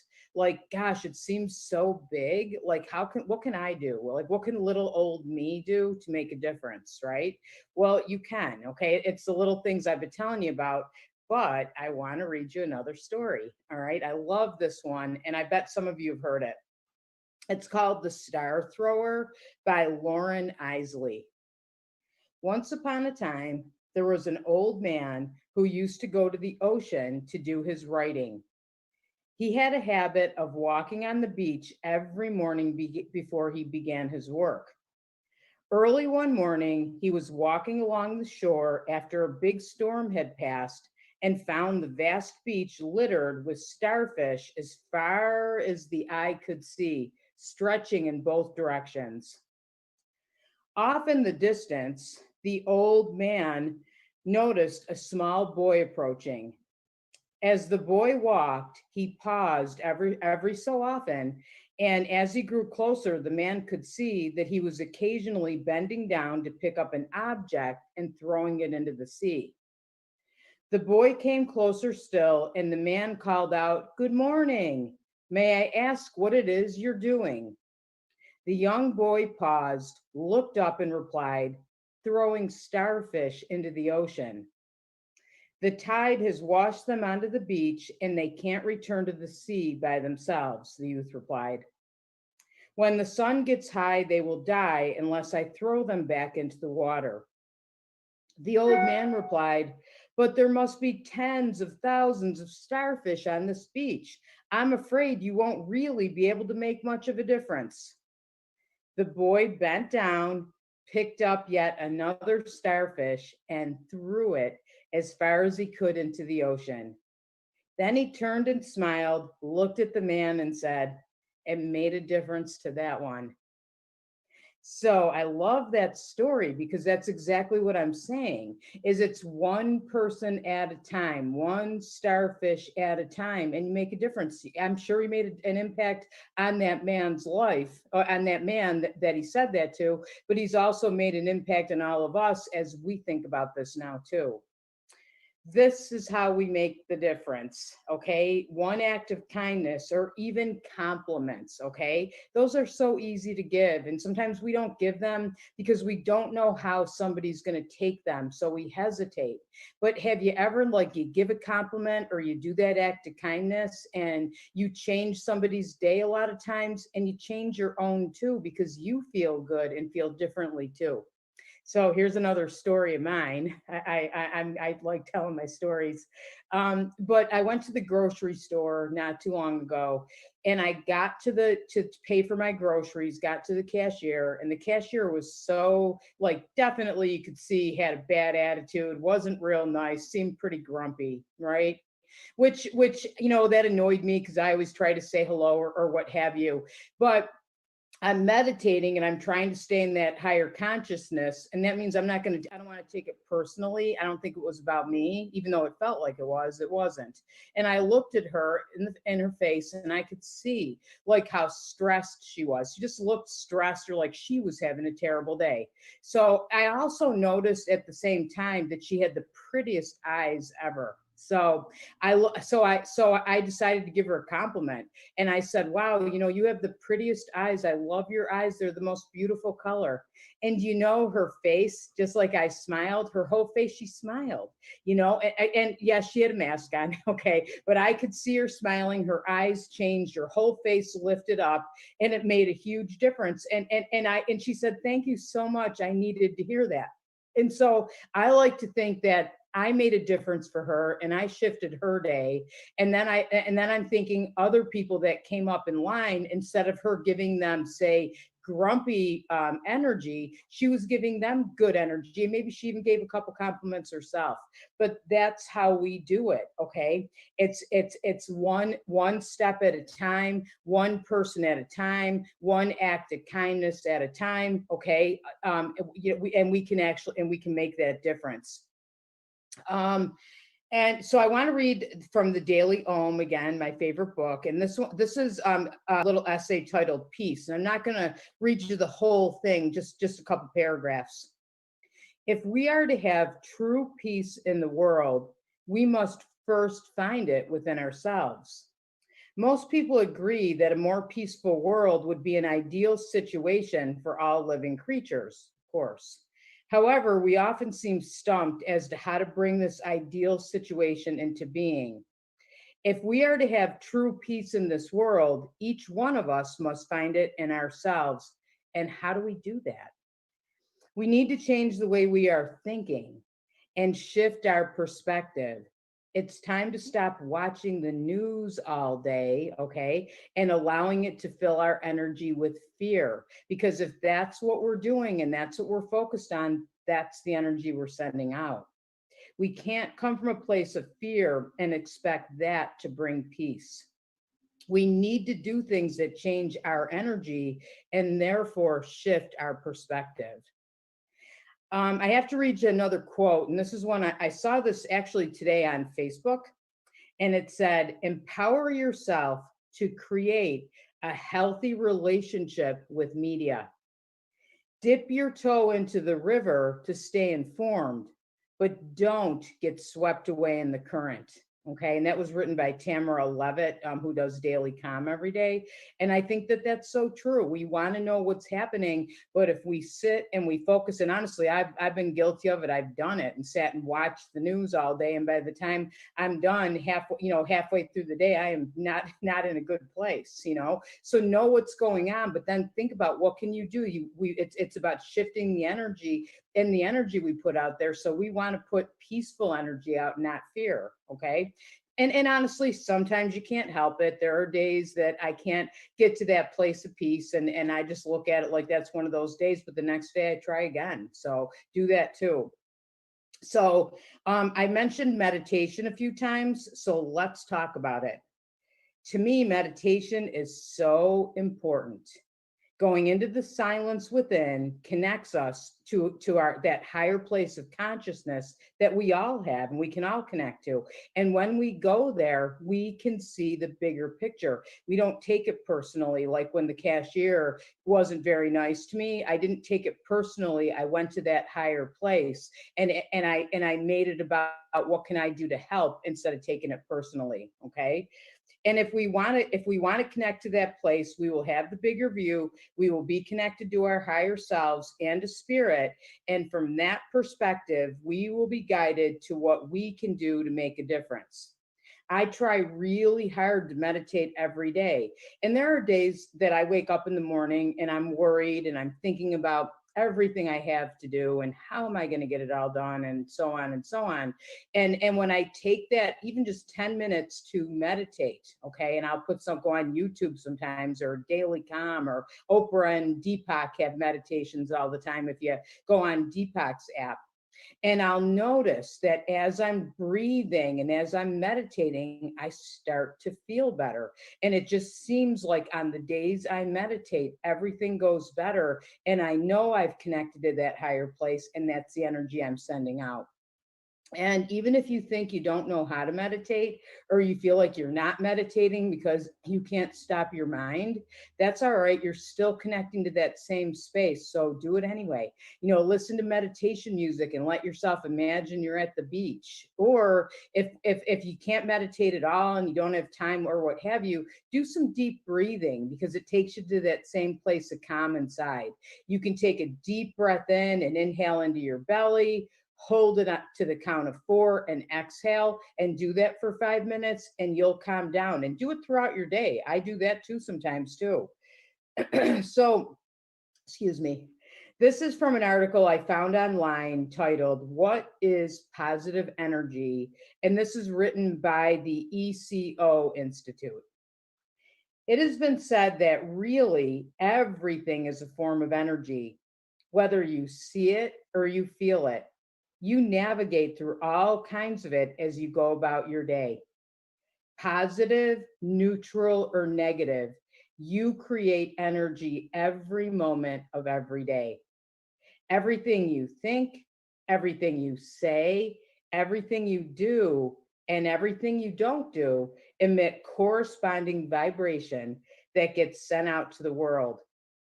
If you focus your thoughts, words, and actions on creating more positive energy, your life will improve in ways you now believe are impossible. Everything in your life and everyone in your path will move to a higher plane of vibration. How awesome would it be to transform into a positive energy beacon, radiating beautiful light everywhere you go, everything you do, using your higher state of vibration to make the world a better place? You can do that. You can, you really can. So imagine that we are all simply grains of sand on the beach, each a separate manifestation of the one great whole. Whether holding grudges or harboring resentment, negative emotions toward your fellow granules pollutes the whole beach. Then what is the solution? How can we reach a critical mass of higher awareness? Okay. How can we give positive energy to those grains of sand if we're one of them on the beach? Meditation. Okay. You're hearing me say that again. I sound like a broken record probably, but meditation is so important, and kindness and compliments and stopping and all of that. The shift in consciousness achieved through meditation naturally makes you aware of the highest and perhaps most heavily guarded truth. We are all one. We are all one. We really are, you know, and we need to appreciate each other's unique paths and what we're all here to learn. We're all doing different things, and we're learning at our own paces. You know, we really are all one. Energetically, we're all connected. Black or white, Republican or Democrat, religious or atheist, rich or poor. We humans are far more alike than we are different. We all have the same basic needs, wants, and motivations: health, happiness, purpose, and love. Meditation helps you remember that we are all in this thing together. If the ship sinks, everyone goes overboard, okay? So it's so important for us each to do our part. You know, and again, I said this a minute ago, that one of the things I like most about our world is how different we are, and how diverse, and the different kinds of conversations. You can learn something from everybody you have a conversation with. You know, I'm a people person. I love to talk to people, and I love the things I learn. I try to keep myself open, because I feel our answers can come from anywhere. You know, sometimes your answers come from talking to that to that girl at the grocery store, the cashier. We need to celebrate our uniquenesses. Just celebrate it and support each other. Easier said than done, I know, but let's think about it again. Shift our awareness and do this. And you know what else too?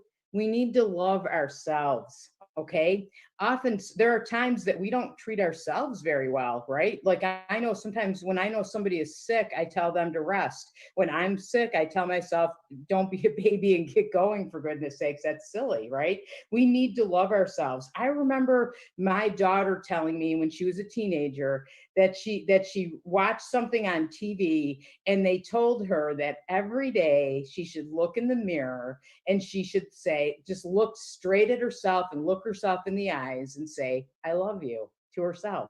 All right. And I noticed her attitude seemed better. And I asked her about it. And that's when she told me about that, my teenage daughter.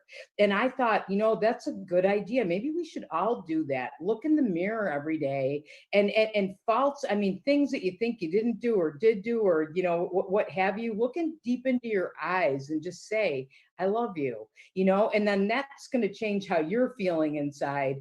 And then you're going to give that to other people, and you'll probably be able to say things like that to other people too. So my family has a saying, and if any, I probably say this all the time, but my cousin Julie talked about the bless in the mess. Okay, there's a bless in every mess. Okay. And so what's the bless in the mess of everything we've been going through this past year? I know for me, it's things like, and again, I don't want to make light of what everybody's gone through that's been hard, because it has, but what are the blesses? It's important to look at those too. I'm reading more books. I'm connecting out in nature more. We're doing things like this, that Hank is bringing us together and connecting us so we can talk about peace and possibility and find different ways to stay connected, like on Zoom. So it's important, think about what you're grateful for. Think about what you've learned. Whenever you're going through anything, try to think about the bless and the mess if you can. Okay. So I feel like that's going to help us. And the next thing, you know what I'm going to say. If we were in a group, I'd say, what am I going to say? It's meditate, right? So make sure you meditate or do that deep breathing, because that's going to make a difference. Let's change one at a time, like the starfish in the ocean, one at a time, that we change who we are inside. We change how we're feeling, and then we start to come from our hearts and we pass that energy on. Okay. And the other thing too, I want to challenge everybody to do, and I'd love to have a class someday or a reunion of this, and I want you to look in the mirror and see how it makes you feel when you look in the mirror and you look into your own eyes and you say, I love you. I love you. Okay. So thank you so much for listening to me. I hope I helped. I hope I gave you some good suggestions. And again, I want to thank my friend Hank Setala for putting this together, because it's so important to bring us together, and for all the reasons I said earlier. So have a good rest of your day, everybody. Thank you.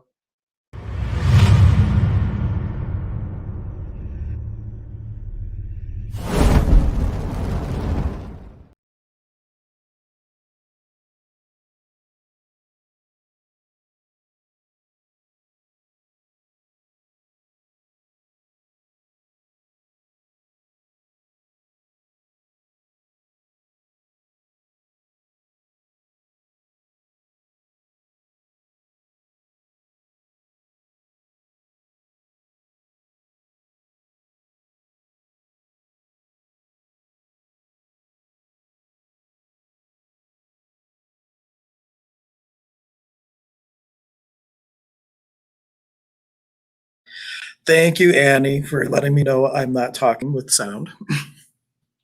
It's always so embarrassing when that happens. I didn't want to accidentally talk while Angie was talking and have that go through. So what I was saying before, when my microphone was apparently muted, is I had met Angie through Fellowships of the Spirit. We both served on the board of directors. And when COVID occurred, we both asked, well, what is the bless in the mess? What can we create with the situation that the world has given us? And we started hosting each other for virtual workshops, and we started doing different collaborations. And really, when you have an experience where it really looks like something is hard, well, what can you do to shift and create a different possibility? Because it's always with the question that an awareness will come. And with that awareness, you can make a choice. And that's when you start this spiral of possibility. Our next guest is Cassandra Butler, who is going to be sharing with us some amazing information on the possibility of astrology. Cassandra, thank you so much for joining me and making time in your busy schedule for being on the broadcast with us. And I'm going to go look for the PowerPoint. But if you click share screen, at the top, there's usually different tabs, and it will say your entire screen, application window, and Chrome tab. And if you were trying to share a PowerPoint, you would want to do application window. Okay, I tried the application, and let's see if I can try that. Hank, you're awesome for doing this. I'm so thrilled. Inbox, it says that I can share my Gmail. Nobody wants to read that. So application window, it does. Is it in PowerPoint what you want to share with us, or what is it? Yes. Yeah. So yeah, if you click application window, you should then see PowerPoint, or like I can bring up a Word document that I have. So okay. So you just click the tab application window, and like if I were to click on mine and share it, now everybody can see my cheat sheet, my Microsoft Word document where I have all the information that I stole from your website. So I know like what to talk about. Okay. So everybody knows I didn't memorize everything about everyone. I have a little cheat here that I've been using. Well, we all have these little tricks of the trade. Well, I'm looking at application window, and the application window is just showing me, let's see, the Realtek audio console, but not my PowerPoint, which is beneath us. Or maybe, Oh, let me grab it from my email, because we anticipated we might have a little technology glitch, so I could be your slide button pusher. That's not a problem at all. And while I get this all queued up and everything, like I one thing I loved about your bio, maybe you can talk about it, is you have become a master of bridging the worlds, of bridging between the technical side and the more mystical side. Could you talk a little bit about your background with how you were able to find this ability to weave the worlds together? Oh, thank you, Hank. Again, my deep felt thanks for doing this. It was truly inspired, because we're all kind of been a little bit of flotsam in the past year, and we need to focus on what's really real, which is our spirit and possibilities in creating a new world, and no matter what's happening out there. So I started, my journey with the astrology very young, and astrology is a very technical science. And over the years, I've actually been trained with wonderful Elaine Thomas and Mark Thomas. I've done a lot of mediumship work, but also my chart indicates that I have some, they used to call me Spacey Sandy growing up. I have a lot of intuition just inherent within myself. But of course, any gift we have can be enhanced by training and mentoring with other people. So the bridging, I think, that I like to do when I work with people, I call them integrative readings, is using the astrology as a tool, but also, oh, beautiful. Thank you, sir. Like magic, technology. So it's right there, we're ready for it. So yeah. So we're doing this wonderful endeavor for 12 hours during a new moon cycle, Hank.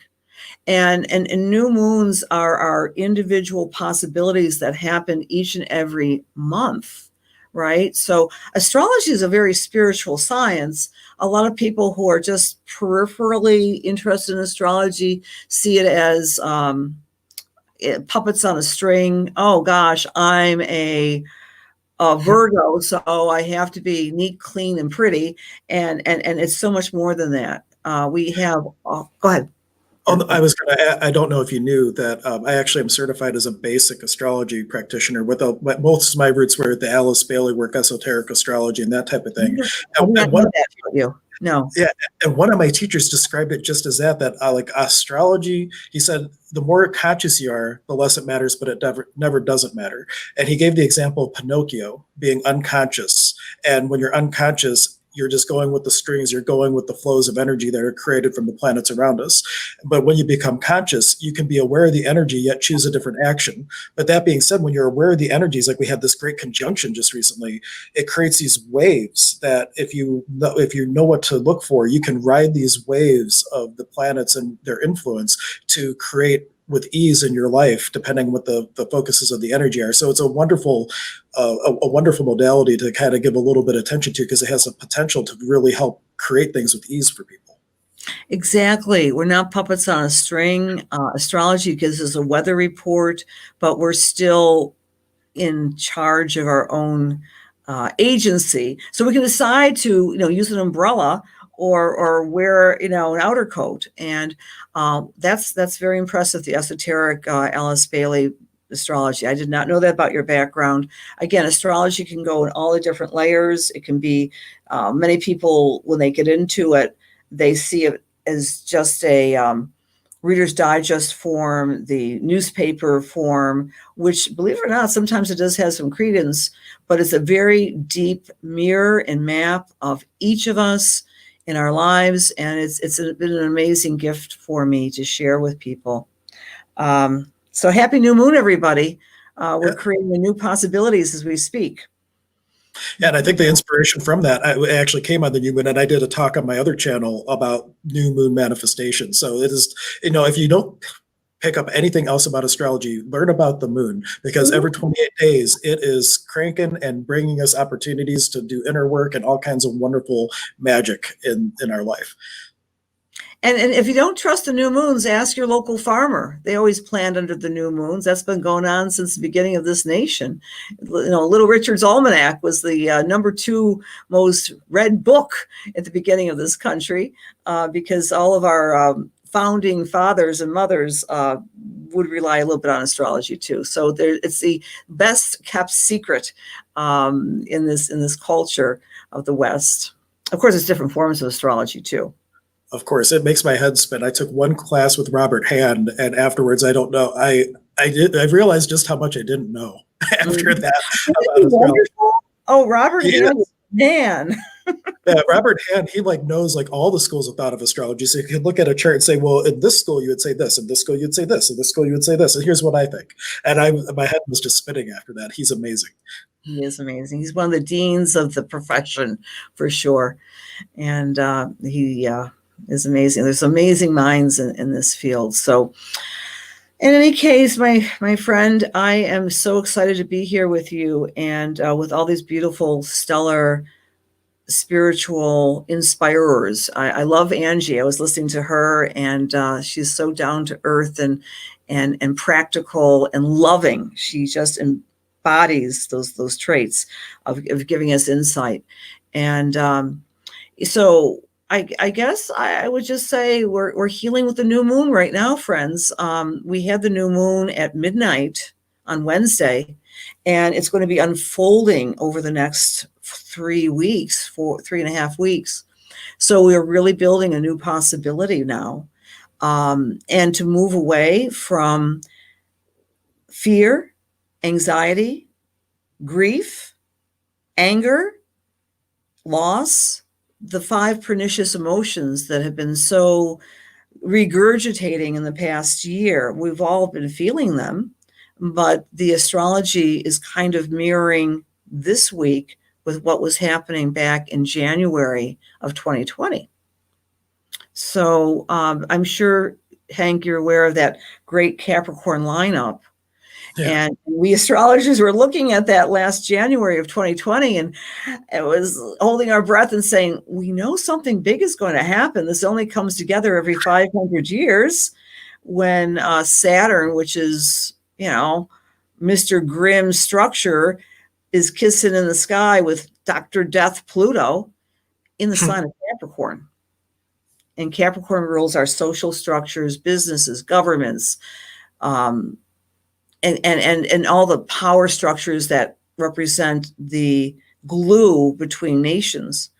And we've gone through it. We've gone through it, friends. We are now at the brink of recreating our world. And awesome.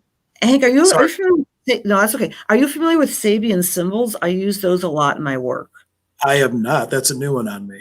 Okay, so I want to share this with you and others who are listening. Sabian symbols, my friends, they really resonate with me because, again, I'm an integrator. I love Lily Dale. I work at Lily Dale every year and Fellowships of the Spirit. We are blessed in Western New York to have these icons of spiritual learning. And Sabian symbols were derived from a meeting and meditation between an astrologer, Mark Evan Jones, and Elsie Wheeler, who was a medium clairvoyant from the early 20th century, 1928. They got together and they wanted to do something to help humanity.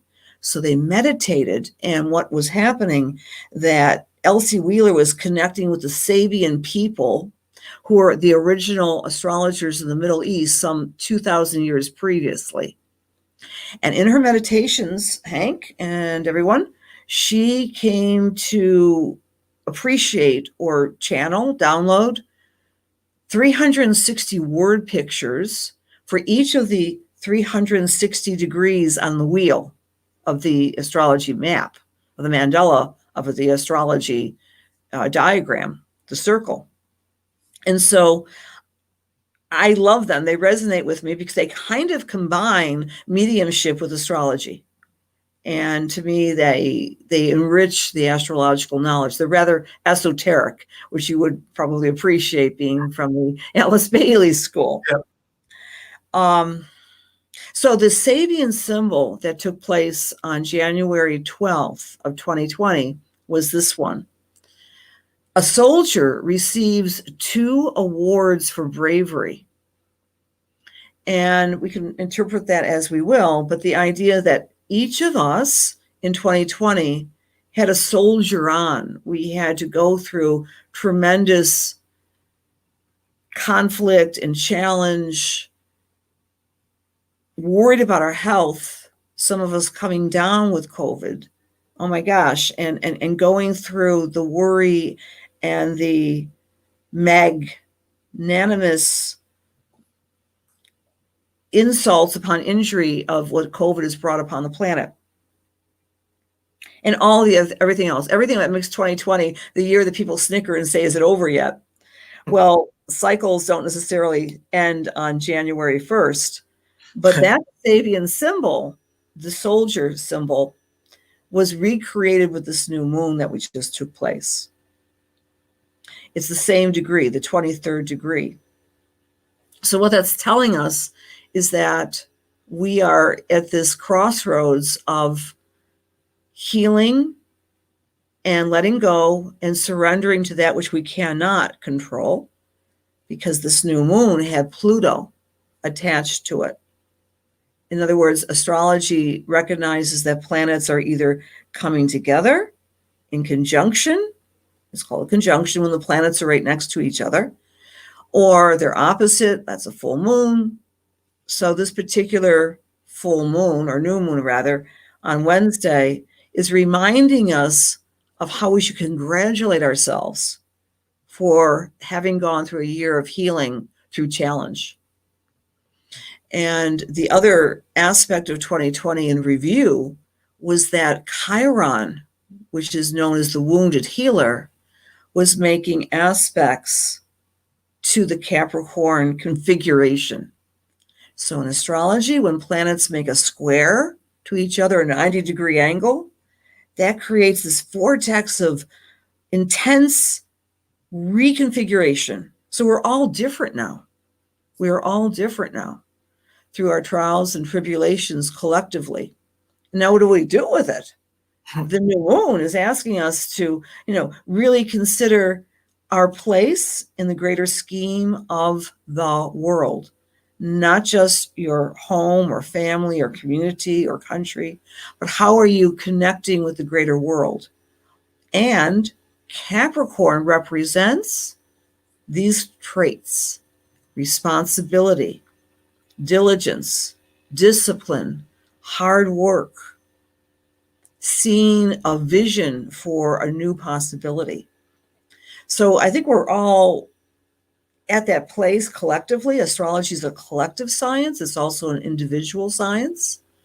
And so that's what the PowerPoint's a bit about, how Great. we're recreating our new world with this great new thing that happened. I did have someone ask a question. I'm not sure how long it will take us to go through the PowerPoint. Can we entertain a quick question on the new moon? Sure. And, I'm good either way. I mean, the PowerPoint is just a reflection of what's inside my brain. So I don't necessarily have to use it. Yeah. So Elizabeth was asking, and we could ask the same question for a full moon. What is the significance of being born on a new moon or born on a full moon when it comes to astrology? Does it have any weight on how someone experiences their reality or the planets as it pertains to them individually? Oh, absolutely, Hank, and absolutely, Elizabeth. So there are actually 8 phases of the moon, and all of us are born under one of those 8 phases. So someone born under the new moon means that the symbol of their identity, which is their sun sign, is similar or blended together with their unconscious or their moon sign. So someone who's a new moon person is always reinventing themselves, for one thing, and that their consciousness, sun, and unconsciousness are working as one energetic pod. So someone born in the full moon sometimes feels that split. Someone born under a quarter moon feels this internal dynamic tension to get things done. So that's a great question. And we're all born under different phases of the moon. I was born under a quarter phase, a waning phase when the moon was losing light, but we're all the same, but we're all very infinitely different. And that's another cool thing about astrology. It basically helps us identify our infinite connections and our infinite individuality. One fun thing to share with you from the world of shamanism is there's the belief in the Andean tradition that when the baby's head first crowns, they receive a download, their star of inspiration, and identical twins that are born just a second apart or a minute apart, even though genetically they may be exactly the same, their inspiration from their unique star, their representative in the upper world, is different. And that's why we have all these different variations. I just thought it kind of ties in with astrology, so I thought I would share that a little bit with you. Oh, that's so awesome. I love that, Hank. I love that. All right. And folks, feel free. You can continue to ask questions. And because, as she said, she is willing to go off script. So this is all just to keep us on pace with what she would like to create. But let's go ahead and I'll start moving. I have to remember how to use PowerPoint. I haven't used PowerPoint in forever. Okay, I think I hit the space button. There we go. Yeah, all right. So I think you were already talking about this a little bit, but this is what an astrological chart looks like for people who are not aware. And it always looks like it's so much going on. I love it. Yeah. So when people first look at this, sometimes they get overwhelmed, and then they, unfortunately, one of my passions in life is making astrology more accessible to anybody. So don't be intimidated with all those squiggles. Those squiggles are simply representation of the planets and the asteroids, and all those numbers are placeholders along the ecliptic. So, for example, let's see if I make sure I get the right. Yeah. So it was a 23-degree new moon. That's simply, thank you. That happens every January 13th. So January 13th on our calendar equals 23 degrees of Capricorn. Having said that, you can see, I wonder, can you guys see this? If I do this, Hank, if I do my, can you see my little, or no? No, I can't. I see you have a screen share, but it's just gray for me. I can't see what's actually on your screen. All right, so I won't make references so much. I'll use my little pointer finger. If you guys can see the sun and the moon next to each other, that represents the new moon. But there's something that looks like almost like a chalice next to it. That's Pluto. So what this new moon is telling us is a new moon with a boom. Pluto is next to the new moon, and Pluto is the most powerful planet. It represents literally an archetype, and astrology is like a narrative. It's just a mythological storyteller. That's what astrology basically is for us. So Pluto represents things like volcanoes and power and intensity. And this particular new moon, therefore, has this boom to it. And what I've been finding with some of my clients and some of my friends, just since Wednesday, I've been hearing the same rhetoric over and over. Enough is enough. I want to get on with my life. I want to move forward. I want to create something new. So that impulse is helping everyone somewhere in their charts. And if you're a Capricorn, you're really feeling it. And I could actually go through off script with all the signs when we have some time. We have lots of time here, but this new moon also has Vesta, which is the asteroid of spiritual practices. And I want to make a reference to what Reverend Angie was just talking about. I think anyone who may be listening may have some spiritual practice.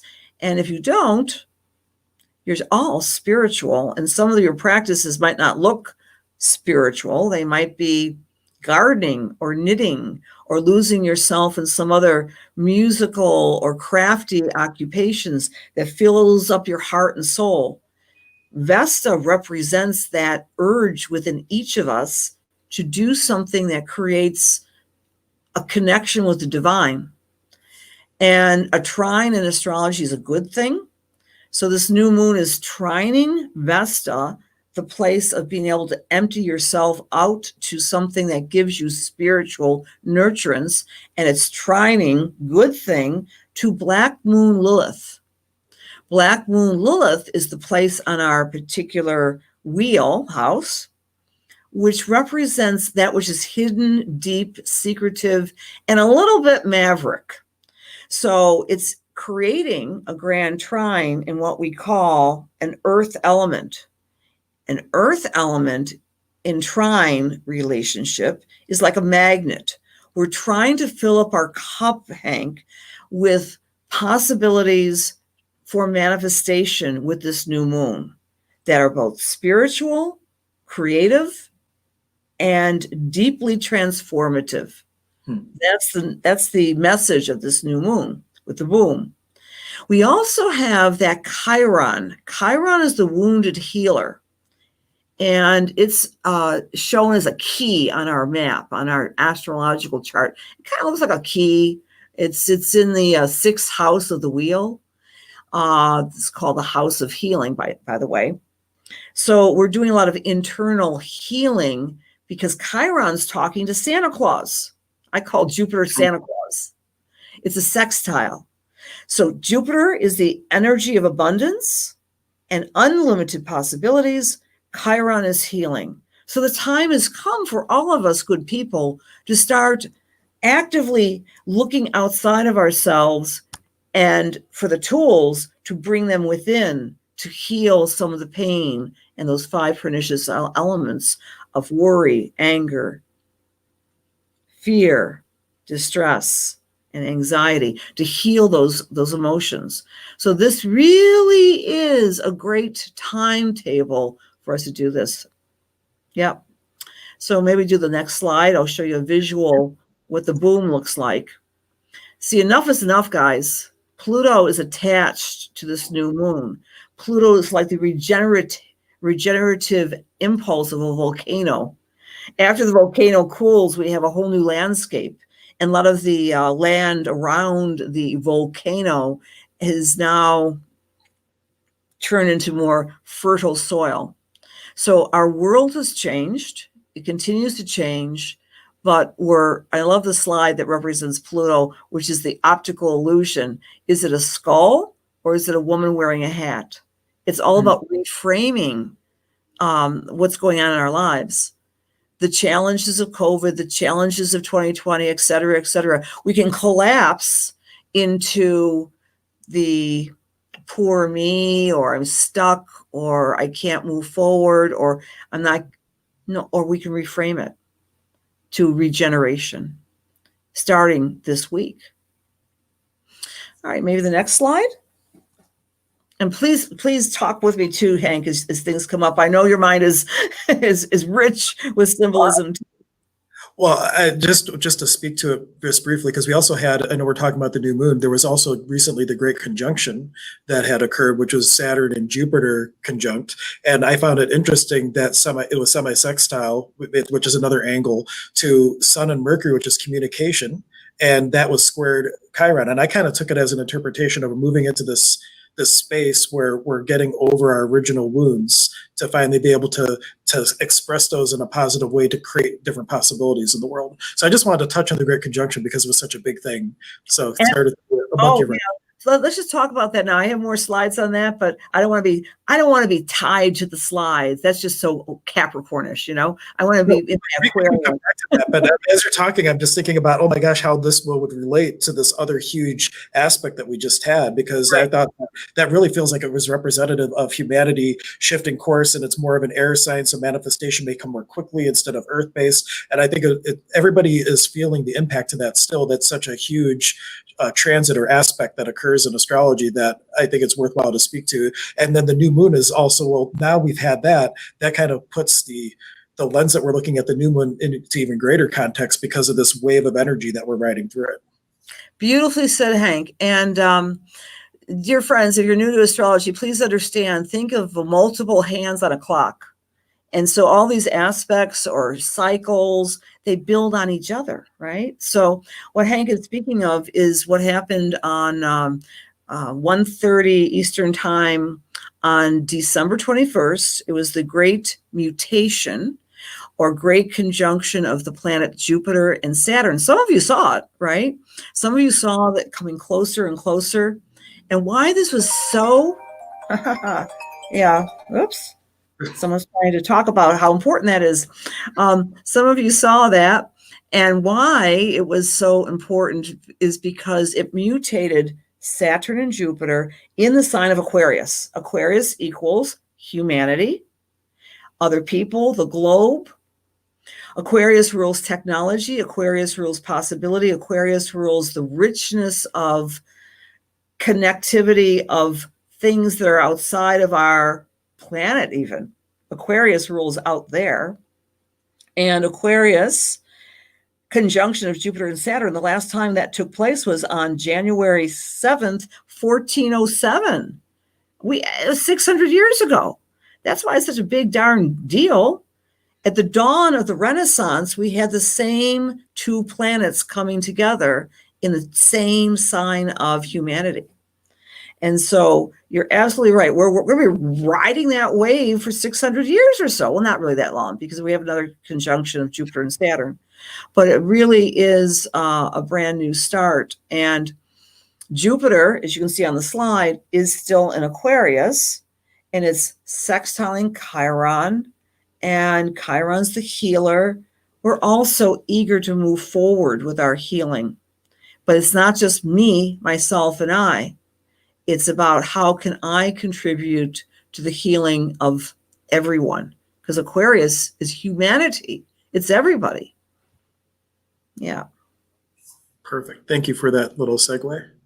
Yeah, I know. This is fun. Maybe it would be fun to talk this. You know astrology, so this is cool. So another really significant date regarding that, Hank, is going to be on February 17th, because that's when Saturn and Uranus, and I talk about Uranus more in the slideshow, Uranus make a square. We love squares. They mean new foundations. That happens the end of February. That's called the rebuild point between crazy Uranus. He's the absent-minded professor.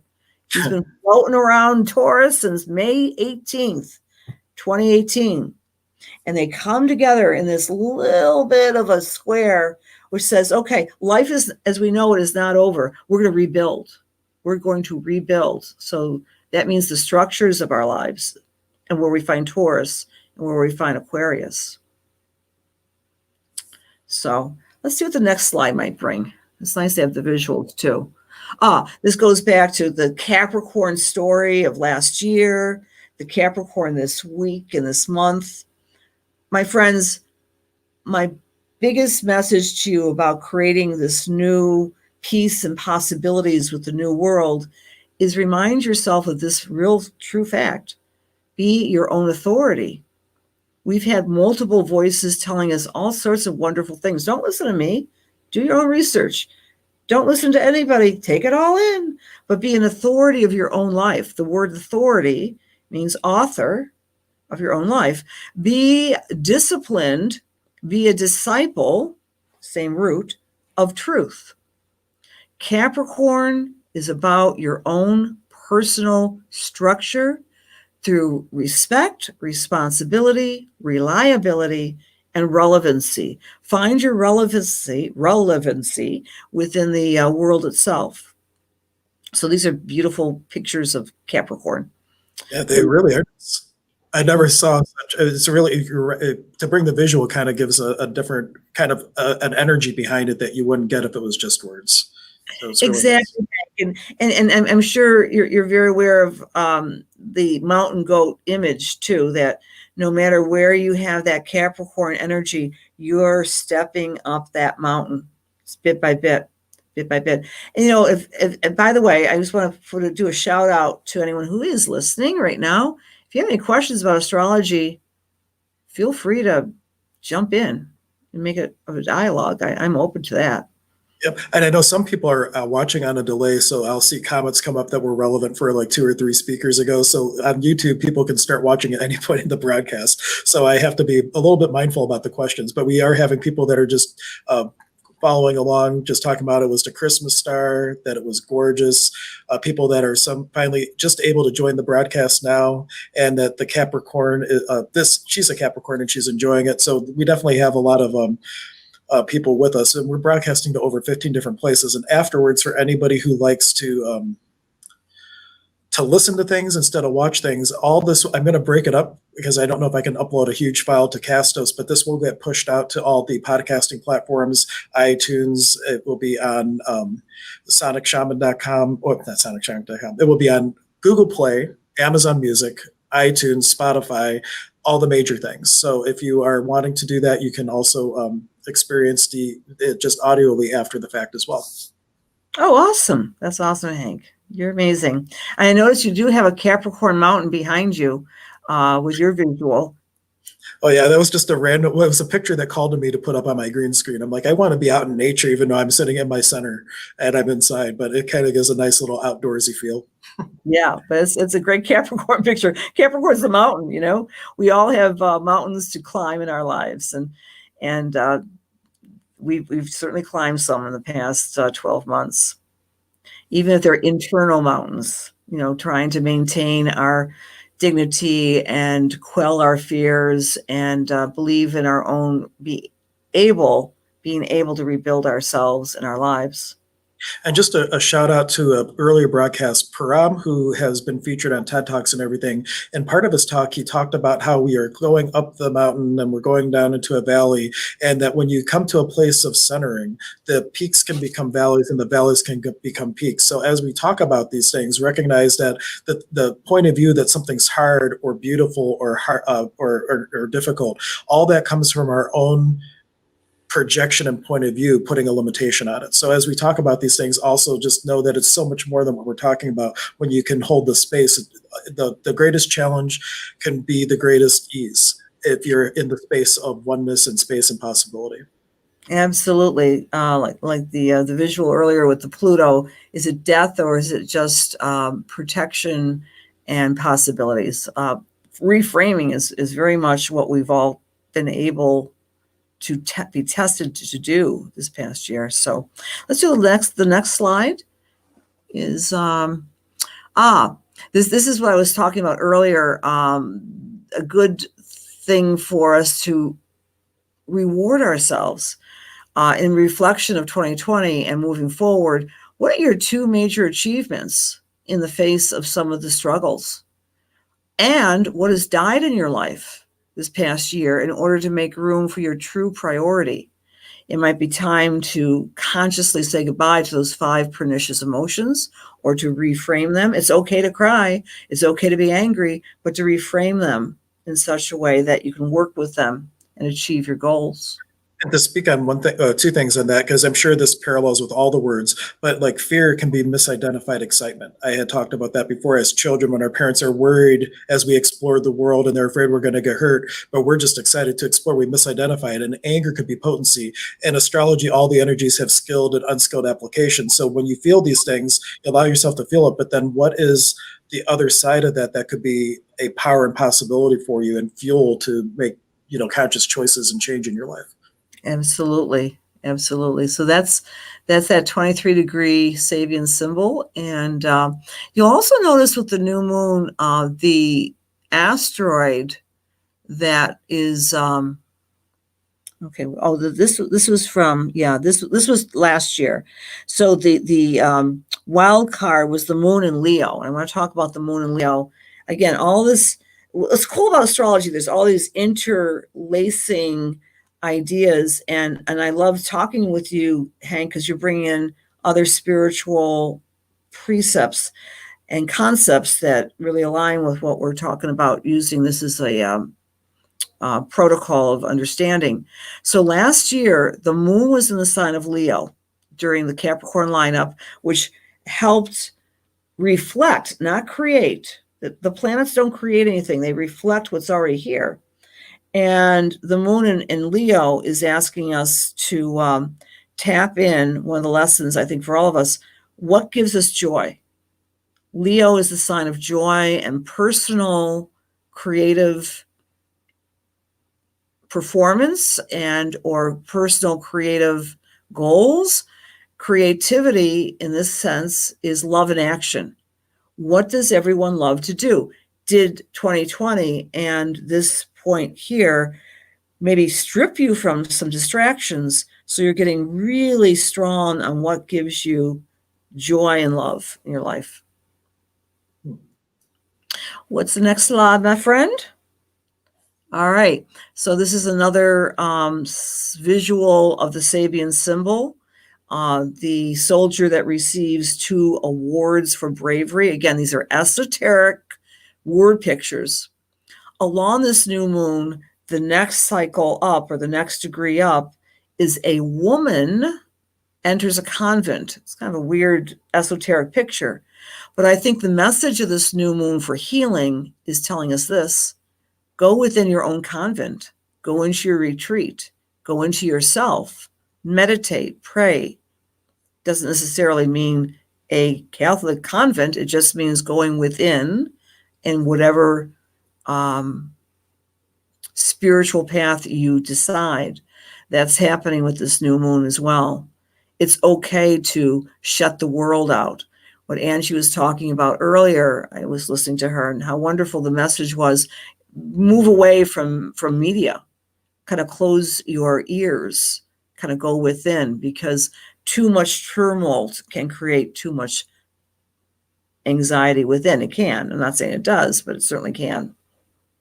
One thing to share with that, I've shared this a couple times on the stream. Spirit had gifted me with this beautiful acronym for COVID: creating opportunities via intuiting divinity. And when we all had to be at home and isolated, people were just sitting. It's just me, myself, and my soul. And we're continuing to have that effect where we really have an opportunity to touch in with this oneness and get in touch with that inner spark that can really, if we follow that impulse of the soul, we can start to really create and shape a world that we all would enjoy living in a lot more with ease. Yes, it really has been, again, reframing again the opportunity to go within and to connect with that inner divinity. Love it. Let's do the next slide. Okay. The responsibility and authority start at home. It may have been a lonely road at times, but this new moon, again, is connecting with your inner guidance and truth. And I pulled the Hermit card out of the tarot because I think that's a beautiful archetype for Saturn and Capricorn. Bring down the light and use the light to help guide you every step of the way. Being in Hermit stage is a very good thing. It's caused people to celebrate that inner light within. Beautiful. Okay, then the next slide, please. All right. So one of the things, I love the mountain goat on the right. So I think there might be some Capricorn still watching.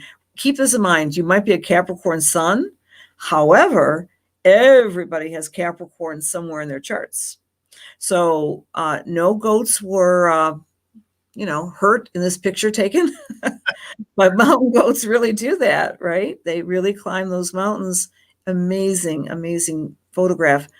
The opposite of Capricorn in astrology is Cancer, which is home and water and juicy and intuition and loving and family. And think about the juxtaposition between this past year and still between being told by the structure, we have to stay at home, shelter in place. And for some of us, that may have been a very difficult thing to do because some of us don't have homes which are nurturing and loving. But that's just, again, an issue or polarity that needs to be balanced between what creates safety and security. Perhaps we should focus on the security and safety and the nurturance of the inner mother within, the great mother, and then the external coldness or harshness of our challenges. So we're all kind of trying to blend. Healing is a lot about blending and synthesizing two different impulses. So these two impulses, home and security, structure and authority, have got to kind of come together. And I think this new moon is helping us see what juices us up, what provides us with that sense of safety and security. Great. All right. So a little bit about also what might have been happening, just as an observation, and we have control over this now. But when we look at this chart, friends, this might explain, not cause, explain some of the mental exhaustion many of us have been feeling as we've been navigating this past year and this early part of 2021. So this is a picture of the chart with the new moon, and it's showing us something in astrology called the eclipse points, or the north and south nodes. Now, the north node since May of 2020 has been in the sign of Gemini. Gemini represents data, information. Sagittarius is the south node, which represents truth, freedom, knowledge. And again, this represents a polarity. Neptune, which I like to refer to as God's loving, compassionate heart, has been squaring the nodes. A square, again, we talked earlier what a square is. It's literally a 90-degree angle between these celestial points. So a square motivates us to get moving on things, but Neptune is confusion. Neptune is compassion, but like you said earlier, the flip side with any particular planet or observation in astrology, there are two sides to every coin. So Neptune on its good days is compassion and love and connection. On its not so great days, it's confusion, smoke and mirrors, lies, intrigue. So that's why our mental bodies, again, not just individually, but across the world, has been one of mental exhaustion. Now, how to get out of that? I guess what? I'm going to default to Angie's advice, because Gemini is the north node. Gemini rules the lungs, doing a lot of deep breathing, doing breath work, doing obviously meditation, doing something to rev up your exercise and your oxygen levels. Think about what COVID has been to many people, potentially diminishing lung capacity and hurting, of course, and creating respiratory illness. So that's shown in the chart. Our greatest benefit with the North Node and Gemini is to be mindful of our breathing and to really work it. So excellent. And I should mention for everybody watching too, there's also, you can pull charts and you could have your natal chart in relation to the transiting chart, and it creates a whole nother layer of how the energies might be playing out for you personally. So I just want to throw out that, because we're talking very just broadly and at how it affects the collective, but there's also a whole nother layer that this could be potentially too for everyone. Absolutely, to how to apply it. So this is called a great mutable square that's been developing in the sky. And do we believe it or not? Believe it or not, what's being pounded at us nonstop by the many, many news agencies and media. It can be downright confusing. So I have a relief for everybody. If you could do the next slide here. Sure. And the relief would be Uranus moving forward in the sky. Is there help? Is there clarity? This also helped. This also happened this past week. So I'll talk about all the planets as having kind of characterizations and character types. So we talked briefly about Saturn being the hermit, like even the tarot deck. Our friend Uranus, next slide, please, sure. is the energy of eclectic eccentricity and electricity and energy. Uranus went direct on this past Thursday at 6 degrees of Taurus. So planets are either going forward or backwards from Earth's perspective. Many of you have heard the expression Mercury retrograde, and they go, oh, terrible thing. Not really. I mean, Mercury retrogrades 3 times a year, just like we have to sleep a third of our life. Isn't that amazing? A third of our life is spent unconscious, minimally. You can drive home that point in other ways, but we need our sleep, just like we need Mercury going retrograde. But here Uranus went direct. It was retrograde since August 15th. It went direct this past Thursday, the 14th of January. And when that happened, next slide, Uranus is, ta-da, wow, it's inching towards Mars, clearing out the debris, creating this sense of enough is enough. I'm going to take action. I'm going to get clear. I'm going to have a sense of wanting to have more understanding of higher purpose. And this also speaks, this particular cycle, friends, of that late February, early part of March, and just around the corner when we start to rebuild things. So Uranus is actually trining Venus, and that's a good thing because it's helping us identify what's most meaningful, powerful, and valuable in our lives. So that's another way we can do our healing and create a new world of possibilities. Okay, next slide. It's Uranus. The brilliant, absent-minded professor. He doesn't know what end is up, but man, is he smart. So we all have that brilliance somewhere within us. And right now, that brilliant planet is in Taurus at 7 degrees, 6 degrees of Taurus. And where it falls in your chart, like you said, Hank, makes a big difference, right? So if you are a Scorpio sun sign, a Taurus sun sign, a Leo sun sign, or an Aquarius sun sign, you're really feeling this energy. This like, I know what I'm going to be doing now.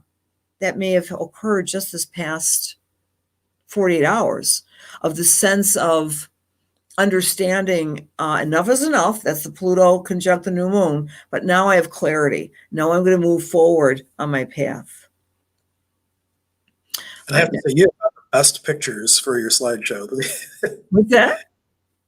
I said you have found the best pictures and visuals for your slideshow. It's really, I love it.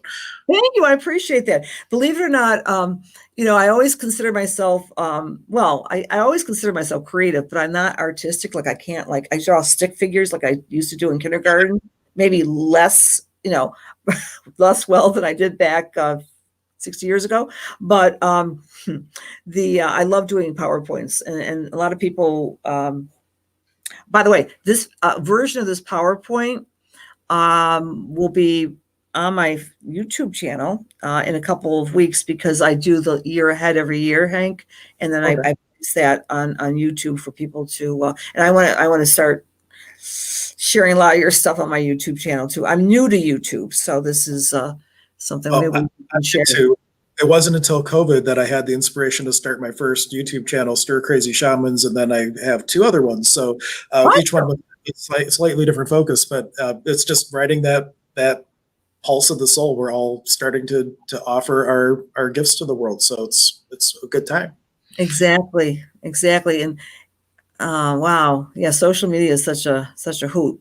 So it really is.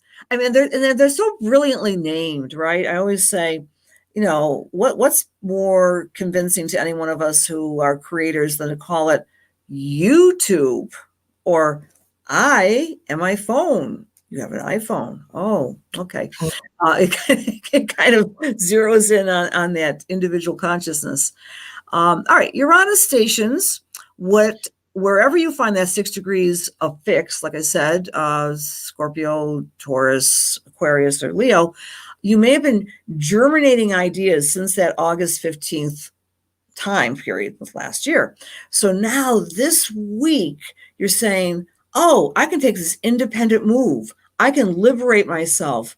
Maybe it means for some people to leave their job or maybe leave a relationship that's no longer serving either one. So it's about liberation. It's about independence and stepping into your own individuality. Excuse me. So I know how to sneeze without infecting anybody. So that's Uranus. And so watch for the downloads, friends. Oh, and Uranus going direct has also stirred up something as simple as this. This happened this week. The CIA released its entire collection of UFO-related documents. The Black Vault came out, concordant with this. They did some release back in April last year, but the big vault drop came this week. I had not even realized. I'm going to have to check that out. Yeah, there's the www.space.com CIA declassified information. How about that? So, I mean, we can't get more out there than UFOs and ETs and experiencers. I love it. Off-planet stuff. That's also tying in, of course, what we had talked earlier about the Jupiter-Saturn conjunction on December 21st. We are in a new world. We're looking at new possibilities even beyond this particular beautiful planet. Okay. All right, next slide. Back to manifesting. So I do a manifestation class with the new moon, been doing it, yes, no kidding, for 25 years, friends. Used to be in my living room and now it's on Zoom. Anyway, we can manifest more effectively with the new moon. This new moon, a woman entering a convent. Neptune is opposite Vesta. Go into your spiritual center.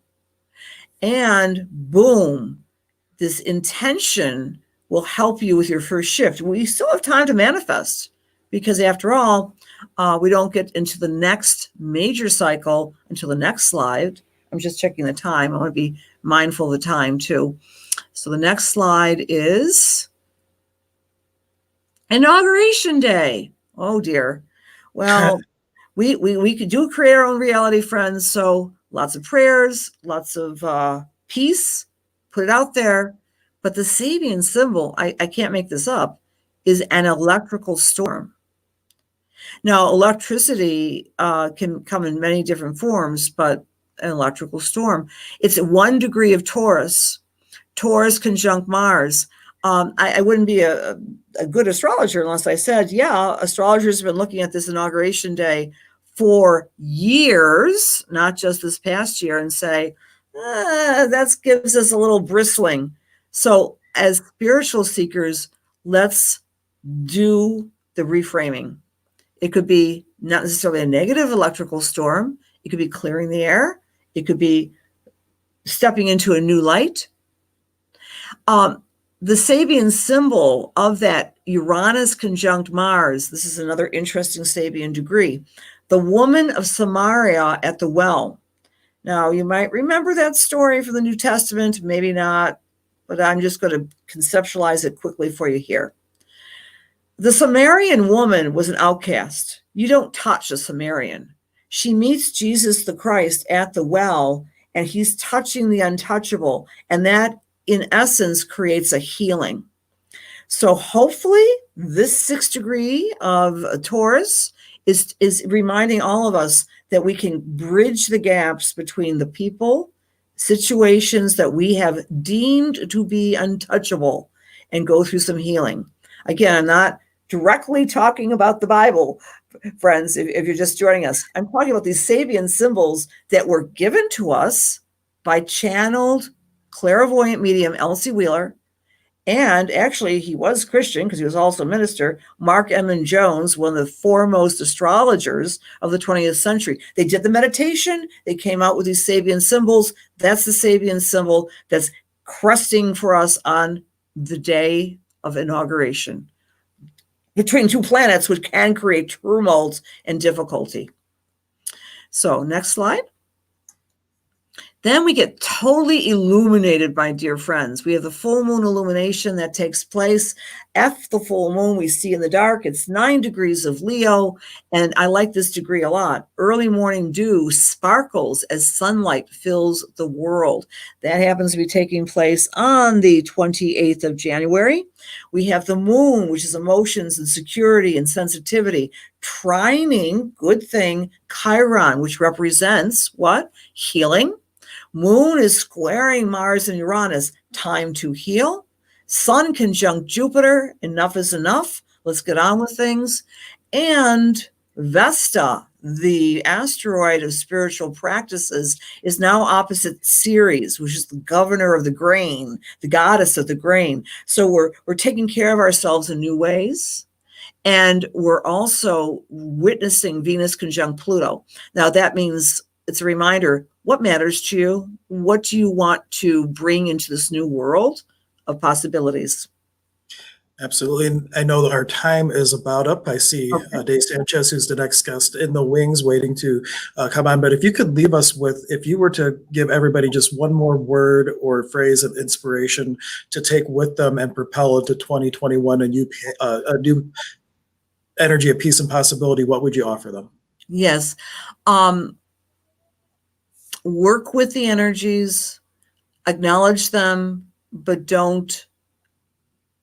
We are each unlimited, incredible spiritual beings that are not at the mercy of anything outside of ourselves. So touch in with the God of your understanding, do your spiritual rituals, your spiritual prayers, your spiritual meditations, and your spiritual hygiene, that no matter what happens outside, that inside you're aligned with the God of your understanding.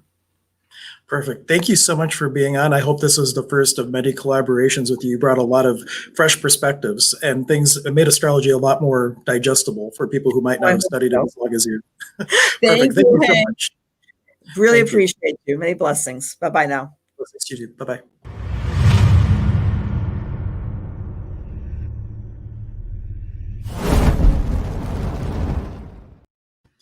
And thank you so much for continuing to be with us here today for this day of peace and possibility in the world. Just a reminder, if you're getting value out of this, you can be a contribution to the possibility of the day simply by sharing the YouTube stream, starting a watch party on Facebook, however you're called to.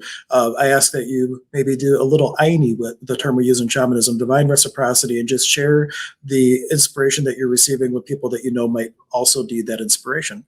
And our next guest is Dave Sanchez. Right when I was about to click on you, Cassandra dropped out, and I almost, I don't know, it threw me off for a moment. But Cassandra is a school psychologist and emotional intelligence coach. She's going to fit right in with the conversation we had a little bit earlier with Mary. And she's dedicated to supporting the optimal cognitive, creative, spiritual, and social emotional development and neurodiverse and highly intuitive creative children. And that is so paramount. As a parent, I have 2 kids that are off the hook intuitive. So we we definitely need more people like you in the world. She also holds a master's degree in counseling and a human systems education specialist, and she is an Akashic Records consultant. Akashic Records is an amazing modality where you can get all kinds of great information. And she combines her strong scientific background with her intuitive gifts. So once again, just as Cassandra and so many gifts, you have the ability to start blending and bridging between the more traditional world and the more metaphysical world. Absolutely. I'm so excited to have you on. And just to finalize these last few sentences here, she also helps families become build emotional intelligence and resilience for these times of collective transformation, and gives parents tools to instill hope and agency in children by inspiring creative solutions to foster ecological balance. And of course, she offers one-on-one and group support to children and young adults wishing to turn difficult eco-emotions into inspired and sustainable action. And she's also, well, we'll get into her website in a moment, but I'm so honored that when I reached out that you chose to come on and contribute, especially since it's around children, because children are going to be such an integral part about this world of possibility we're creating. Thank you for joining us. Thank you. Thank you for having me. I'm so excited to be here and everything that you're creating. I'm excited to watch the rest of the conversations. Thank you for having me. Thank you. Now, I know you had just had an event on Friday that I had shared on my Facebook and everything about really talking, and this is relevant not just for children, because there's a lot of people that are very new to these conversations, that are very new to walking in an awakened and mindful world. But you have a lot of tools and techniques to present information to children and to anyone really in a way that might be a little bit more understandable and just down to earth. Is that right? Yes, and that was actually an hour ago. I was just having that conversation about how to talk to children about the ecological crisis, and specifically helping parents and give them tools to build hope within themselves so that they can come from that place of resilience and a grounded place of inner harmony, so that they can also share that with children. Outstanding. So where would you like to start the conversation? Just starting off with all the change and things going on in the world, where do you start to have conversations with children or with people about taking a more conscious approach in what's going on in the world, and how to start shifting from kind of focusing on the problems and shifting to focus on the solutions? Even if it's children, everybody has the ability to contribute to a solution and create the world that we'd like to live in. Yes, I think the first thing that I communicate to children and families is to really go inwards and find that center, so that you can start to hear the answers to the questions that you have. I know for many people who are maybe families who are engaged in climate activism, it can be very overwhelming and very heavy to deal with this type of emotions, and to also hold space for children as they are navigating these difficult emotions. So I always tell families to, the highest form of activism is that inner work that you're doing with your emotions. And when you're able to process your own emotions and understand what you're going through and how emotions move through your body, you can also hold that space for others, and you can have more compassion for their journey, and you can really be able to see where they are creating from. One thing that I was listening to before I came here, it was one of your conversations with someone. I think you mentioned that, where are you creating from? So are you creating from a space from a space of depletion and hopelessness, or are you creating from a place of love because you want to give back to the planet, and you want to give back and try to bring some harmony in the planet and some ecological harmony? You also have to create some inner harmony within yourself. And we are very connected.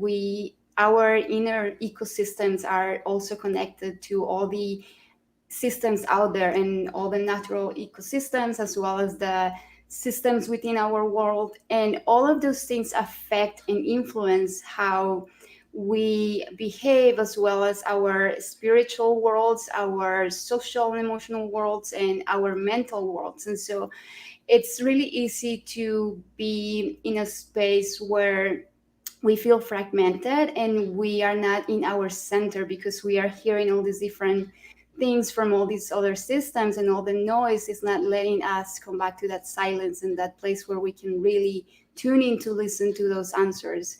So I love that you were sharing about the importance of the Akashic records and going into that space where you can tune in into and find some answers to help you with, navigate this journey of being a human being. So that's one of the, yeah, go ahead.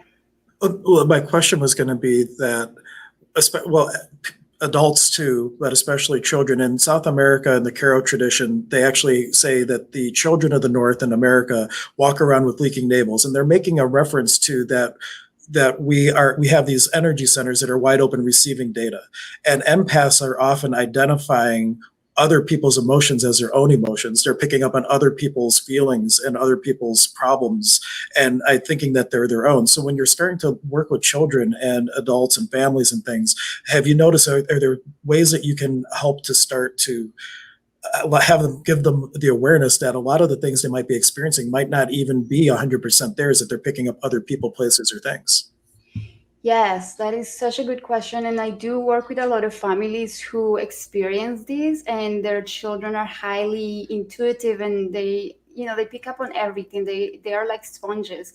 And many of them don't have any practices. They haven't developed any practices to clear out their energy fields and to understand what is not theirs, and to really clear out any things that they're picking up that belong to other people. So I help them become very familiar with their own emotions and build their somatic intelligence and the awareness, the emotional awareness of the body, the intelligence of the body, so that they can be very aware when something that is not theirs come into their fields, and they can begin to understand if they're feeling something funky or something that doesn't feel like them, then they can have some tools to clear that out, and they can have some tools to maintain that energetic hygiene, because we don't have that type of education, and it's so important to be very mindful and very aware of the energy around you and the things that you consume, the things that you put in your body.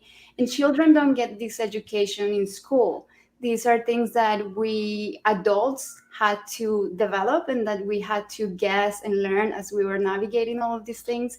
And now we can share these tools with children, but those are things that we develop with time and with practice. So this is something that I work on a lot, and many parents are, they don't know that this is what's happening, but because usually parents come to me when they have given up on all convenient, other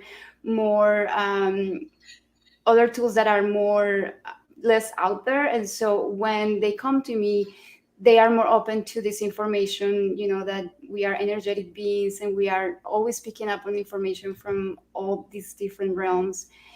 And so they're very open to practicing these tools and these techniques. But yeah, we have, especially right now, many children their intuitive abilities are opening up, and even adults, but children are super sensitive and they pick up on everything. One thing that parents can do too, one thing that I did with my children, we would sit out on the swing on our front porch, and I would play a game with them, like what color car is going to come by next? What kind of car is going to come by next? If we were waiting for an elevator, which door is going to open? And really, to my own detriment, allows them to start to develop this intuitive ability. Because just a fun story, my one son who's extremely intuitive, I put a code on the video game console so that it was actually an auto-generated code from Nintendo. There's no way he could have guessed it. But he just sat down and just entered it in intuitively and started playing. And I'm like, did this really just happen? What have I done? Like, he's just intuiting the code and everything. I love the term you used, just energetic hygiene. We're all about our body hygiene, and we're very familiar with that. But energetic hygiene, do you have any best practices that you could share with? Where do people start by doing maybe a daily inventory or a daily practice of clearing out what's not theirs energetically, or reframing what is theirs energetically to be perceived and used more skillfully? Right. Yeah. So I do have a couple of practices. I guess one of the ones that I start with is the body scan, and being able to notice the sensations in your body when different things are happening, when you're experiencing different emotions, and having that energetic signature of different emotions. So fear might feel a different way than anger, and frustration might feel different than joy. And so when children become familiar with these energetic signatures within their bodies, they can be more able to use tools to clear that out. And one of the things that I use, or my go-to strategy, is nature, because we can always clear out energy when we are outside in nature.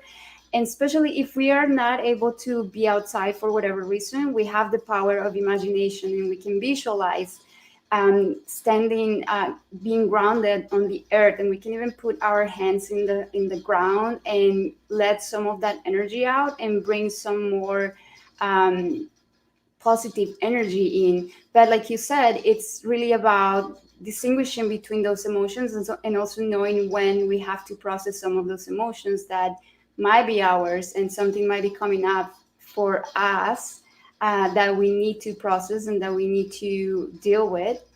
So it really is important to learn to distinguish how different emotions feel, and how our emotions feel versus the emotions of other people and the energy of other people. No, and for children, because I could relate to children in a way, because I was a professional drinker for many years. I've been sober for 12. And I remember when I was going through my rehab, we had to sit in a circle, we had to go around the room, and we had to say how we felt. And it got to me, and like, I had no clue. And they had this big poster on the wall. You weren't allowed to say you were fine. That was one thing, because they say that stands for effed up, insecure, neurotic, and emotional. Fine. You had to look at the wall, and from all these little emojis, look to see, how do I feel about this? And so even something as simple as an emoji, like with the child being able to see it, can help to start identifying, well, exactly how do I feel it? Because they don't have any other point of view other than the one that we kind of project on them. And that could be like a kind of a hindrance to be able to let them step into knowing all these things without imprinting on them a judgment or a point of view about what the emotion is or isn't. Absolutely. And one of the things, I'm so happy you mentioned that, because one of the things that I help children with is develop that vocabulary in that language. Once they are able to identify what an emotion feels like within their bodies, I also give them tools to express those emotions in a healthy way, and to have some vocabulary to express those emotions. And even if there are no words, like you said, maybe just like an emoji. Some children are very visual.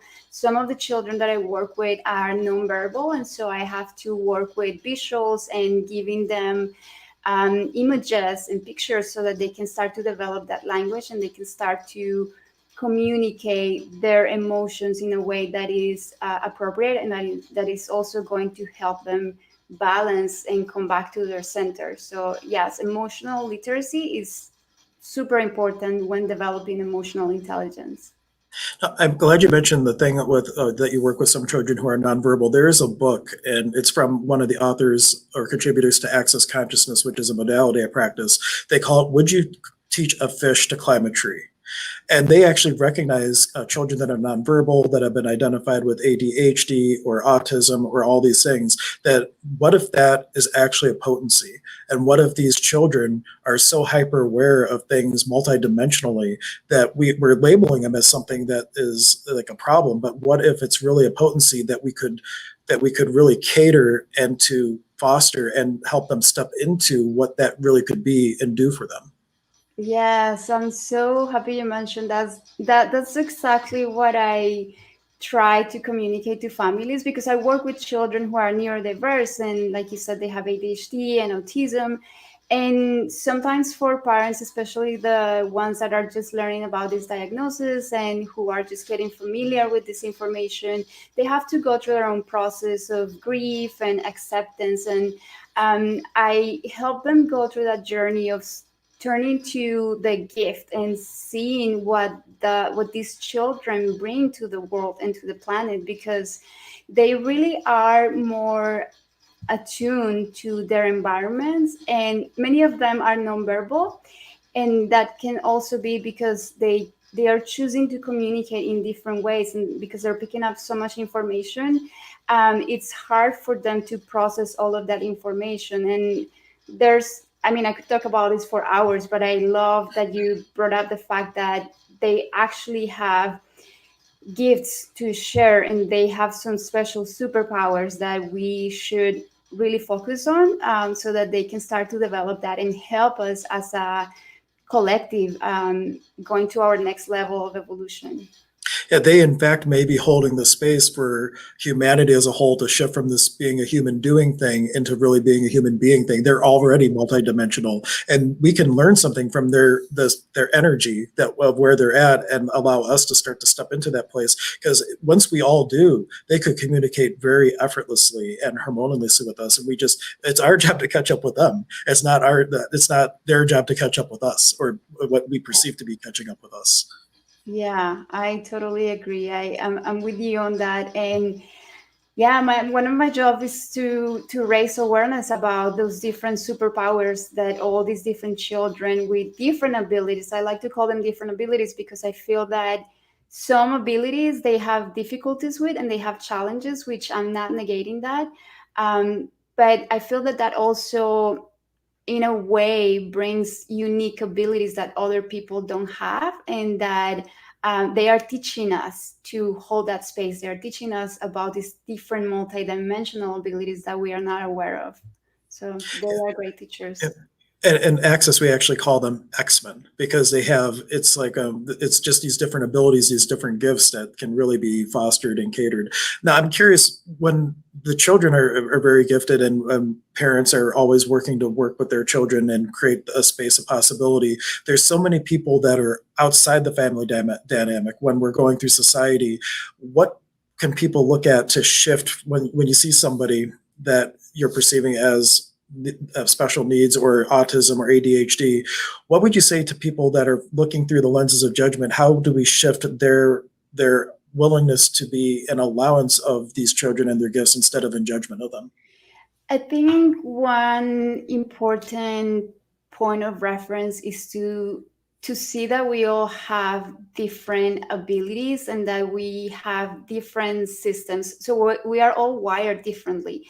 So our brains are wired differently, our energetic systems are wired differently, and these children have more capacity to tune into other things, but they also have difficulties in some areas. And so I think that accepting and acknowledging that everybody is very unique and very different, even children who have autism, they are not all the same, or children who have ADHD, they are not all the same. And so each of us are very unique and have very specific abilities and talents that we can bring to the table. So acceptance of that diversity and that neurodiversity.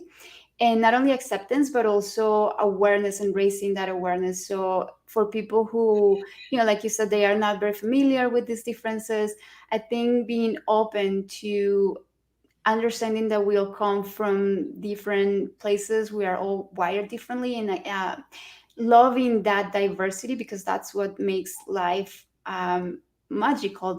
What we all bring to the table, we are all different. If there were people who were the same or needed the same supports, life will be too easy. So this is why there's so much diversity, because we are here to learn from each other. And I think another trap that people might fall into, and what I would offer to help people start to reframe it, is in the Karakin tradition that I practice of shamanism. They say that the gold is in the differences, and the Kara will get bent out of shape if they're teaching you something and they're talking about an Apu, which is a type of nature spirit, and you say, oh, that's just like our guardian angel. They'd be like, no, your angel's an angel, the Apu's the Apu, they're different, and the gold is in the differences. And so if we can stop comparing ourselves to everyone, and we can start seeing, well, where can we celebrate our uniqueness and how we can use that uniqueness to create more possibility in the world, that is like a huge way that people can start to shift of how they're in creationship with everything around them, even if they are different. Yeah, I totally agree with that. Celebrate differences and embrace your own differences. Stop comparing yourself with everyone. So That's a good point. Yeah, especially yourself. Like a lot of people, we will compare our past choices based on current data, and we're our own worst enemy. We're actually doing the same thing to others that we're doing to ourselves because we look at our past and all the things that we did, and we compare that to what we know now. And of course, we would have made different choices, but we're our own worst enemy when it comes to judgment. And just to be able to step out of that and give everybody the benefit of the doubt that we're all equally divine, we're all equally unique, and we're on this wonderful game of life adventure together, it can really shift the possibilities for everyone involved. Yeah, that's beautiful. I completely agree with that. Cool. So for people watching too, you're welcome to make comments. You're welcome to ask questions. I know I'm not the only parent that might have questions about how to deal with children and bring that up to children and start to reframe that.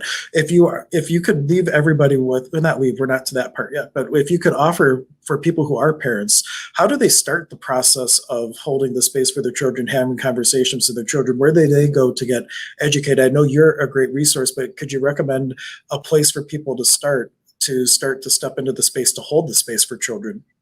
Yeah, I think one of the things that I tell parents is to really hold space for your own emotions, and that way you can hold space for others. So I would say to start processing your own emotions, and maybe a place where you can go is if you find community around the areas where you're struggling with, and be okay with that. So honor where you are, honor your process, and if you know that you need to reach out for help, which is completely normal, especially right now with everything that is going on in the world, it's so easy to be in imbalance in our emotional worlds, to be out of balance. And so to not have any stigma around asking for help, if it's emotional help or emotional support or mental health support, get the help that you need. And then you can truly be there for your child, because we are really reflecting, we are mirrors of each other. And if you are trying to help your child and you are going through your own issues and your own emotions, many of these children, especially highly sensitive children, will pick up on all of that, and they will, in a way, get that energy and that information without knowing, and that will also create some disconnection in the household. For example, I know many families who, because of the pandemic and the lockdown, they are not stuck, but their same energies are in the same place. And so I always recommend that they go out in nature and they take trips to nature, so that they can let some of that energy out and bring some new energy in, because we are energetic beings, and we're always picking up on emotions, which are energy and emotions. So I would say take care of your own emotions first, and then, yeah.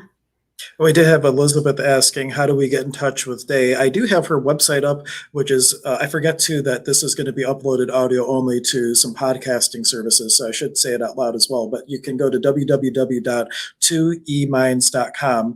And I assume, Day, are you also on social media? Can they connect with you on Facebook or Instagram? How else can they connect with you? Yes, I'm also on social media. So 2eminds is my handle for Instagram and Twitter as well. I'm also on Clubhouse. If anybody's in there, my name is Day Sanchez, and I'm going to start having some of these conversations with parents, and I would love to bring in parents to talk about their experiences, so we can all process different emotions and help children process their emotions as well. So that's how you can find it.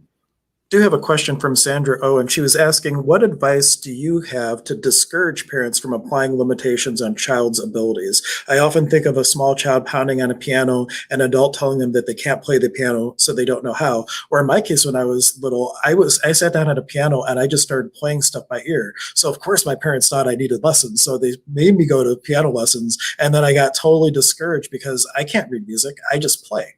And so just parents, just to even take the question one step back, how do we as parents, speak our truth perhaps, but not in a way that is going to discourage children from being their authentic voice in the world or develop their innate abilities? Yes, I agree. And so this reminds me of, I had I have math disability, so dyscalculia, if anybody's familiar with that. So the image that came to me was me and my mom teaching me how to do long division, and me, it was just really difficult to do that. And so I think giving children, just like you were doing with the piano, and you were really exploring and just playing around with the piano, I think giving children space to play and to experiment and explore what they are good at, that's going to build the confidence to handle more difficult things or things that they are not good at. And so nurturing their talents and nurturing their abilities and the skills that they do have is going to build their self-esteem, and also is going to help build that intrinsic motivation so that they can build confidence to deal with more difficult things that will eventually come up and will happen eventually in their lives.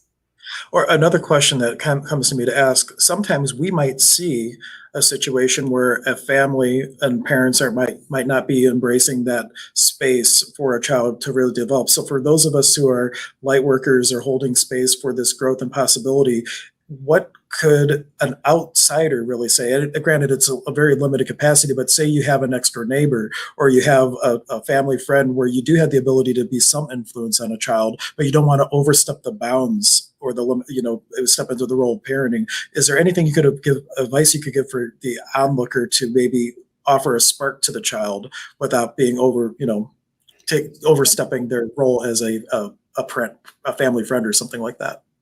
Yeah, that's such a good question. I would say that whatever ideas you have that maybe you can share with parents always come from a place of sharing from your heart, and that's going to bring the right words that you need to share with those parents so that they can hear what they are ready to hear, or maybe they might not even listen to what you have to say, but sharing your voice from your heart is really going to bring the message that needs to come through at that time. And whatever parents are ready to hear or to receive, that's what they will receive, whether you share your whole message or whether you say what you needed to say. I think coming from that space of sharing from the heart, it's going to be the best approach to communicate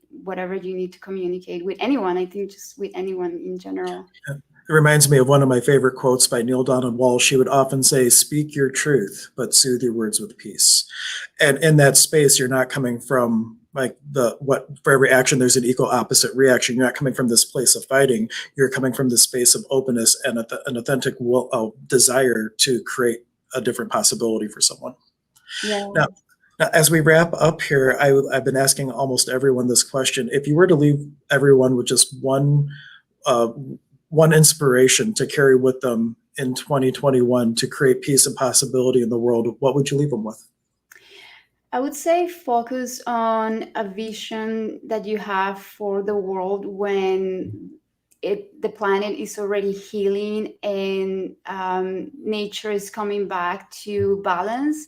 So keep that vision in your focal point and move towards that vision, even when things are getting really difficult. And as the systems and all paradigms begin to crumble, keep that in your focal point, so that's what we are collectively creating. And like you said before, energy flows where attention goes. So keep your attention in the positive and the possibilities so that we can build that vision of a brighter world for everyone and for children especially.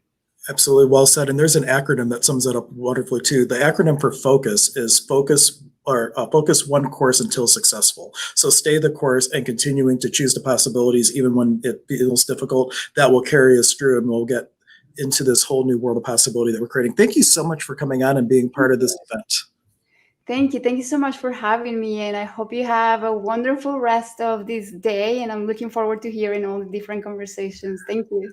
Wonderful. Thank you so much, Day. Thank you.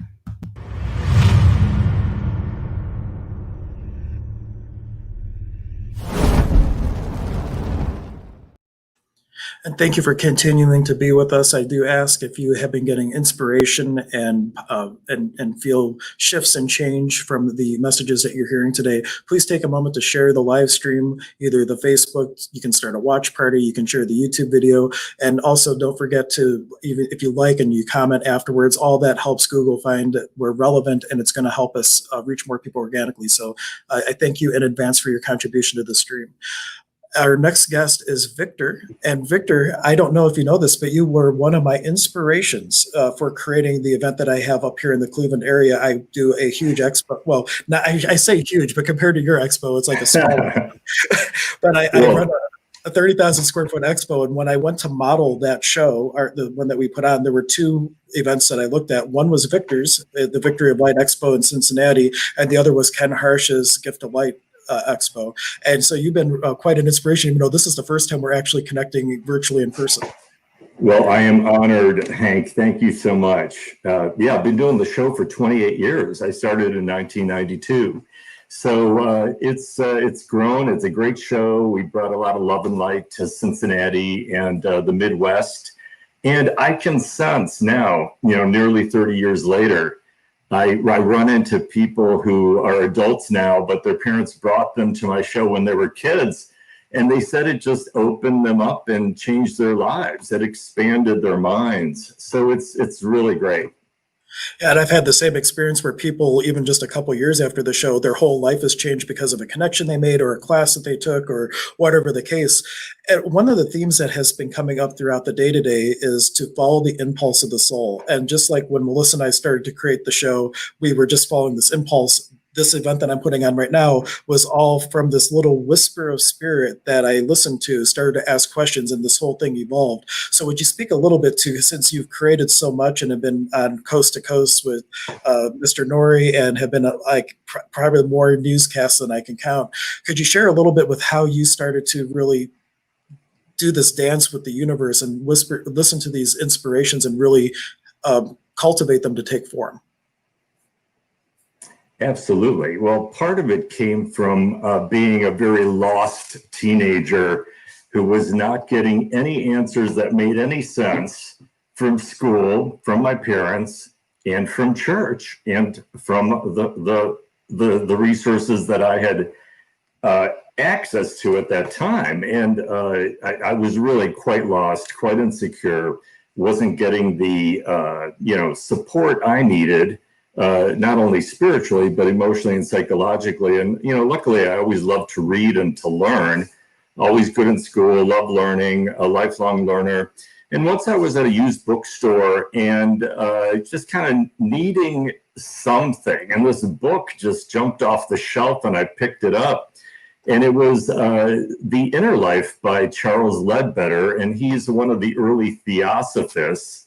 So it was all about viewing life from a larger perspective of metaphysics. And I read that book and it made sense. Finally, a system of relating to my world, to my life, to life itself that really hit home. It resonated. And it talked about topics that not only gave me the answers I needed spiritually, but it talked about topics that created a world of wonder and enchantment. It talked about angels. It talked about devas, which are the spirits in trees. It talked about life on other planets. It talked about reincarnation. So, all of these things started making sense. Another thing that started my spiritual journey was when I was 15 years old, I started in with transcendental meditation. It was just kind of coming around at that time. And I got initiated into that and started meditating. And during those meditations, I recognized that a wellspring, a fountain of joy started arising within me that I had not previously known. And it was just a sense of happiness, joyfulness. I really didn't quite know what that was. I think as kids, we try to please our parents and try to please the authority figures, but sometimes in doing so, we lose ourselves. So part of the spiritual path is reconnecting with yourself, rather than what is expected of you through society and through parental expectations and things like that. So I never thought I'd be a psychic as an adult here. I've been a professional psychic for 30 years. I put on the expo, the Victory of Light. The first expo happened in 1992. And the way that happened is I had Victory Books. It was a New Age bookstore. And a psychic came in from out of town. We just started talking just across the counter in my store. And she just said right offhand, why don't you have a metaphysical show? Why don't you do a psychic fair? And I didn't really even know what that was. I'd never been to one. But the idea, it was a seed that just grew. And within just a few weeks, I had my first show. And what happened at that show was I got some publicity, and there was a nice article in the newspaper announcing the show. And the place was packed. And it was so full of people. And there was a really powerful spiritual experience at that first show. We set it up so that people would kind of walk in a circle around some tables and booths that were in the center of the room. And then the rest of the booths were around the perimeter of the room. It was a big ballroom at a hotel. And there's something about that motion. I started feeling and seeing an angel rise up in the center of that room. And I saw its wings just kind of, the wings of light over everybody. And, when you're in the presence of spirit like that, it's so deeply healing. I noticed that people were just almost tranced out. I found myself so relaxed, I couldn't hardly even move. And it was so healing. I got that deep sense of healing. So I knew synchronistically that this was something that I was supposed to be doing. It worked, it kept growing. And now the show is one of the biggest metaphysical shows in the country. So, I'm very proud of that. And it's pretty awesome that it did unfold. Now, listen, it didn't just happen. It's a lot of work. But I think when you have a pure intention and you really want to promote the ideas that helped you make sense out of life, that really helped you.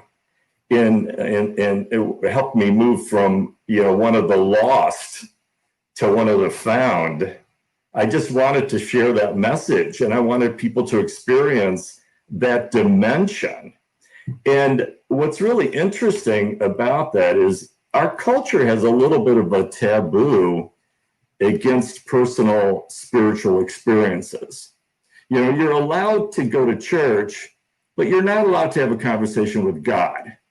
An actual conversation where you are receiving answers to your questions. But, all these things that I've done, the readings, I didn't think I could do any of that stuff. My psychic abilities opened up gradually. Somebody gave me a deck of cards, and they were Schuster cards. It's a type of divination deck, kind of like a tarot deck, but different. And I started using those cards and practicing over and over again. And the readings became accurate, and I was doing them for free over the counter in my store, and people started coming back for follow-up readings. And, it was just amazing how you could do that. And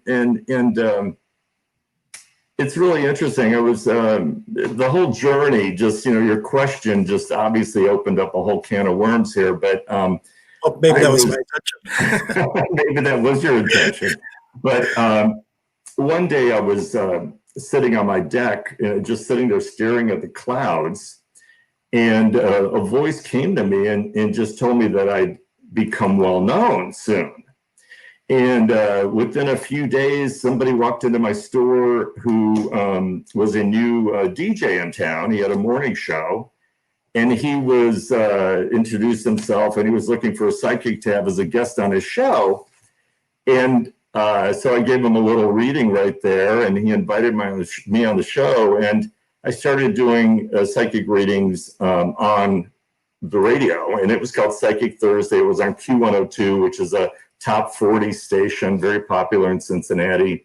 And eventually that Thursday morning Psychic Thursday show became the most popular show in Cincinnati on that day. And so it really did open things up as far as, working with the media, working on TV. And I also, that same year, became the official psychic on Fox 19 television in town. And just all that happened without me really searching it out. It just came, So I think when you've got a destiny, God's going to make sure that you get that done, whatever it is. And for me, the psychic thing is really where it's at. It's the only thing that really makes any sense. And I'm just glad to be able to get the word out through my expos and through my work. One thing that really stands out is that you asked, someone made a suggestion to you, and you kind of were in the energy of that question, well, why don't you put on a show? And you started to just follow the energy to start creating things.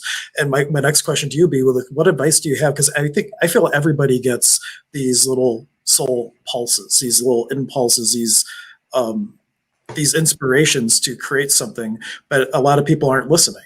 So what would you say to the person that is receiving these little downloads but's not listening? What would be the steps in starting to open up to being at least willing to hear that and to start to step into it? Yeah, so it's how to hear and acknowledge that still small voice that's kind of whispering into your mind very gently. We all do it. Look, Hank, I've been in this line of work for 30 years. I'm older now. There's a lot of wisdom gained through experience. But no matter how old you are, you don't know it all. I'm still learning. I'm a lifelong learner. And as far as following that still small voice inside, within, that whispers to you, it's not going to clobber you over the head. It's going to whisper. You've got to start to recognize when it's trying to get your attention, and it is quiet. It's a little thought that comes in, or something that you start wondering about. I had a client that found herself at the drugstore, and without even knowing why, she found herself in the vitamin aisle looking at iron tablets. And she went to the doctor and found out that she was anemic. Well, that little voice led her little feet to that aisle in the drugstore, and even showed her eyes, made sure she looked at the iron. And it was telling her she needed iron, but she didn't know it at the time. So, we all are guided. We're not living in a world where we're just on our own. In the universe, we have support teams, spirit guides. Some of us were lucky enough to find spiritual teachers that really helped us in our lives and helped us get on our path. But it's a lifelong experience of learning. And for me personally, I didn't know I could do any of this stuff until I actually tried it. And I think you can do almost anything, once you set your mind to it. I mean, you really can. It's just give it a try, give it a go, and see if it'll work for you. See if it opens up for you. I think we get the question a lot of, am I on my spiritual path? Am I living out my life's purpose, my destiny? And I really think that all of us are. Whether we realize it or not. And you can really pretty much tell. I'm sorry about these sounds, if you can hear that on my computer. We're all living our destinies. We may struggle with our destinies. We may not, we may think life is more than what our lives are. But if your destiny is to have kids and be good parents, that's your destiny. Do it, do it. So spirituality is something that we all experience. And if I could create a church of my own, in my church, I wouldn't worship any of the gods. I would worship life itself, because life itself is sacred and it is spiritual. Our very existence is spiritual. What's the chance that we're here now, alive, at this point in history? It's miraculous, isn't it? I mean, who are we? When I talk to my higher self, I'll ask it a question like that. Well, who are you? You know what it always says back? Who are you? It throws that same question back at me. Well, who am I? Well, that's the question, isn't it? You got to figure it out. And it's not really what ends up in your head. We've got ideas of ourselves that we tend to think small, which we're much larger than our earthly identity. You know, you can't fit all of Victor or all of Hank in this body because we're really great spirits, you know, who are vast and live in eternity. So, you know, we're kind of crunched down to fit into this dimension of space and time. But metaphysics is really where it's at, and it all works. Have you ever done astrology, or are you on the psychic end of things, or do you do more of the healing end of things? I am all over the place. I would consider myself more intuitive, though I am a medium. I focus more on intuition and knowings and things. I don't necessarily want to talk to grandma or anything like that. But I've also studied astrology. I've also studied esoteric metaphysics, like the Alice Bailey work. Right before you, or a couple presenters before you, we did a whole thing on astrology with Cassandra Butler, and it's all interrelated. And I feel that it all gives these little slight variations of points of view that let us connect the dots that can't be learned in a book, and connect the awarenesses that can't be learned by having these different points where we can be in the space between those two bodies of knowledge. Yes. And now, knowing astrology is a system for understanding life. And it's a very profound system that's evolved over eons of time. I mean, astrology has been around forever. And it provides a system for understanding not only our lives, but our destinies, our paths, our journeys, our challenges. It's not the only system, but it's a system that works. Another system is the system of tarot. It represents your life's journey. You know, here's a little tarot deck that I use with my readings. The very first card is the Fool. It's card number 0. It's the beginning. When I look at this card, it represents the soul prior to incarnation, and it represents the descent into a life from our actual home, which is in heaven. You know, so then we have a life's experience. I think that there needs to be more of an emphasis on character development, or character rather, including ethics and morals of how to live in harmony with other people, how to get along with others, how to understand people, how to behave in appropriate ways in order to create peace in the world. And I wish more of that were taught in school. I think our educational systems are lacking in providing children with the skill sets that they really need as adults in a world where we're living communally and globally interfaced and interrelated with everybody else. So a lot of spiritual growth is unlearning the lies or the falsehoods that we were taught, and a lot of that is considered real knowledge, you know, but it's really a system. It's a system of indoctrination. So I think if you're a little different, and if you're outside of that system, let's say you're an empath, or, you know, psychic, or whatever, it doesn't matter, gay, a minority, you know, being a little bit of an outsider, can be an advantage because you have to find your own way because you don't fit in. And for me, metaphysics was the way that I found where I belong. And I think that that's in my chart. Talking about astrological charts, I've got a pretty psychic chart. And, you know, studying my chart has really helped me understand myself profoundly. It's very valuable. And in America, there's a lot of denigration of personal spiritual experience. You know, they all want you to conform, you know, if you're a little different. But, we've developed our own community. I mean, that we've got the spiritual community. We've got the support of people that think like us and support us in our spiritual quest. And that's really your family or your soul group, the people who really get you, on a deeper level, appreciate you as you are. So it works. And it's really very easy,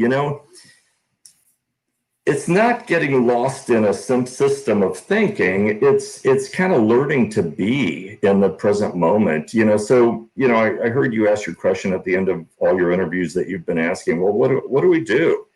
If you don't know what to do, why don't you just sit there and breathe? Breathe. Spend a little time breathing. The breath is the key to everything, isn't it? I mean, you can get into the relaxation response.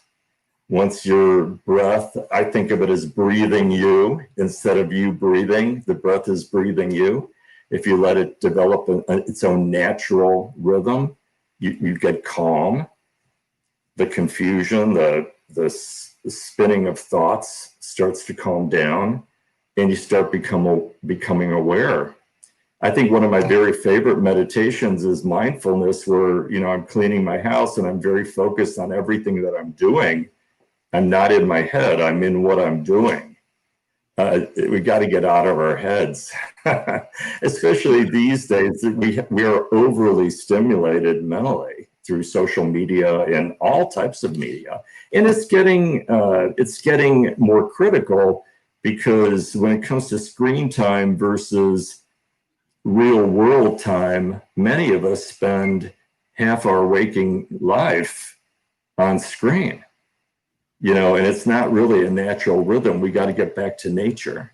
And nature is very powerfully healing. So taking a walk in the woods or just sitting in the yard and breathing.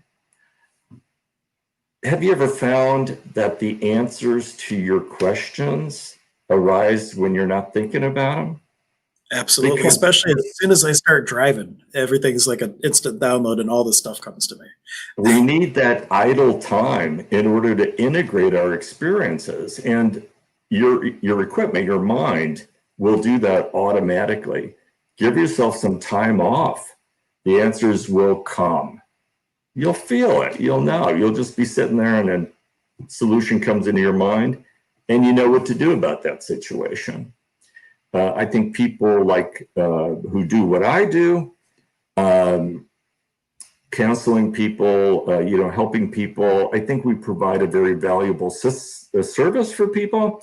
There have always been psychics. There have always been healers from the earliest tribal groups of people. People have played that role of the healer or the shaman, the go-between between the world of man and the gods, the greater powers. And so, we kind of play that role now. And I think it's something that people need, because it's all about perspective, being able to see your life from a different perspective, from perhaps a more detached perspective. You get to understand things a lot more profoundly. I really believe in the value of transpersonal experiences such as past life regressions. They've worked for me in a very profound way to help me understand my life and life itself. Virtually every time I've had a past life regression, my view of the universe and what it's all about completely changes. So you have to be willing to realize that your beliefs may serve you today, but there will come a time in which you might have to leave that belief, put it down and set it down and take on a new belief or an upgraded belief. And that's about spiritual growth. The more we know, the more we realize we don't know. And people who think they know it all are the ones that know the least, because they just don't know any better. But, the older you get, the wiser you get, the more questions you have, the more your consciousness expands, the more you realize you really don't know. So I think part of it is being okay with not knowing, being okay with not having those answers figured out yet, having faith that those solutions will arise.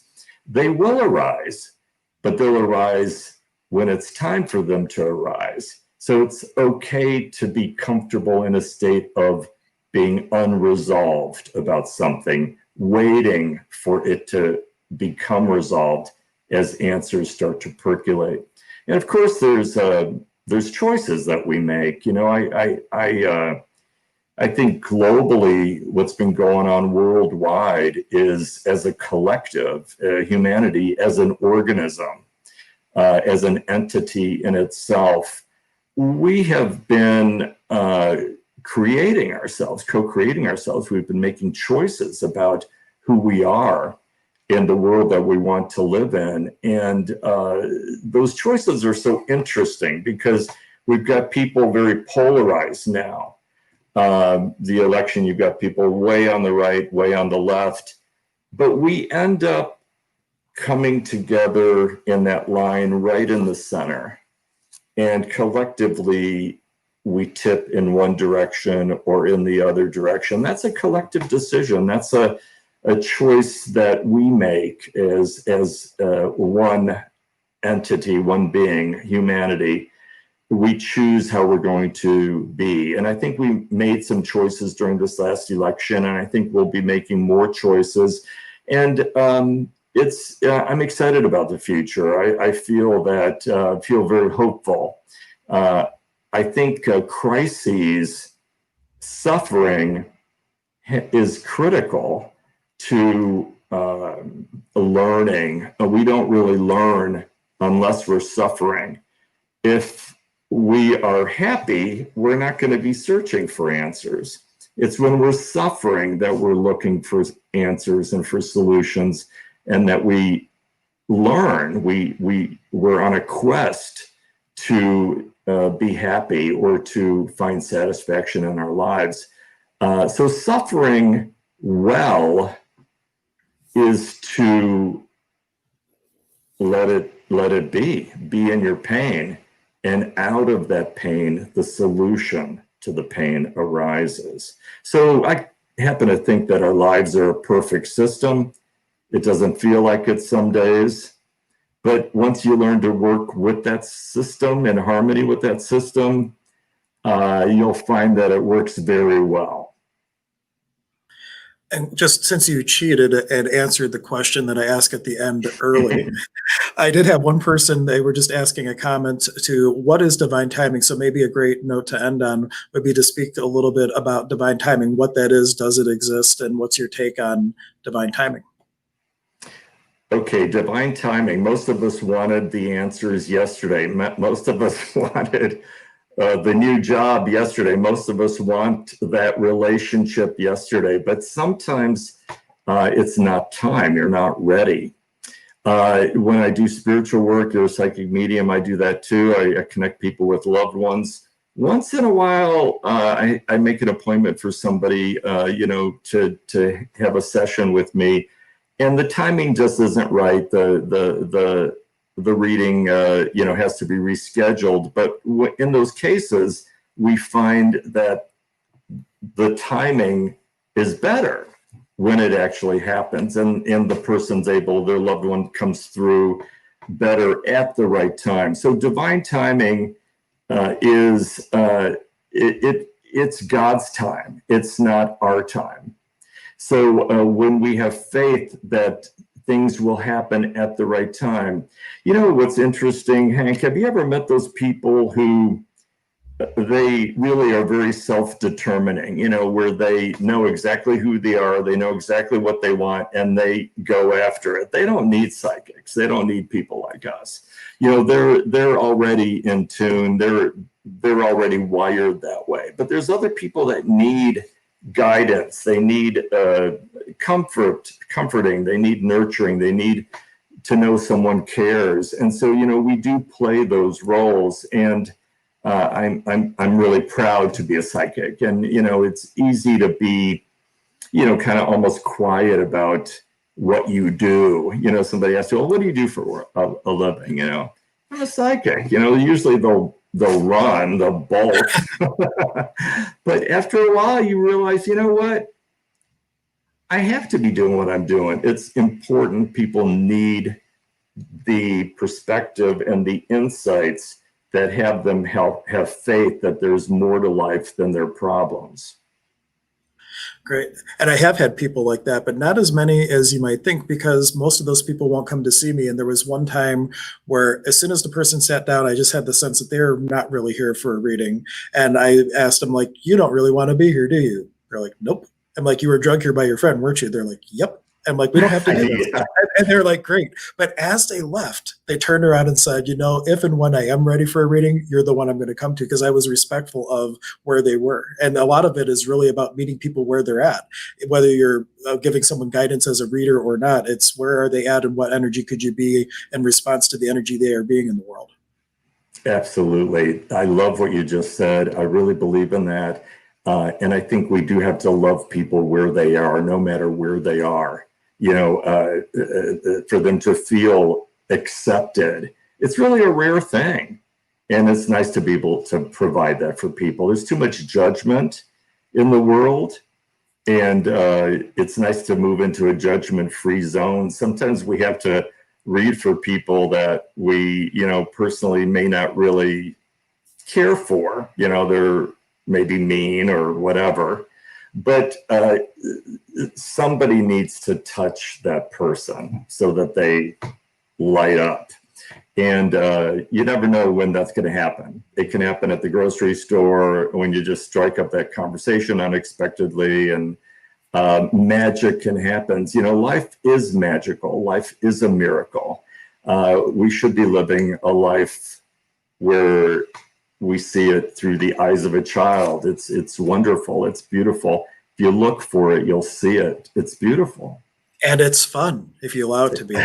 Absolutely. For the person who asked a question, he said, poetry in motion. Thank you for your wonderful New World of Possibilities Summit. Well, you're very welcome, Joseph. And Victor, thank you so much for coming on. I know it was very spontaneous last minute from this person you hardly know, but I really appreciate you taking the time to come on and offer your words of wisdom. Is there any, well, actually you already gave your thing, who's breathing. Your important thing to walk away with is just breathe.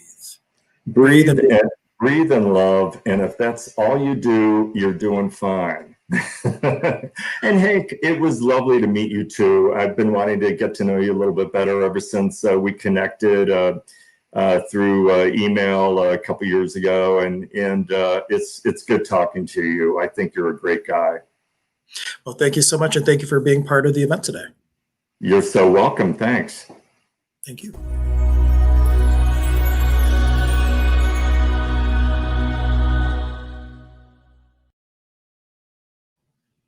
Thank you all for continuing to be a part of this amazing new world, new possibility. And Joseph mentioned it. I never actually tagged the word onto it, that this is basically a light summit.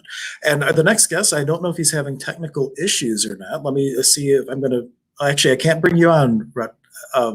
It says that your device is not connected. So if you want to check it out and see what you, if you can change a setting, we will look to see if you can get online with us here in a moment. It won't even let me add you to the stream yet because the device isn't connected. But let me bring up the, if you go to Oneness Foundation, our next guest is, I'm going to probably mispronounce it. I'm going to try not to, Ratanjit Sadi. And he is part of the Oneness Foundation and offers a lot of inspiring points of view on possibility and how you can shift yourself and become more whole. And I say I can add you to the stream now, though I don't have your video. Can you hear me okay? I can hear you. Can you hear me? I can hear you fine. I can't see you, but that's okay. It's your words that are going to carry the wisdom. And you just went offline. And now you're back. Yeah, don't worry about your video. It's not a problem. We don't have to see you to hear your words of wisdom. But thank you so much for being here.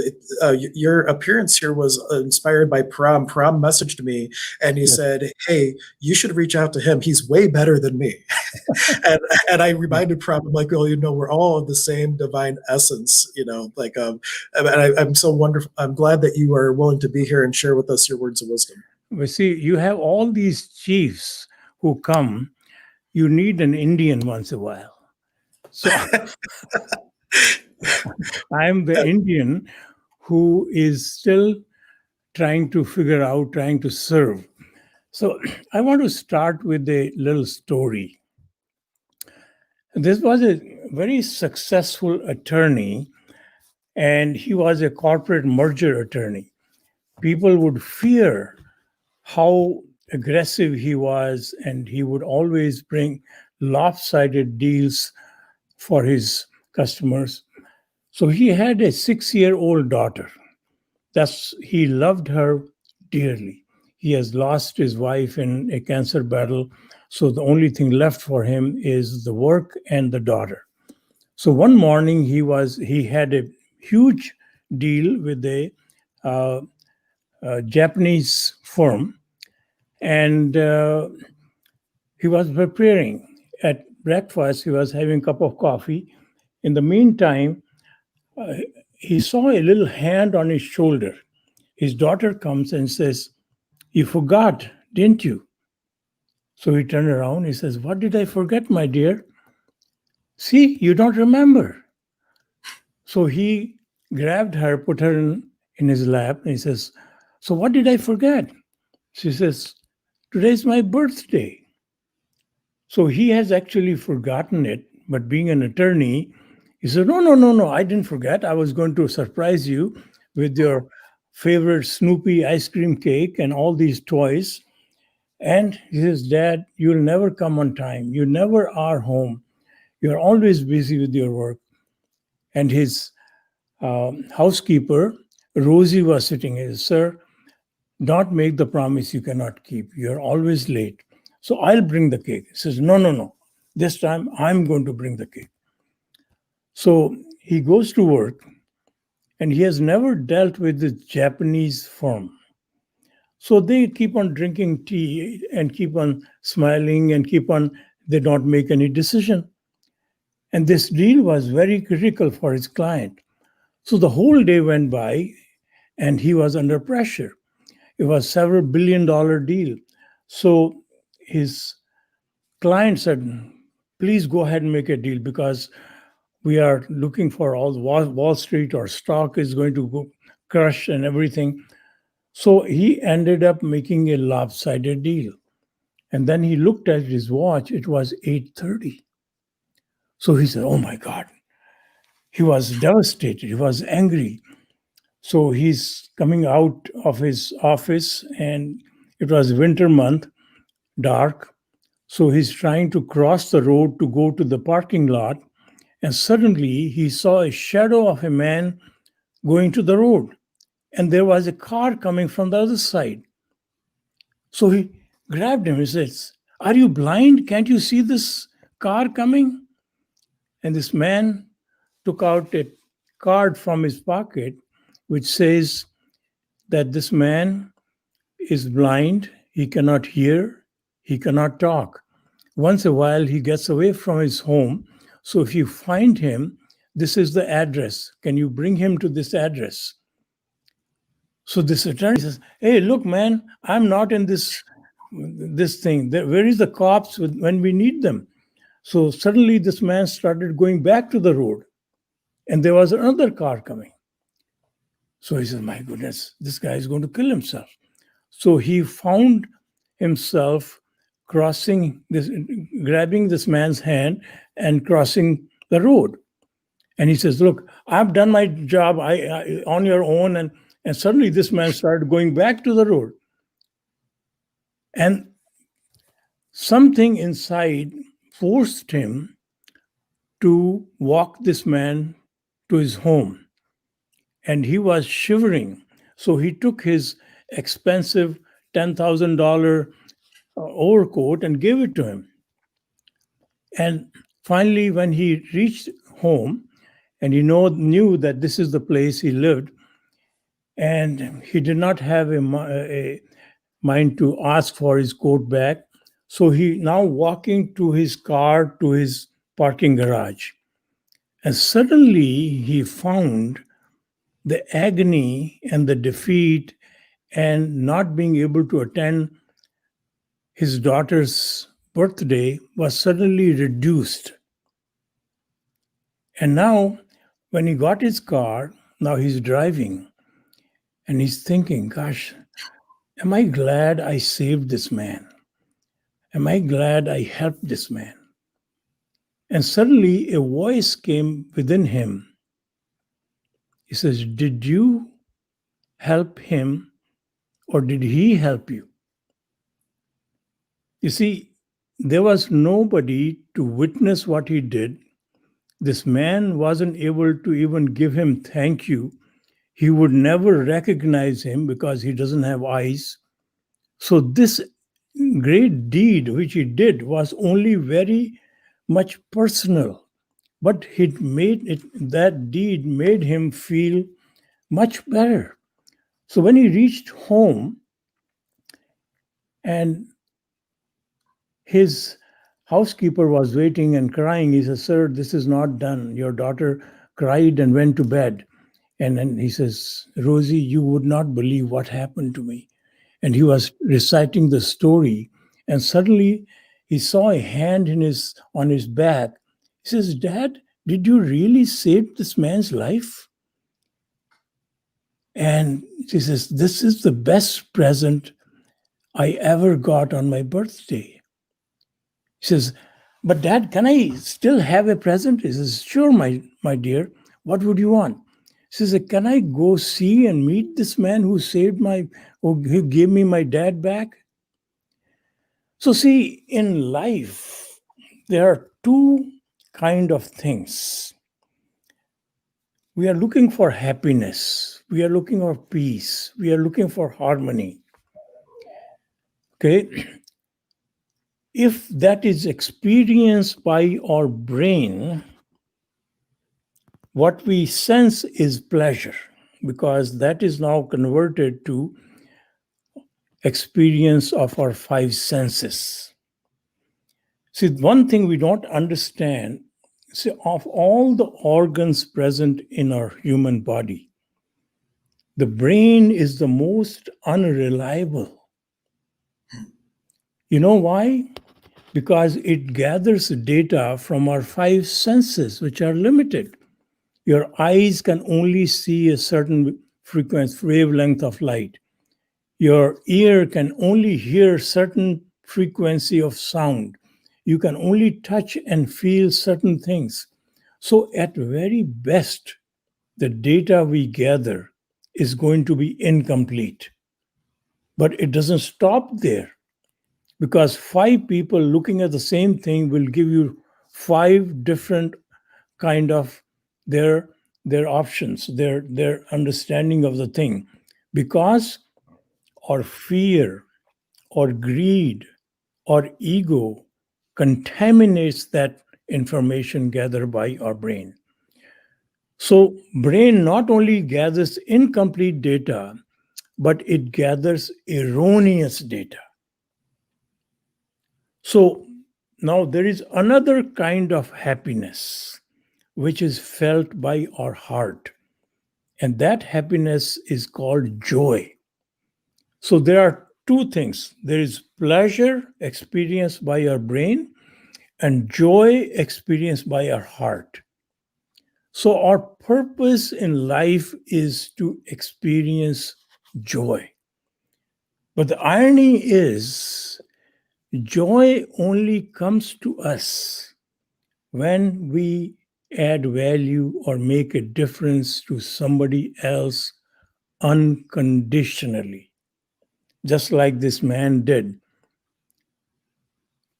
So until we spend all our life in becoming big, achieving success, building a relationship, building an empire, all that can be done much better if we come on the other side and do it through the heart.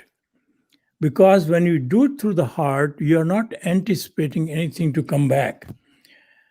When I came to this country, I came to do PhD in 1968 at Akron. In 73, I started my company.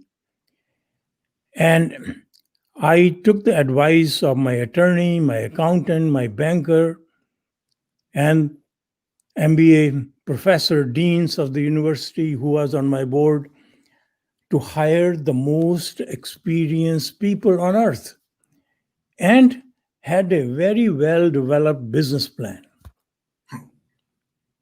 And Hank, still working 7 days a week, 18 hours a day.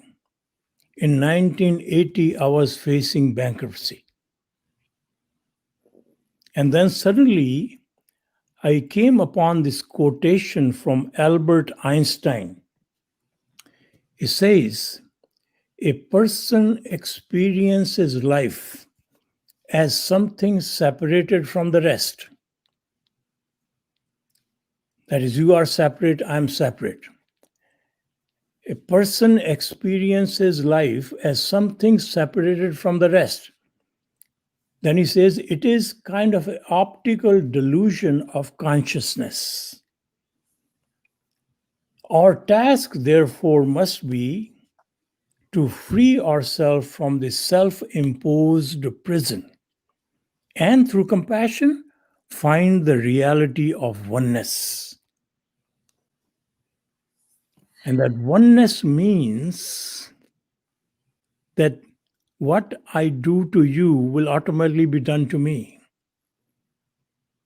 To serve myself, I have to serve you. We are not separate. So once I realized that, I let go of all these experienced people and brought fresh students out of college, masters, PhDs, MBAs, and it said, look, there are 5 unnegotiable conditions for you to join my company.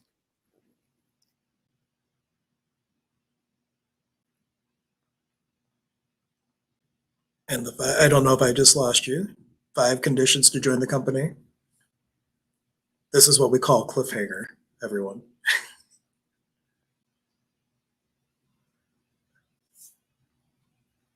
If you can hear me, come back to us. We want to know what happens. While we're hopefully letting him reset his audio connection so he can finish his story, I want to thank everyone for being on the stream today. Oh, and he just left, so I'm sure he'll be back in a moment, for being on the stream today. And if you have continued to get inspiration and the feeling of space and possibility, something that you can do to share that, like how he was saying that we need to serve others, that you could be a contribution to them by sharing, even if it's like a timestamp from the YouTube video at the end, because all this is being archived, you'll be able to just send a link to them with a particular timestamp, and you can really share what you have been experiencing today with everyone. So you can be a contribution for that. And let's see, magical number 5. Oh, he's coming back. All right, let me add him back onto the stream. Welcome back. I was joking and told everybody that that was a cliffhanger, that we're just so anxious to find out what the 5 things are to work for the company. So number 1 was that if you ask me what your job is going to be, job description, say, I will not be able to give you that. So remember, any problem you confront, regardless of your field of expertise, you will become a CEO of that problem. So you have to find the solution. Everybody else will help you, but you will be in charge of that. So if it is not acceptable, don't join the company. Second, if you ask me what your title is going to be after 10 years or after 5 years or today, I cannot answer that because we are simply not going to have any titles. And thirdly, you have worked very hard on your degree. My advice to you is put it in a beautiful frame and send it to your mom. And if I see a replica or mention of that degree or relationship will be terminated, that means you have to accept to be a student again. And fourth, since you are a student, because you have no expertise, I don't know what you are good at. So you are going to work in each department till you learn total working of the department. After completing the cycle, I'll sit down with you and ask you what excites you. And that is where you are going to spend 70% of your time. And fifth is Saturday is a working day, and we are going to come and discuss and understand what is this thing called oneness and how do we implement oneness. And Hank, not only I avoided bankruptcy, I became very successful. In 2007, Dow came and offered a deal I couldn't refuse. So Dow Chemical Company acquired my company. So the reason I became successful is this. When I would go to the customer, I was not there to sell my product. I was there to make that company successful. So I made this as my business to understand everything about their business and advise them how to make that company successful. And when I would talk to our people in our organization, my role was to make them successful. When we were talking to our suppliers, my role was to make them more profitable. I will not cut their prices. In fact, I will give them 10% higher than what they would ask me to give, provided they elevate the quality of the product, the raw material. So in this process, we became the most sought after supplier for the customers. People were happy. Many of our people who worked with me ended up starting their own company, became millionaires and billionaires with this thought process. So our purpose in life is not to judge others. Our purpose of life is simply to serve, add the highest value. And in this process, you be grateful that somebody is allowing you to give the opportunity for you to experience the joy of life. Now, to experience the joy of life, to know what is going to add the highest value to others, I have to have empathy, which is also the other name of oneness. Means I can experience your pain and sufferings. I can experience your needs. I can experience your joy. And I am tuned to what is best for you. And when I deliver that unconditionally, I experience joy, inner happiness, and my self-worth increases. Self-worth is not tied to your net worth or what people think of you. Your self-worth is what your inner conscious tells you who you are, what you are. And to have empathy, you cannot have ego or pride. You have seen people in life, you have met people in life. Everybody says, I'm proud of this. I'm proud of my achievement. I'm proud what I'm doing. I'm proud of my country. I'm proud of my family. I'm proud of my heritage. And the moment you utter the word proud, you lose the capacity or capability to empathize. And that is why we are living in a nation highly divided, because we cannot connect with each other. We are parked in our pride and ego. There was a neurological or neuroscience study done. And that study shows us technically that we have mirror neurons in our brain. Mirror means the reflective. So that is how we experience others' pain and suffering. That allows us to empathize with us. But the capacity of the mirror neuron goes away when we experience pride. So they did an experiment. They gathered people randomly and divided them into two groups. And one group, they asked them to write an essay on the difficulty they experience and what they are grateful for. And the second group, they asked them to write essay on the achievement they have achieved in life and what they are proud of.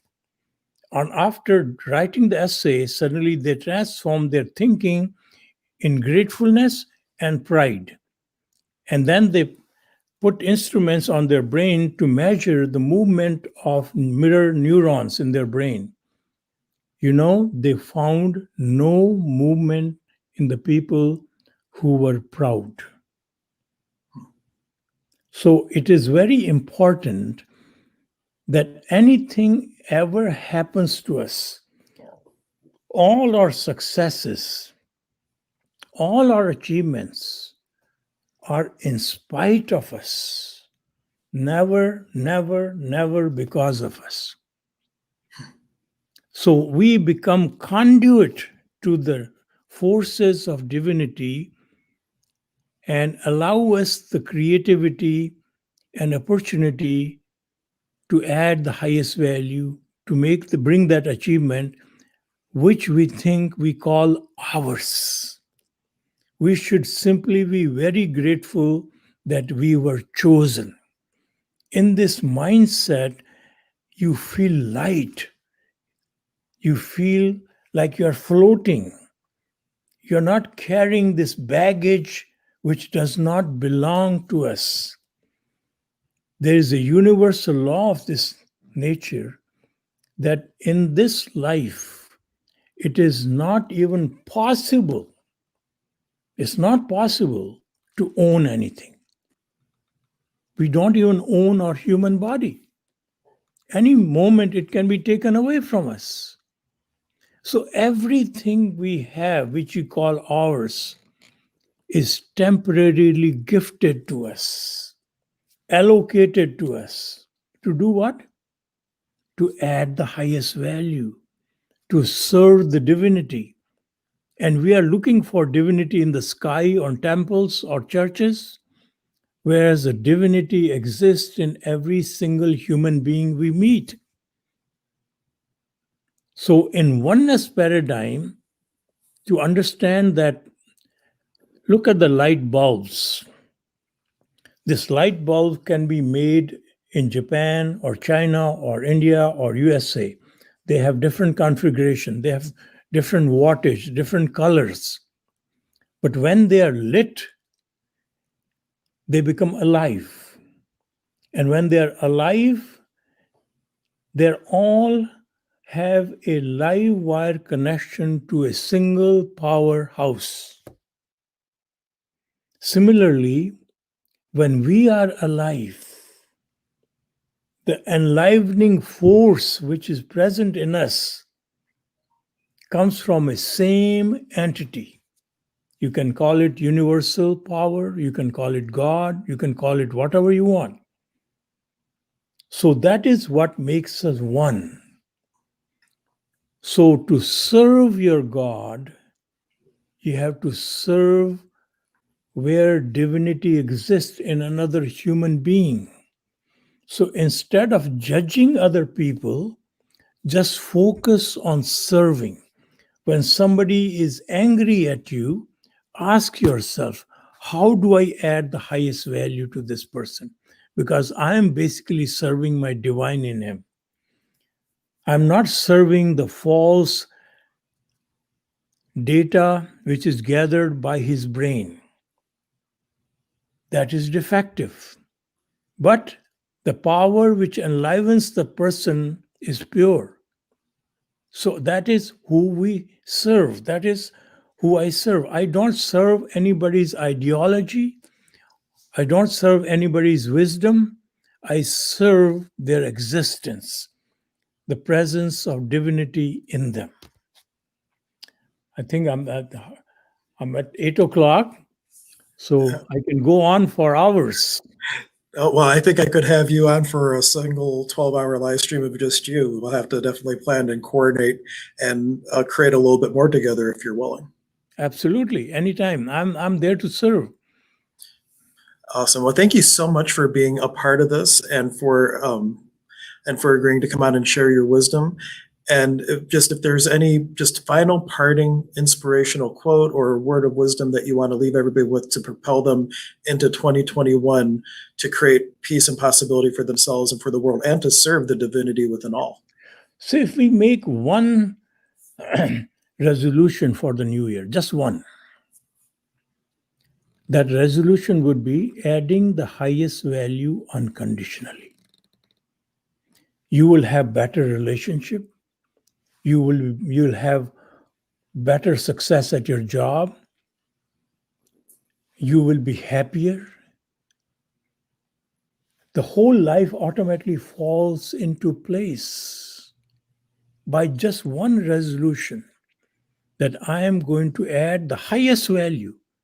So continuously you enhance your value adding capacity to the higher degree. How can I improve? How can I make it better? So in all your encounters, if that is your mindset, you have two choices. Either you occupy your brain with all the false information, worries, and all this ego-based thinking. It is sickness. It'll cause sickness in you. What if you engage this mind in figuring out how do you add the highest value? You not only transform your own personal life, you'll make the society much better where you live. So one resolution is all we need to do. Perfect. That was wonderfully put. Thank you so much for your contribution to this day. And I look forward to seeing what we can create together in the future. Wonderful. Thank you, Hank, for all this opportunity. No problem. Thank you for being here.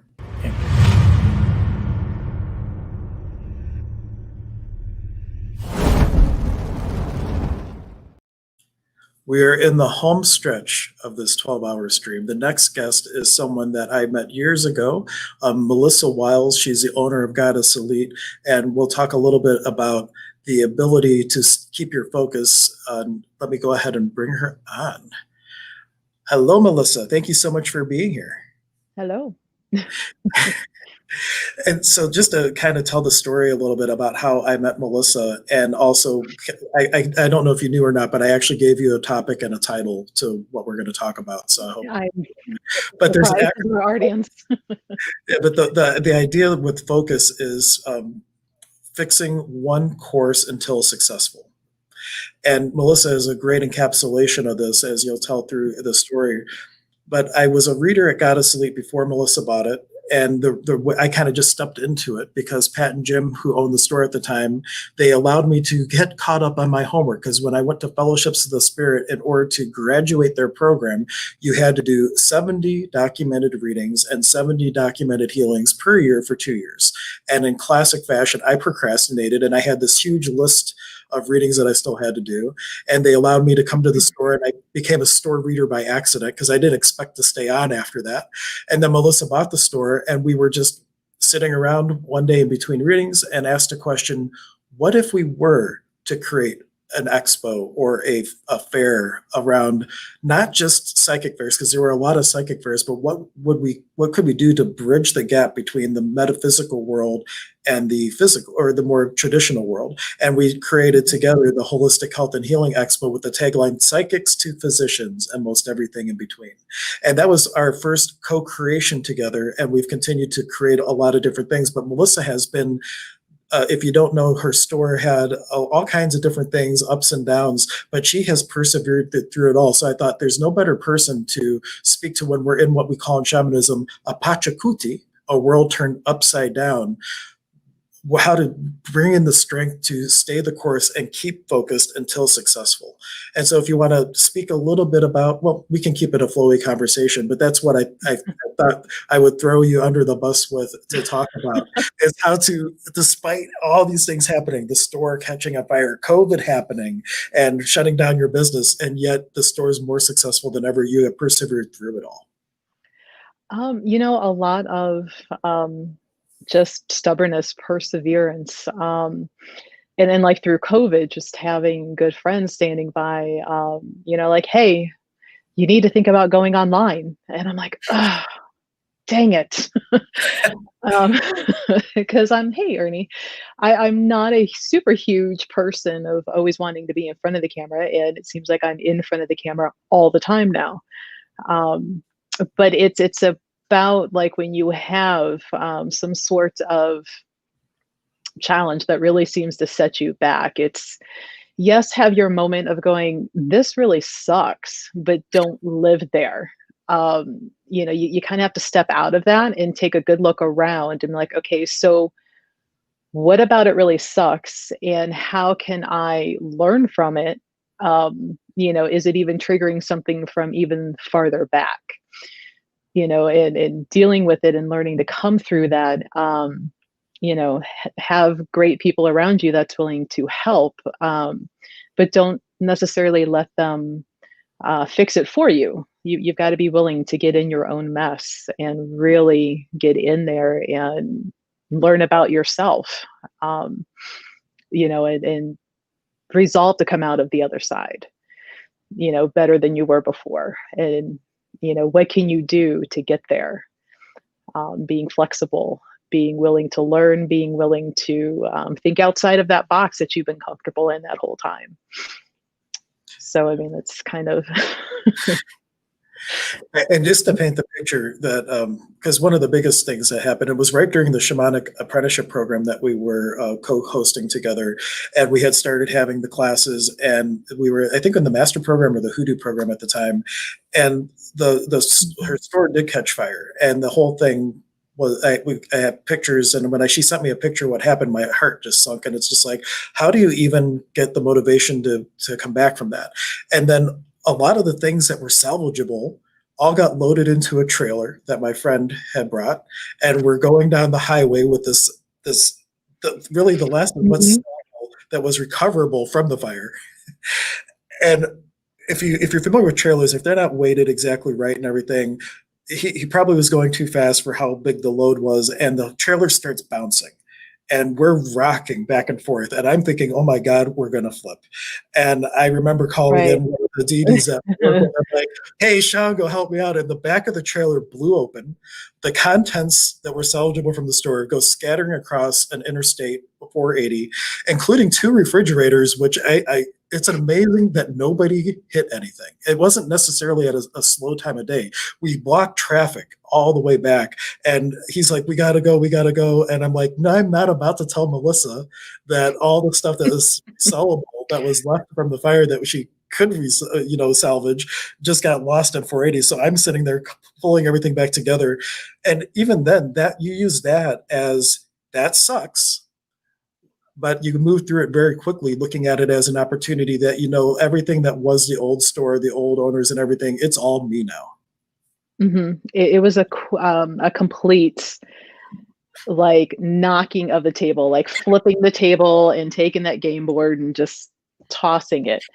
And I remember, because like I pulled in as the fire department was coming in, and just standing there watching them break down the door and cut holes in the ceiling. And I'm just like, now what? I think it was a little bit of shock, because I'm just standing there and kind of chuckling to myself, like, great. Well, I guess I'm not doing my workout this morning.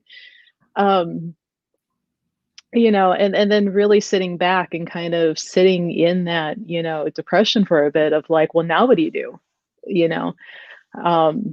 How do you, as a single parent, feed your kid? How do you pay your bills? How do you get through that? How do you, walk through all of the red tape of insurance companies and, fire marshals and, it was a lot. There was a lot, like even here at the house going on. I had my very own creepy, perverted old dead guy hanging out in the house at the same time. Like it was a summer for hell. 2020, not that bad. 2017, that was my year. And That was your training program for dealing with 2020. You're like, yeah, this is nothing. I've dealt with way worse than this. like, you can't scare me. But and I remember, and like I finally gave in to that whole, and I touched on this briefly at the end of our live that we did Thursday night for the store about journaling, and I hated it as a teenager in honors English. I just hated it. But I finally sat down because my mind kept racing with all these things, and just started kind of working through it. And for once it felt like, do I even really want to restart? Like, maybe my time's done, maybe the store's done, maybe it's just time to walk away. And why was I having such a hard time like getting through this? And just started writing it out and entertaining and letting the mind go back and go, no, because that smells like this and that smells like that, and it comes all the way back here. So it's been these things gradually building and realizing like that feeling and that start came from way back when.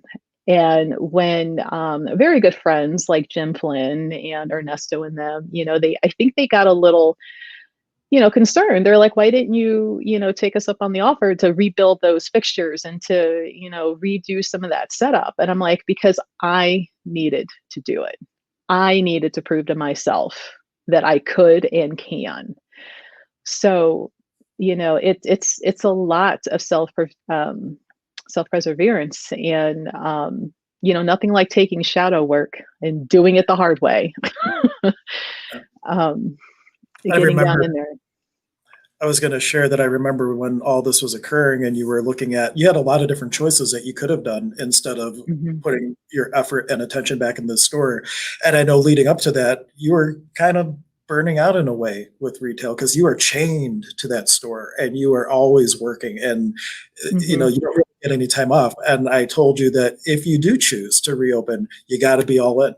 You got to be fully present, and there's none of this I don't want to, like that, the energy of that burnout energy that had come on, and you came out just trailblazing when you did reopen the store with the perseverance that I've seldom seen. And that's one reason that your new logo is so inspiring, because it was this like Phoenix creation rising. I should actually, let me pull it up on your website because it is a really cool little logo. Let me bring it up. Yeah, JD of Infinite Creations, I told him, I'm like, hey, I think it's time to change that. And he was pretty persistent because I'm like, is that going to be kind of tacky? Like, yeah. He's like, no, it'll be great. Let me do it. And when he showed me the final, and I'm like, oh my God, you were so right. Kind of there. That bright yellow looks better on the purple. Well, that's the one that you have on your website. So let me just scroll in and make it a little bigger. But it's a wonderful kind of embodiment energetically in a picture sense of rising from the ashes. And it's a great testament that when we go through our shit, it's a term from Patty Conklin, who's going to be like the final presenter today, my pre-recorded thing that she permitted me to share with everyone today. But she coined this term shit, spiritual human in transition. And you use these things that suck as this fertilizer, as this fuel to propel into whole new worlds of possibility. And look what you've created with that. And my target with having you on and kind of, I didn't tell her what I was going to ask her. And I know this is kind of being vulnerable and everything, but really what inspiration can that be for seeing someone that had everything ripped away, including the trailer of Last Remains, and turning around and creating literally from nothingness this amazing thing that has been catering to creating space for people to learn and have their own spiritual awakenings and their own resources for as they step into these paths to start developing these things of possibility. It's really inspiring. So I'm so thankful that you allowed me to go there, and hopefully you're not going to yell at me afterwards like, why did you bring that up? No.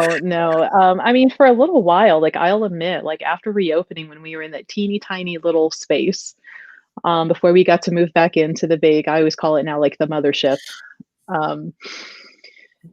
And I knew people meant well. I really, really did. But when they would come in and you were like, "Oh, I heard you had a fire." Oh, it was kind of like reopening that wound over and over and over again. I'm like, "Yes, I know, but let's quit talking about it. Like, quit going back there." You know.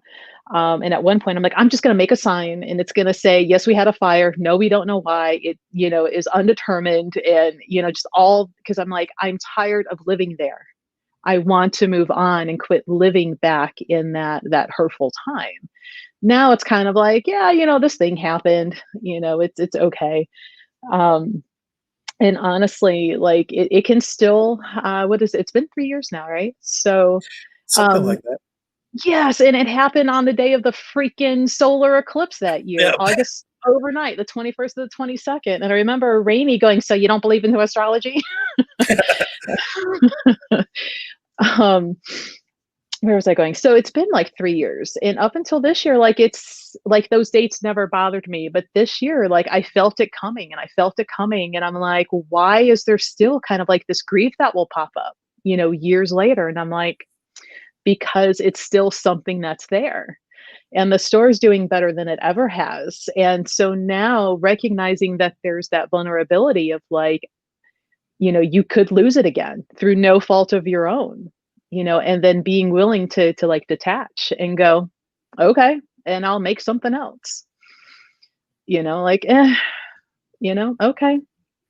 What else can we create? What else can I do with my time? What else do I want to be when I grow up again? So,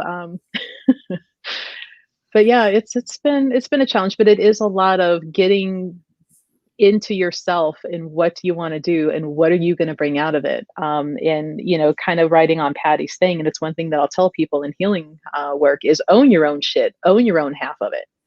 Don't blame it on anybody else. Don't kind of band-aid it and walk away. Own your part in that mess and what can you do about it? And be willing to get in there and get dirty. Just, own your own shit. Yeah, I mean, it's our fertilizer, and if people try to carry that for us, it is almost a disservice to it because it is your hucha. In shamanism, we have a term for it, hucha, which just means heavy. It is and when things are heavy, it's not a view of it being right or wrong or good or evil or anything. It is simply what's heavy and what's light. And everything is light. Hucha is condensed Sami. And so as you start to process and do your inner work, as you do your shadow work, and that starts to lighten up, that becomes the fuel of transformation and things that really can propel you to the next dimension, the next thing, the next question. I love that you started asking the question because, I'm in Access and that's a big thing. You start asking the question, what else can I create? And that's how we started the expo. It was like, well, what if we did do a show? What would that look like? Where could we have it? And you start asking the questions and following the awarenesses. And then you just start noticing things that allow you to get to that next step that's bringing you to that actualization or manifestation of whatever it is that you want to create for yourself in the world. Mm-hmm. And then be willing to, take the time to notice and entertain it. Try it out. If it isn't something that you think you want it, then try something different. But you can't sit there. So, I mean, if you want to relate all of this into COVID, we've had more time to sit down and, think about ourselves and things that we maybe want to accomplish. I highly suggest don't sit there in the woe is me. I get it. If you're still unable to work, that's really rough. What else can you do? Or if you're only working part-time instead of full-time. Okay, so maybe some of those projects that you have always wanted to do, now you have time to do that. And, what can you make of that? What can you do? If you have children, maybe they share that with you. And so, there's ways to come through that instead of living in that constant stressful mindset and thought form. It just don't live there. Don't camp in the misery. And Patty would say, allow yourself to have the pity party, get it out of your system, and then you move on because you want to honor the feeling that you're having. But at the same time, it can become a trap if you start to embellish it. And there's a difference between experiencing the pity party for a moment and starting to embellish it because that's where the energy of becoming a victim is. And that's something to be very mindful of, because it's one thing to be victimized, it's another thing to be a victim. Matthew and I had talked about that on a stream a while back, that there's a very clear distinction between the two energies. Being a victim is a choice. And that is the danger of really, that's when life starts happening to you instead of through you. And it can feel very chaotic. Rein back in and recognize, I am the common denominator here. The buck stops here. I need to do the work and to start moving through it. Yes. You know, because the thing that's going to be constant in your life is you. You're responsible for you. So if you don't like where you're at, change it, you know? And let me be clear, by no means was I somebody during all that time sitting there knowing everything, and had my whole everything. No, like I was on the phone with our shaman teacher going, I don't know what the hell I'm going to do now. I have a giant dry erase board in front of me and I don't even have a marker to start doodling. And he was just like, you can create whatever you want. I'm like, I don't even have a marker. Did you not hear me? I have no marker.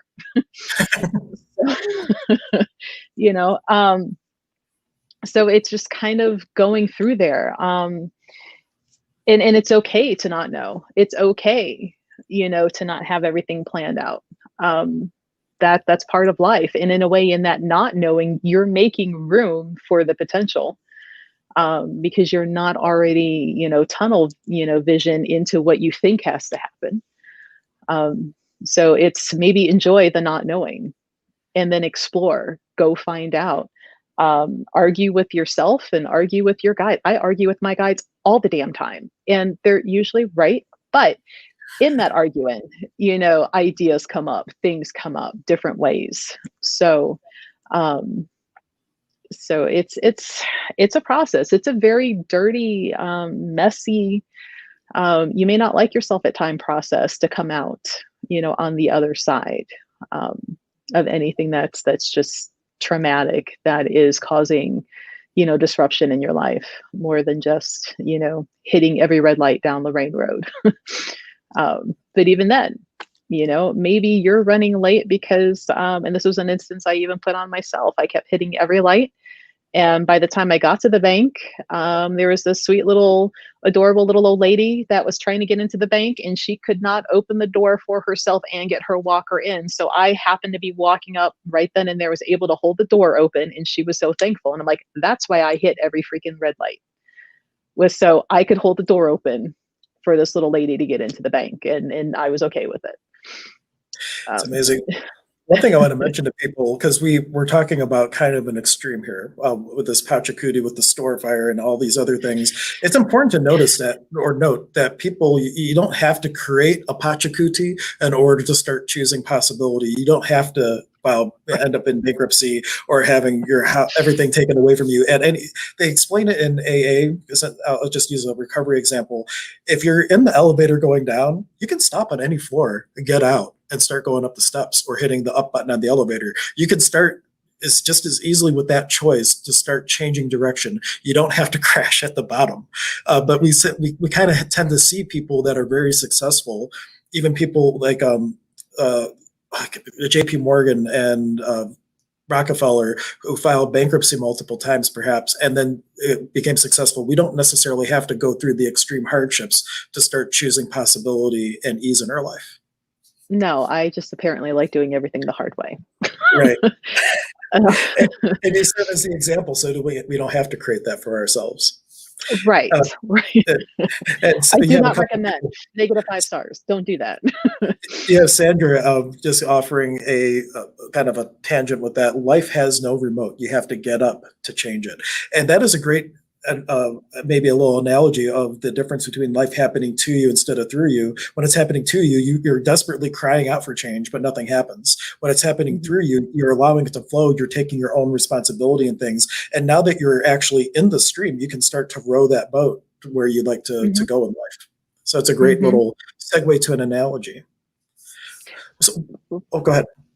No, I was going to say, actually, like that reminds me, there was an afternoon where during all of that, hadn't even reopened the little one yet, and knew that I needed to go and take my son to Taekwondo, and came walking down the stairs, and example of me arguing with the guides, but making that change was like the voices are like, you need to be in therapy. And I'm like, how funny is because I'm hearing voices and you're telling me I need to be in therapy. And they're like, you're depressed, bitch. And I'm like, and they're like, well, either go to therapy or quit bitching about it and go do something. And by the time I got to the bottom, I'm like, oh, fuck, you're right. Fine. I'm like, all right, Rune, let's get your Dobok and let's, get going. But, giving into that thought of like, okay, I can keep sitting here and I keep feeling bad for myself, or I can do something about it. So it took that argument with the invisible people around me to go, When I was okay, going through rehab, that's one of the tools they gave for people who are depressed. I was in dual diagnosis. It was like for partial depression and partial for drinking or whatnot. But they would say to act opposite. If you're depressed, start to take actions that are an opposite of the state you're in, because your state of being follows physiology. And if you start using your body to create different circumstances from where you're experiencing the depression, you can more easily step out of that. And I think you started, well, you were already working out, but you really started to step up your game with being more present in your process, I guess would be a way to say it. Yeah. And it was funny because later that afternoon, while sitting in his Taekwondo dojang, our mutual friend JD, who was kind of like that big brother that kept an eye on me, and he was like, when was the last time you left your house? And I'm like, I'm at Taekwondo right now. And he's like, I meant other than Taekwondo and going to check on the store. And while I was sitting there thinking about it, he's like, or you can tell me, to F off and go mind my business. And I'm like, no, you're right. And so that was kind of like the day that, it's like, okay, I've gotten too comfortable back here without even realizing it, that it's time to get out of that pity party, get out of the woe is me. Which, I wasn't even doing it very verbally. It was, lost one of my butts. It was sitting there in contemplation, and I even noticed, and I don't know if I even mentioned it to you, Hank, like I had shrunk so far into myself in this, that even my Kintu Mesa got smaller. Like it was tiny. It was probably about that big. And when I started coming out of it and went to change it, like no matter how hard I tried to refold and retie it, it was bigger. It would not get smaller. So, there was even the representation, that way. But, becoming self-aware and becoming mindful of where you're at, what you're doing in the whole situation, and being able to kind of step out of that and watch it and observe it, and then make your decisions of how you want to address it, is very good. It's a grateful, impactful thing that you can do for your situation. So I'm curious, since you have the store and you see so many people coming in and coming out, I get the question all the time, people just coming to an awareness that there's more potentiality in their life. Where do you tell people to start? You have a whole, I call her the seller of things. She has a whole store full of stuff. But for the person who's really eager to start on their journey, what advice do you give them to start taking those steps towards, self-refinement and possibility? It kind of like there's a few more questions that have to be answered on their part. Like, are you, what do you feel more drawn to? Are you more into the stones? Are you a reader? Are you more of a hands-on in-person type thing to where, now it's the classes and workshops, even if it is Zoom right now? Because, there's all of those things, not only in, my store, but, even online, like, just listening to your 12 hours of, information you've been doing all day. I'm sure there's plenty for people to go back and learn there from. is a ton. And I don't know if I'll ever do a 12-hour one again. I think 8's a nice number. If I do another one, well, I'm sure I will do more. But 12 is a long time. And Facebook, incidentally, only lets you stream for 8 hours. I didn't know that because I was getting these messages that my stream was going to be terminated. And so I warned people, like, if you're watching on Facebook, you're about to lose connection. And we're not. Go to YouTube. Yeah, we're not stopping. Yeah, YouTube is the best place to contribute, even with your viewership, because the more people view on YouTube, the more Google thinks it's relevant or knows it's relevant, and it will serve it up organically to way more people. So when you watch on YouTube, when you watch the replays, when you share the YouTube video, when you like, when you thumbs up, when you comment, when you subscribe, that all are these algorithm things that create more potentiality. So everybody can be a contribution to the stream. But I like where you went with that. With my question, you said, well, you have to ask more questions. And that is a huge takeaway for everyone, is to start And besides why is the one question that is like a looping question. Universe, why did this happen? And then it shows you, here's another reason why it happened. It's like creating the same energy loop, but asking the question, what else is possible here? What would create the most possibility in my life? Questions like that start to build this energy of possibility. And then you start to notice things. I'm sure as you were rebuilding the store and you were in that space of how do I rebuild? What would create the most for the store?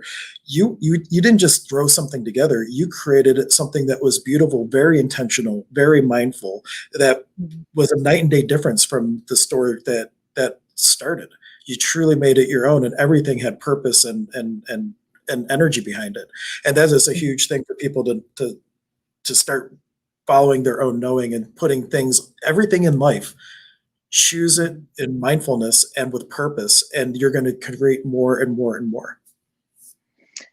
Right. And I think the biggest thing that I like to tell people when they're coming in and they're learning, and there's tons of information everywhere, but I tell them, like, don't take what you have written or what you've read written or that you've heard as like set in stone, because it's all fluid and it's all changing, and what works for one person may not work for somebody else. So, use it as an example, use it as a possibility, but change it up, make it work for yourself. Don't get upset if, what worked for, one person over, over here isn't working for you, and somebody way over there did it 3 times better than the original. Like it's just, you do what works for you and move on. And the more that you're accepting of it and grateful of it and happy with it, the better it gets.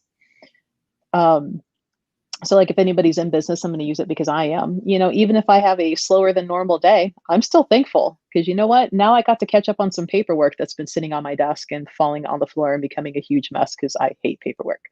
So, but I got to catch up on it because it needs to be done, especially this time of year with tax season. So, yay. Always find something for it.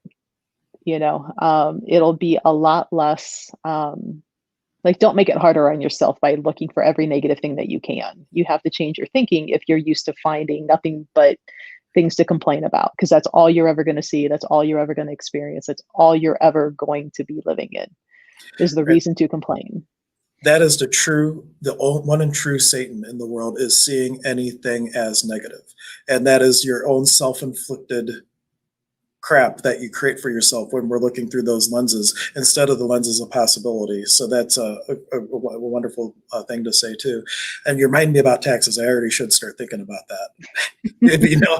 I'm always like, I'll file the extension. I'm filing on the last day of the extension because I like procrastinating, I guess. But some people like to do that just because it's more fun to do it at the last minute. I don't know. Like this, it all came together in 4 days. How much fun is that?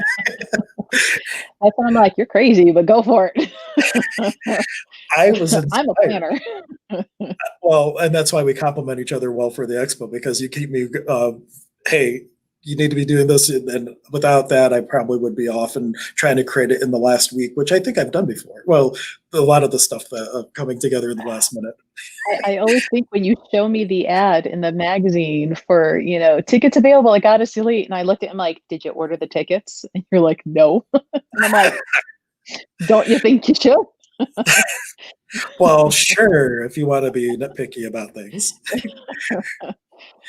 But I like to be spontaneous, and it is a humanoid trait, because in Access, there's 2 classifications of people. There's humans and humanoids. And humanoids sometimes are procrastinators, not because they don't have the ability to do things early, but it's more fun and exciting to do things at the last minute, because there's this energy of creation that occurs that's boring if you plan it out 6 months ahead and you have all this extra time. Why not just do it in the last minute, right?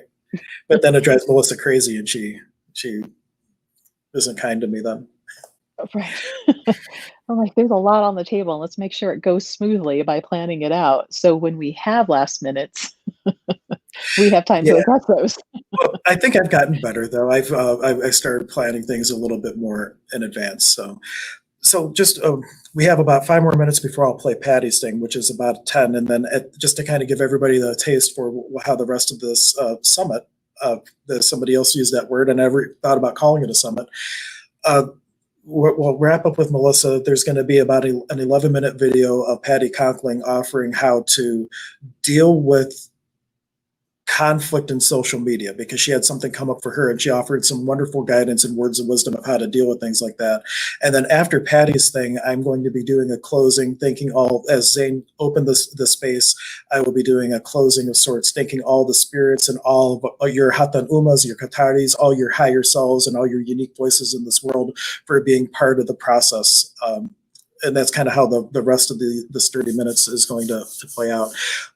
But if you were to leave people with a few things or one thing of what thing could they hang their hat on that if they were to do this one thing could start the momentum of creating the change in their life that they're really yearning to experience, what would you tell them to do, or what would you inspire them by? That's a really good question. And I'm trying to how do we take everything we just talked about and put it into a very simple sentence? That's why I asked the question. If nothing else, just start somewhere, start exploring, start even thinking about it, just start. So even if you've already thought, but you've been sitting back, just kind of resisting starting because you're afraid of starting wrong, just start. Even if you start wrong, you've got the ball rolling and you've learned what not to do and what you should do next time. Just start. Simple. That is, yeah, KISS, keep it simple, stupid. That is, because we do tend to make things way more complicated than they need to be, but most things can be boiled down to a very simple concept. And there's been a theme throughout today. As you say, just start. It all comes down to start doing your inner work, start showing up for your life, because how many of us are on autopilot? And you don't even remember what you had for breakfast today because you weren't showing up for it. And the little robot, as Param would talk about in some of his talks with Why Life Sucks, the little robot's driving. The little robot's going to work. When someone cuts you off, the robot says, I can't handle this shit. And you come back for a moment, you steer the car to safety, and then the little robot gets back in and starts driving. Just to start showing up and then start to choose the things that feel light in life. And that's what you create more of, is more light. Mm-hmm. Awesome. I've asked you enough questions. Is there anything else you'd like to add on to that? Not that I can think of. Just start moving. Just start moving. That's what's the saying? Shit or get off the pot. Like you need to start moving. I was trying to behave myself in language. I think I already messed up once and I went, oh. You did. And hopefully I will have to see if I have to edit that or not. And some of the podcasting things when you upload it, I don't know if it wasn't that bad though. Like it was almost to the point where I didn't know that you just dropped an F-bomb, but we'll see if it actually comes up. Let's see, there might be a question or a comment. Spirituality and profanity, that's me. Well, Mike is just giving us all kinds of animal faces. So thank you, Magic Mike, for tuning in today. And Mike is offering, make the demand of yourself. And a demand is an energy of your declaration of will into the universe. Don't think like a kid saying, I want this, I want that.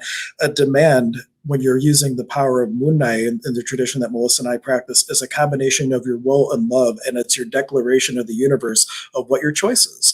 And to making the demand of yourself, that is kind of encapsulating, starting your good orderly direction movement and creating possibilities for yourself and starting to do the healing work and not being afraid of starting to dig through the crap and start to use it as the fertilizer to propel you.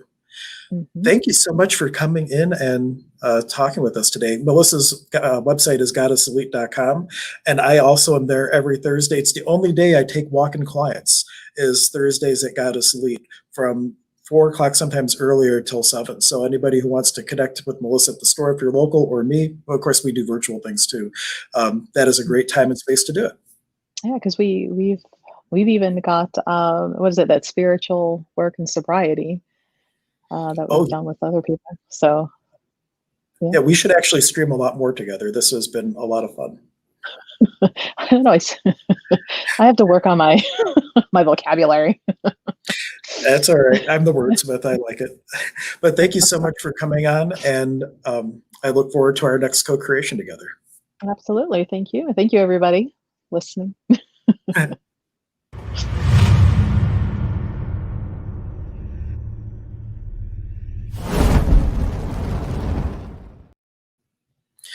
So the last presenter is Patty Conklin, and Patty Conklin is a world-renowned medical intuitive, and she's also an author of a book called The Day God's Train Stopped. And she is the founder of Colorworks and Toneworks, and you'll hear it in her message that she has for us. But basically, any problem that you have, any heaviness that you feel in your body, any emotional baggage that you might be aware of, can all be shifted and changed through the power of color and the power of tone, either with her program of Colorworks and Toneworks. And being the sonic shaman is something that, no pun intended, resonated very deeply with me when she speaks about things like this. But again, this is something that they gave me from her podcast, and she is talking about how to be in the world of social media when there's all this apparent conflict, and how you can create a space for a different possibility. So let me go ahead and I will share this, and then afterwards, please stick around. I will be doing a closing ceremony, thanking the spirits, and also being the sonic shaman. I will end literally on a good note with a little bit of a crystal bowl and a crystal singing pyramid. So stick around to the end. And let me get the right tab open. Make sure I share it with audio. I don't want to do that mistake again. Oh, here we go.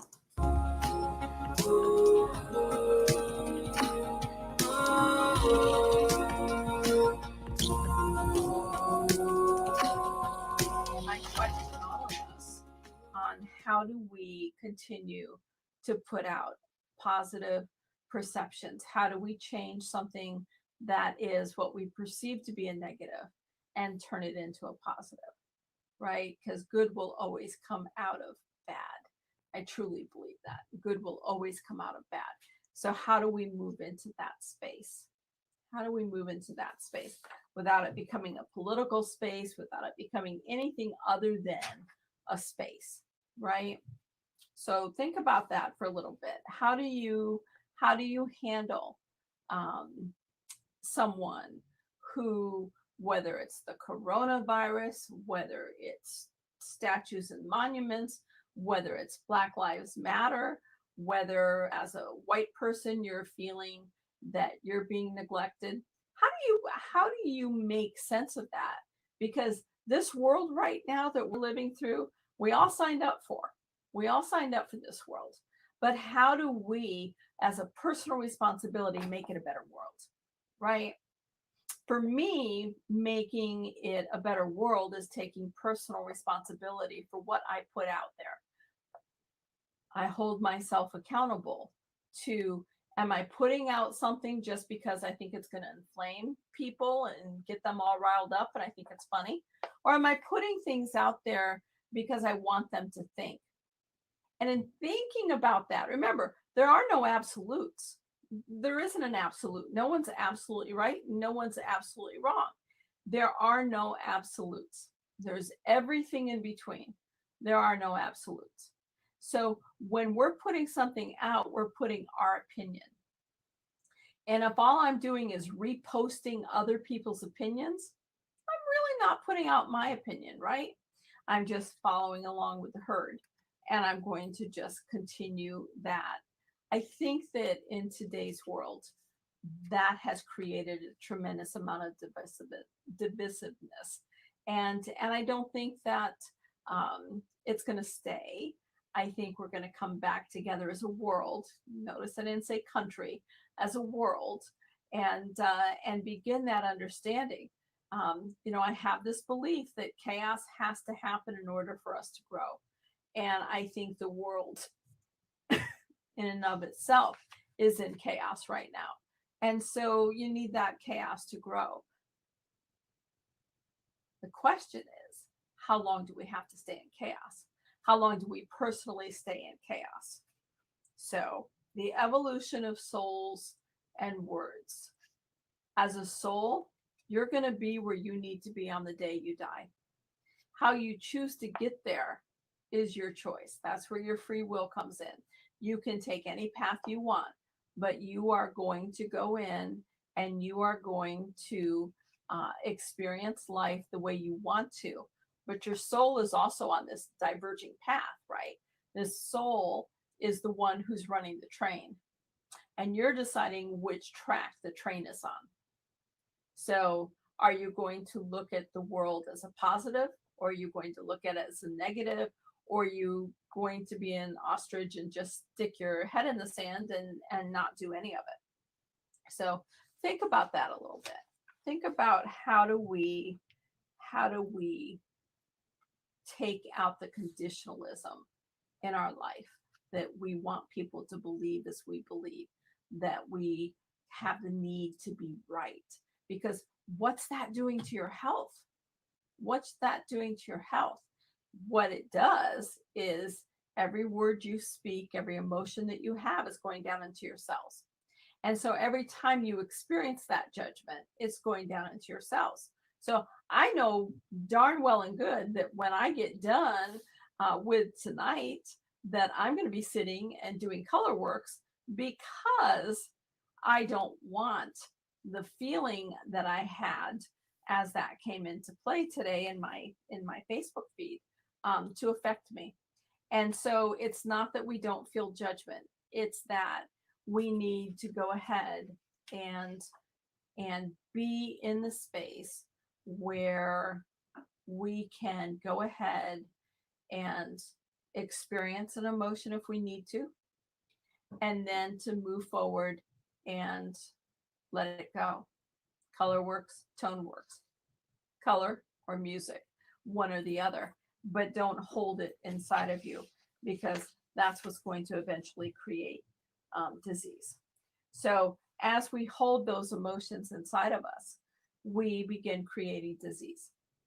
We begin creating blockages, vibrational blockages, to the point where they get thick enough that they eventually become dense and become something that we can measure, that we can look at, that we can experience.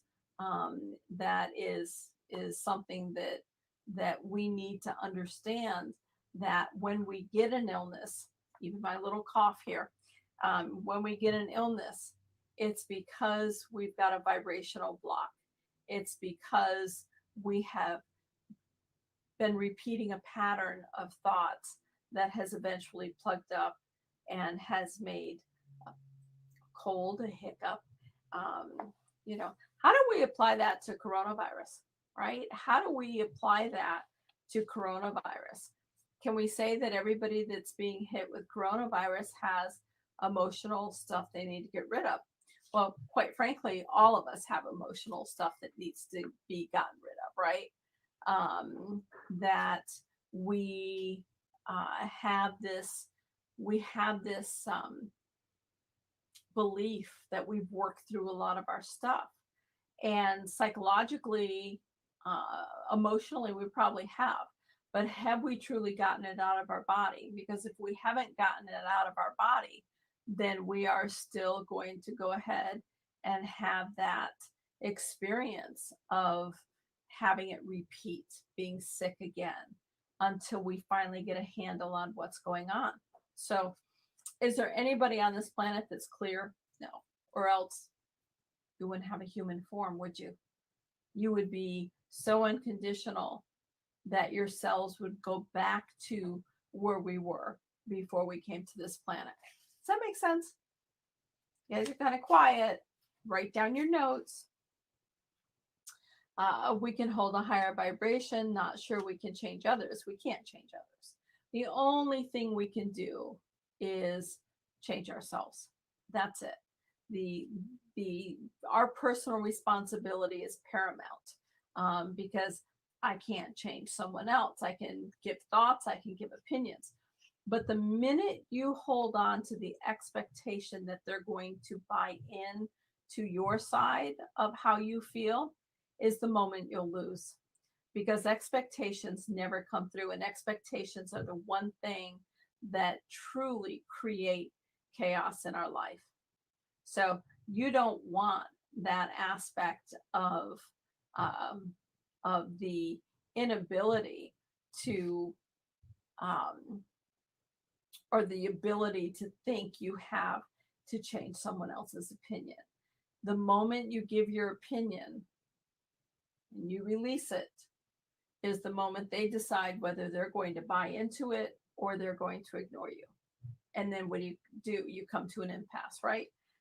Like my friend and I did today. We came to an impasse. You know, I shared my view. He got angry for sharing my view.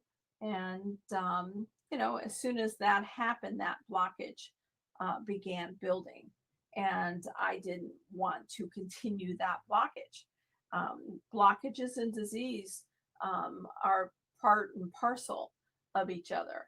When we have blockages and we continue to feed into those blockages because of the emotions or the thoughts that we're having, disease is inevitably going to happen. And so a lot of you know that as I move into working with people, we work on the emotional level, not on the physical level. If you're in pain, then sure, I can help with a little bit of pain. But it's getting to the emotional level, the core issue of that disease process that is creating the disease. How do you change your opinion? How do you change your thought? There's some awesome people that I have spoken to through the years that, you know, it's sometimes it's a challenge because we go back and forth and so forth, but they eventually understand what they need to change. And that's always amazing, right? But my approach is I'm not going to go in to this thinking that I'm going to change them. All I can do is give my viewpoint and what I think is wrong. And either they buy into it or not buy into it. But you know what? That's what's awesome is that letting people have their beliefs. That doesn't mean that you shouldn't say something if you think something is truly out of line. However, don't hold on to the expectation that they're going to listen.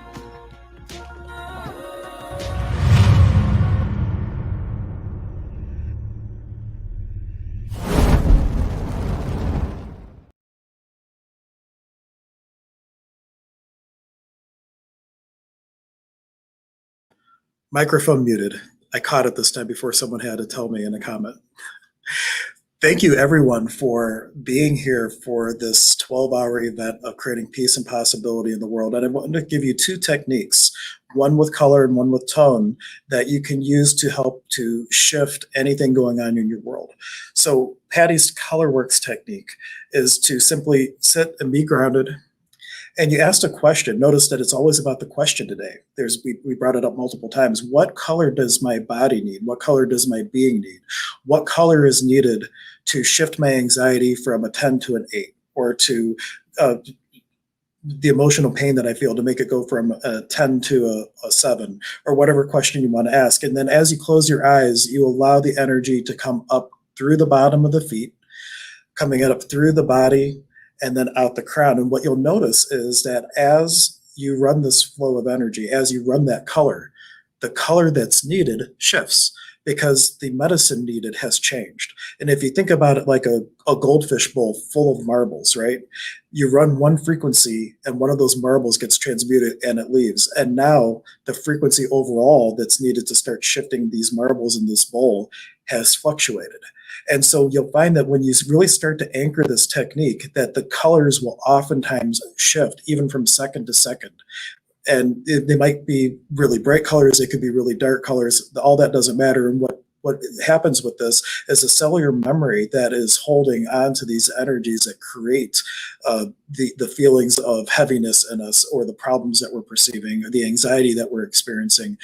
That energy starts to shift and transmute, and it starts to enlighten us because it's dealing with that cellular memory. And it does on such a subtle level that the toxins or whatever else was going on and being held by the body can be released and passed through very in a way that's not going to cause chaos in your life, because there is such a thing as a crisis healer. We can shift our vibration very quickly, and sometimes the body can't hang and we have like an energetic dump.